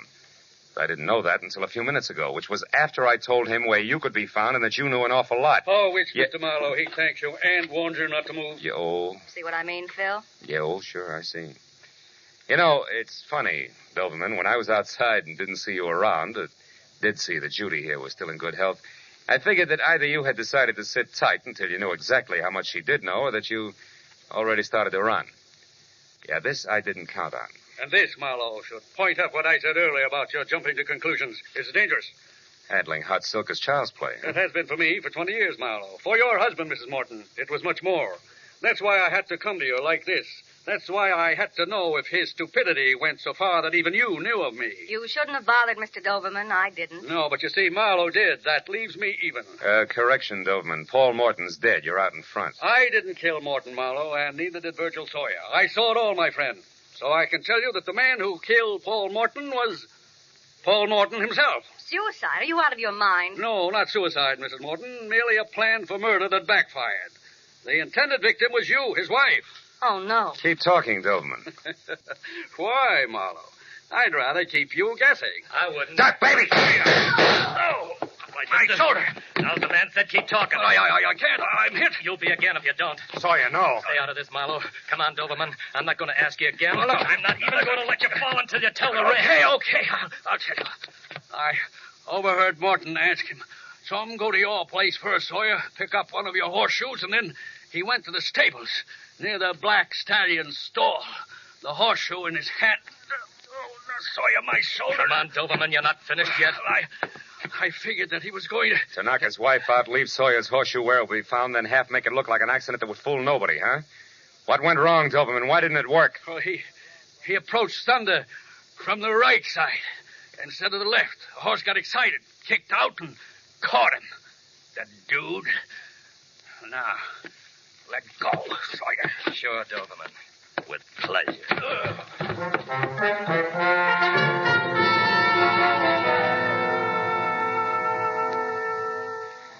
It was a slow but steady 2 hours of first aid and questions and answers mixed with a San Bernardino deputy sheriff who couldn't quite get over it before Orville Doberman was on his way to a hospital that featured barred windows. Mrs. Doberman, a complete innocent, was on her way back to Los Angeles. And Buck Lawson, Judy, and I were in the bunkhouse, watching Virgil Sawyer watch a pot full of water boil for coffee, ranch style. Well, you know, you can't ever tell, Marlowe. This whole thing might have just the right effect. Oh. Put the ranch on the map, I mean. After all, it was a genuine 100% cowboy who saved the day for us. Mm-hmm. Oh, no, that's not right, Buck. Huh? It was Marlowe here. I only followed him. Coffee's ready, folks. Oh, that's good, for me. Good. Let's go. What did make you go up there, Mr. Marlowe? Oh, a little precious stone, Virgil. An emerald that once fell out of Paul Morton's initialed ring. But, Marlowe, that happened a long time ago, 3-4 months. It was just after Paul had returned to New York from Los Angeles. Yeah, and negotiations with Doberman. You see, honey, it was Mrs. Doberman, really, who found the missing emerald tonight and a pair of slacks that Orville had sent up here. Then that was proof that Paul must have been with Doberman in Los Angeles before. Yet they claim to have met for the first time here at the ranch. Yeah, that's what they claimed. That plus what you told me, Judy, made the man with the moving vans it. And, hey, Virgil, that coffee's hot. But it's good. Well, anyway, since I told Doberman where you were and that you knew your husband had been dealing in black market silks, he took his cue accordingly. Yes, and fortunately, yours. Well, that makes it 2 people who tried to kill me tonight. My husband and his partner. Seldom is heard a discouraging word. Oh, fine. And the skies are not cloudy all day. Good night, gentlemen.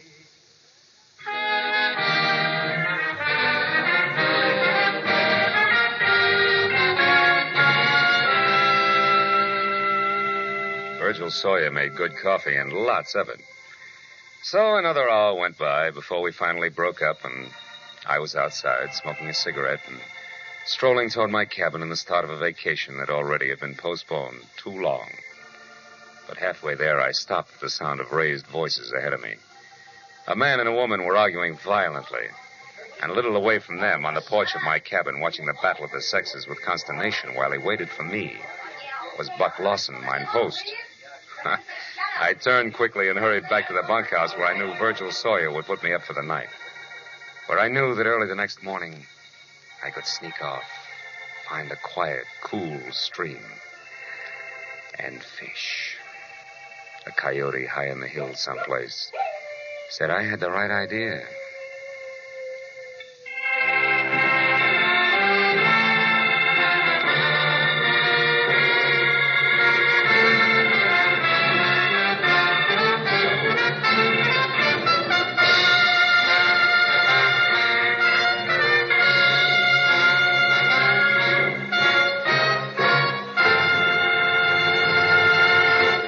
Adventures of Philip Marlowe, bringing you Raymond Chandler's most famous character and crime's most deadly enemy, star Gerald Moore, and are produced and directed by Norman MacDonald. Script is by Mel Donnelly, Robert Mitchell, and Gene Levitt. Featured in the cast were Charlotte Lawrence, Bill Johnstone, Bill Lally, Herb Butterfield, D.J. Thompson, Lou Krugman, and Jack Carrington. The special music is written by Richard O'Runt. Be sure and be with us again next week when Philip Marlowe says... I went from a mansion in Bel Air to a cheap flat in Southgate, looking for a girl with a secret, who a man in a pork pie hat, a wise-cracking secretary, and a fat corpse didn't want me to find, but who I found anyway, because of the quiet number.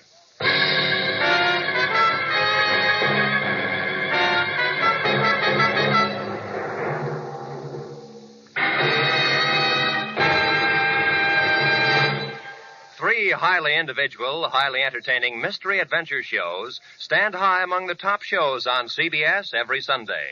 The Green Llama, Call the Police, Sam Spade. Go adventuring with them every Sunday when they come to you over most of these same CBS stations. This is Roy Rowan speaking. Now, stay tuned for Gangbusters, which follows immediately over most of these same CBS network stations.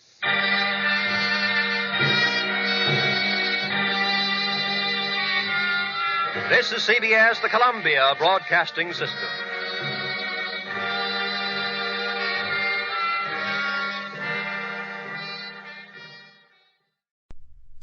WBBM FM, Chicago. Gum, the refreshing, delicious treat that gives you chewing enjoyment, presents for your listening enjoyment John Lund as... Johnny Dollar. Donald Maynard, Johnny. Oh, hello, Mr. Maynard. You employed? No, not a bit. Just closed out a case. Fine. Can you go to New York? Yeah, I guess so. What's it all about? Well, this company insures Maury Productions Incorporated. It's a film television company shooting in New York. The star is Philip Maury. Uh-huh. Well, production stopped last Wednesday. We were notified that Maury had suffered a breakdown and couldn't continue for a while. It's costing us plenty. They've got a pretty big company. Cast and crew are all under contract and have to get paid. Well, what do you want me to do? Well, anything you can. The doctor definitely confirms the breakdown, but he says he's sure it's due to some personal crisis. See what you can find out. See if you can't do something to snap Maury out of it. Okay. Right away, huh? As soon as I pack a bag.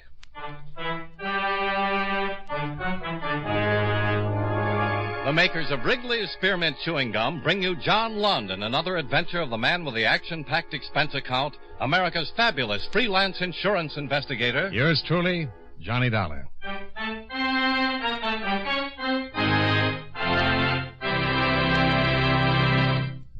Friends, the makers of Wrigley's Spearmint Chewing Gum present these weekly adventures of Johnny Dollar because they know that millions of you enjoy Johnny Dollar. That's true of Wrigley's Spearmint Chewing Gum, too. It's enjoyed by millions, day in and day out. People find that chewing on a smooth, delicious piece of Wrigley's Spearmint Gum somehow makes time pass more pleasantly. Whether you're working, driving, shopping, or just taking things easy, that good, tasty chewing gives you enjoyment and satisfaction. So always keep a package of Wrigley's Spearmint Chewing Gum handy. And whenever you want a refreshing, delicious treat, chew a stick. You'll like it. You really will.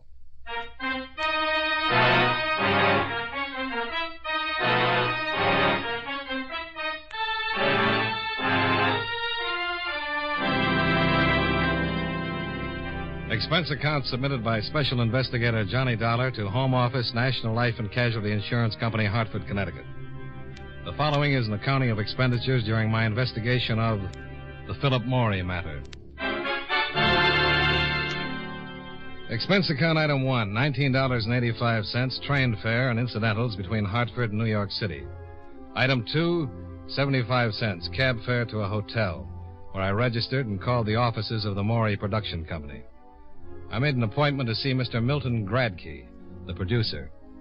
Expense account item 3, 55 cents for another cab to Gradkey's well-appointed office on 45th Street. Really, Mr. Dollar, I'm just as concerned about this situation as the insurance company is. In fact, I'm probably a whole lot more concerned. A whole lot. Well, we've got a schedule to meet. We've got a sponsor and a network to account to. And if our star is sick, I just came down to see if I could help. It's a breakdown, Mr. Dollar. Who can help with a breakdown? Are you a doctor? You're a close friend, huh? Yes, very close. I can't do anything. How could you? What caused the breakdown? Such a question. What causes the breakdown? What causes breakdowns? Again, it's for a doctor to say. I'm only a producer. Well, the company doctor felt it was something of a personal nature. Something more than just overwork. Well, I know Phil is sick. He's really in a bad shape. And I know if he doesn't snap out of it, this show is going on the rocks. It may be personal, but that's not for me to say. Phil's had enough trouble in the past. Well, this time he could be ruined. Who's his personal physician? Ewing, Charles Ewing. The best man for this sort of thing. I got the best. I'd like to talk to him. He's probably over with Phil now. Oh, fine. I'll stop by. Oh, he won't allow you to see Phil. You can't see him, Mr. Dollar. Okay, then I'll just talk to the doctor. Maybe Ewing's back at his office now. Why don't you go over to his office instead, huh? It'll be a whole lot easier if you go over to Mr. Gradkey. Yes? What's the matter? Don't you want me to talk with Philip Morey? He's sick. Very sick. You sure that's all? Of course that's all. You got the doctor's report. Yeah, but if you don't mind, I'll check it myself. Your company may be in trouble, Mr. Gradkey, but my company is paying for it.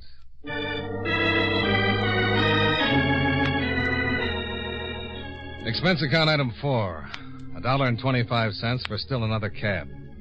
Philip Morey was residing in an apartment on Park Avenue. I had trouble getting by the doorman, the receptionist at the switchboard, and the elevator operator, but I got by them. I walked down the 3rd floor of the building and knocked on the door to Philip Morey's apartment. Yes? Dr. Ewing? No, he just left. My name is Dollar. I'd like to see Mr. Morey. I'm sorry, no one can see Mr. Morey. He's quite ill. Who are you? What business is that of yours? I'm a special agent for National Life and Casualty. I was sent here to make a report on Mr. Morey's condition. Then I suggest you talk to Dr. Ewing. Now, wait a minute. Look, I told you that... Hey, Richard. What's the beef? What's going on? Mr. Morey? Yeah? Phil, you better go on back in your room. Why? What do you want, Edward? My name is Dollar, Mr. Morey. Okay. What's it all about, huh? I told him you weren't seeing anyone. Well? He's from the insurance company. I don't want any. You already have it. I just came down here to see if I could help. Wait a minute. I don't want any insurance. I'm a lousy risk. Phil. No. Go on, fella. Beat it. You hear me? Go on. Okay. Don't get rough. You're in no condition. You think so, huh? Look, Mr. Morey, my company got a report that you'd suffered a breakdown. Yeah. Well, good for them. It looks to me more like a 90-proof breakdown, and it smells like it, too. Well, what's it to you? Plenty. My company's paying a lot of money while you're laid up. As long as it's a legitimate illness, they're obligated to keep on paying. And if I'm just drunk?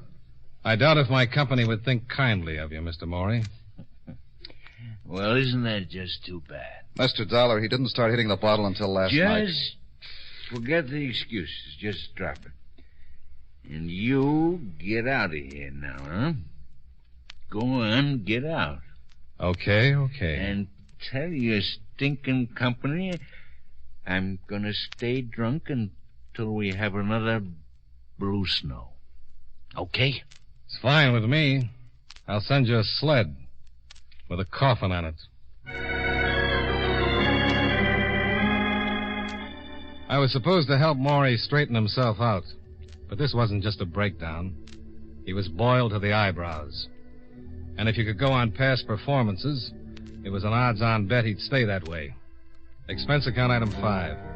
$1.35 cab fare from the Park Avenue apartment to the hotel, where I went to the bar to cool off.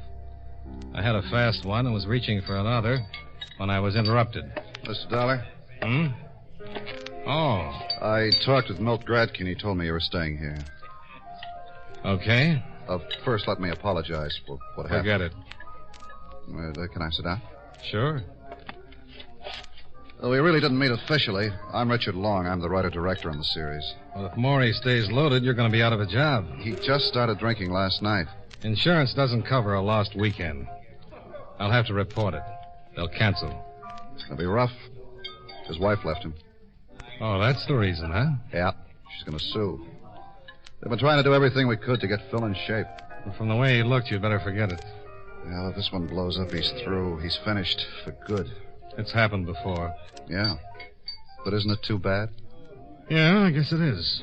He's one of the biggest talents we've ever had in this business. And he's gotten into more trouble. Look, I'm not defending his mistakes, just his talent. If you're going to ask me not to make that report to my Mr. company... Dollar, I know you've got a job. I know your company can't be expected to keep on paying while Phil's in this condition. Well, I'm glad you understand. But they've paid up till now, and believe me, you've got my word, until last night, Phil Maury hadn't touched a drop. Well, even if that's true, Maury's drinking now, and he looks like he's good for a long, long time. He's fallen off before, hasn't he? Yes. He lost his motion picture contract the last time, didn't he? Yes, but all that straightened itself out. It looked pretty crooked this afternoon. This would never have happened in a million years if it wasn't for that wife. Well, that's another one of his patterns, isn't it? He's been sued by more ex-wives. Mr. Zoller, I've never said he was right. I never said any of the trouble was anything else but his own fault. But you don't know him. Not many people do. This guy is the most considerate, charitable... When he's sober. Listen, if you've got about 12 hours sometime, I'd like to impress you with some of the good things on the other side of the ledger. He's given Janet everything she could want. Sure, he was wrong. He should have belted her one and told her to keep in line. He's made the same mistake with every woman he's ever been involved with, and they've all taken him. Nearly everyone's taken him. Business managers, agents. You think them up, and they've had their fingers in the pie. But for a while, it was a pretty big pie. Sounds like fodder for a good psychoanalyst. Yeah, but... Well, Janet's leaving him was too much. Even as bad as he was, he didn't hit the bottle. He just kind of folded up, but he stayed on the wagon. Until last night. Yeah. Her lawyer called, and Phil got to the phone before I did. He was almost well, didn't care if he ever saw her again. The lawyer said lawsuit, and Phil headed for the bar. Well, a breakdown is one thing, but a drunk is something else. And he doesn't exactly have the cleanest record in the world. A couple of his binges turned into marathons. Well, I don't know what to do. That's why I wanted to see him. I was sent down here to straighten him out if I could.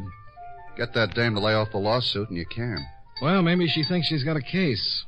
The other wives did all right. Well, that's why he flipped. He just can't afford it.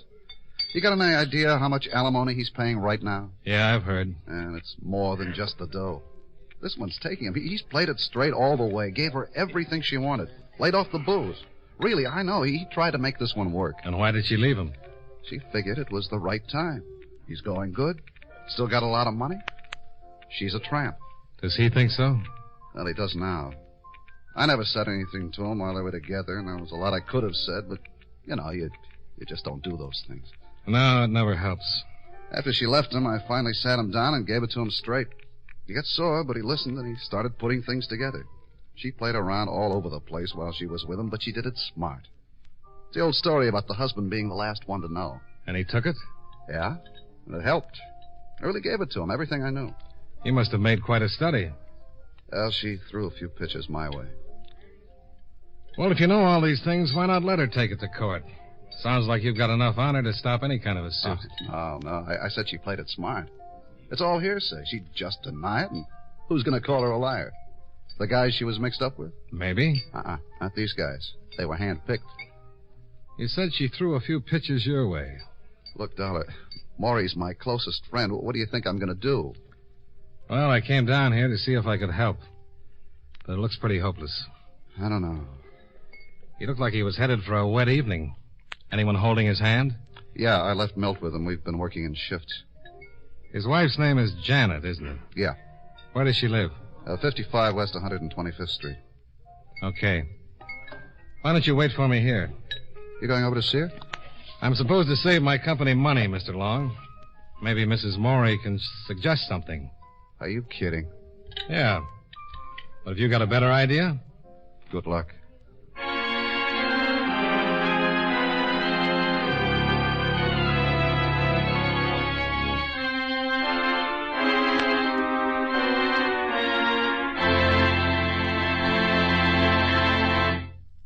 Friends, Wrigley's Spearmint Chewing Gum is a refreshing, delicious treat you can enjoy just about any time. Even when you're busy working, you can slip a stick of Wrigley's Spearmint in your mouth and enjoy that pleasant chewing. The lively, full-bodied spearmint flavor cools your mouth and freshens your taste. The good, smooth chewing helps relieve pent-up tension, gives you satisfaction. As a result, you seem to feel more relaxed and get more enjoyment out of what you're doing. So enjoy chewing Wrigley's Spearmint Gum while you work, and at other times, too. Get a few packages next time you're at the store. That's Wrigley's Spearmint Chewing Gum. Healthful, refreshing, delicious.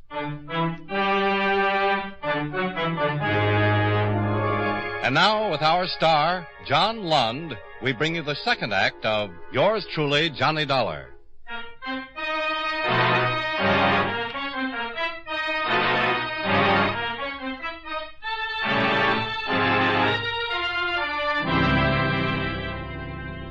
I left Long in the hotel bar and ran up expense account item 6, $1.45, for one more cab to take me to Mrs. Philip Morey's apartment building. I buzzed for the elevator, and when it arrived, a man stepped out and brushed my shoulder. Sorry.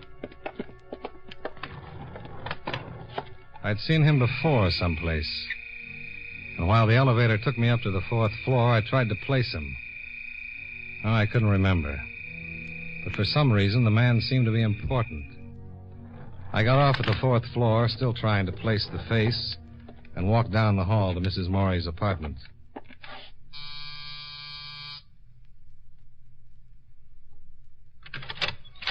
Yes. Mrs. Morey? Yes. My name is Dollar. I'm a special investigator for National Life and Casualty. Insurance? Yes. Well, I'm sorry, but I'm... My company insures your husband's television production. Oh, You mind if I come in and talk to you? no. Come on in. I don't quite understand, Mr. Dollar. Mr. Dollar. Sit down, please. Oh, thanks. My husband's production company is insured? That's right. Insured for what? Oh, accidents, illness. Oh. Well, how'd you find me? Mr. Long.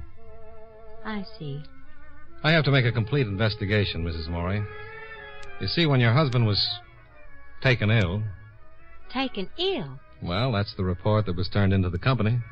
Well, I guess you could call it that. What would you call it? He's plastered. You know what that means. I sure do. I left him. I'm going to get a divorce. Well, aside from your personal differences, if your husband is just drinking, if that's the reason that production has been held up, my company will cancel his insurance. So? He won't be able to get insurance from any other company. Look, Mr. Dollar, do you know anything about Phil? Well, just what I've read. Well, that's been bad, all right, but you've got to live with a guy to really get the full effect. You wouldn't believe it. Well, I understood he's been a pretty good boy until recently. Why don't you go talk to my husband? I saw him earlier today. How'd you like it? It was a little tense. Was he sober? Not even close. Well. But I understand he just started drinking. Oh, that's dandy. Do you think they're going to tell you that he's been blind for the last month? You can take my word for it. He's no good. I tried. I was number 4, and I certainly tried to do everything I could to make it work. Well, if it was that bad, I can't blame you. But this will ruin him. He was ruined the day he was born. Oh, he'll get along. He's still got a lot of money. After all the alimony he's been paying out? Mr. Dollar, Phil has made over $6 million since he started in the business. He could still afford a dozen more wives if anyone will have him. Well, I'm glad to hear that you'll be taken care of. You bet your life I'll be taken care of. After all I put up with, I deserve to be taken care of. Taken care of good. Uh-huh. Well... Oh, you don't have to go. Let me buy you a drink. Well, sure. What's your poison? Anything that's handy. Just water it. Bourbon? Fine, fine. I suppose Richard Long told you what a terrible woman I am. He mentioned something about it. Yeah, he would. He's a jealous little fellow. There you are. Oh, thanks. Cheers. Sure. Richard tried everything he could to break us up. And what a heel. After we'd been married for only a couple of months, Richard started making the old pitch. How do you like that? Well, I can understand it. Thanks. But Richard's supposed to be Phil's closest friend. An attractive woman can fracture a friendship in a hurry, under the right circumstances. The circumstances were anything but right, Mr. Dollar. Well, can't blame a man for trying. Don't you have any scruples? A couple. But I left them back in the 3rd grade. Insurance business, huh? Yeah. You make a lot of money? Enough. It has other compensations. Tell me about them. Well, good drink now and then. I bet you meet a lot of interesting people. Oh, lots. What'd you say your first name was? I didn't. But it's Johnny. Johnny Dollar. Mm-hmm. Nice, expensive sound. You should get a load of my expense account sometime. I'd love to. You know, I saw a picture of you once. Really? Yeah. In a bathing suit. I was a model before I met Phil. I had lots of pictures taken in bathing suits. I think this was taken just before you married him. It was on the front page, showing you were the girl that was going to be the 4th Mrs. Morey. Oh, that one. Yeah. That was a rather good one. Rather. That book there on the table is just full of pictures taken while I was modeling. Oh? Oh, this one? Mm-hmm. Browse around. Oh, I'd love to. That's a good one. Yes. Oh, and here's one. We made a whole bunch of these on the beach. This is the best one of the lot. Yeah. Nice tan. Isn't that one cute? Yeah. Mr. Dollar. How's your drink? It just curdled. Let me build you a fresh one. Oh, no, thanks. I have to go. Oh, I'm sorry. You won't be, honey. I don't think I understand that, Johnny. I'll tell you all about it sometime. It'll give you a real kick.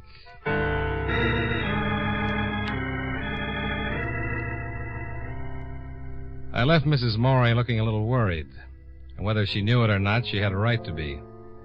In one of the pictures she's shown me, I'd spotted the man. The man I'd bumped into coming out of the elevator.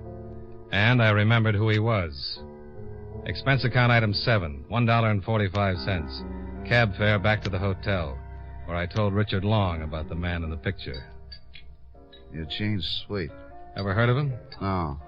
I couldn't remember until I saw that picture. There was a big case in L.A. He was convicted and sentenced. Did 3 years for forgery. I was in on the case. Sweet. No, I don't know. And there was a girl mixed up in it. Janet? No. But it was an interesting setup. Sweet introduced the girl to a wealthy old man.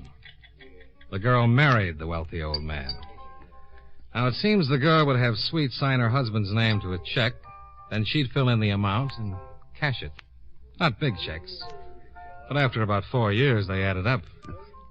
Well, a man named Swift introduced Phil to Janet. I never did like him. He used to hang around all the time. Phil got tired of him in a hurry and gave him a bounce. What did he look like? Oh, he was tall, kind of greasy around the edges, weighed about, I don't know, about as much as I do. Where does he live? I don't know. Only seen him a couple of times since Phil got rid of him. Why, you think Swift might be this Sweet or whatever his name is? Well, it's a long shot, but you never know. I guess I could find out. Milt might know. Would Janet? Sure. She might. Why don't we ask her? Yeah. Why don't we just go back to her place and you have a look at that picture book? I'm with you.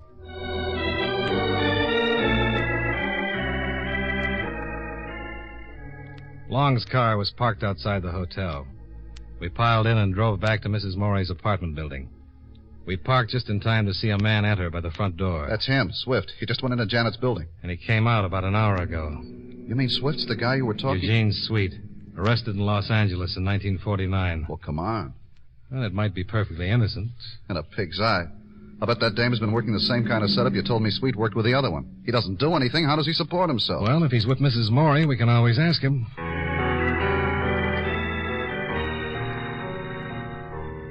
We went into the lobby and waited for the elevator to come down. Long looked happier than a kid in an acre of new cement, and there was just a chance he had a right to be. The elevator arrived, and so did Milt Gradke, the producer, who came busting into the lobby from the street. Milt? Richard, I've been calling you all over the place. What's the matter? Phil, he's loose. I couldn't keep him in the apartment. Oh, no. I tried, but he got rough. He tried calling Janet, but she hung up on him. Then he went wild. You think he's here with Janet? Yes, and that's not the half of it. Come on, we better get up there. There's no telling what he might do. You know about it? What do you mean about Sweet? Who? Sweet. I'll tell you later. I thought you meant the gun. Gun? Yes, Phil's got a gun with him. On the way up, Long explained as much as he could to Gradke, and Gradke continued to apologize for not being able to restrain Morey. We left the elevator on the 4th floor and hurried down to Mrs. Morey's apartment. The door was ajar. Sounds like they're all in there. Well, what are we going to do? Well, if he's got a gun... He sure has. I'm going in. Get back! Get back. Get back. Frankie, do something! Put down the gun, Morey. Don't come near me. Get back. I warn you. Don't anybody get near me. I swear I'll shoot. Phil. Not even you, Dick, no. You too, Milt. Get back. Miss Dane. Miss Dane thought she was going to take me. Well, she's not going to get away with it. Phil, No. please. No. I am through. Nothing's left. So I'm going to do it up brown. What do you think of this dame, Dick? Look who comes to see her. His real name's Sweet, Eugene Sweet. Huh? What? That's right, Morey. He's done time. Yeah? Morey, put down the gun. It's a better than even bet that your wife's been pulling a fancy bit of hijacking with Sweet. Huh? That's right. Tell him about it, you little tramp. Yeah. Tell me about it. Look, Phil. I want the whole thing. How did you take me? Come on. He introduced you to Janet, didn't he? Yeah, he did. They had it all settled. She marries you, sticks around for a while, and Sweet, being a good forger, signs your name to some checks. Tell him, Janet. Phil, look, you didn't do wrong. You did everything right. For goodness sakes, Phil, nobody's going to blame you now. Only put away that gun. Put it down, Mr. Morey. Stay back. Mr. Morey, these two men have a lot of belief in you. They think you can straighten out in spite of everything that's happened. Now, nobody's going to blame you for anything unless you use that gun.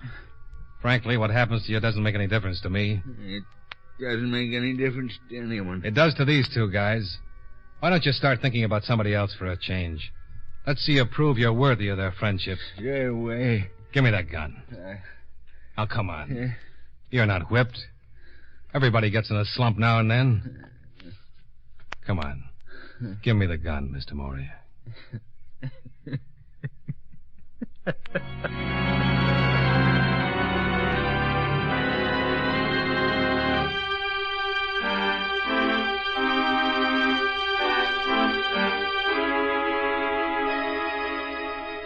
By the time the cops got there, Janet and Sweet had told me the whole story.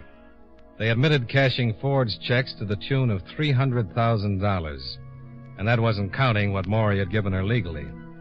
If I hadn't recognized Eugene Sweet, Janet would probably have won a nice settlement to go along with everything else.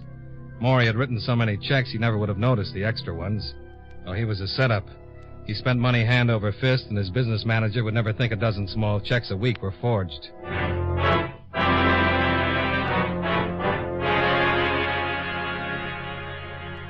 Expense account item 8, $54, hotel bill. Item 9, $18.83, train fare and incidentals back to Hartford. Expense account total, $99.38. Yours truly, Johnny Dollar.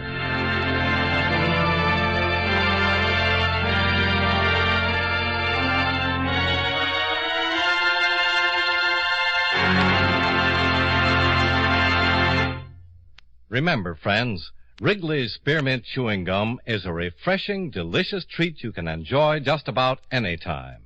Chew a few sticks of Wrigley's Spearmint during the day and see how the good chewing helps you keep feeling fresh and alert. The lively, full-bodied flavor of Wrigley's Spearmint cools your mouth, freshens your taste, and sweetens your breath. The chewing itself gives you a nice little boost, helps you keep going at your best. Millions of people get real chewing enjoyment out of Wrigley's Spearmint Gum every day. And we know that you'll enjoy it, too. Get a few packages and always keep some handy. That's Wrigley's Spearmint Chewing Gum. Healthful, refreshing, delicious.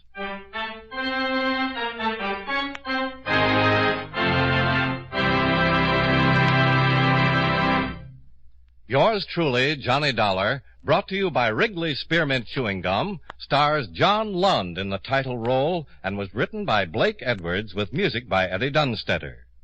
Featured in tonight's cast were Joe Duvall, Sidney Miller, Hy Averback, Bill Johnstone, and Jeanette Nolan. Yours truly, Johnny Dollar, is produced and directed by Jaime Del Valle.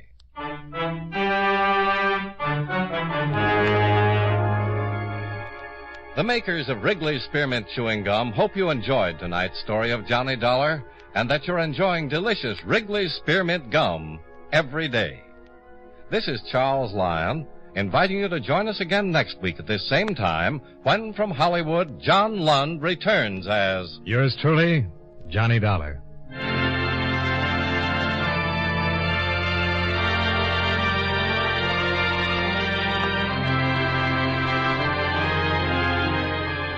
This is the CBS Radio Network. Hear Chicago's favorite shows on... Hear Chicago's favorite shows on... Hear Chicago's favorite shows on... Hear Chicago's favorite shows on... Get this and get it straight. Crime is a sucker's road, and those who travel it wind up in the gutter, the prison, or the grave. This started with a terrified woman lost in a maze of memories she couldn't explain. And waiting for her outside an open window was death. From the pen of Raymond Chandler, outstanding author of crime fiction, comes his most famous character in The Adventures of Philip Marlowe.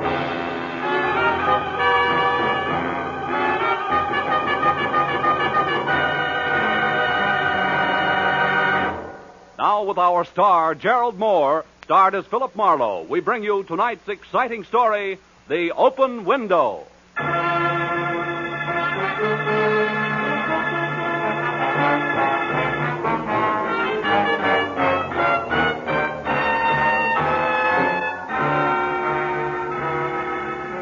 California's a year-round kind of place, where each day blends into the next with a sort of sunny indifference.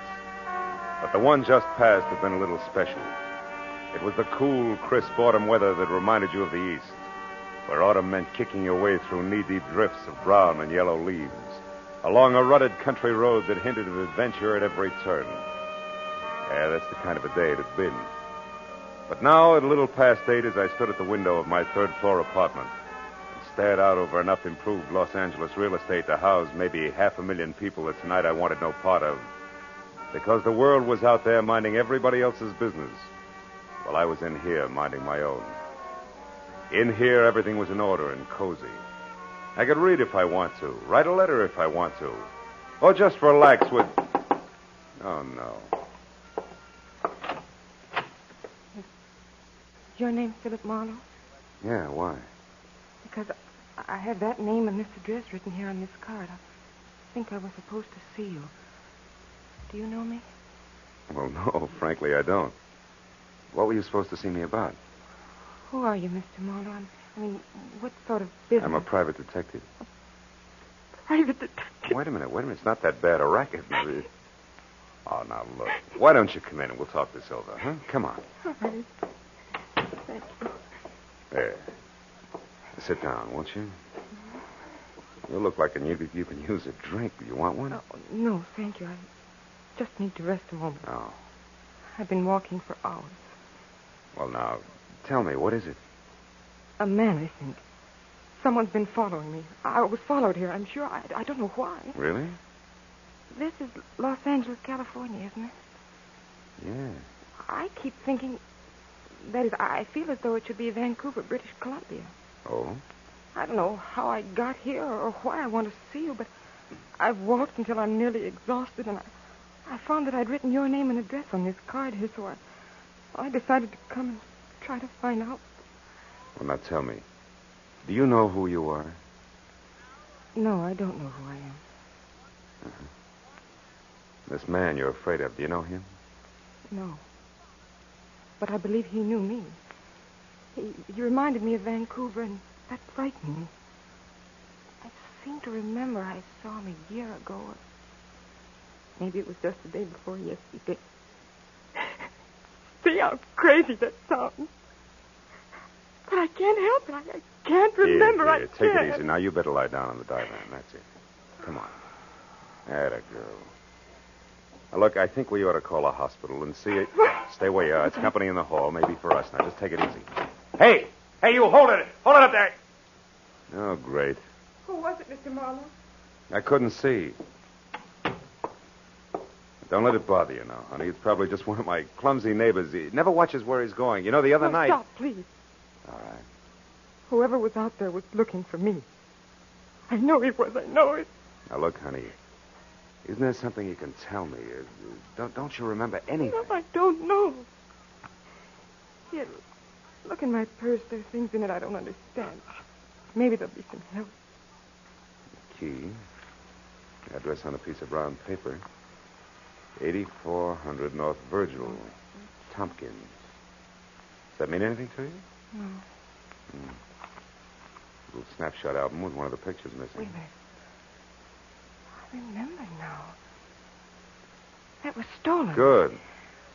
But I don't remember what the picture was. Oh, please try to find out who I am and why I'm being followed. Please try to find out why I'm afraid. All right, baby. Now, you stay here till I get back, huh? I won't bother anything. I'll wait right here. Oh, I'm so tired.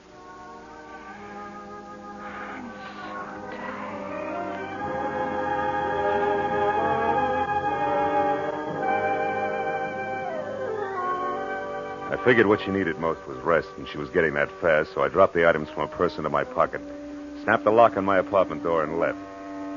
My first stop was the phone downstairs in the lobby, where I found out that the Missing Persons Bureau had no one on file answering her description. My next stop was 8400 North Virgil. A half hour later, I found it. A crumbling stucco rooming house in a welter of knobby hills, huddled with other ramshackle houses that years ago had abandoned any hope of beauty in the face of the leaky, bobbing oil wells that had invaded the neighborhood like a horde of huge, greasy grasshoppers. I walked past one of the creaking monsters in the front yard, then down a grimy hall to a door marked Manager, Jacob Philpotts, below which some neighborhood wag had penciled Stinks. It wasn't funny. But neither was Jake Philpotts. Yeah. What is this? Speak up, Sporty. I'm very busy killing a soldier. What's on your mind beside your hat? Okay, comic. I want to see Tompkins. Oh, you want to see Tompkins? That's what I said. Well, you're too late, Sporty. He's gone. Blue. Flew the coop. Took the 500 berries and shoved off 2 hours ago. For where? Well, for his hometown, I guess. Vancouver. It's way up in Canada. Which is a long walk, Sporty, so you better get started. Bye. Wait a minute, Jake. Huh? Where did Tompkins get the 500? Where'd he get... Well, some classy guy gave it to him. Classy guy. And why? Well, to get out of town and stay out.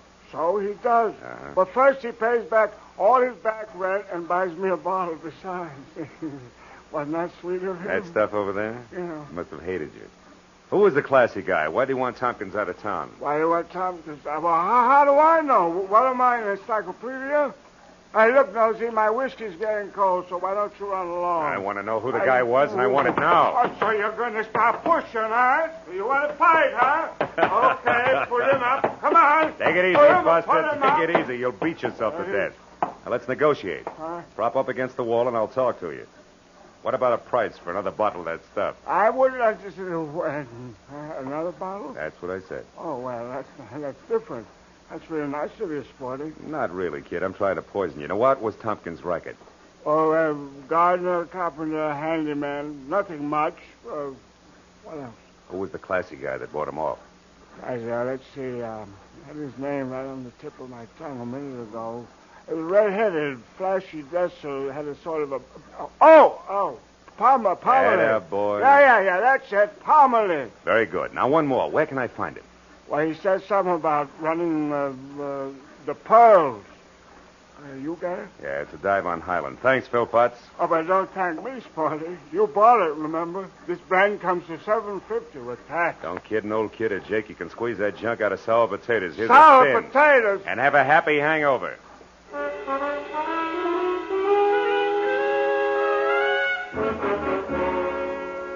Outside, the smell of the oil well as I passed it was welcome by comparison to Jake, which made it tough to reconcile anything I'd seen at 8400 North Virgil with a girl asleep on the divan in my apartment.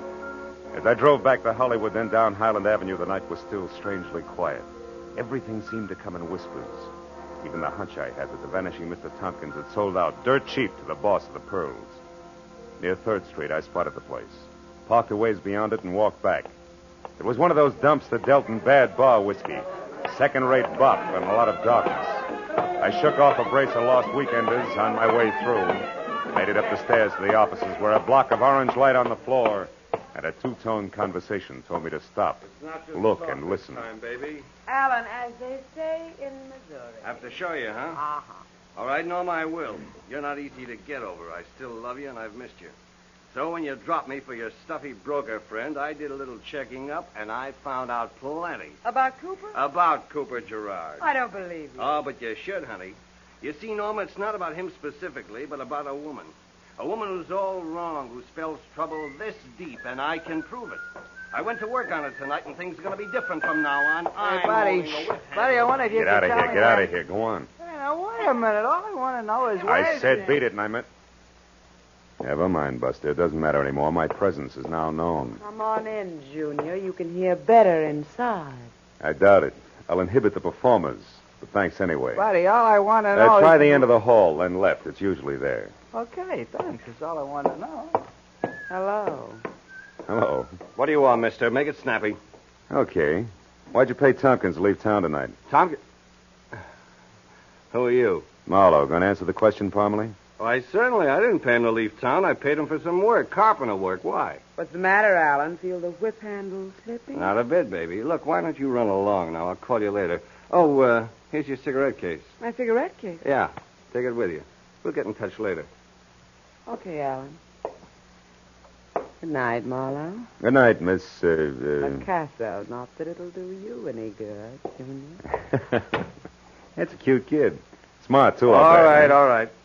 Why are you interested in Tompkins? Because a certain lady's interested. And a lady's name? None of your business.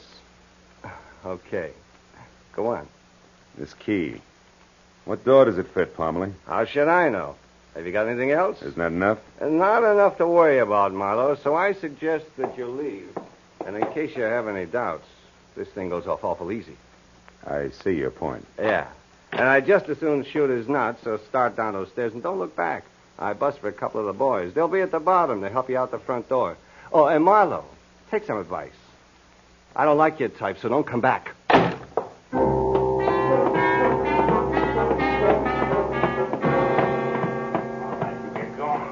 The boys escorted me politely as far as the sidewalk and gave me a send-off that piled me into the gutter. It's my own fault for letting Parmalee get the drop on me, but he was farther ahead of me than I figured. In fact, I was lucky all I got was the bounce.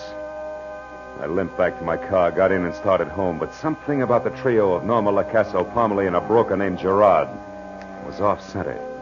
And Gerard's connections were too strong to pass up. So I decided to let the pale woman asleep in my apartment go right on sleeping while I stopped at a phone booth. Found only one Cooper Gerard listed, and he at 8112 North Orange Drive. It was a lonely house up in the Hollywood Hills. I tried the bell and got no answer, but I knew he was there. I slipped the enigmatic key out of my pocket and listened to the music coming from inside. I stuck it in the lock. It turned, just as the footsteps inside, so I pulled it out fast and let the party on the other side of the door do the honors. What is it? You're Mr. Gerard? Yes, I'm Cooper Gerard. What is it? I'd like to come in and talk to you. My name's Marlowe. I'm a private detective. I've got a key that fits your front door, plus a little photo album full of a girl. Here. Why, that's Margaret's album and her key.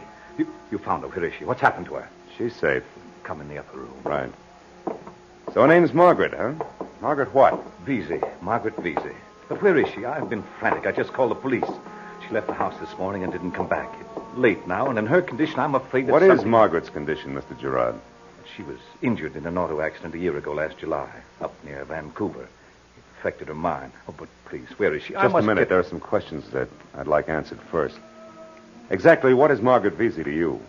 Well, until July 9th, 1948, when that horrible accident happened, nothing. Merely a hitchhiker. My wife and I were motoring back from a vacation in Canada. We picked Miss Vesey up on the road. In the accident, Grace, my wife, was killed. Miss Vesey seriously injured. All I knew about her was that she was alone in the world, so there was no one to help her. Well, since I was driving the car, I assumed that responsibility. It was the least I could do. I stayed with her in Vancouver until she'd partially recovered and then brought her here. She's been with me ever since. Now, will you please take me to her? But the story doesn't end there. What do you mean? Margaret Vesey's in trouble and she's scared. What do you know about a man named Tompkins, for instance? Why, nothing. I don't know any Tompkins. You do know a Norma Lacasso, don't you? Norma? Of course. Miss Lacasso and I are quite good friends. Mm-hmm. What about Alan Parmalee? Heard of him. He runs a nightclub, I believe. That's right. Now tell me, can you tell me why a third picture is missing in the album? What's that? Let me see. This is very strange. Margaret cherishes every picture in this album. She thinks that one was stolen. Any idea what the picture was? No. I can't imagine why it was stolen. All the pictures were simple, harmless snapshots. I can't remember the one that's missing, but... Marlowe, what does all this mean? What's it all about? Well, as near as I can tell, there's some kind of nasty shakedown brewing. I don't know how or why, but Alan Parmalee's behind it, and Margaret Vesey's caught in the middle, so it involves you, too. Come on, let's go get her. She's asleep in my place. You didn't leave her alone. Oh, yes, I did. Oh, you shouldn't have done that. Couldn't you tell from her mental state that she isn't responsible? For 2 days she's been moody. She's been talking about suicide. She might... Marlowe, if anything's happened... Come on, Gerard, let's travel.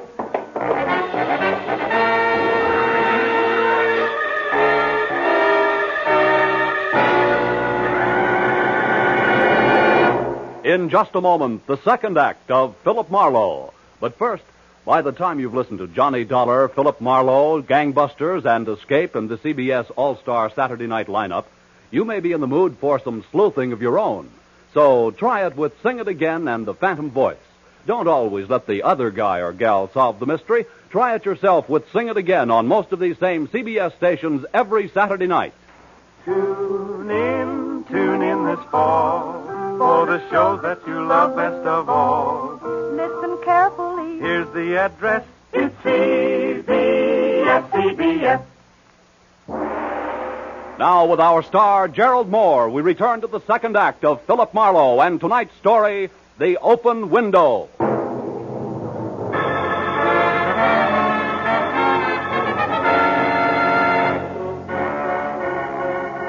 It took 10 minutes to get from Gerard's house to my place. I knew because he reminded me of each one as it passed. But when we turned onto Franklin, where we could see my apartment house, the word hurry stuck in his throat. An ambulance was pulling away from a tight knot of people standing on the concrete driveway beside the building. And 3 floors above them, glowing like a single ugly, unblinking eye, was the window of my own apartment wide open. Even before I could stop the car, Gerard was out and running toward the crowd. Who was in that ambulance? A woman, mister. It was terrible. She fell out of that open window up there. Did you see it? No, nobody saw it happen. Yeah, it's bad, brother. They say she'd been laying here on the concrete for at least a half hour before anybody got to her. It's been so quiet around here tonight. I'm surprised. Wait, tell me, was she dead? Just about. They don't give her a chance. Come on, Gerard, let's go upstairs. The police are up there now. They're trying to find out.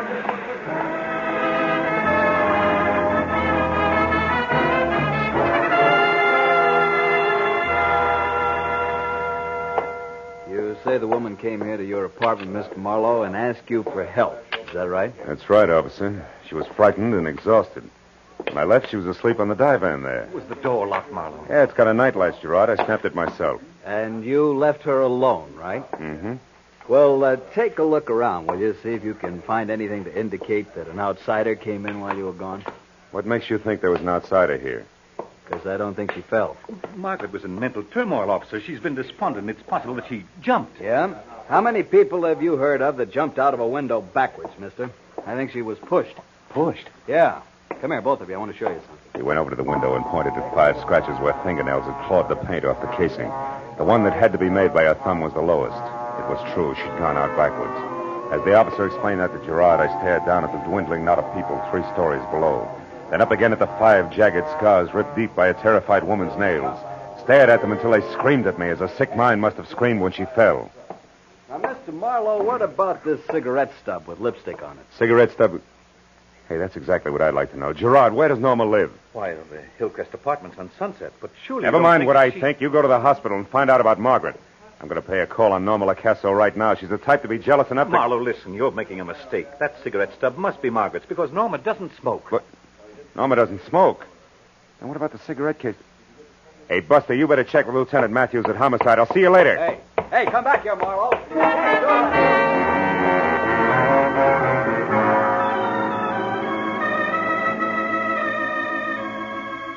The Hillcrest Apartments fit Norma Lacasso to a T. They were sleek, soft tones of burnished wood, streamlined in glass, with just enough chrome around for glitter. And when she answered a door in glossy green lounging pajamas edged in gold, smiled and tossed a head of hair that was almost burgundy back from her face, I knew what Alan Parmalee meant. Loving Norma Lacasso would be hard to get over. Hello, Junior. Don't tell me you're joining the league, too. It's fast, you know. Skip it, baby. I'm coming in. Do you mind? No. Would it do any good? Mm-mm. Get comfortable. I'll mix you a drink or something. Hey, Norma, you know Margaret Vesey, don't you? That peculiar girl that stays at Gerard's place? Yeah, I've met her once. A little while ago, she dropped 3 floors from an open window to a slab of concrete. Oh.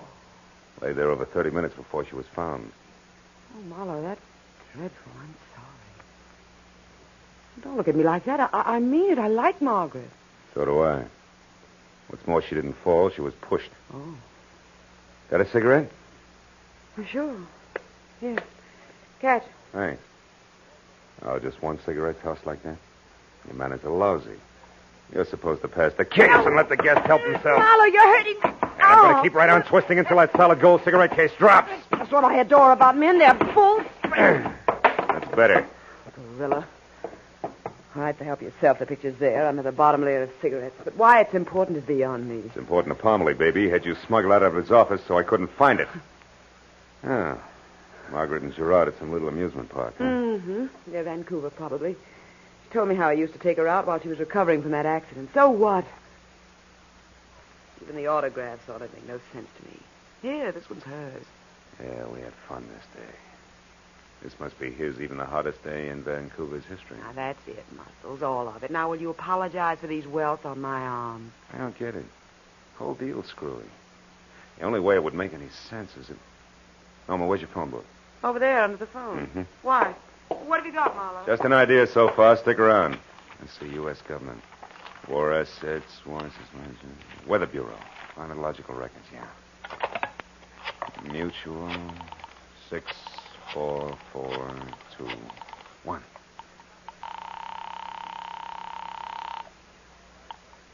Weather Bureau records.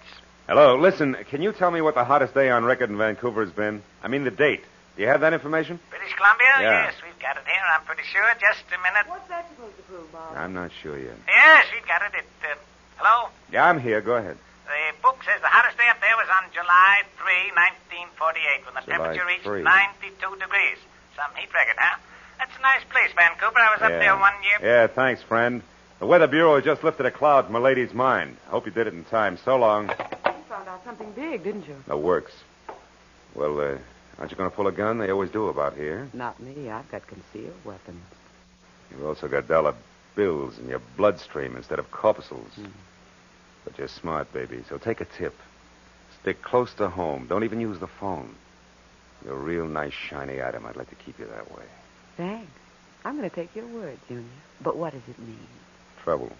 Just as soon as I can stir it up. Good night.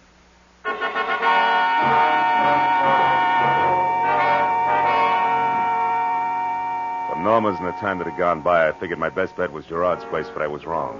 It was deserted, so I took the next best, which was Alan Parmalee's The Pearls. It was well after 2 o'clock when I got there, and the club was closed, but the lights were on, the offices upstairs. I parked, slipped around to the back and up a flight of iron stairs to a metal door at the top. I pressed my weight against it and very gently turned the knob, then tugged softly, and it swung open without a sound. Voices in the same square of orange light on the floor said that Parmalee's office was open again. So I eased my gun into my hand and moved until I could see him. A pair of jackals coming to terms over Since the I carcass know of your a little fawn. secret, Mr. Gerard, the proposition I'm offering you is perfectly fair. What is it? First, that you stop seeing Norma Lacasso. And I mean stop. Go on. Second, that you deliver $5,000 here to me by the end of the week. You must have got a lot of insurance on your wife, Gerard. Double indemnity, too. Am I asking too much? Blackmail leaves me no alternative. You're so right. How did you find out that she's not Margaret Vesey? Ha! A beautiful break. When you started seeing Miss LaCasa, I began checking up on you, and 2 days ago, that checking up led me to the strange woman you called Margaret Vesey and a character named Tompkins. Ever hear of him? No. An itinerant gardener who was looking for work at your place. Also, Gerard, an itinerant gardener who knew your Margaret Vesey, who knew her as someone named Grace. And Grace Gerard, lest we forget, was your wife. When he called her Grace, it scared her. She couldn't do it, but I could. So I see. Where is this Tompkins now, Parmalee? Oh, don't worry about him. I sent him away. He'll keep his mouth shut. He used to be a gardener on the wealthy side of Vancouver where your wife lived. Small world, eh? Very small world. Oh, now, wait a minute, Gerard. I'm going to kill you, Parmalee. I knew something like this would happen someday. My wife was getting her memory back. She was beginning to remember things, to realize that she wasn't really Margaret Vesey at all, but that Margaret Vesey had died in the accident. And tonight, I pushed her out of an open window. The doctors practically assure me that she'll be dead by morning. She won't be missed, and neither will you, I'm sure. Next one's for your belly, Gerard, if you move 1 inch. You, Parmalee, come around here. Wait me at desk. Come on. This time I'm glad to see you, Marlowe. You're the lesser of two evils. That's great. Well, it was a sweet story, fellas. Between you left out only one thing, the picture. You got it from the little album because you needed some tangible proof, didn't you, Parmalee? And it cinched the deal because the accident happened on the 9th of July. But Gerard here had his picture taken with a supposed hitchhiker on Vancouver's hottest day, which was July 3rd. 6 days before he claims to have met the girl. Picture?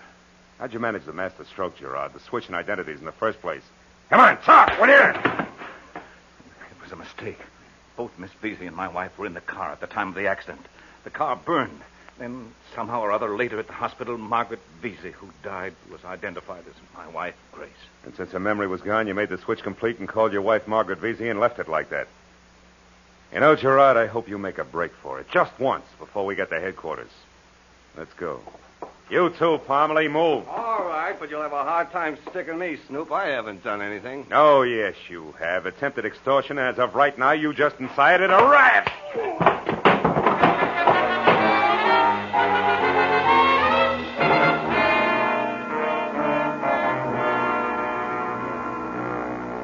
Dr. Gray to receiving ward, please.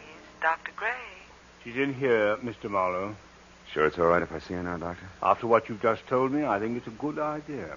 Her condition's changed somewhat. She's responded better than I expected, but she can use some fighting spirit, some spunk. Maybe you can give her that. We can't. I hope so. Don't stay too long, that's all. Hello, Grace. I'm Philip Marlowe, remember me? What? Yes, I think I do, Mr. Marlowe. Glad to see you. Oh, good. I just stopped by to tell you that I have all the answers to those troublesome questions in your mind. You don't have to be afraid of them anymore. You've got nothing to worry about now except getting well. Thank you. It's all hazy back there. I can't remember where I've been. Now, you've been away, Grace, for a long time. But now you'll be going home soon to your friends. Believe that. I'll run along now and come back tomorrow when you're feeling better. We'll have a long talk then. Wait. Who is Margaret Vesey? The girl you knew once, briefly. And what I'll never forget. I went to sleep one night on my divan. I don't remember. You will. Don't think about it now. Just think about home in Vancouver. You'll be there soon, I promise. Oh, that sounds wonderful. It's lovely in Vancouver. Yeah.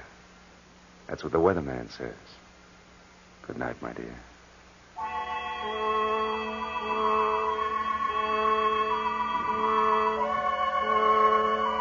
When I finally got home, the air in my apartment was thick, full of stagnant fear and stale tobacco smoke. So I went over to the window to open it up. But there I stopped because I remembered standing at that same window earlier that evening. Standing there thinking how happy I was that the world was out there. And how happy I was to be inside, looking out. Then I saw again the 5 deep scratches on the casing. Inside looking out, huh? There was a guy once, a long time ago, who said something like, "No man is an island entire of itself." Yeah, about 300 years ago he said that. Any man's death diminishes me because I'm involved in mankind. Yeah, sure.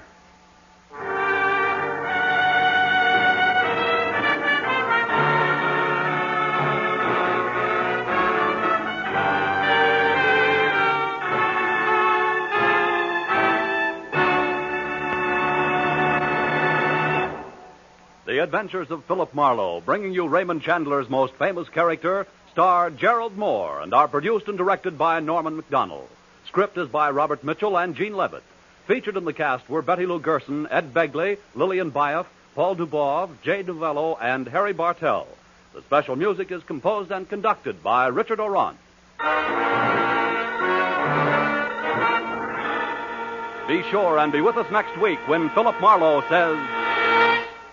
This time it was a wrestler on the skids, a quick change artist in an alley, and a girl with an eye for angles. All met destruction because 100,000 easy bucks caught them in a stranglehold, which none of them wanted to break.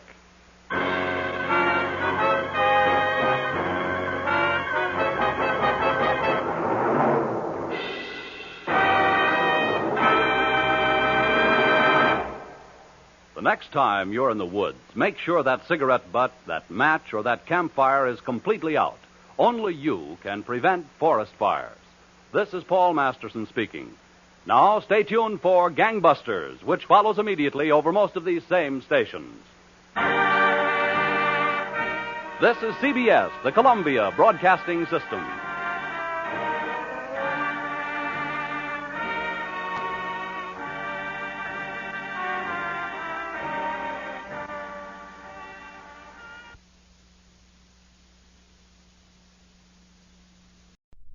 WBBM FM, Chicago.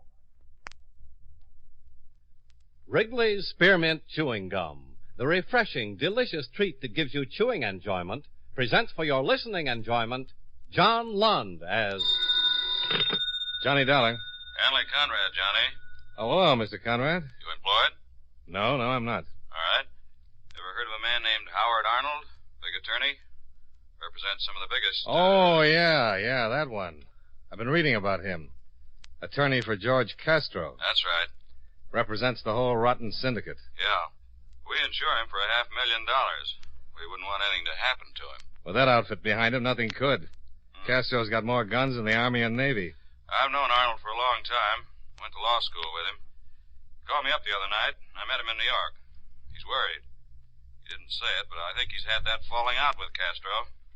He wanted to know if I could give him some protection. Why doesn't he go to the police? That's what I asked him, but he said the police wouldn't lift a finger unless he helped expose Castro. What do you want me to do? See him, find out what's on his mind, and stick with him till he feels safe. Okay. Thanks, Johnny. He lives at 944 Sutton Place. I can leave in an hour.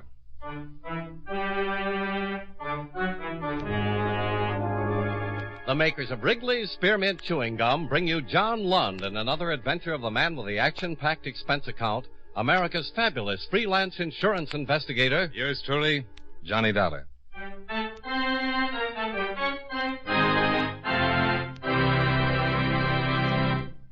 Friends, the makers of Wrigley's Spearmint Gum present these weekly adventures of Johnny Dollar because they know that millions of you enjoy Johnny Dollar. That's true of Wrigley's Spearmint Chewing Gum, too. It's enjoyed by millions, day in and day out. People find that chewing on a smooth, delicious piece of Wrigley's Spearmint Gum somehow makes the time pass more pleasantly. Whether you're working, driving, shopping, or just taking things easy, that good, tasty chewing gives you enjoyment and satisfaction. So always keep a package of Wrigley's Spearmint Chewing Gum handy. And whenever you want a refreshing, delicious treat, chew a stick. You'll like it. You really will.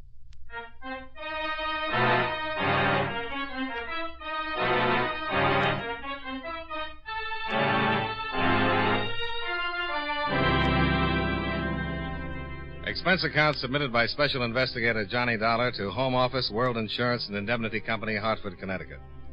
The following is an accounting of expenditures during my investigation of the Howard Arnold matter.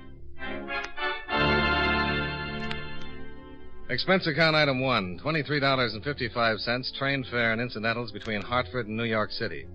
Expense account item 2, $1.75, cab fare to the hotel, where I registered, went up to my room, and put in a call to the illustrious barrister, Mr. Howard Arnold. Hello? Is Mr. Arnold home? No, he isn't. Who's calling? Johnny Dollar. Oh, yes, Mr. Dollar. Mr. Arnold's not home. May I take a message? Just tell him I'm staying at the Ellsworth Hotel. Maybe I can reach him at his office. No, he's not there. I've been trying to reach him all morning. But I'll certainly tell him you called. Thank you.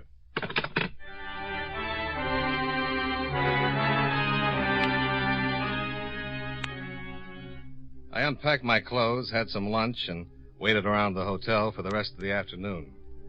I called Arnold's office twice, but his secretary said she hadn't seen Arnold for several days. Presumed he was out of town on business. I went down to the bar, had something cool, and returned to my room. Around 7 o'clock, there was a knock at my door.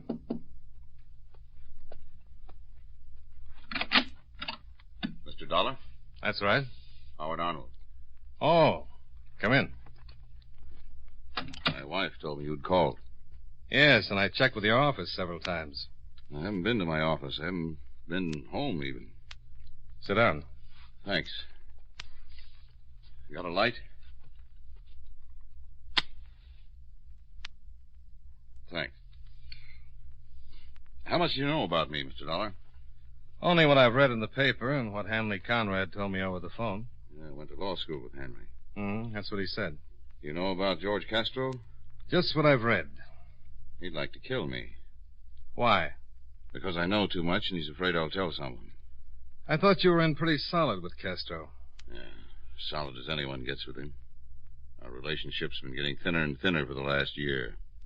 It finally stretched too tight and snapped. I called Hanley right after it happened. I knew Castro's next step would be to try to liquidate me. Well, I'm here to see that he doesn't. Yeah, Hanley mentioned you, said you were capable. But just to be with me in order to keep Castro's boys away isn't very practical. Well, I didn't think so either. If Castro wants you, it'd take a lot more than me to stop it. But if you think so, too, why did you... I really want you to keep something for me. It's better insurance than 20 efficient bodyguards. I'd have given it to Hanley the other night, but I didn't have it then. That's why I asked him for someone like you, someone who's capable of holding on to something as hot as this is. Just what is it? There's enough in this envelope to send Castro and the rest of the outfit away for 100 years. Couldn't you just leave me a bundle of dynamite? As long as I have this evidence and Castro knows that if anything happened to me it'd get to the police, I'm safe. Castro knows you've got it? He sure does. I told him by phone a half hour ago. And all you want me to do is hang on to it? That's right. For how long? Until I make some arrangements. I'll let you know. Then what do you want me to do with it? You'll give it back to me. Wherever I am, you'll get it to me. Okay. All right, there you are.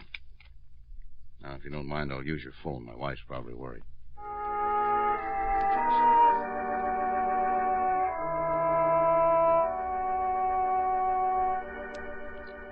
I looked at the large envelope and thought about George Castro, the big boy of the outfit. 1/4 man, 3/4 rat. If he ever found out where that envelope was, yours truly could stop planning for his old age.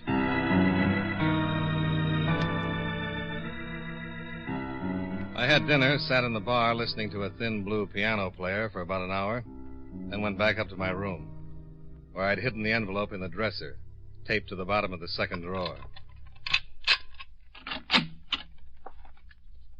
Shut the door. What? Shut it. What goes on? Must be a good little boy.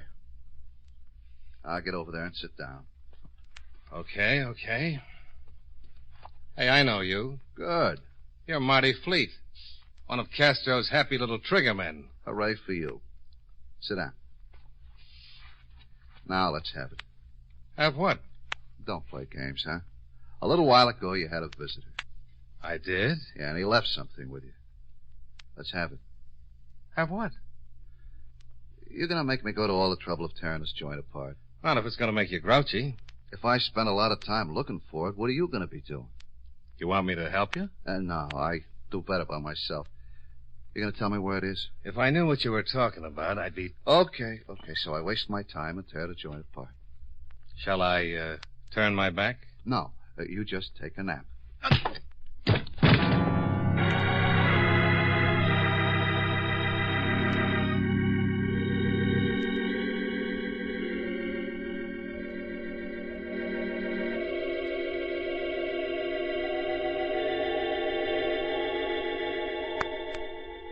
I finally got my eyes open and found myself alone in the middle of a pile of furniture.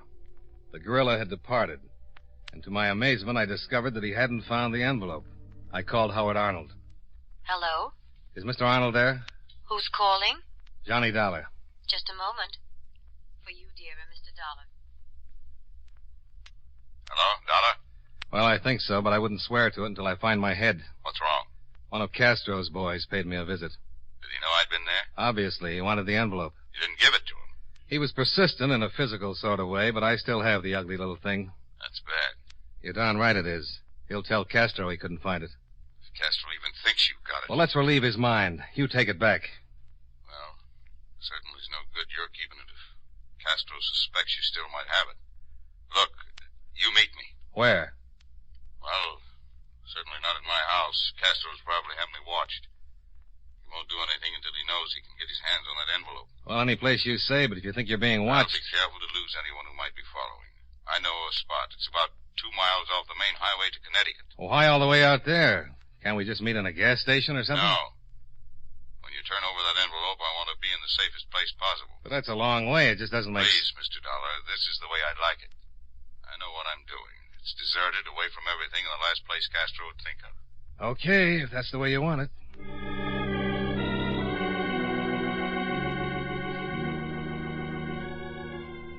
I rented a car and drove for a good 40 minutes till I spotted the turnoff. I swung right, hit a stretch of dirt road, drove 2 miles, and then my light picked up Arnold's car. I pulled up in front of him. Took your time. I've been waiting 20 minutes. I had to come a little farther than you did. Well, let's have the envelope. This place gives me the creeps. Yeah, sure. Here. Both of you hold it right there. What? Oh, no. Don't move a muscle. Dollar, do something. Who's got muscles? Hello, Fleet. Aren't you a long way from home? How's your head? Fleet, wait a minute. Oh, shut up. Hey, Castro's been worried about that envelope.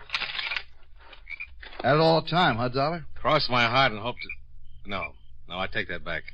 Can't we make a deal? No, not now. Please, Fleet, I'll give you 5,000. No. 10. Sorry. 15. You got 15,000? No, but he has. Yeah, 15. I'll make it 15. Can't see it. Then what do you want?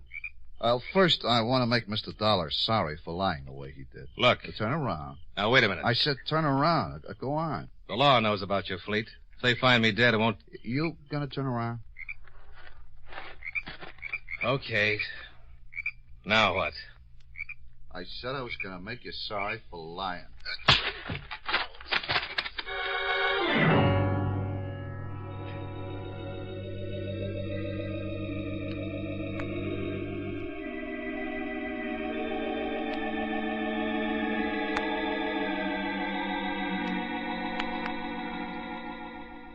Well, there it was again. That disgustingly familiar deep black hole. The hole works. I don't know how long I was out this time, but when I slowly pulled myself back, I thought at first that part of the dream had stayed with me. I got to my feet and made my way to the edge of the road. The whole sky seemed to burn with a brilliant yellow light. I looked down in the ravine, and there was Arnold's car, resting on its side where it had rolled, the flames roaring up around it, the charred arm of a man hanging out of the window.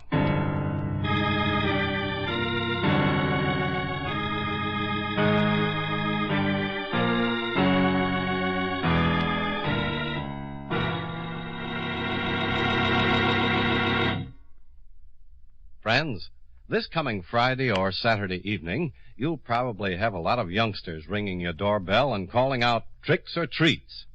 Well, here's a suggestion that'll make a real hit with those youngsters and give you a lot of Halloween fun, too. Make your treat Wrigley's Spearmint Chewing Gum.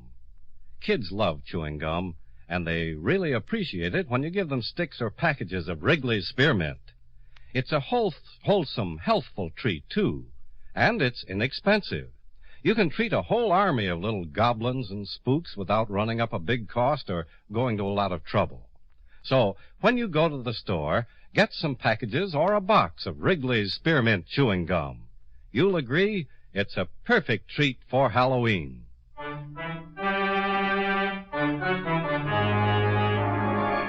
And now, with our star, John Lund, we bring you the second act of Yours Truly, Johnny Dollar.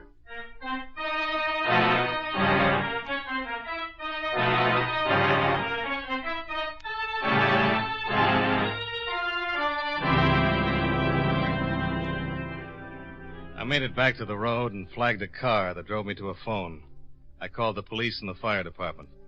40 minutes later, the fire department arrived, and the wagon hauled what was left of Arnold down to the morgue. I explained what had happened to a Lieutenant David of homicide, then we drove back to the station where I made a statement. I'm having Castro picked up now. Got a call out on Marty Fleet, too. I still can't figure how Fleet got out on that road, Lieutenant. He followed Arnold. No, he couldn't have. Fleet worked me over and took my room apart, and when I woke up, he was gone. All in all, I was out for about 10 minutes. Yeah? Arnold lives a good 30 minutes from my hotel. When I arrived, Arnold said he'd been waiting 20 minutes. Uh-huh. It would be impossible for Fleet to tail Arnold, then. Unless he had wings. Ever think he might have waited around, tailed you? No, he was already there when I arrived. Maybe somebody could have told him. Well, who? How do I know? Maybe Arnold told his wife, and she said something. She's down in the morgue now, making an identification on the body. Yeah? We've got George Castro downstairs. Well, hold him. You got Castro downstairs. Yeah, I heard. I want to talk to him. Lieutenant? Yeah. Mr. Arnold's outside. She identify him? Yeah. Said the body was Arnold, all right. Pretty hard to tell, but the ring and the watch clinched it. She's feeling pretty bad. I'll bring her in. Yes, sir. Well, come in, Mrs. Arnold. This is Mr. Dollar. How do you do? Hello. Sit down, please. Thank you. Now, I'll try to make this as brief as possible. I'd appreciate it. I understand you identified the body. Yes, it was Howard. You could tell. I'm certain. That was the watch and the ring. They belonged to Howard. Did you know your husband was going to meet Mr. Dollar before he was killed? No. He didn't say where he was going. He'd been acting very strangely for the past few weeks. Did he tell you he'd been to see me earlier today? No. I didn't even know he knew you. Well, do you know why anyone would want to kill him? Lieutenant, you know who my husband was. What he did, the people he represented. See them. All right, Mrs. Arnold. I'll have someone take you home. Thank you, but I have my own car. Well, if you don't feel well... I'm all right. Nice meeting you, Mr. Dollar. Goodbye. Goodbye. She's taking it pretty good. Uh-huh. You wanted to talk to George Castro. Yeah. Yes, Lieutenant. Send in George Castro. All right. I think we'll be able to hold Mr. Castro for a while this time. One thing really bothers me. What? Why didn't Fleet kill me? Just knock me out. Kill Arnold, run him off a cliff. Something really out of place in this one. Here's Castro, Lieutenant. Well, how are you, Lieutenant? Sit down, Castro. Are you going to introduce me? If it's important to you, the name is Dollar. Okay. Now, what's this all about?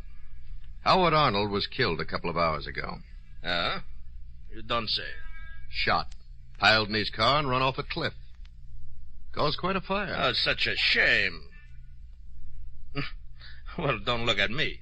It's all right, Castro. We've got strong stomachs. This one of your cops, David?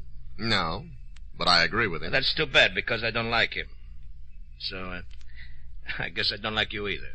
I'm getting all choked up. That might be arranged, too. Listen, Castro, you keep your mouth shut until I ask you a question. You may throw a lot of weight around this town, but you're on a diet when you're in this office. Now, one of your boys killed Arnold. I doubt that. Marty Fleet, and I'll swear to it in court. Fleet, huh? No. Who pushed your face around, funny man? Fleet, on your orders. I don't even know you. You sent Fleet to find something that Arnold had given to me. Something that could put you away for 100 years. Really? You want to know something? I don't think Arnold had anything like that. Fleet said you sent him. That's pretty weak, funny man. Let's see how weak it is when I testify. Look, boys, you're not playing with no punk kid. Now, you look. Your boy Fleet came into my office, drew a gun on me, worked me over because he said you sent him. Howard Arnold told me he was afraid you were going to have him killed. Tonight I met Arnold, and Fleet showed up with his gun again. He put me to sleep, and when I... Yeah, go on. What is it? Huh? I just thought of something. Castro, you say you had nothing to do with it. That's what I said. Then tell me where I can find Fleet. Oh, don't get me started laughing. I'm too tired. Okay, then hang. This guy's got a sense of humor, Lieutenant. You should have him on the force with the rest of you funny cops. I don't think it's so funny, Castro. He's just telling you the truth. I'm going to hold you this time. There's not going to be any writ. Huh? You making any book on that? I'm even giving odds. I got more than one lawyer. Yeah, and both of them have already seen Judge Phillips. You're not going to get a writ from anyone. The pressure's on. Fleet's your boy, and everybody knows it. The DA's got an election coming up, and the papers have been yelling for your scalp. Oh, stop it. Even if your lawyers show up with a writ, you're not going to be here. I'll move you to every jail in this district, and I'll keep moving you. I'm going to nail you to the wall until you're convicted. Go ahead. I had nothing to do with this. Then tell us where we can find Fleet. Yeah, go on, Castro. If you had nothing to do with it, tell us. Okay. Maybe you can find him over on 64th Street. Huh? The Alton Arms. I'll check it. Can I go now? Not till I check it. While you're doing that, I want to go over and talk to Mrs. Arnold. What do you got? Just a hunch.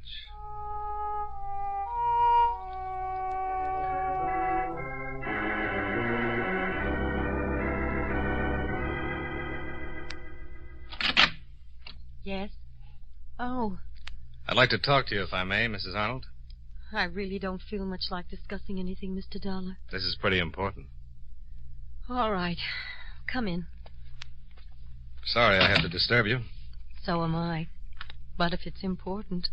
Well, you want to get your husband's killer, don't you? Certainly. We can go in here. You know, this happened so suddenly, it's hard to really believe it. Now, Mr. Dollar, how can I help? Well, I'd like to know a few things about your husband.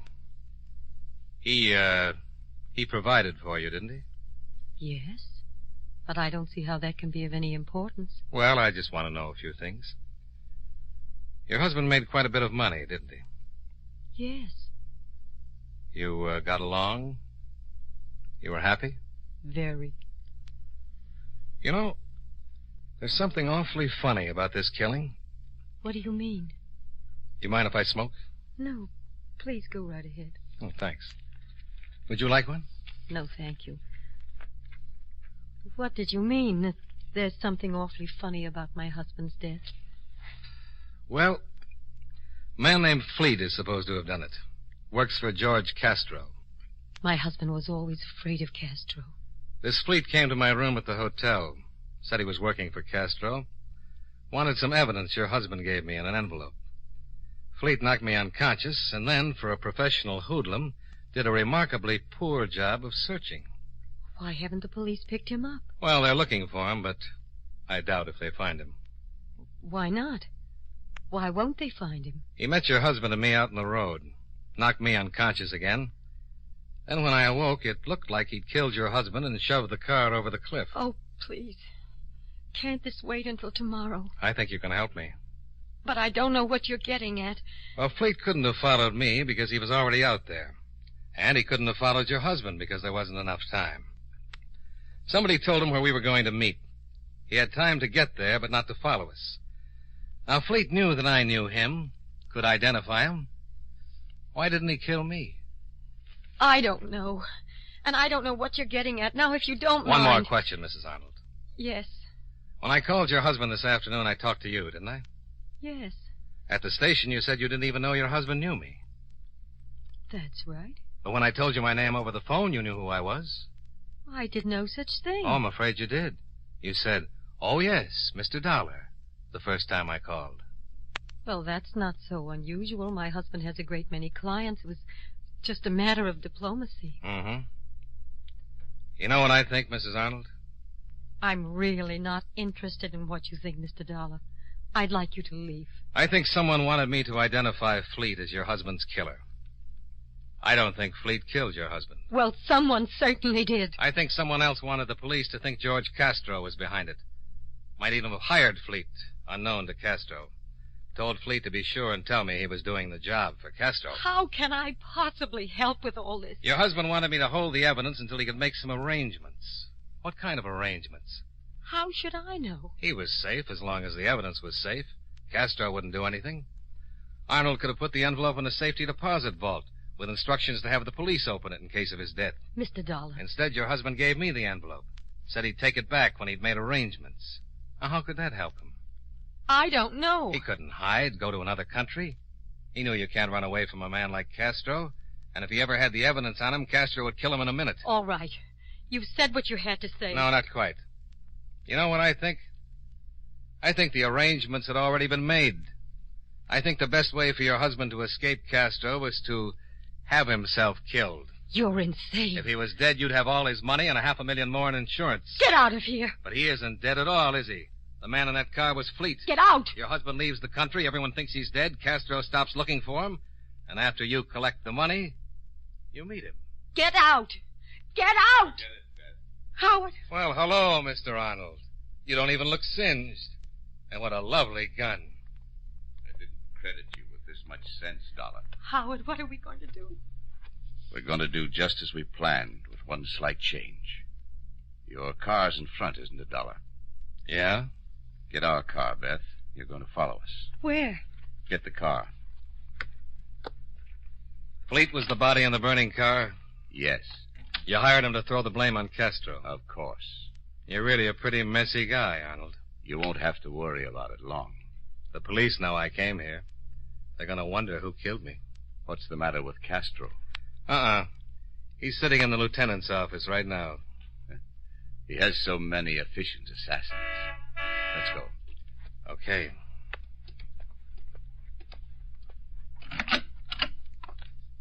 Howard. You just follow us. All right, Dollar.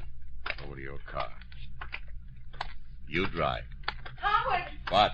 There's a car coming up the drive. Howard. Look at that nice squad car.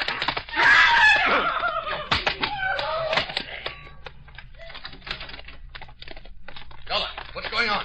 Oh, hi, Lieutenant. You've met Mr. Howard Arnold? Holy. He's alive. Yeah, but slightly unconscious. Better get them both in the car. Right. Sergeant. What's going on? I'll tell you all about it as soon as we can sit down in some nice, loud saloon. Okay? Well, It's on the expense account. Okay.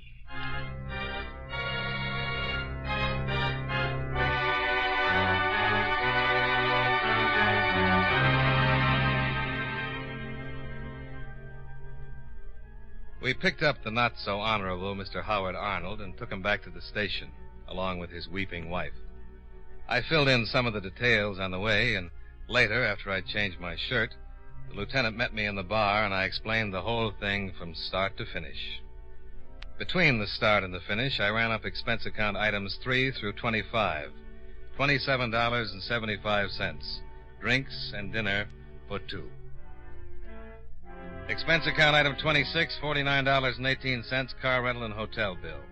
Item 27, $21.43, train fare and incidentals back to Hartford. Expense account total, $123.66. Yours truly, Johnny Dollar.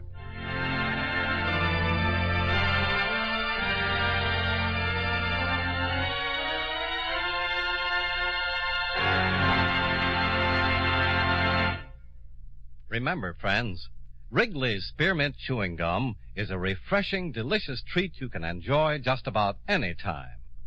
Chew a few sticks of Wrigley's Spearmint during the day and see how the good chewing helps keep you feeling fresh and alert. The lively, full-bodied flavor of Wrigley's Spearmint cools your mouth, freshens your taste, and sweetens your breath. The chewing itself gives you a nice little boost, helps you keep going at your best. Millions of people get real chewing enjoyment out of Wrigley's Spearmint gum every day, and we know that you'll enjoy it, too. Get a few packages and always keep some handy.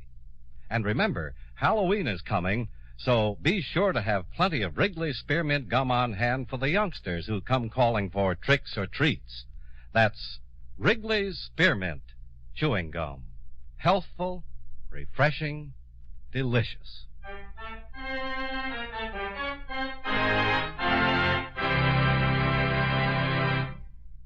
Yours truly, Johnny Dollar, brought to you by Wrigley's Spearmint Chewing Gum, stars John Lund in the title role and was written by Blake Edwards with music by Eddie Dunstetter. Featured in tonight's cast were David Young, Jeanette Nolan, John McIntyre, Hy Averback, Frank Nelson, and Bill Conrad. Yours truly, Johnny Dollar, is produced and directed by Jaime Del Valle.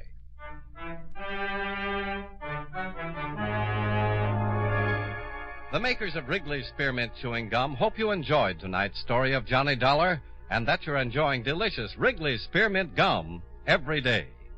This is Charles Lyon, inviting you to join us again next week at this same time when, from Hollywood, John Lund returns as... Yours truly, Johnny Dollar.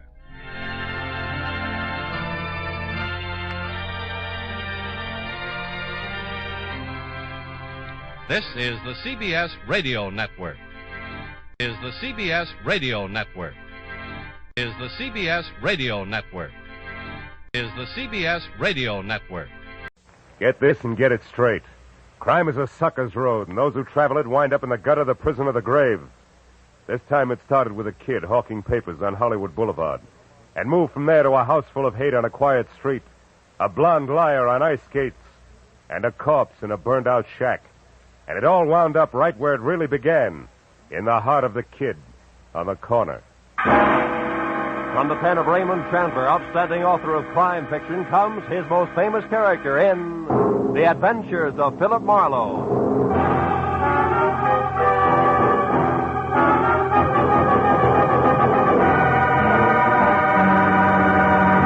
Now, with Gerald Moore starred as Philip Marlowe, we bring you tonight's exciting story, The Kid on the Corner.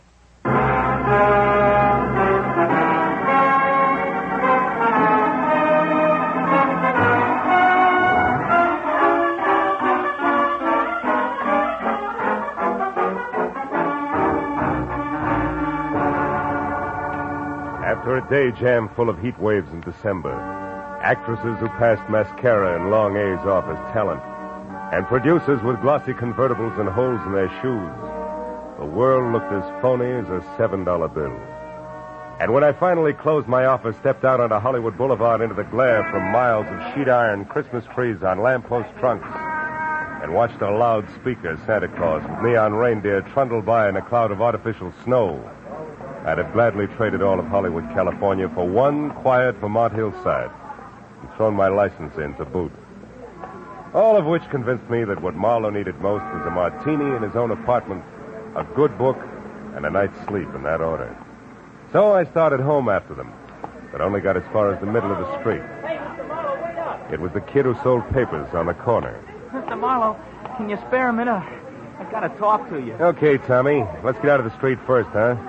I'm not so good at dodging fenders. Oh, yeah, sure. What's on your mind, kid? It's about my Uncle Bert. Bert Larson.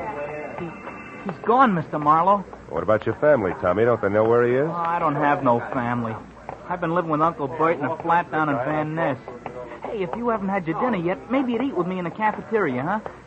It's real important to me, Mr. Marlowe. Anything that's important to you, kid, is important to me. Let's go in. Oh, swell. I should have known something was wrong when I heard him walking around. Late last night, you know? He said he was after a drink of water, but he's got those metal plates, kind of like caps on his shoes, so I knew he was all dressed, only I was too sleepy to think anything about it then. Well, maybe he just got an early start and he's been busy today, huh? No, it's not like that, Mr. Marlowe. Something's wrong. Well, you have, gentlemen. The pork's nice tonight. Stew's the best deal for the money, Mr. Marlowe. Oh? I'll have the stew, please. Yeah, you better make it two, miss. Okay, a couple of stews coming up. See, when I got up this morning, I found this envelope on the dresser. There was $200 inside, and this was written on the front. Let's see it. Dear Tommy, must leave town on business. I'll send more money soon. Be a good kid and take care of yourself, Uncle Bert. Yeah, I see what you mean. Yeah. I spent all day trying to find out where he went. I checked everything but the airport. I know he wouldn't take a plane. He gets dizzy just standing on a curb. No luck, though. Milk, Mr. Marlowe? No, I'll have coffee, Tommy. I feel rugged. Hey, there's a table over in the corner. Come on, huh? Okay. What really makes it fishy is that Uncle Bert's got no out-of-town business. Besides, he's never been out in front more than $20 in his life. I can't figure it. Well, now, look, Tommy, if you're really worried, you don't want me. You ought to go to the police right away. Cops? Yeah. No, I can't. Why not? Well, Uncle Bert's been awful good to me, but, well, I guess he's really kind of a bum. You see, he's a gambler, Mr. Marlowe, a bookie. Just a harmless small-timer, sure, but I'd get him in an awful jam if I called the cops. Will you try to find him for me? I got dough. I'll pay you whatever you charge. Don't worry about the money, Tommy. I got one lead for you. This name here in the back of the envelope, see? Yeah. Lester Carney. And the number 3004.5. Does that mean anything to you, kid? No. Oh. I'd have looked that guy up my cell phone, and you know how far a kid could get. Sure. Gee, Mr. Marlowe, I'm sure my uncle didn't leave town. It's something else. It's gotta be. He's in some kind of trouble. Now, Tommy, you know that he might be on the wrong end of it, don't you? Yeah. Well, if that's right, I want to find it out fast, Mr. Marlowe. Here's a picture of him. Mm-hmm. Scared, son? Me scared? Nah. Not for myself, anyway. Yeah, I guess I am, kinda. Well, okay, Tommy, eat your dinner, and then get back to work. I'll see what I can find out, huh?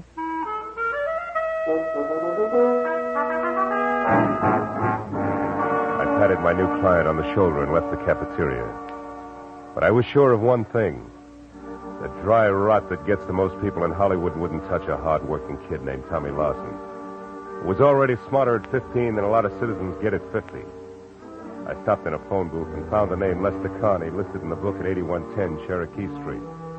That turned out to be an oversized California Spanish model that had taken lots of old-fashioned wealth to build. Halfway up the curving walk to the already open front door, I heard the voices. All right, Susan, if that's the way you feel, I don't want you in this house another night. Well, I'm sorry, Mom, but I don't think that spying and telling lies are a part of the maid's duties, so I'm leaving. But I would like to know about my back salary first. You'll get your back salary, my girl. Don't worry about that. Now get out. Very well, Mom. Excuse me, sir. Oh, yeah, sure. Well, what do you want? I'm looking for Mr. Lester Carney. Is he in? He is not. Oh, would you mind telling me where I can locate him? I don't know. And I don't care anymore. Just a minute. Is he with Bert Lawson, maybe? I don't know what you're talking about. Now get out of here. And good night to you, too, Mrs. Carney. Hey, Susan. Just a minute, baby. And who are you calling baby? Well, I call anybody baby when they're as cute as you are. You're not so bad yourself. Well, now that that's established, let's get friendly. I'm always friendly. But they're not, huh? Oh, there's going to be trouble in that house. Oh? Well, good night, Mr. Now, wait a minute. I'll give you a lift in the car. Let me have your bag. Well, all right. Thank you. Ah. Say, what about that trouble you spoke of, Susan? What did you mean? Julia. Oh. She isn't as pretty as she used to be. She's turned a rancid. She's driven that poor husband of hers out of his mind. He almost never comes home nowadays. Practically lives in his studio. Studio? What kind? Photography. Oh. It's way up in the Hollywood Hills someplace. Susan, did you ever hear either of them mention a Bert Lawson? No. Why, who's he? A gambler. I gather from Julia that Connie's blowing the family fortune, huh? Sure he is. And that's not all she's driven him to. No. What else? What do you think? Another woman, of course. Oh. An ice skater named Carol King at the Igloo. That's that nightclub with the skating show. Yeah, I've been there. Does Mrs. Connie know? Oh, she suspects. That's why she wanted me to spy on him. But I wouldn't because I don't blame him one bit. Not with Julia being like she is. Yeah, maybe you're right, Susan. But then again, maybe you've got your cause and effect backward, huh? Yes? Well, I don't know anything about that. But that poor man's been driven so crazy, he's threatened to kill her. Well, here's where I get out. And stay out.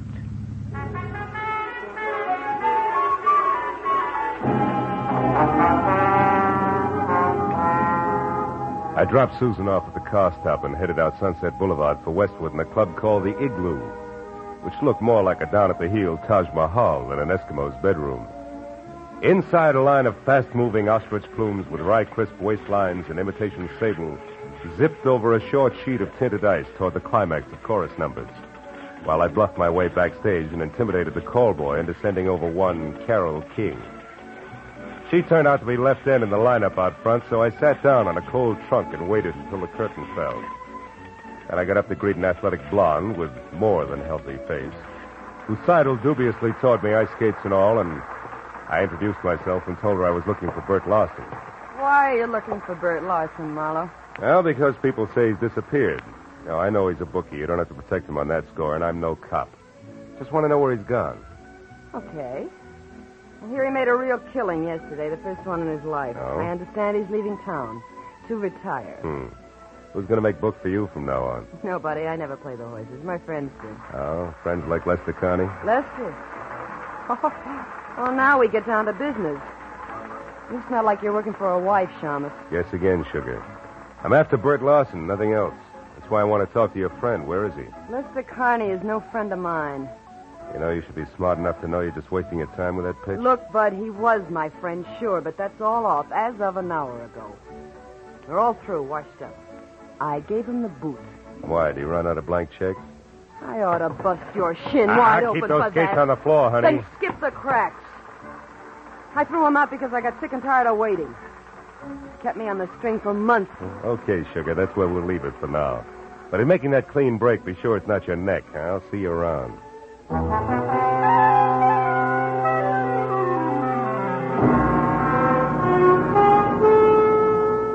had nothing tangible to base it on, but as I left the Igloo and drove back to Hollywood, for some reason, I kept thinking that Tommy Larson was right, that his uncle was still in town and in some kind of trouble. And I was sure that at least half of Carole King's story had been lies, but why I couldn't figure. And another idea hit me, and hit me hard. I turned onto Cherokee again and drove up to Carney's house at 8110, parked, and went in. There the vague hunch began to shape up like grim fact because the front door was wide open and spilling a pale glow from the one light in the house, the hall lamp. I saw the note propped under the lamp even before I went in. I left it where it was. It said, "To whom it may concern. I have paid all my just debts, my affairs are in order, and since life has been made intolerable for me, I have destroyed that which made it so, my wife, Julia. Now there's nothing left. I shall dispose of myself, nor am I sorry. Lester Carney." And I looked up beyond the note and saw her lying at the edge of the circle of light from the lamp. Julia had been strangled by a silk cord that was still embedded in her swollen throat. I turned and started for the phone. There you are. Oh. So I got here a little too late, huh? Or is it too soon? My wife's dead, so what's the difference? Better stand still because I'll shoot fast. Who are you and what are you doing here? Name's Marlowe, and I assume you're Connie. All right, I'm a private detective trying to find Bert Larson. In the process, I got mixed up in your little fiasco from one end to the other. Bert Larson. Just a cheap bookmaker. Yet one of the very few people who ever gave me a fair break. Where is he, Connie? Do you know? No. Does it matter? Too bad you blundered in here just now. The man's going to do what I've decided to do. It's a most personal, private affair. It's your party. But maybe you better think it all over again, huh? I've already thought it over. Thoroughly. Turn around and walk through that door to the kitchen. Go on. Sure. All right. Stop there. Now, open that door on your right. This one? Yes. Years ago, that cellar was filled with the best wines the world had to offer. What happened? You pulled too many corks? Find out for yourself, Marlowe. Oh!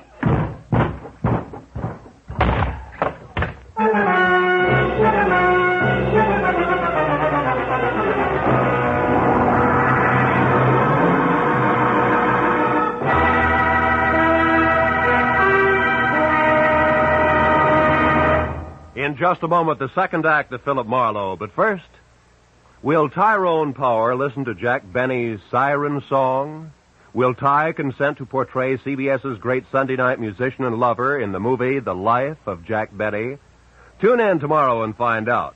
No, there's never a question about the quality and quantity of comedy and sheer entertainment on CBS on Sunday night. And remember... Found neither confessed killer nor car any place in sight, which made my next step a return trip into the house and a call to Lieutenant Matthews. All right, Marlowe. From your client to Julia Carney to that ice skater and back to Julia Carney, now, Dad, I follow. But the why, I don't. Where's the connection between the newsboy's uncle and this guy you say is on the way out? Lester Carney, Matthews, yeah. I don't know. You don't know? You're not saying which, Phil. Well, maybe it's a little of each. Now, look, Lieutenant, Just a second. What is it, Marlowe? Hold the wire, will you, Matthews? Okay, but make it snappy, will you, Phil? Killer on the loose isn't such a good idea, even if he's promised to knock himself off. Might decide to take somebody else along, 3,004.5 North Rossmore. 3,004.5. I can't hear you, Phil. What? What? Oh, a piece of paper, Matthews, in a dead woman's hand. Oh, now you find Got an address on it. The same address that was on the back of the envelope Tommy's uncle left for him. Well, this address could be the connection I asked you about. Yeah. Yeah, the hook between Uncle Bert and the Carneys. Well, we'll get right over there and we'll take a Matthews, look. wait a minute. Let me try it alone first, will you? I think it'll play better that way. And keep the kid's uncle out of the police lineup that way. Yeah. Marlowe, I can't. Oh, now, wait a minute, Matthews, please. I'm thinking of the kid. Yeah, well, Okay. Attaboy. Just don't make it too long till I hear from you again. Goodbye. I knew that the 3,000 block on North Rossmore wasn't even close to the Hollywood Hills, which meant that the address couldn't be the dilettante photographer studio that the Carney's ex-maid had described. And 20 minutes later, when I was out of my car and standing next to the doorbell marked 3,004.5, I knew something else. Because the name underneath was Carol King. A light showed from someplace deep inside, and my leaning on the doorbell only proved that it worked. There was no answer at 3,004.5, but 3,004, the other twin to the duplex, was different. It featured a sweet old lady who shattered the illusion the second she opened her mouth. I suppose you're just another one of that King girl's friends, eh? Why, do I look the type, Granny? There is no type, young man. Miss Carol King entertains all sorts. Oh, which might include a recent someone who's gray at the temples, short, and maybe talks a lot about the ponies? Huh? How would I know what her guests talk about? Oh, you gotta be kidding. Look, honey, a woman's been murdered tonight. And Murdered? I knew it. I knew it. No, she wait a had minute. to come to a bad Wait a minute, end. Granny. Well, only yesterday I told Henry that if that Hold it, girl... Granny. Carol is not the one who's dead.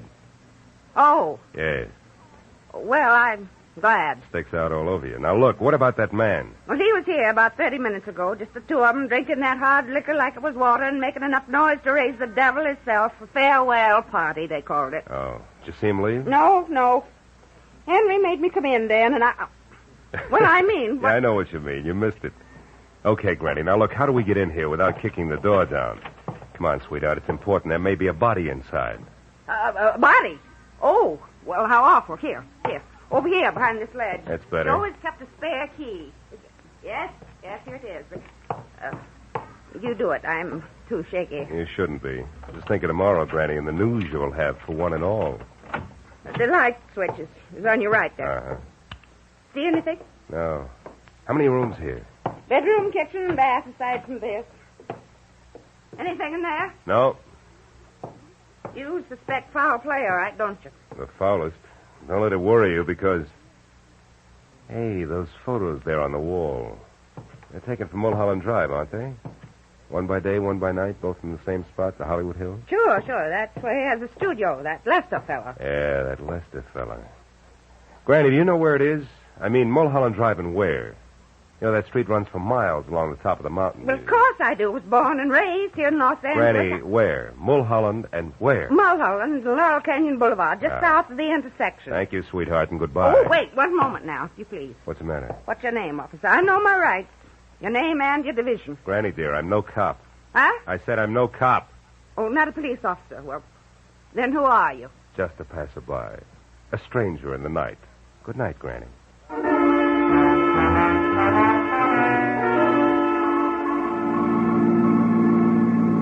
All the way from Rossmore to Sunset, then west to Laurel Canyon Boulevard, I kept worrying about Tommy Larson and the uncle, who, from where I stood, needed at least worrying about no matter which way things played. But when I was on the strip of macadam that twists its way upward toward Mulholland Drive like a snake writhing from a long, long bellyache, I forgot about both client and relatives alike. Because at the top and a little to the south, where Granny had said it would be, was Lester Carney's studio, all right, but burned to the ground. Well, these shellac flyways joints sure go fast, huh, Chief? Yeah, within 20 minutes on this one. Hey, mister, where are you going? Some of that metal stuff's still pretty hot. Who are you, with the law? No, Chief. I'm a private detective named Marlowe. I was wondering if Lester Carney was caught in there. He owned this shack. Yeah, I know. Is he a friend of yours? No, it's strictly business. He's wanted for murder. Yeah, he was wanted for murder, Phil. He was burned to a crisp in there. Hello, Casey. Hello, Matthews. Well, what's your guess? He started on purpose? No, suicides hardly ever burn themselves to death. No. He probably took some sleeping pills or poison and then a cigarette he left going did this, you know. Hey, by the way, Phil, you saw Connie tonight. You think you might recognize him? Might. Yeah, he's over there. There isn't much. See you, Casey. Right, Matthews. Hey, Gerson. Hey, you tied Connie and this fire together kind of fast, didn't you, Lieutenant? I just found out about this place. Yeah, but you work alone, Marlowe. I got help. Oh. There it is. All that's left. See anything? Yeah, that ring. I noticed it earlier tonight. And the watch? No, I'm not sure. I don't remember what kind of... Hey, Matthews. What is it? What are you staring at, Phil? Come on over here. Come on. What?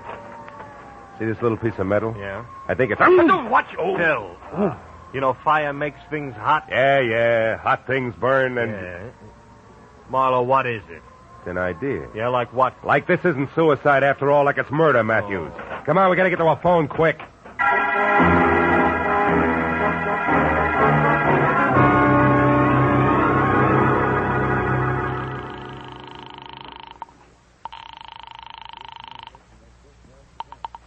Los Angeles International Airport, Central Dispatcher's Office. Look, miss, this is important. I'm calling for Detective Lieutenant Matthews at police headquarters.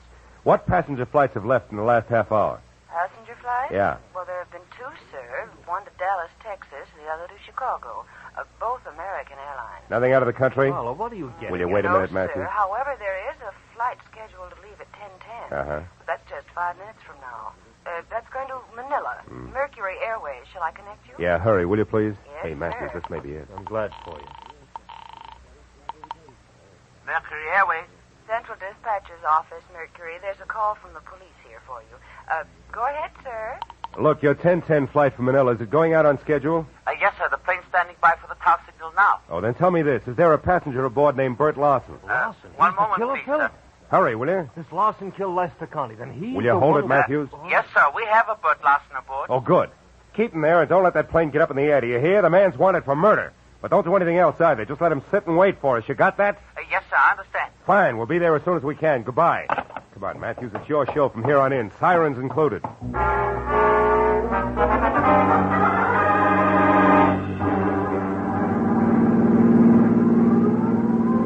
Okay, Marlowe, okay, enough. So we're on our way to the airport. We're going to catch her, kill everything is great. But first, how do things add up? Mooney, take it easy. 5 seconds more or less, never yet turn the trick. Okay, Lieutenant. Were you saying something, Matthews? Yeah, I'm saying I don't know which end is up, Phil. Look, Lester Conley killed his wife, right? Right. Why? Because he wanted her out of the way so that he and a cheap little monster named Carol King can live happily ever after. Oh, divorce wouldn't do that for him, huh? Mooney! No, I don't think so. Probably because Julia Connie had a real tight grip on the purse string. Oh. Maybe something more, like his not very nice pass for a get. Yeah, but the purse strings, the money, that's where Bert Lawson figures in, huh? A bookie with a claim. No, blackmail. Now, I figure Bert Lawson knew about Connie and Carol King. He must have stopped by once to pick up or pay off a bet at the right time. Yeah, and from there, what? And from there, the team of Carol and Lester killed Lester's wife. Yeah, which we've covered. But not in detail. Now, listen. You see, after the murder, Lester planned to kill himself. Yeah. Or at least make it look like that. Yeah. A suicide note, the Mulholland studio burned down, the works. Yeah, and the body we found. That's an added attraction. Bert Lawson included in the last minute. What? The wife and then the blackmailer? Ah, you're getting it. Drugged while drinking at Carol's, where he thought that he was going to get paid off in money, then up to Mulholland Drive, ring watch, and flames added. Oh, and then out here at the airport, headed for Manila. Lester Carney. Uh-huh. Hey, Mooney, we're getting close. You better kill the siren. Okay, Marlowe. Now, Phil, how do you know all this? I mean, the switch, what makes it so? That piece of metal I burned my fingers on, Matthews, it was a tap from a shoe. And Bert Lawson wore taps. The rest of it adds from there. Yeah, including Connie at the airport now as Larson. Sure. Who'd be looking for a beat-up second-rate bookie who decided to leave town? Aside from a nephew, that is. Yeah, aside from a nephew, tried every place but the airport. Uncle Bert couldn't stand planes. The brakes, Matthews. Oh, here we are. Yeah. you and me and Mooney and the killer. Aren't you coming, Phil? No, I think I'll wait here, Matthews. I got some thinking to do. About the scum you sometimes meet in the night? No. About the kind of a kid I almost never meet in the night. See you. Yeah. All right, come on, Mooney. Maybe our boy will make a break for it, I hope.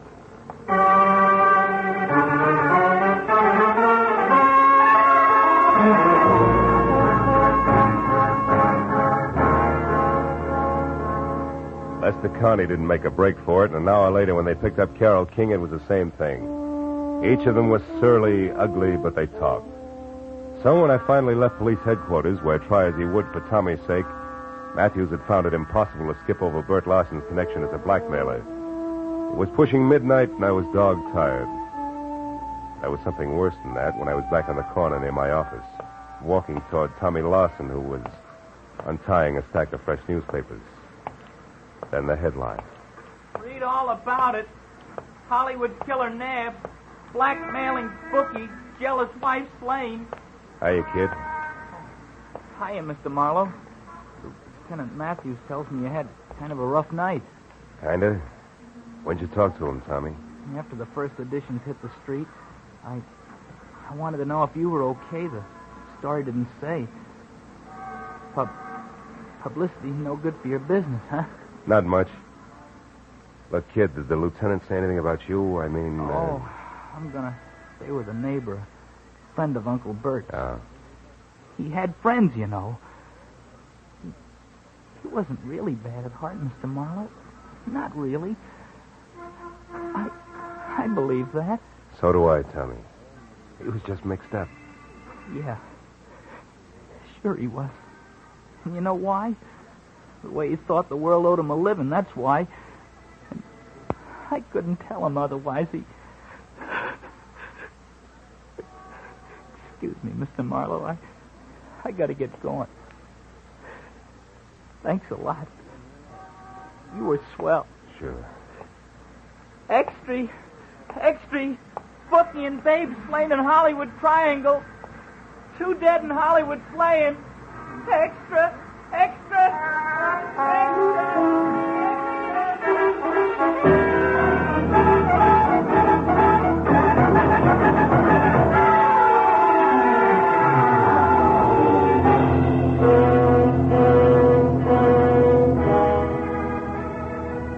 There's nothing more pathetic than a kid.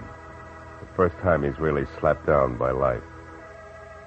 We, the older ones, the tired ones, learn to roll with the punch. Because we've got time in our corner, watching us, counseling us, teaching us how to save ourselves, so that at the final gong, we're still on our feet.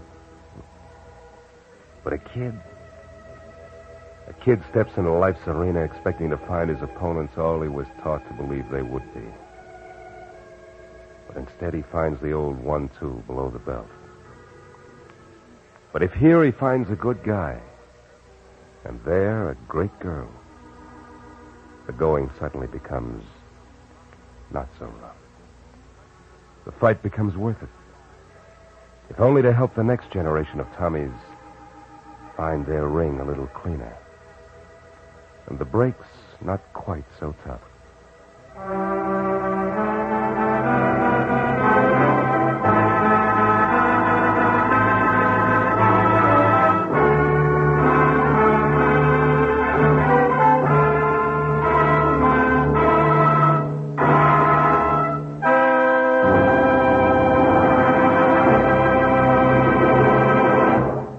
The Adventures of Philip Marlowe, bringing you Raymond Chandler's most famous character, star Gerald Moore, and are produced and directed by Norman MacDonald. Script is by Robert Mitchell and Gene Levitt. Featured in the cast were Gil Stratton Jr., Virginia Gregg, Wilms Herbert, Jones Banks, and Vivi Janis. Detective Lieutenant Matthews is played by Larry Dobkin. The special music is composed and conducted by Richard Orant. Be sure and be with us again next week when Philip Marlowe says... It started with laughter on a bright morning, in a battle over a chicken, and got better as it went along. It could have lasted a lifetime, but it didn't. It stopped on a gray morning, with a little wishbone broken.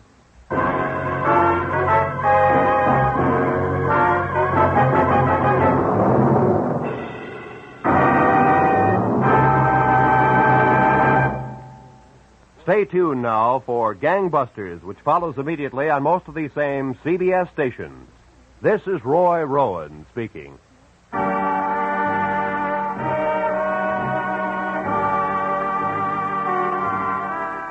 This is CBS, the Columbia Broadcasting System.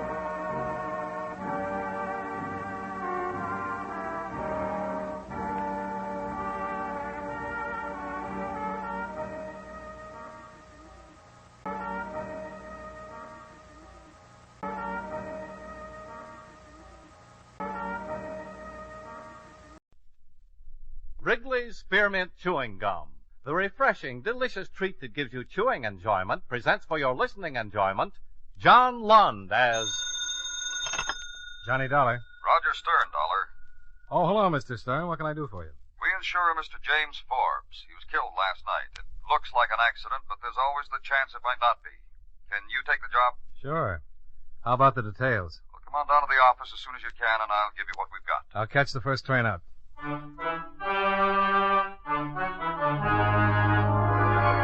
the makers of Wrigley's Spearmint Chewing Gum bring you John Lund in another adventure of the man with the action-packed expense account, America's fabulous freelance insurance investigator. Yours truly, Johnny Dollar.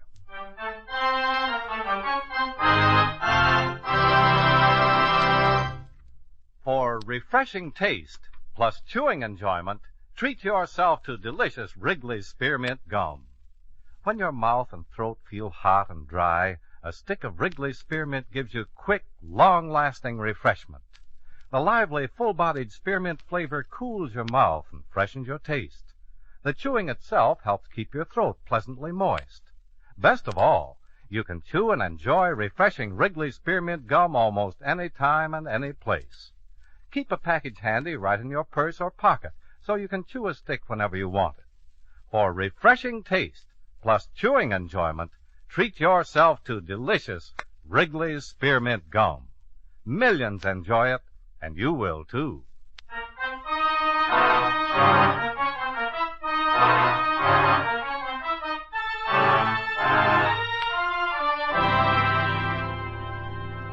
Expense account submitted by Special Investigator Johnny Dollar to Home Office, Intercontinental Indemnity and Bonding Corporation, New York City. The following is an accounting of expenditures during my investigation of the James Forbes matter. Expense account item 1, $13.95, train fare and incidentals between Hartford and New York City. After receiving from you the details regarding the death of James Forbes, I registered at the Madison Hotel and went directly to the 5th Precinct Police Station and interviewed Lieutenant Arthur Parkhill, who was handling the case. Well, there really isn't much more to tell, Mr. Dollar, other than what you know. You're convinced it was an accident? I'm convinced he fell over the edge of a 110-foot cliff, that it looks like an accident. Certainly doesn't mean the case is closed, but so far there's no motive for murder. There's a wife. Yeah? Mr. Forbes had quite a bit of money. Well, that's an understatement. Mr. Forbes was loaded. And Mrs. Forbes gets everything, including a $500,000 insurance policy. Look, that's the first thing we considered, but just because a husband's got money and a great big fat insurance policy... Now, wait a minute. I'm not trying to tell you how to do your job. And we've checked the wife. Checked her good. The way it looks, she liked being married. She was in love with her husband. When he went over the cliff, she was in the house. 4 servants can swear to it. He just fell over the cliff. According to everything we can find out, he took long walks every night along the cliffs by the ocean. Last night it was unusually foggy. Certainly possible he got too close to the edge, missed his footing, and did a high dive. How about suicide? At least there's no reason we can come up with. Good health, business doing better than it ever has. Textiles, isn't it? Yeah, biggest in the country. There's absolutely nothing that indicates suicide, especially no suicide note. There usually is. Uh-huh. The Forbes estate is out on the island, isn't it? Yeah. Gonna take a run up? Yeah, I thought I might. Well, thanks for your help. Nice meeting you. Nice meeting you, Mr. Dollar. Let me know if you come across anything.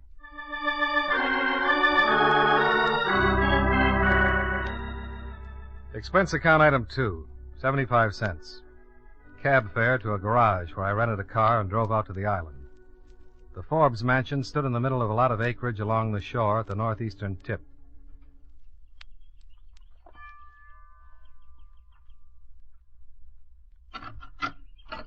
Yes? I'd like to see Mrs. Forbes, please. I'm afraid Mrs. Forbes is seeing no one. Tell her Mr. Dollar is here. I believe Mr. Stern from my company called Mrs. Forbes and told her I was coming out. Mr. Dollar? That's right. If you'll wait a moment. Sure. Take your time.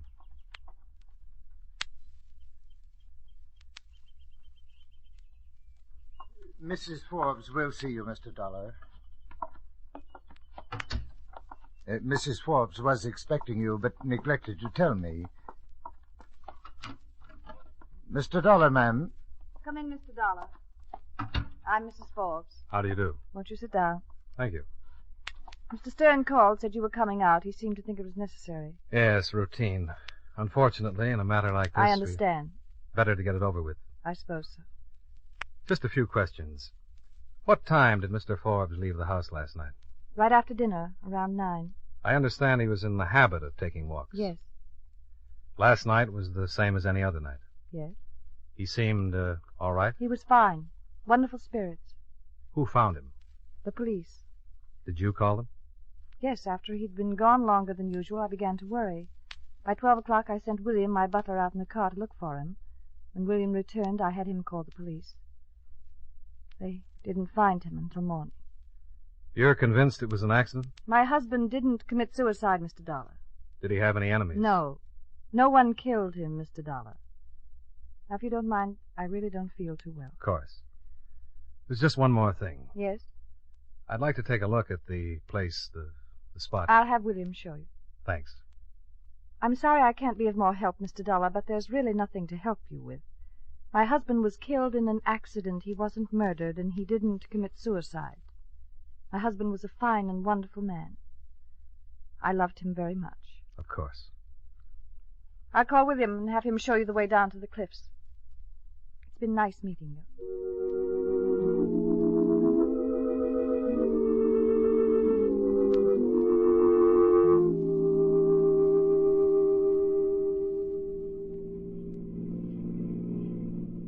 This is a terrible thing, William. Yes, sir. How long have you been with the Forbes? 10 years, sir. Theirs was a good marriage. Oh, yes, sir. About another 100 yards, sir. Now, you can stop here.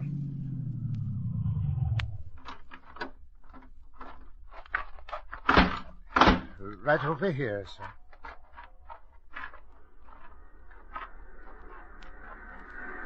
They found Mr. Forbes right down there, sir. Long drop. Yes, sir. Well, I guess under the right circumstances, it'd be pretty easy to miss your footing along here. It was very foggy last night. Yeah. Well, come on. I'll drive you back. Mr. Dollar. Mr. Dollar, I don't know quite how to say this. I've nothing ready to go on except, well, I'm not convinced that Mr. Forbes' death was an accident. Why aren't you? It's hard to say. Until this morning, until sometime after they found him, I didn't think it could be anything else. When the police questioned me, I didn't even consider another possibility. But Mr. Forbes has been taking walks at night every night ever since I came to work. He's walked in all kinds of weather. He knew those cliffs from one end to the other. Well, people take showers in the same shower year after year, and still a certain percentage of them slip and break their necks. It's not just the walks and the fact that Mr. Forbes was so familiar with these cliffs. It's a lot of little things that have happened over the past 2 or 3 months. Nothing really definite. Telephone calls. What kind of telephone calls? Several times Mrs. Forbes has made calls. Several times I happened to overhear part of the conversations. They were affectionate. Affectionate? Yes, I thought she was talking to Mr. Forbes, but several times I discovered through dinner conversations between Mr. and Mrs. Forbes that she hadn't spoken to him during the day that he'd been out of the city. Well, it's really awfully hard to explain. Just how affectionate were these calls? Quite affectionate. You think Mrs. Forbes has been playing around? I don't know, sir. But in the last few months, when Mr. Forbes left, she'd informed me she was going to town to visit with friends. And she'd very seldom return until the day before Mr. Forbes was supposed to be back from his trip. Why, on one of these occasions, Mrs. Weatherwax, the woman Mrs. Forbes was supposed to be visiting, came to the house calling on Mrs. Forbes.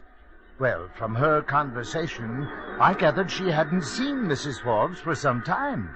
Did you say anything about it? To whom? To Mr. Forbes? Certainly not. I didn't think that much about it at the time. Anything else? No, sir. But I suddenly felt that I must tell someone. Sir, if Mrs. Forbes should find out, she'd surely dismiss me, and I couldn't blame her. I won't say anything. Thank you, sir. Well, come on. We'd better start back. I do hope I haven't started something I'll be sorry for. Do me a favor. Well, certainly. If Mrs. Forbes gets any more of those phone calls, see if you can find out who's on the other end of the line. I'll try. You can reach me at the Madison Hotel. Yes, sir.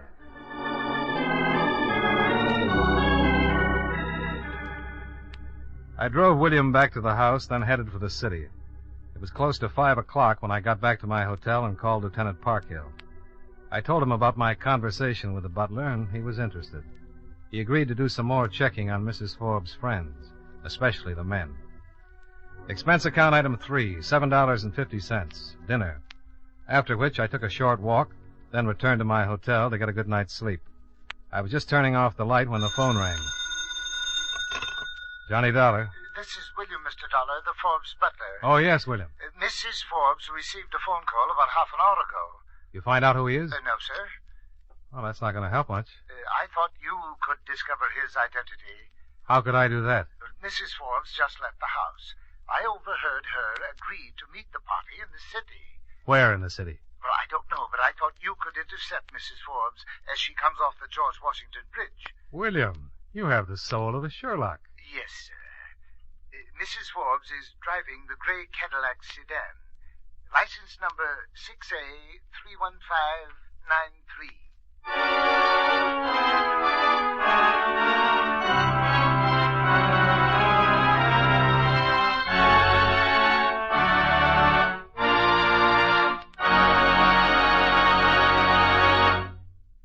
Friends, no matter what kind of work you do, it's a real help to chew delicious Wrigley's Spearmint Gum right while you're working. When you're warm or tired, for instance, the lively, full-bodied spearmint flavor is really refreshing. It helps keep your mouth and throat feeling cool and moist. Chewing on that smooth, good-tasting piece of Wrigley's Spearmint makes the time pass more pleasantly, too. It seems to make your work go smoother and easier. Keep a package or two of Wrigley's Spearmint Chewing Gum handy all the time. Enjoy chewing Wrigley's Spearmint while you're working and at other times. That's Wrigley's Spearmint Chewing Gum.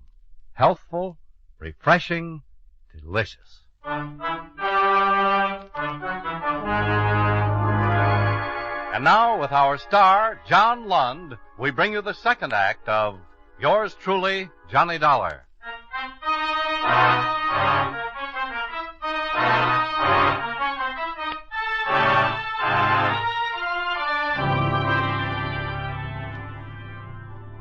It took me 5 minutes to get back into my clothes and make it down to my car. 20 minutes after that, I was parking at the city-side entrance of the Washington Bridge, waiting for Mrs. Forbes to show up in her gray Cadillac. I waited about a half hour. She came off the bridge doing a little better than the speed limit and turned south. I started tailing her.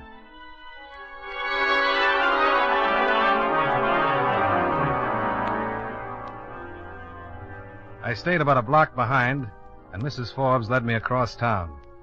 Suddenly, at the corner of 41st and 5th, she pulled up to the curb and a man stepped up to the car, quickly opened the door and climbed in. They drove away and I continued to follow. I followed for about another hour while Mrs. Forbes just drove around, obviously headed for no place in particular, just talking things over with her passenger. About 11:30, she made a left turn, cut back across town, and pulled up in front of an address on 108th Street. Her passenger got out, said something, threw her a kiss, and went into the building.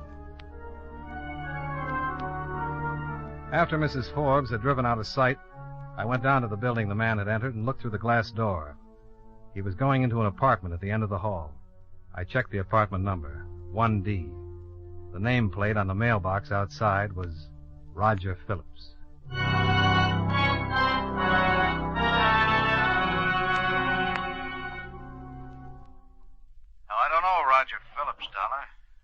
familiar, though. I'll check on it. Where are you? In a drugstore on the corner. Hey. What? Cab just pulled up in front. Of the drugstore? No, 953 East. I can see it through the... Hold it. What? I'll call you later, Lieutenant. My man just came out. He's getting into the cab. Goodbye.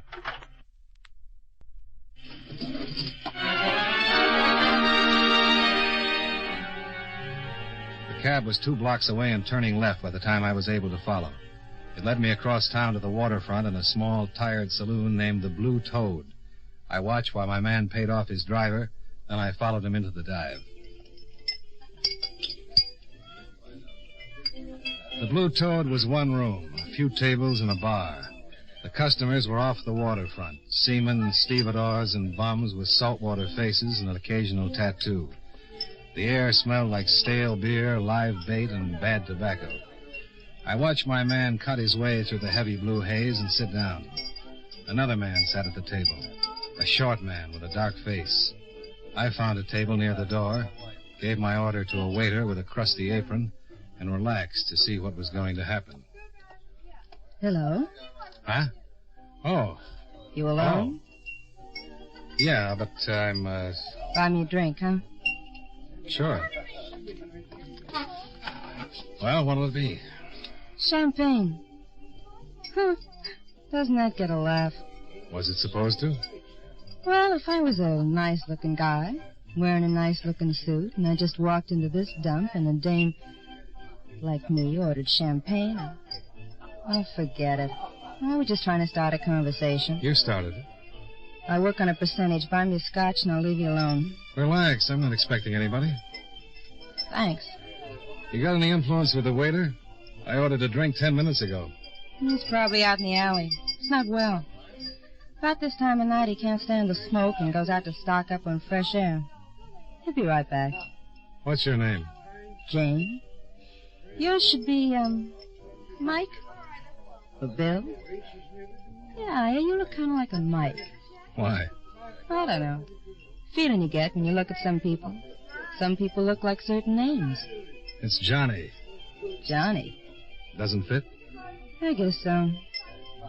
Who are you watching, Johnny? What makes you think I'm watching somebody? Because you are. You've been watching those 2 guys in the back. Okay. Cop? Uh-uh. The good-looking one just passed Timmy a bundle of money. You know the little dark guy? Forget it, huh? Tell me about Timmy. Tell me about Johnny. I'm not a cop. Nope. A cop would know all about Timmy. The good-looking one's leaving. I'm interested in Timmy.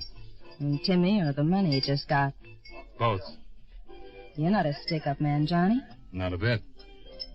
I'd like to help, but Timmy finds out about things. Timmy's a bad boy. Hasn't got a friend in the world.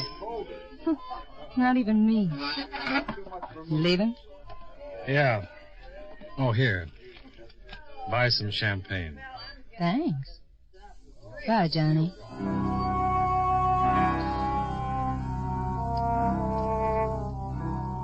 Outside, the air was fresh and clean.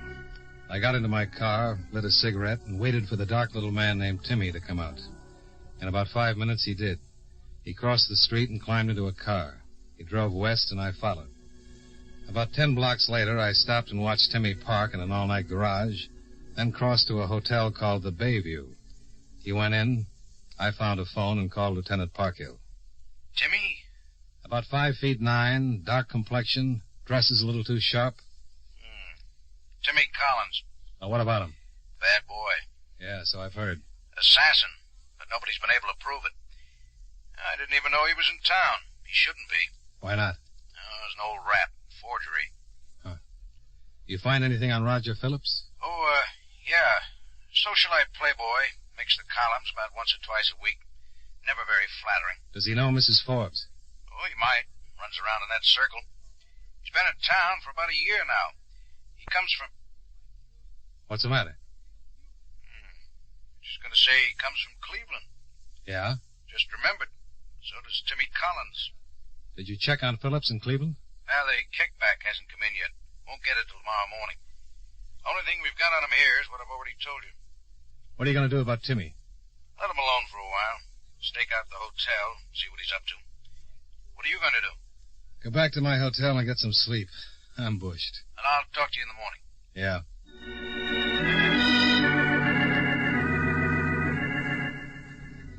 Expense account item 4, $2.65. Breakfast the next morning with Lieutenant Parkhill at a waffle shop across the street from the precinct. Roger Phillips skipped Cleveland owing a lot of money. The Cleveland report gives him a clean police record, but one thing's pretty interesting. Most of the money he owed was for gambling debts. Owed it to Timmy Collins. Huh. Unless we've wandered too far out in left field, I got a hunch Timmy killed Forbes. Met him on that lonely road by the cliffs and gave him a shove. Yeah, I have the same hunch. Mrs. Forbes falls for Phillips, and together they plan to eliminate the husband. Phillips makes a deal with Timmy, maybe agrees to give him a big interest on the debt when he marries Mrs. Forbes and gets his hands into all that money. Does Phillips have enough money to pay for a job like that? Well, if he doesn't, he probably borrowed it from Mrs. Forbes. It was a big stack of bills. Why don't you check with Mrs. Forbes' banks and see if she withdrew a large amount in the last couple of days? Yeah, right. Or want some more coffee? No, I think I'll make a call on Roger Phillips. Maybe I can force this thing out in the open. What are you going to tell him? Enough to scare him, get him into action. When people get frightened, they get careless. Yeah, but they can get dangerous, too. You watch yourself. Oh, like a hawk.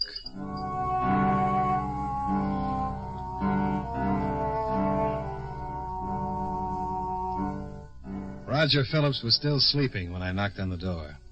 I kept pounding till he opened it and squinted at me through puffy eyes.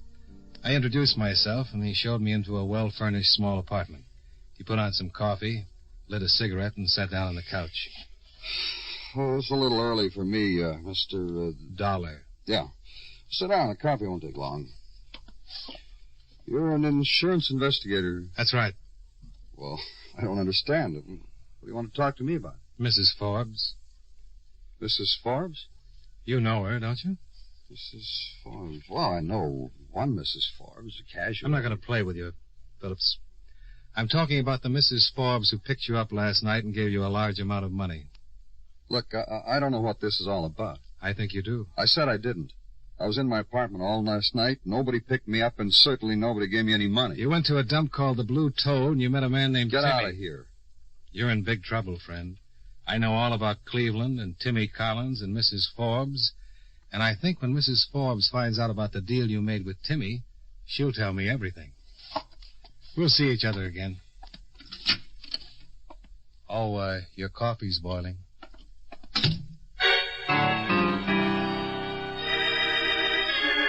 Well, I'd given him the bait. A lot of hunches, but from his reaction, I was sure I'd scored. I went downstairs, crossed the street to the drugstore, waited 5 minutes to give Roger enough time to make his calls. Then I slid into the phone booth and made a call of my own. Yes, sir. Mr. Forbes' residence. William, this is Mr. Dollar. Oh, yes, sir, Mr. Dollar. I was just going to call you, sir. Did Mrs. Forbes just receive a call? Yes, sir, just a moment ago. It was from the same man. She's going to meet him. Meet him? Where? By the cliffs. Phillips had taken the bait. Only 2 people could implicate him in Forbes' murder, Mrs. Forbes and Timmy, and he'd called Mrs. Forbes to meet him by the cliffs. I put in another call to Lieutenant Parkhill. That's right, Johnny. The stakeout has a tap on Timmy's phone. Phillips just called him, said to pick him up as soon as he could. Phillips told Timmy there was trouble, that some guy named Dollar had found out about the whole setup. Shame on him. We want to stop a couple killings. We better get right out there. A couple of killings? Sure. Phillips lets Timmy take care of Mrs. Forbes, then he takes care of Timmy. It's the only way he can protect himself. I'll pick you up in 5 minutes. Oh, by the way, I checked with the bank. Mrs. Forbes made a withdrawal the day before yesterday. $10,000. The lieutenant was as good as his word. In 5 minutes, he pulled his squad car up in front of the drugstore, and I got in. Well, you want to wait for Timmy to pick up Phillips and tail him? Well, we know where they're going. Better if we get there ahead of time. Right.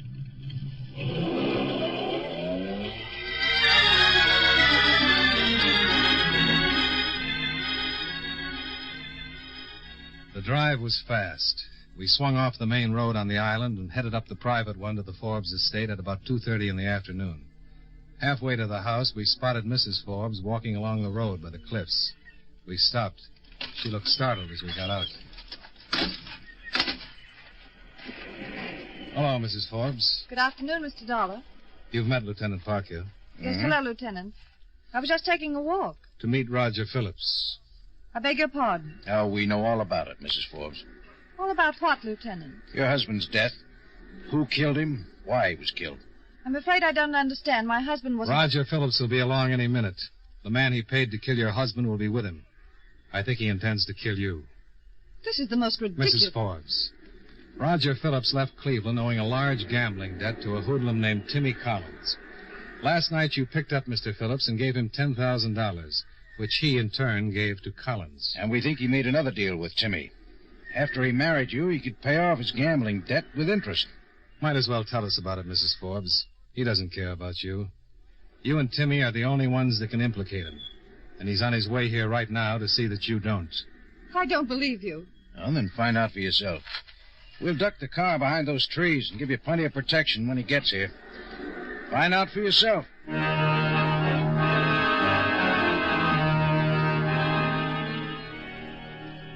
Parkhill drove the car off the road behind the trees, stayed hidden, and waited for Phillips and Timmy. Mrs. Forbes stood quietly looking out to sea, her hands at her sides, bunched into small fists. She stood like that, not moving, even as the car came down the road, heading right for her. She turned and saw the car bearing down on her and picking up speed, and then she knew we weren't lying. But still she didn't move, and the lieutenant and I went to work.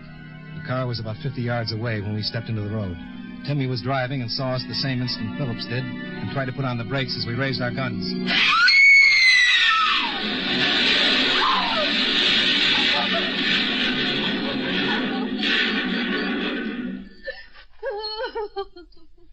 Oh, what a mess. Yeah. I'm sorry it worked out that way. He was going to kill me, wasn't he? He sure was. You want to tell us about it? Oh, yes. It doesn't make much difference now, does it? No, I'm afraid it doesn't.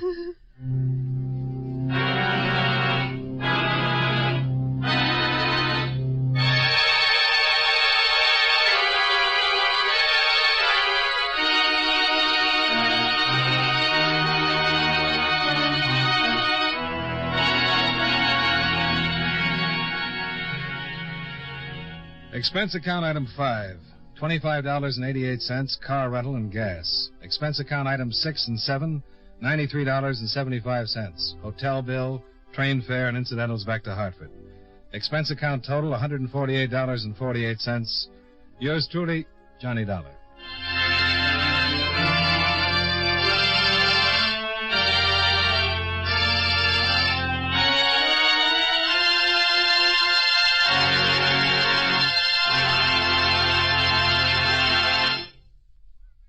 Remember, friends, for refreshing taste plus chewing enjoyment, treat yourself to delicious Wrigley's Spearmint Chewing Gum.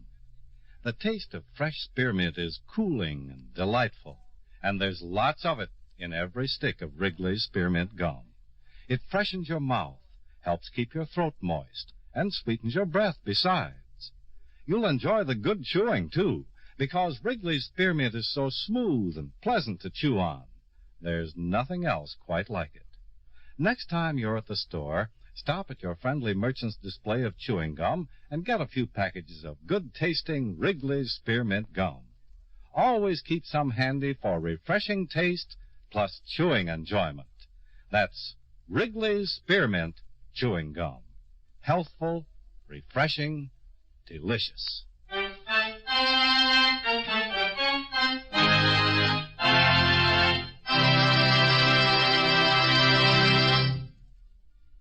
Yours truly, Johnny Dollar, brought to you by Wrigley's Spearmint Chewing Gum, stars John Lund in the title role and was written by Blake Edwards with music by Eddie Dunstetter. Featured in tonight's cast were Larry Thor, Jack Moyles, Bob Griffin, Mary Jane Croft, and Jean Howell. Yours truly, Johnny Dollar, is produced and directed by Jaime Del Valle.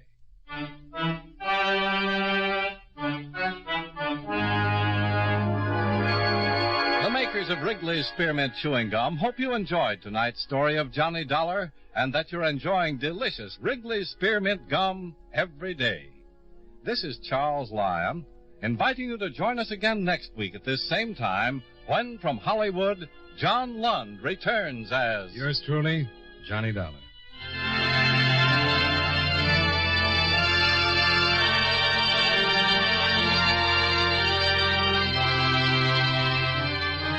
This is the CBS Radio Network.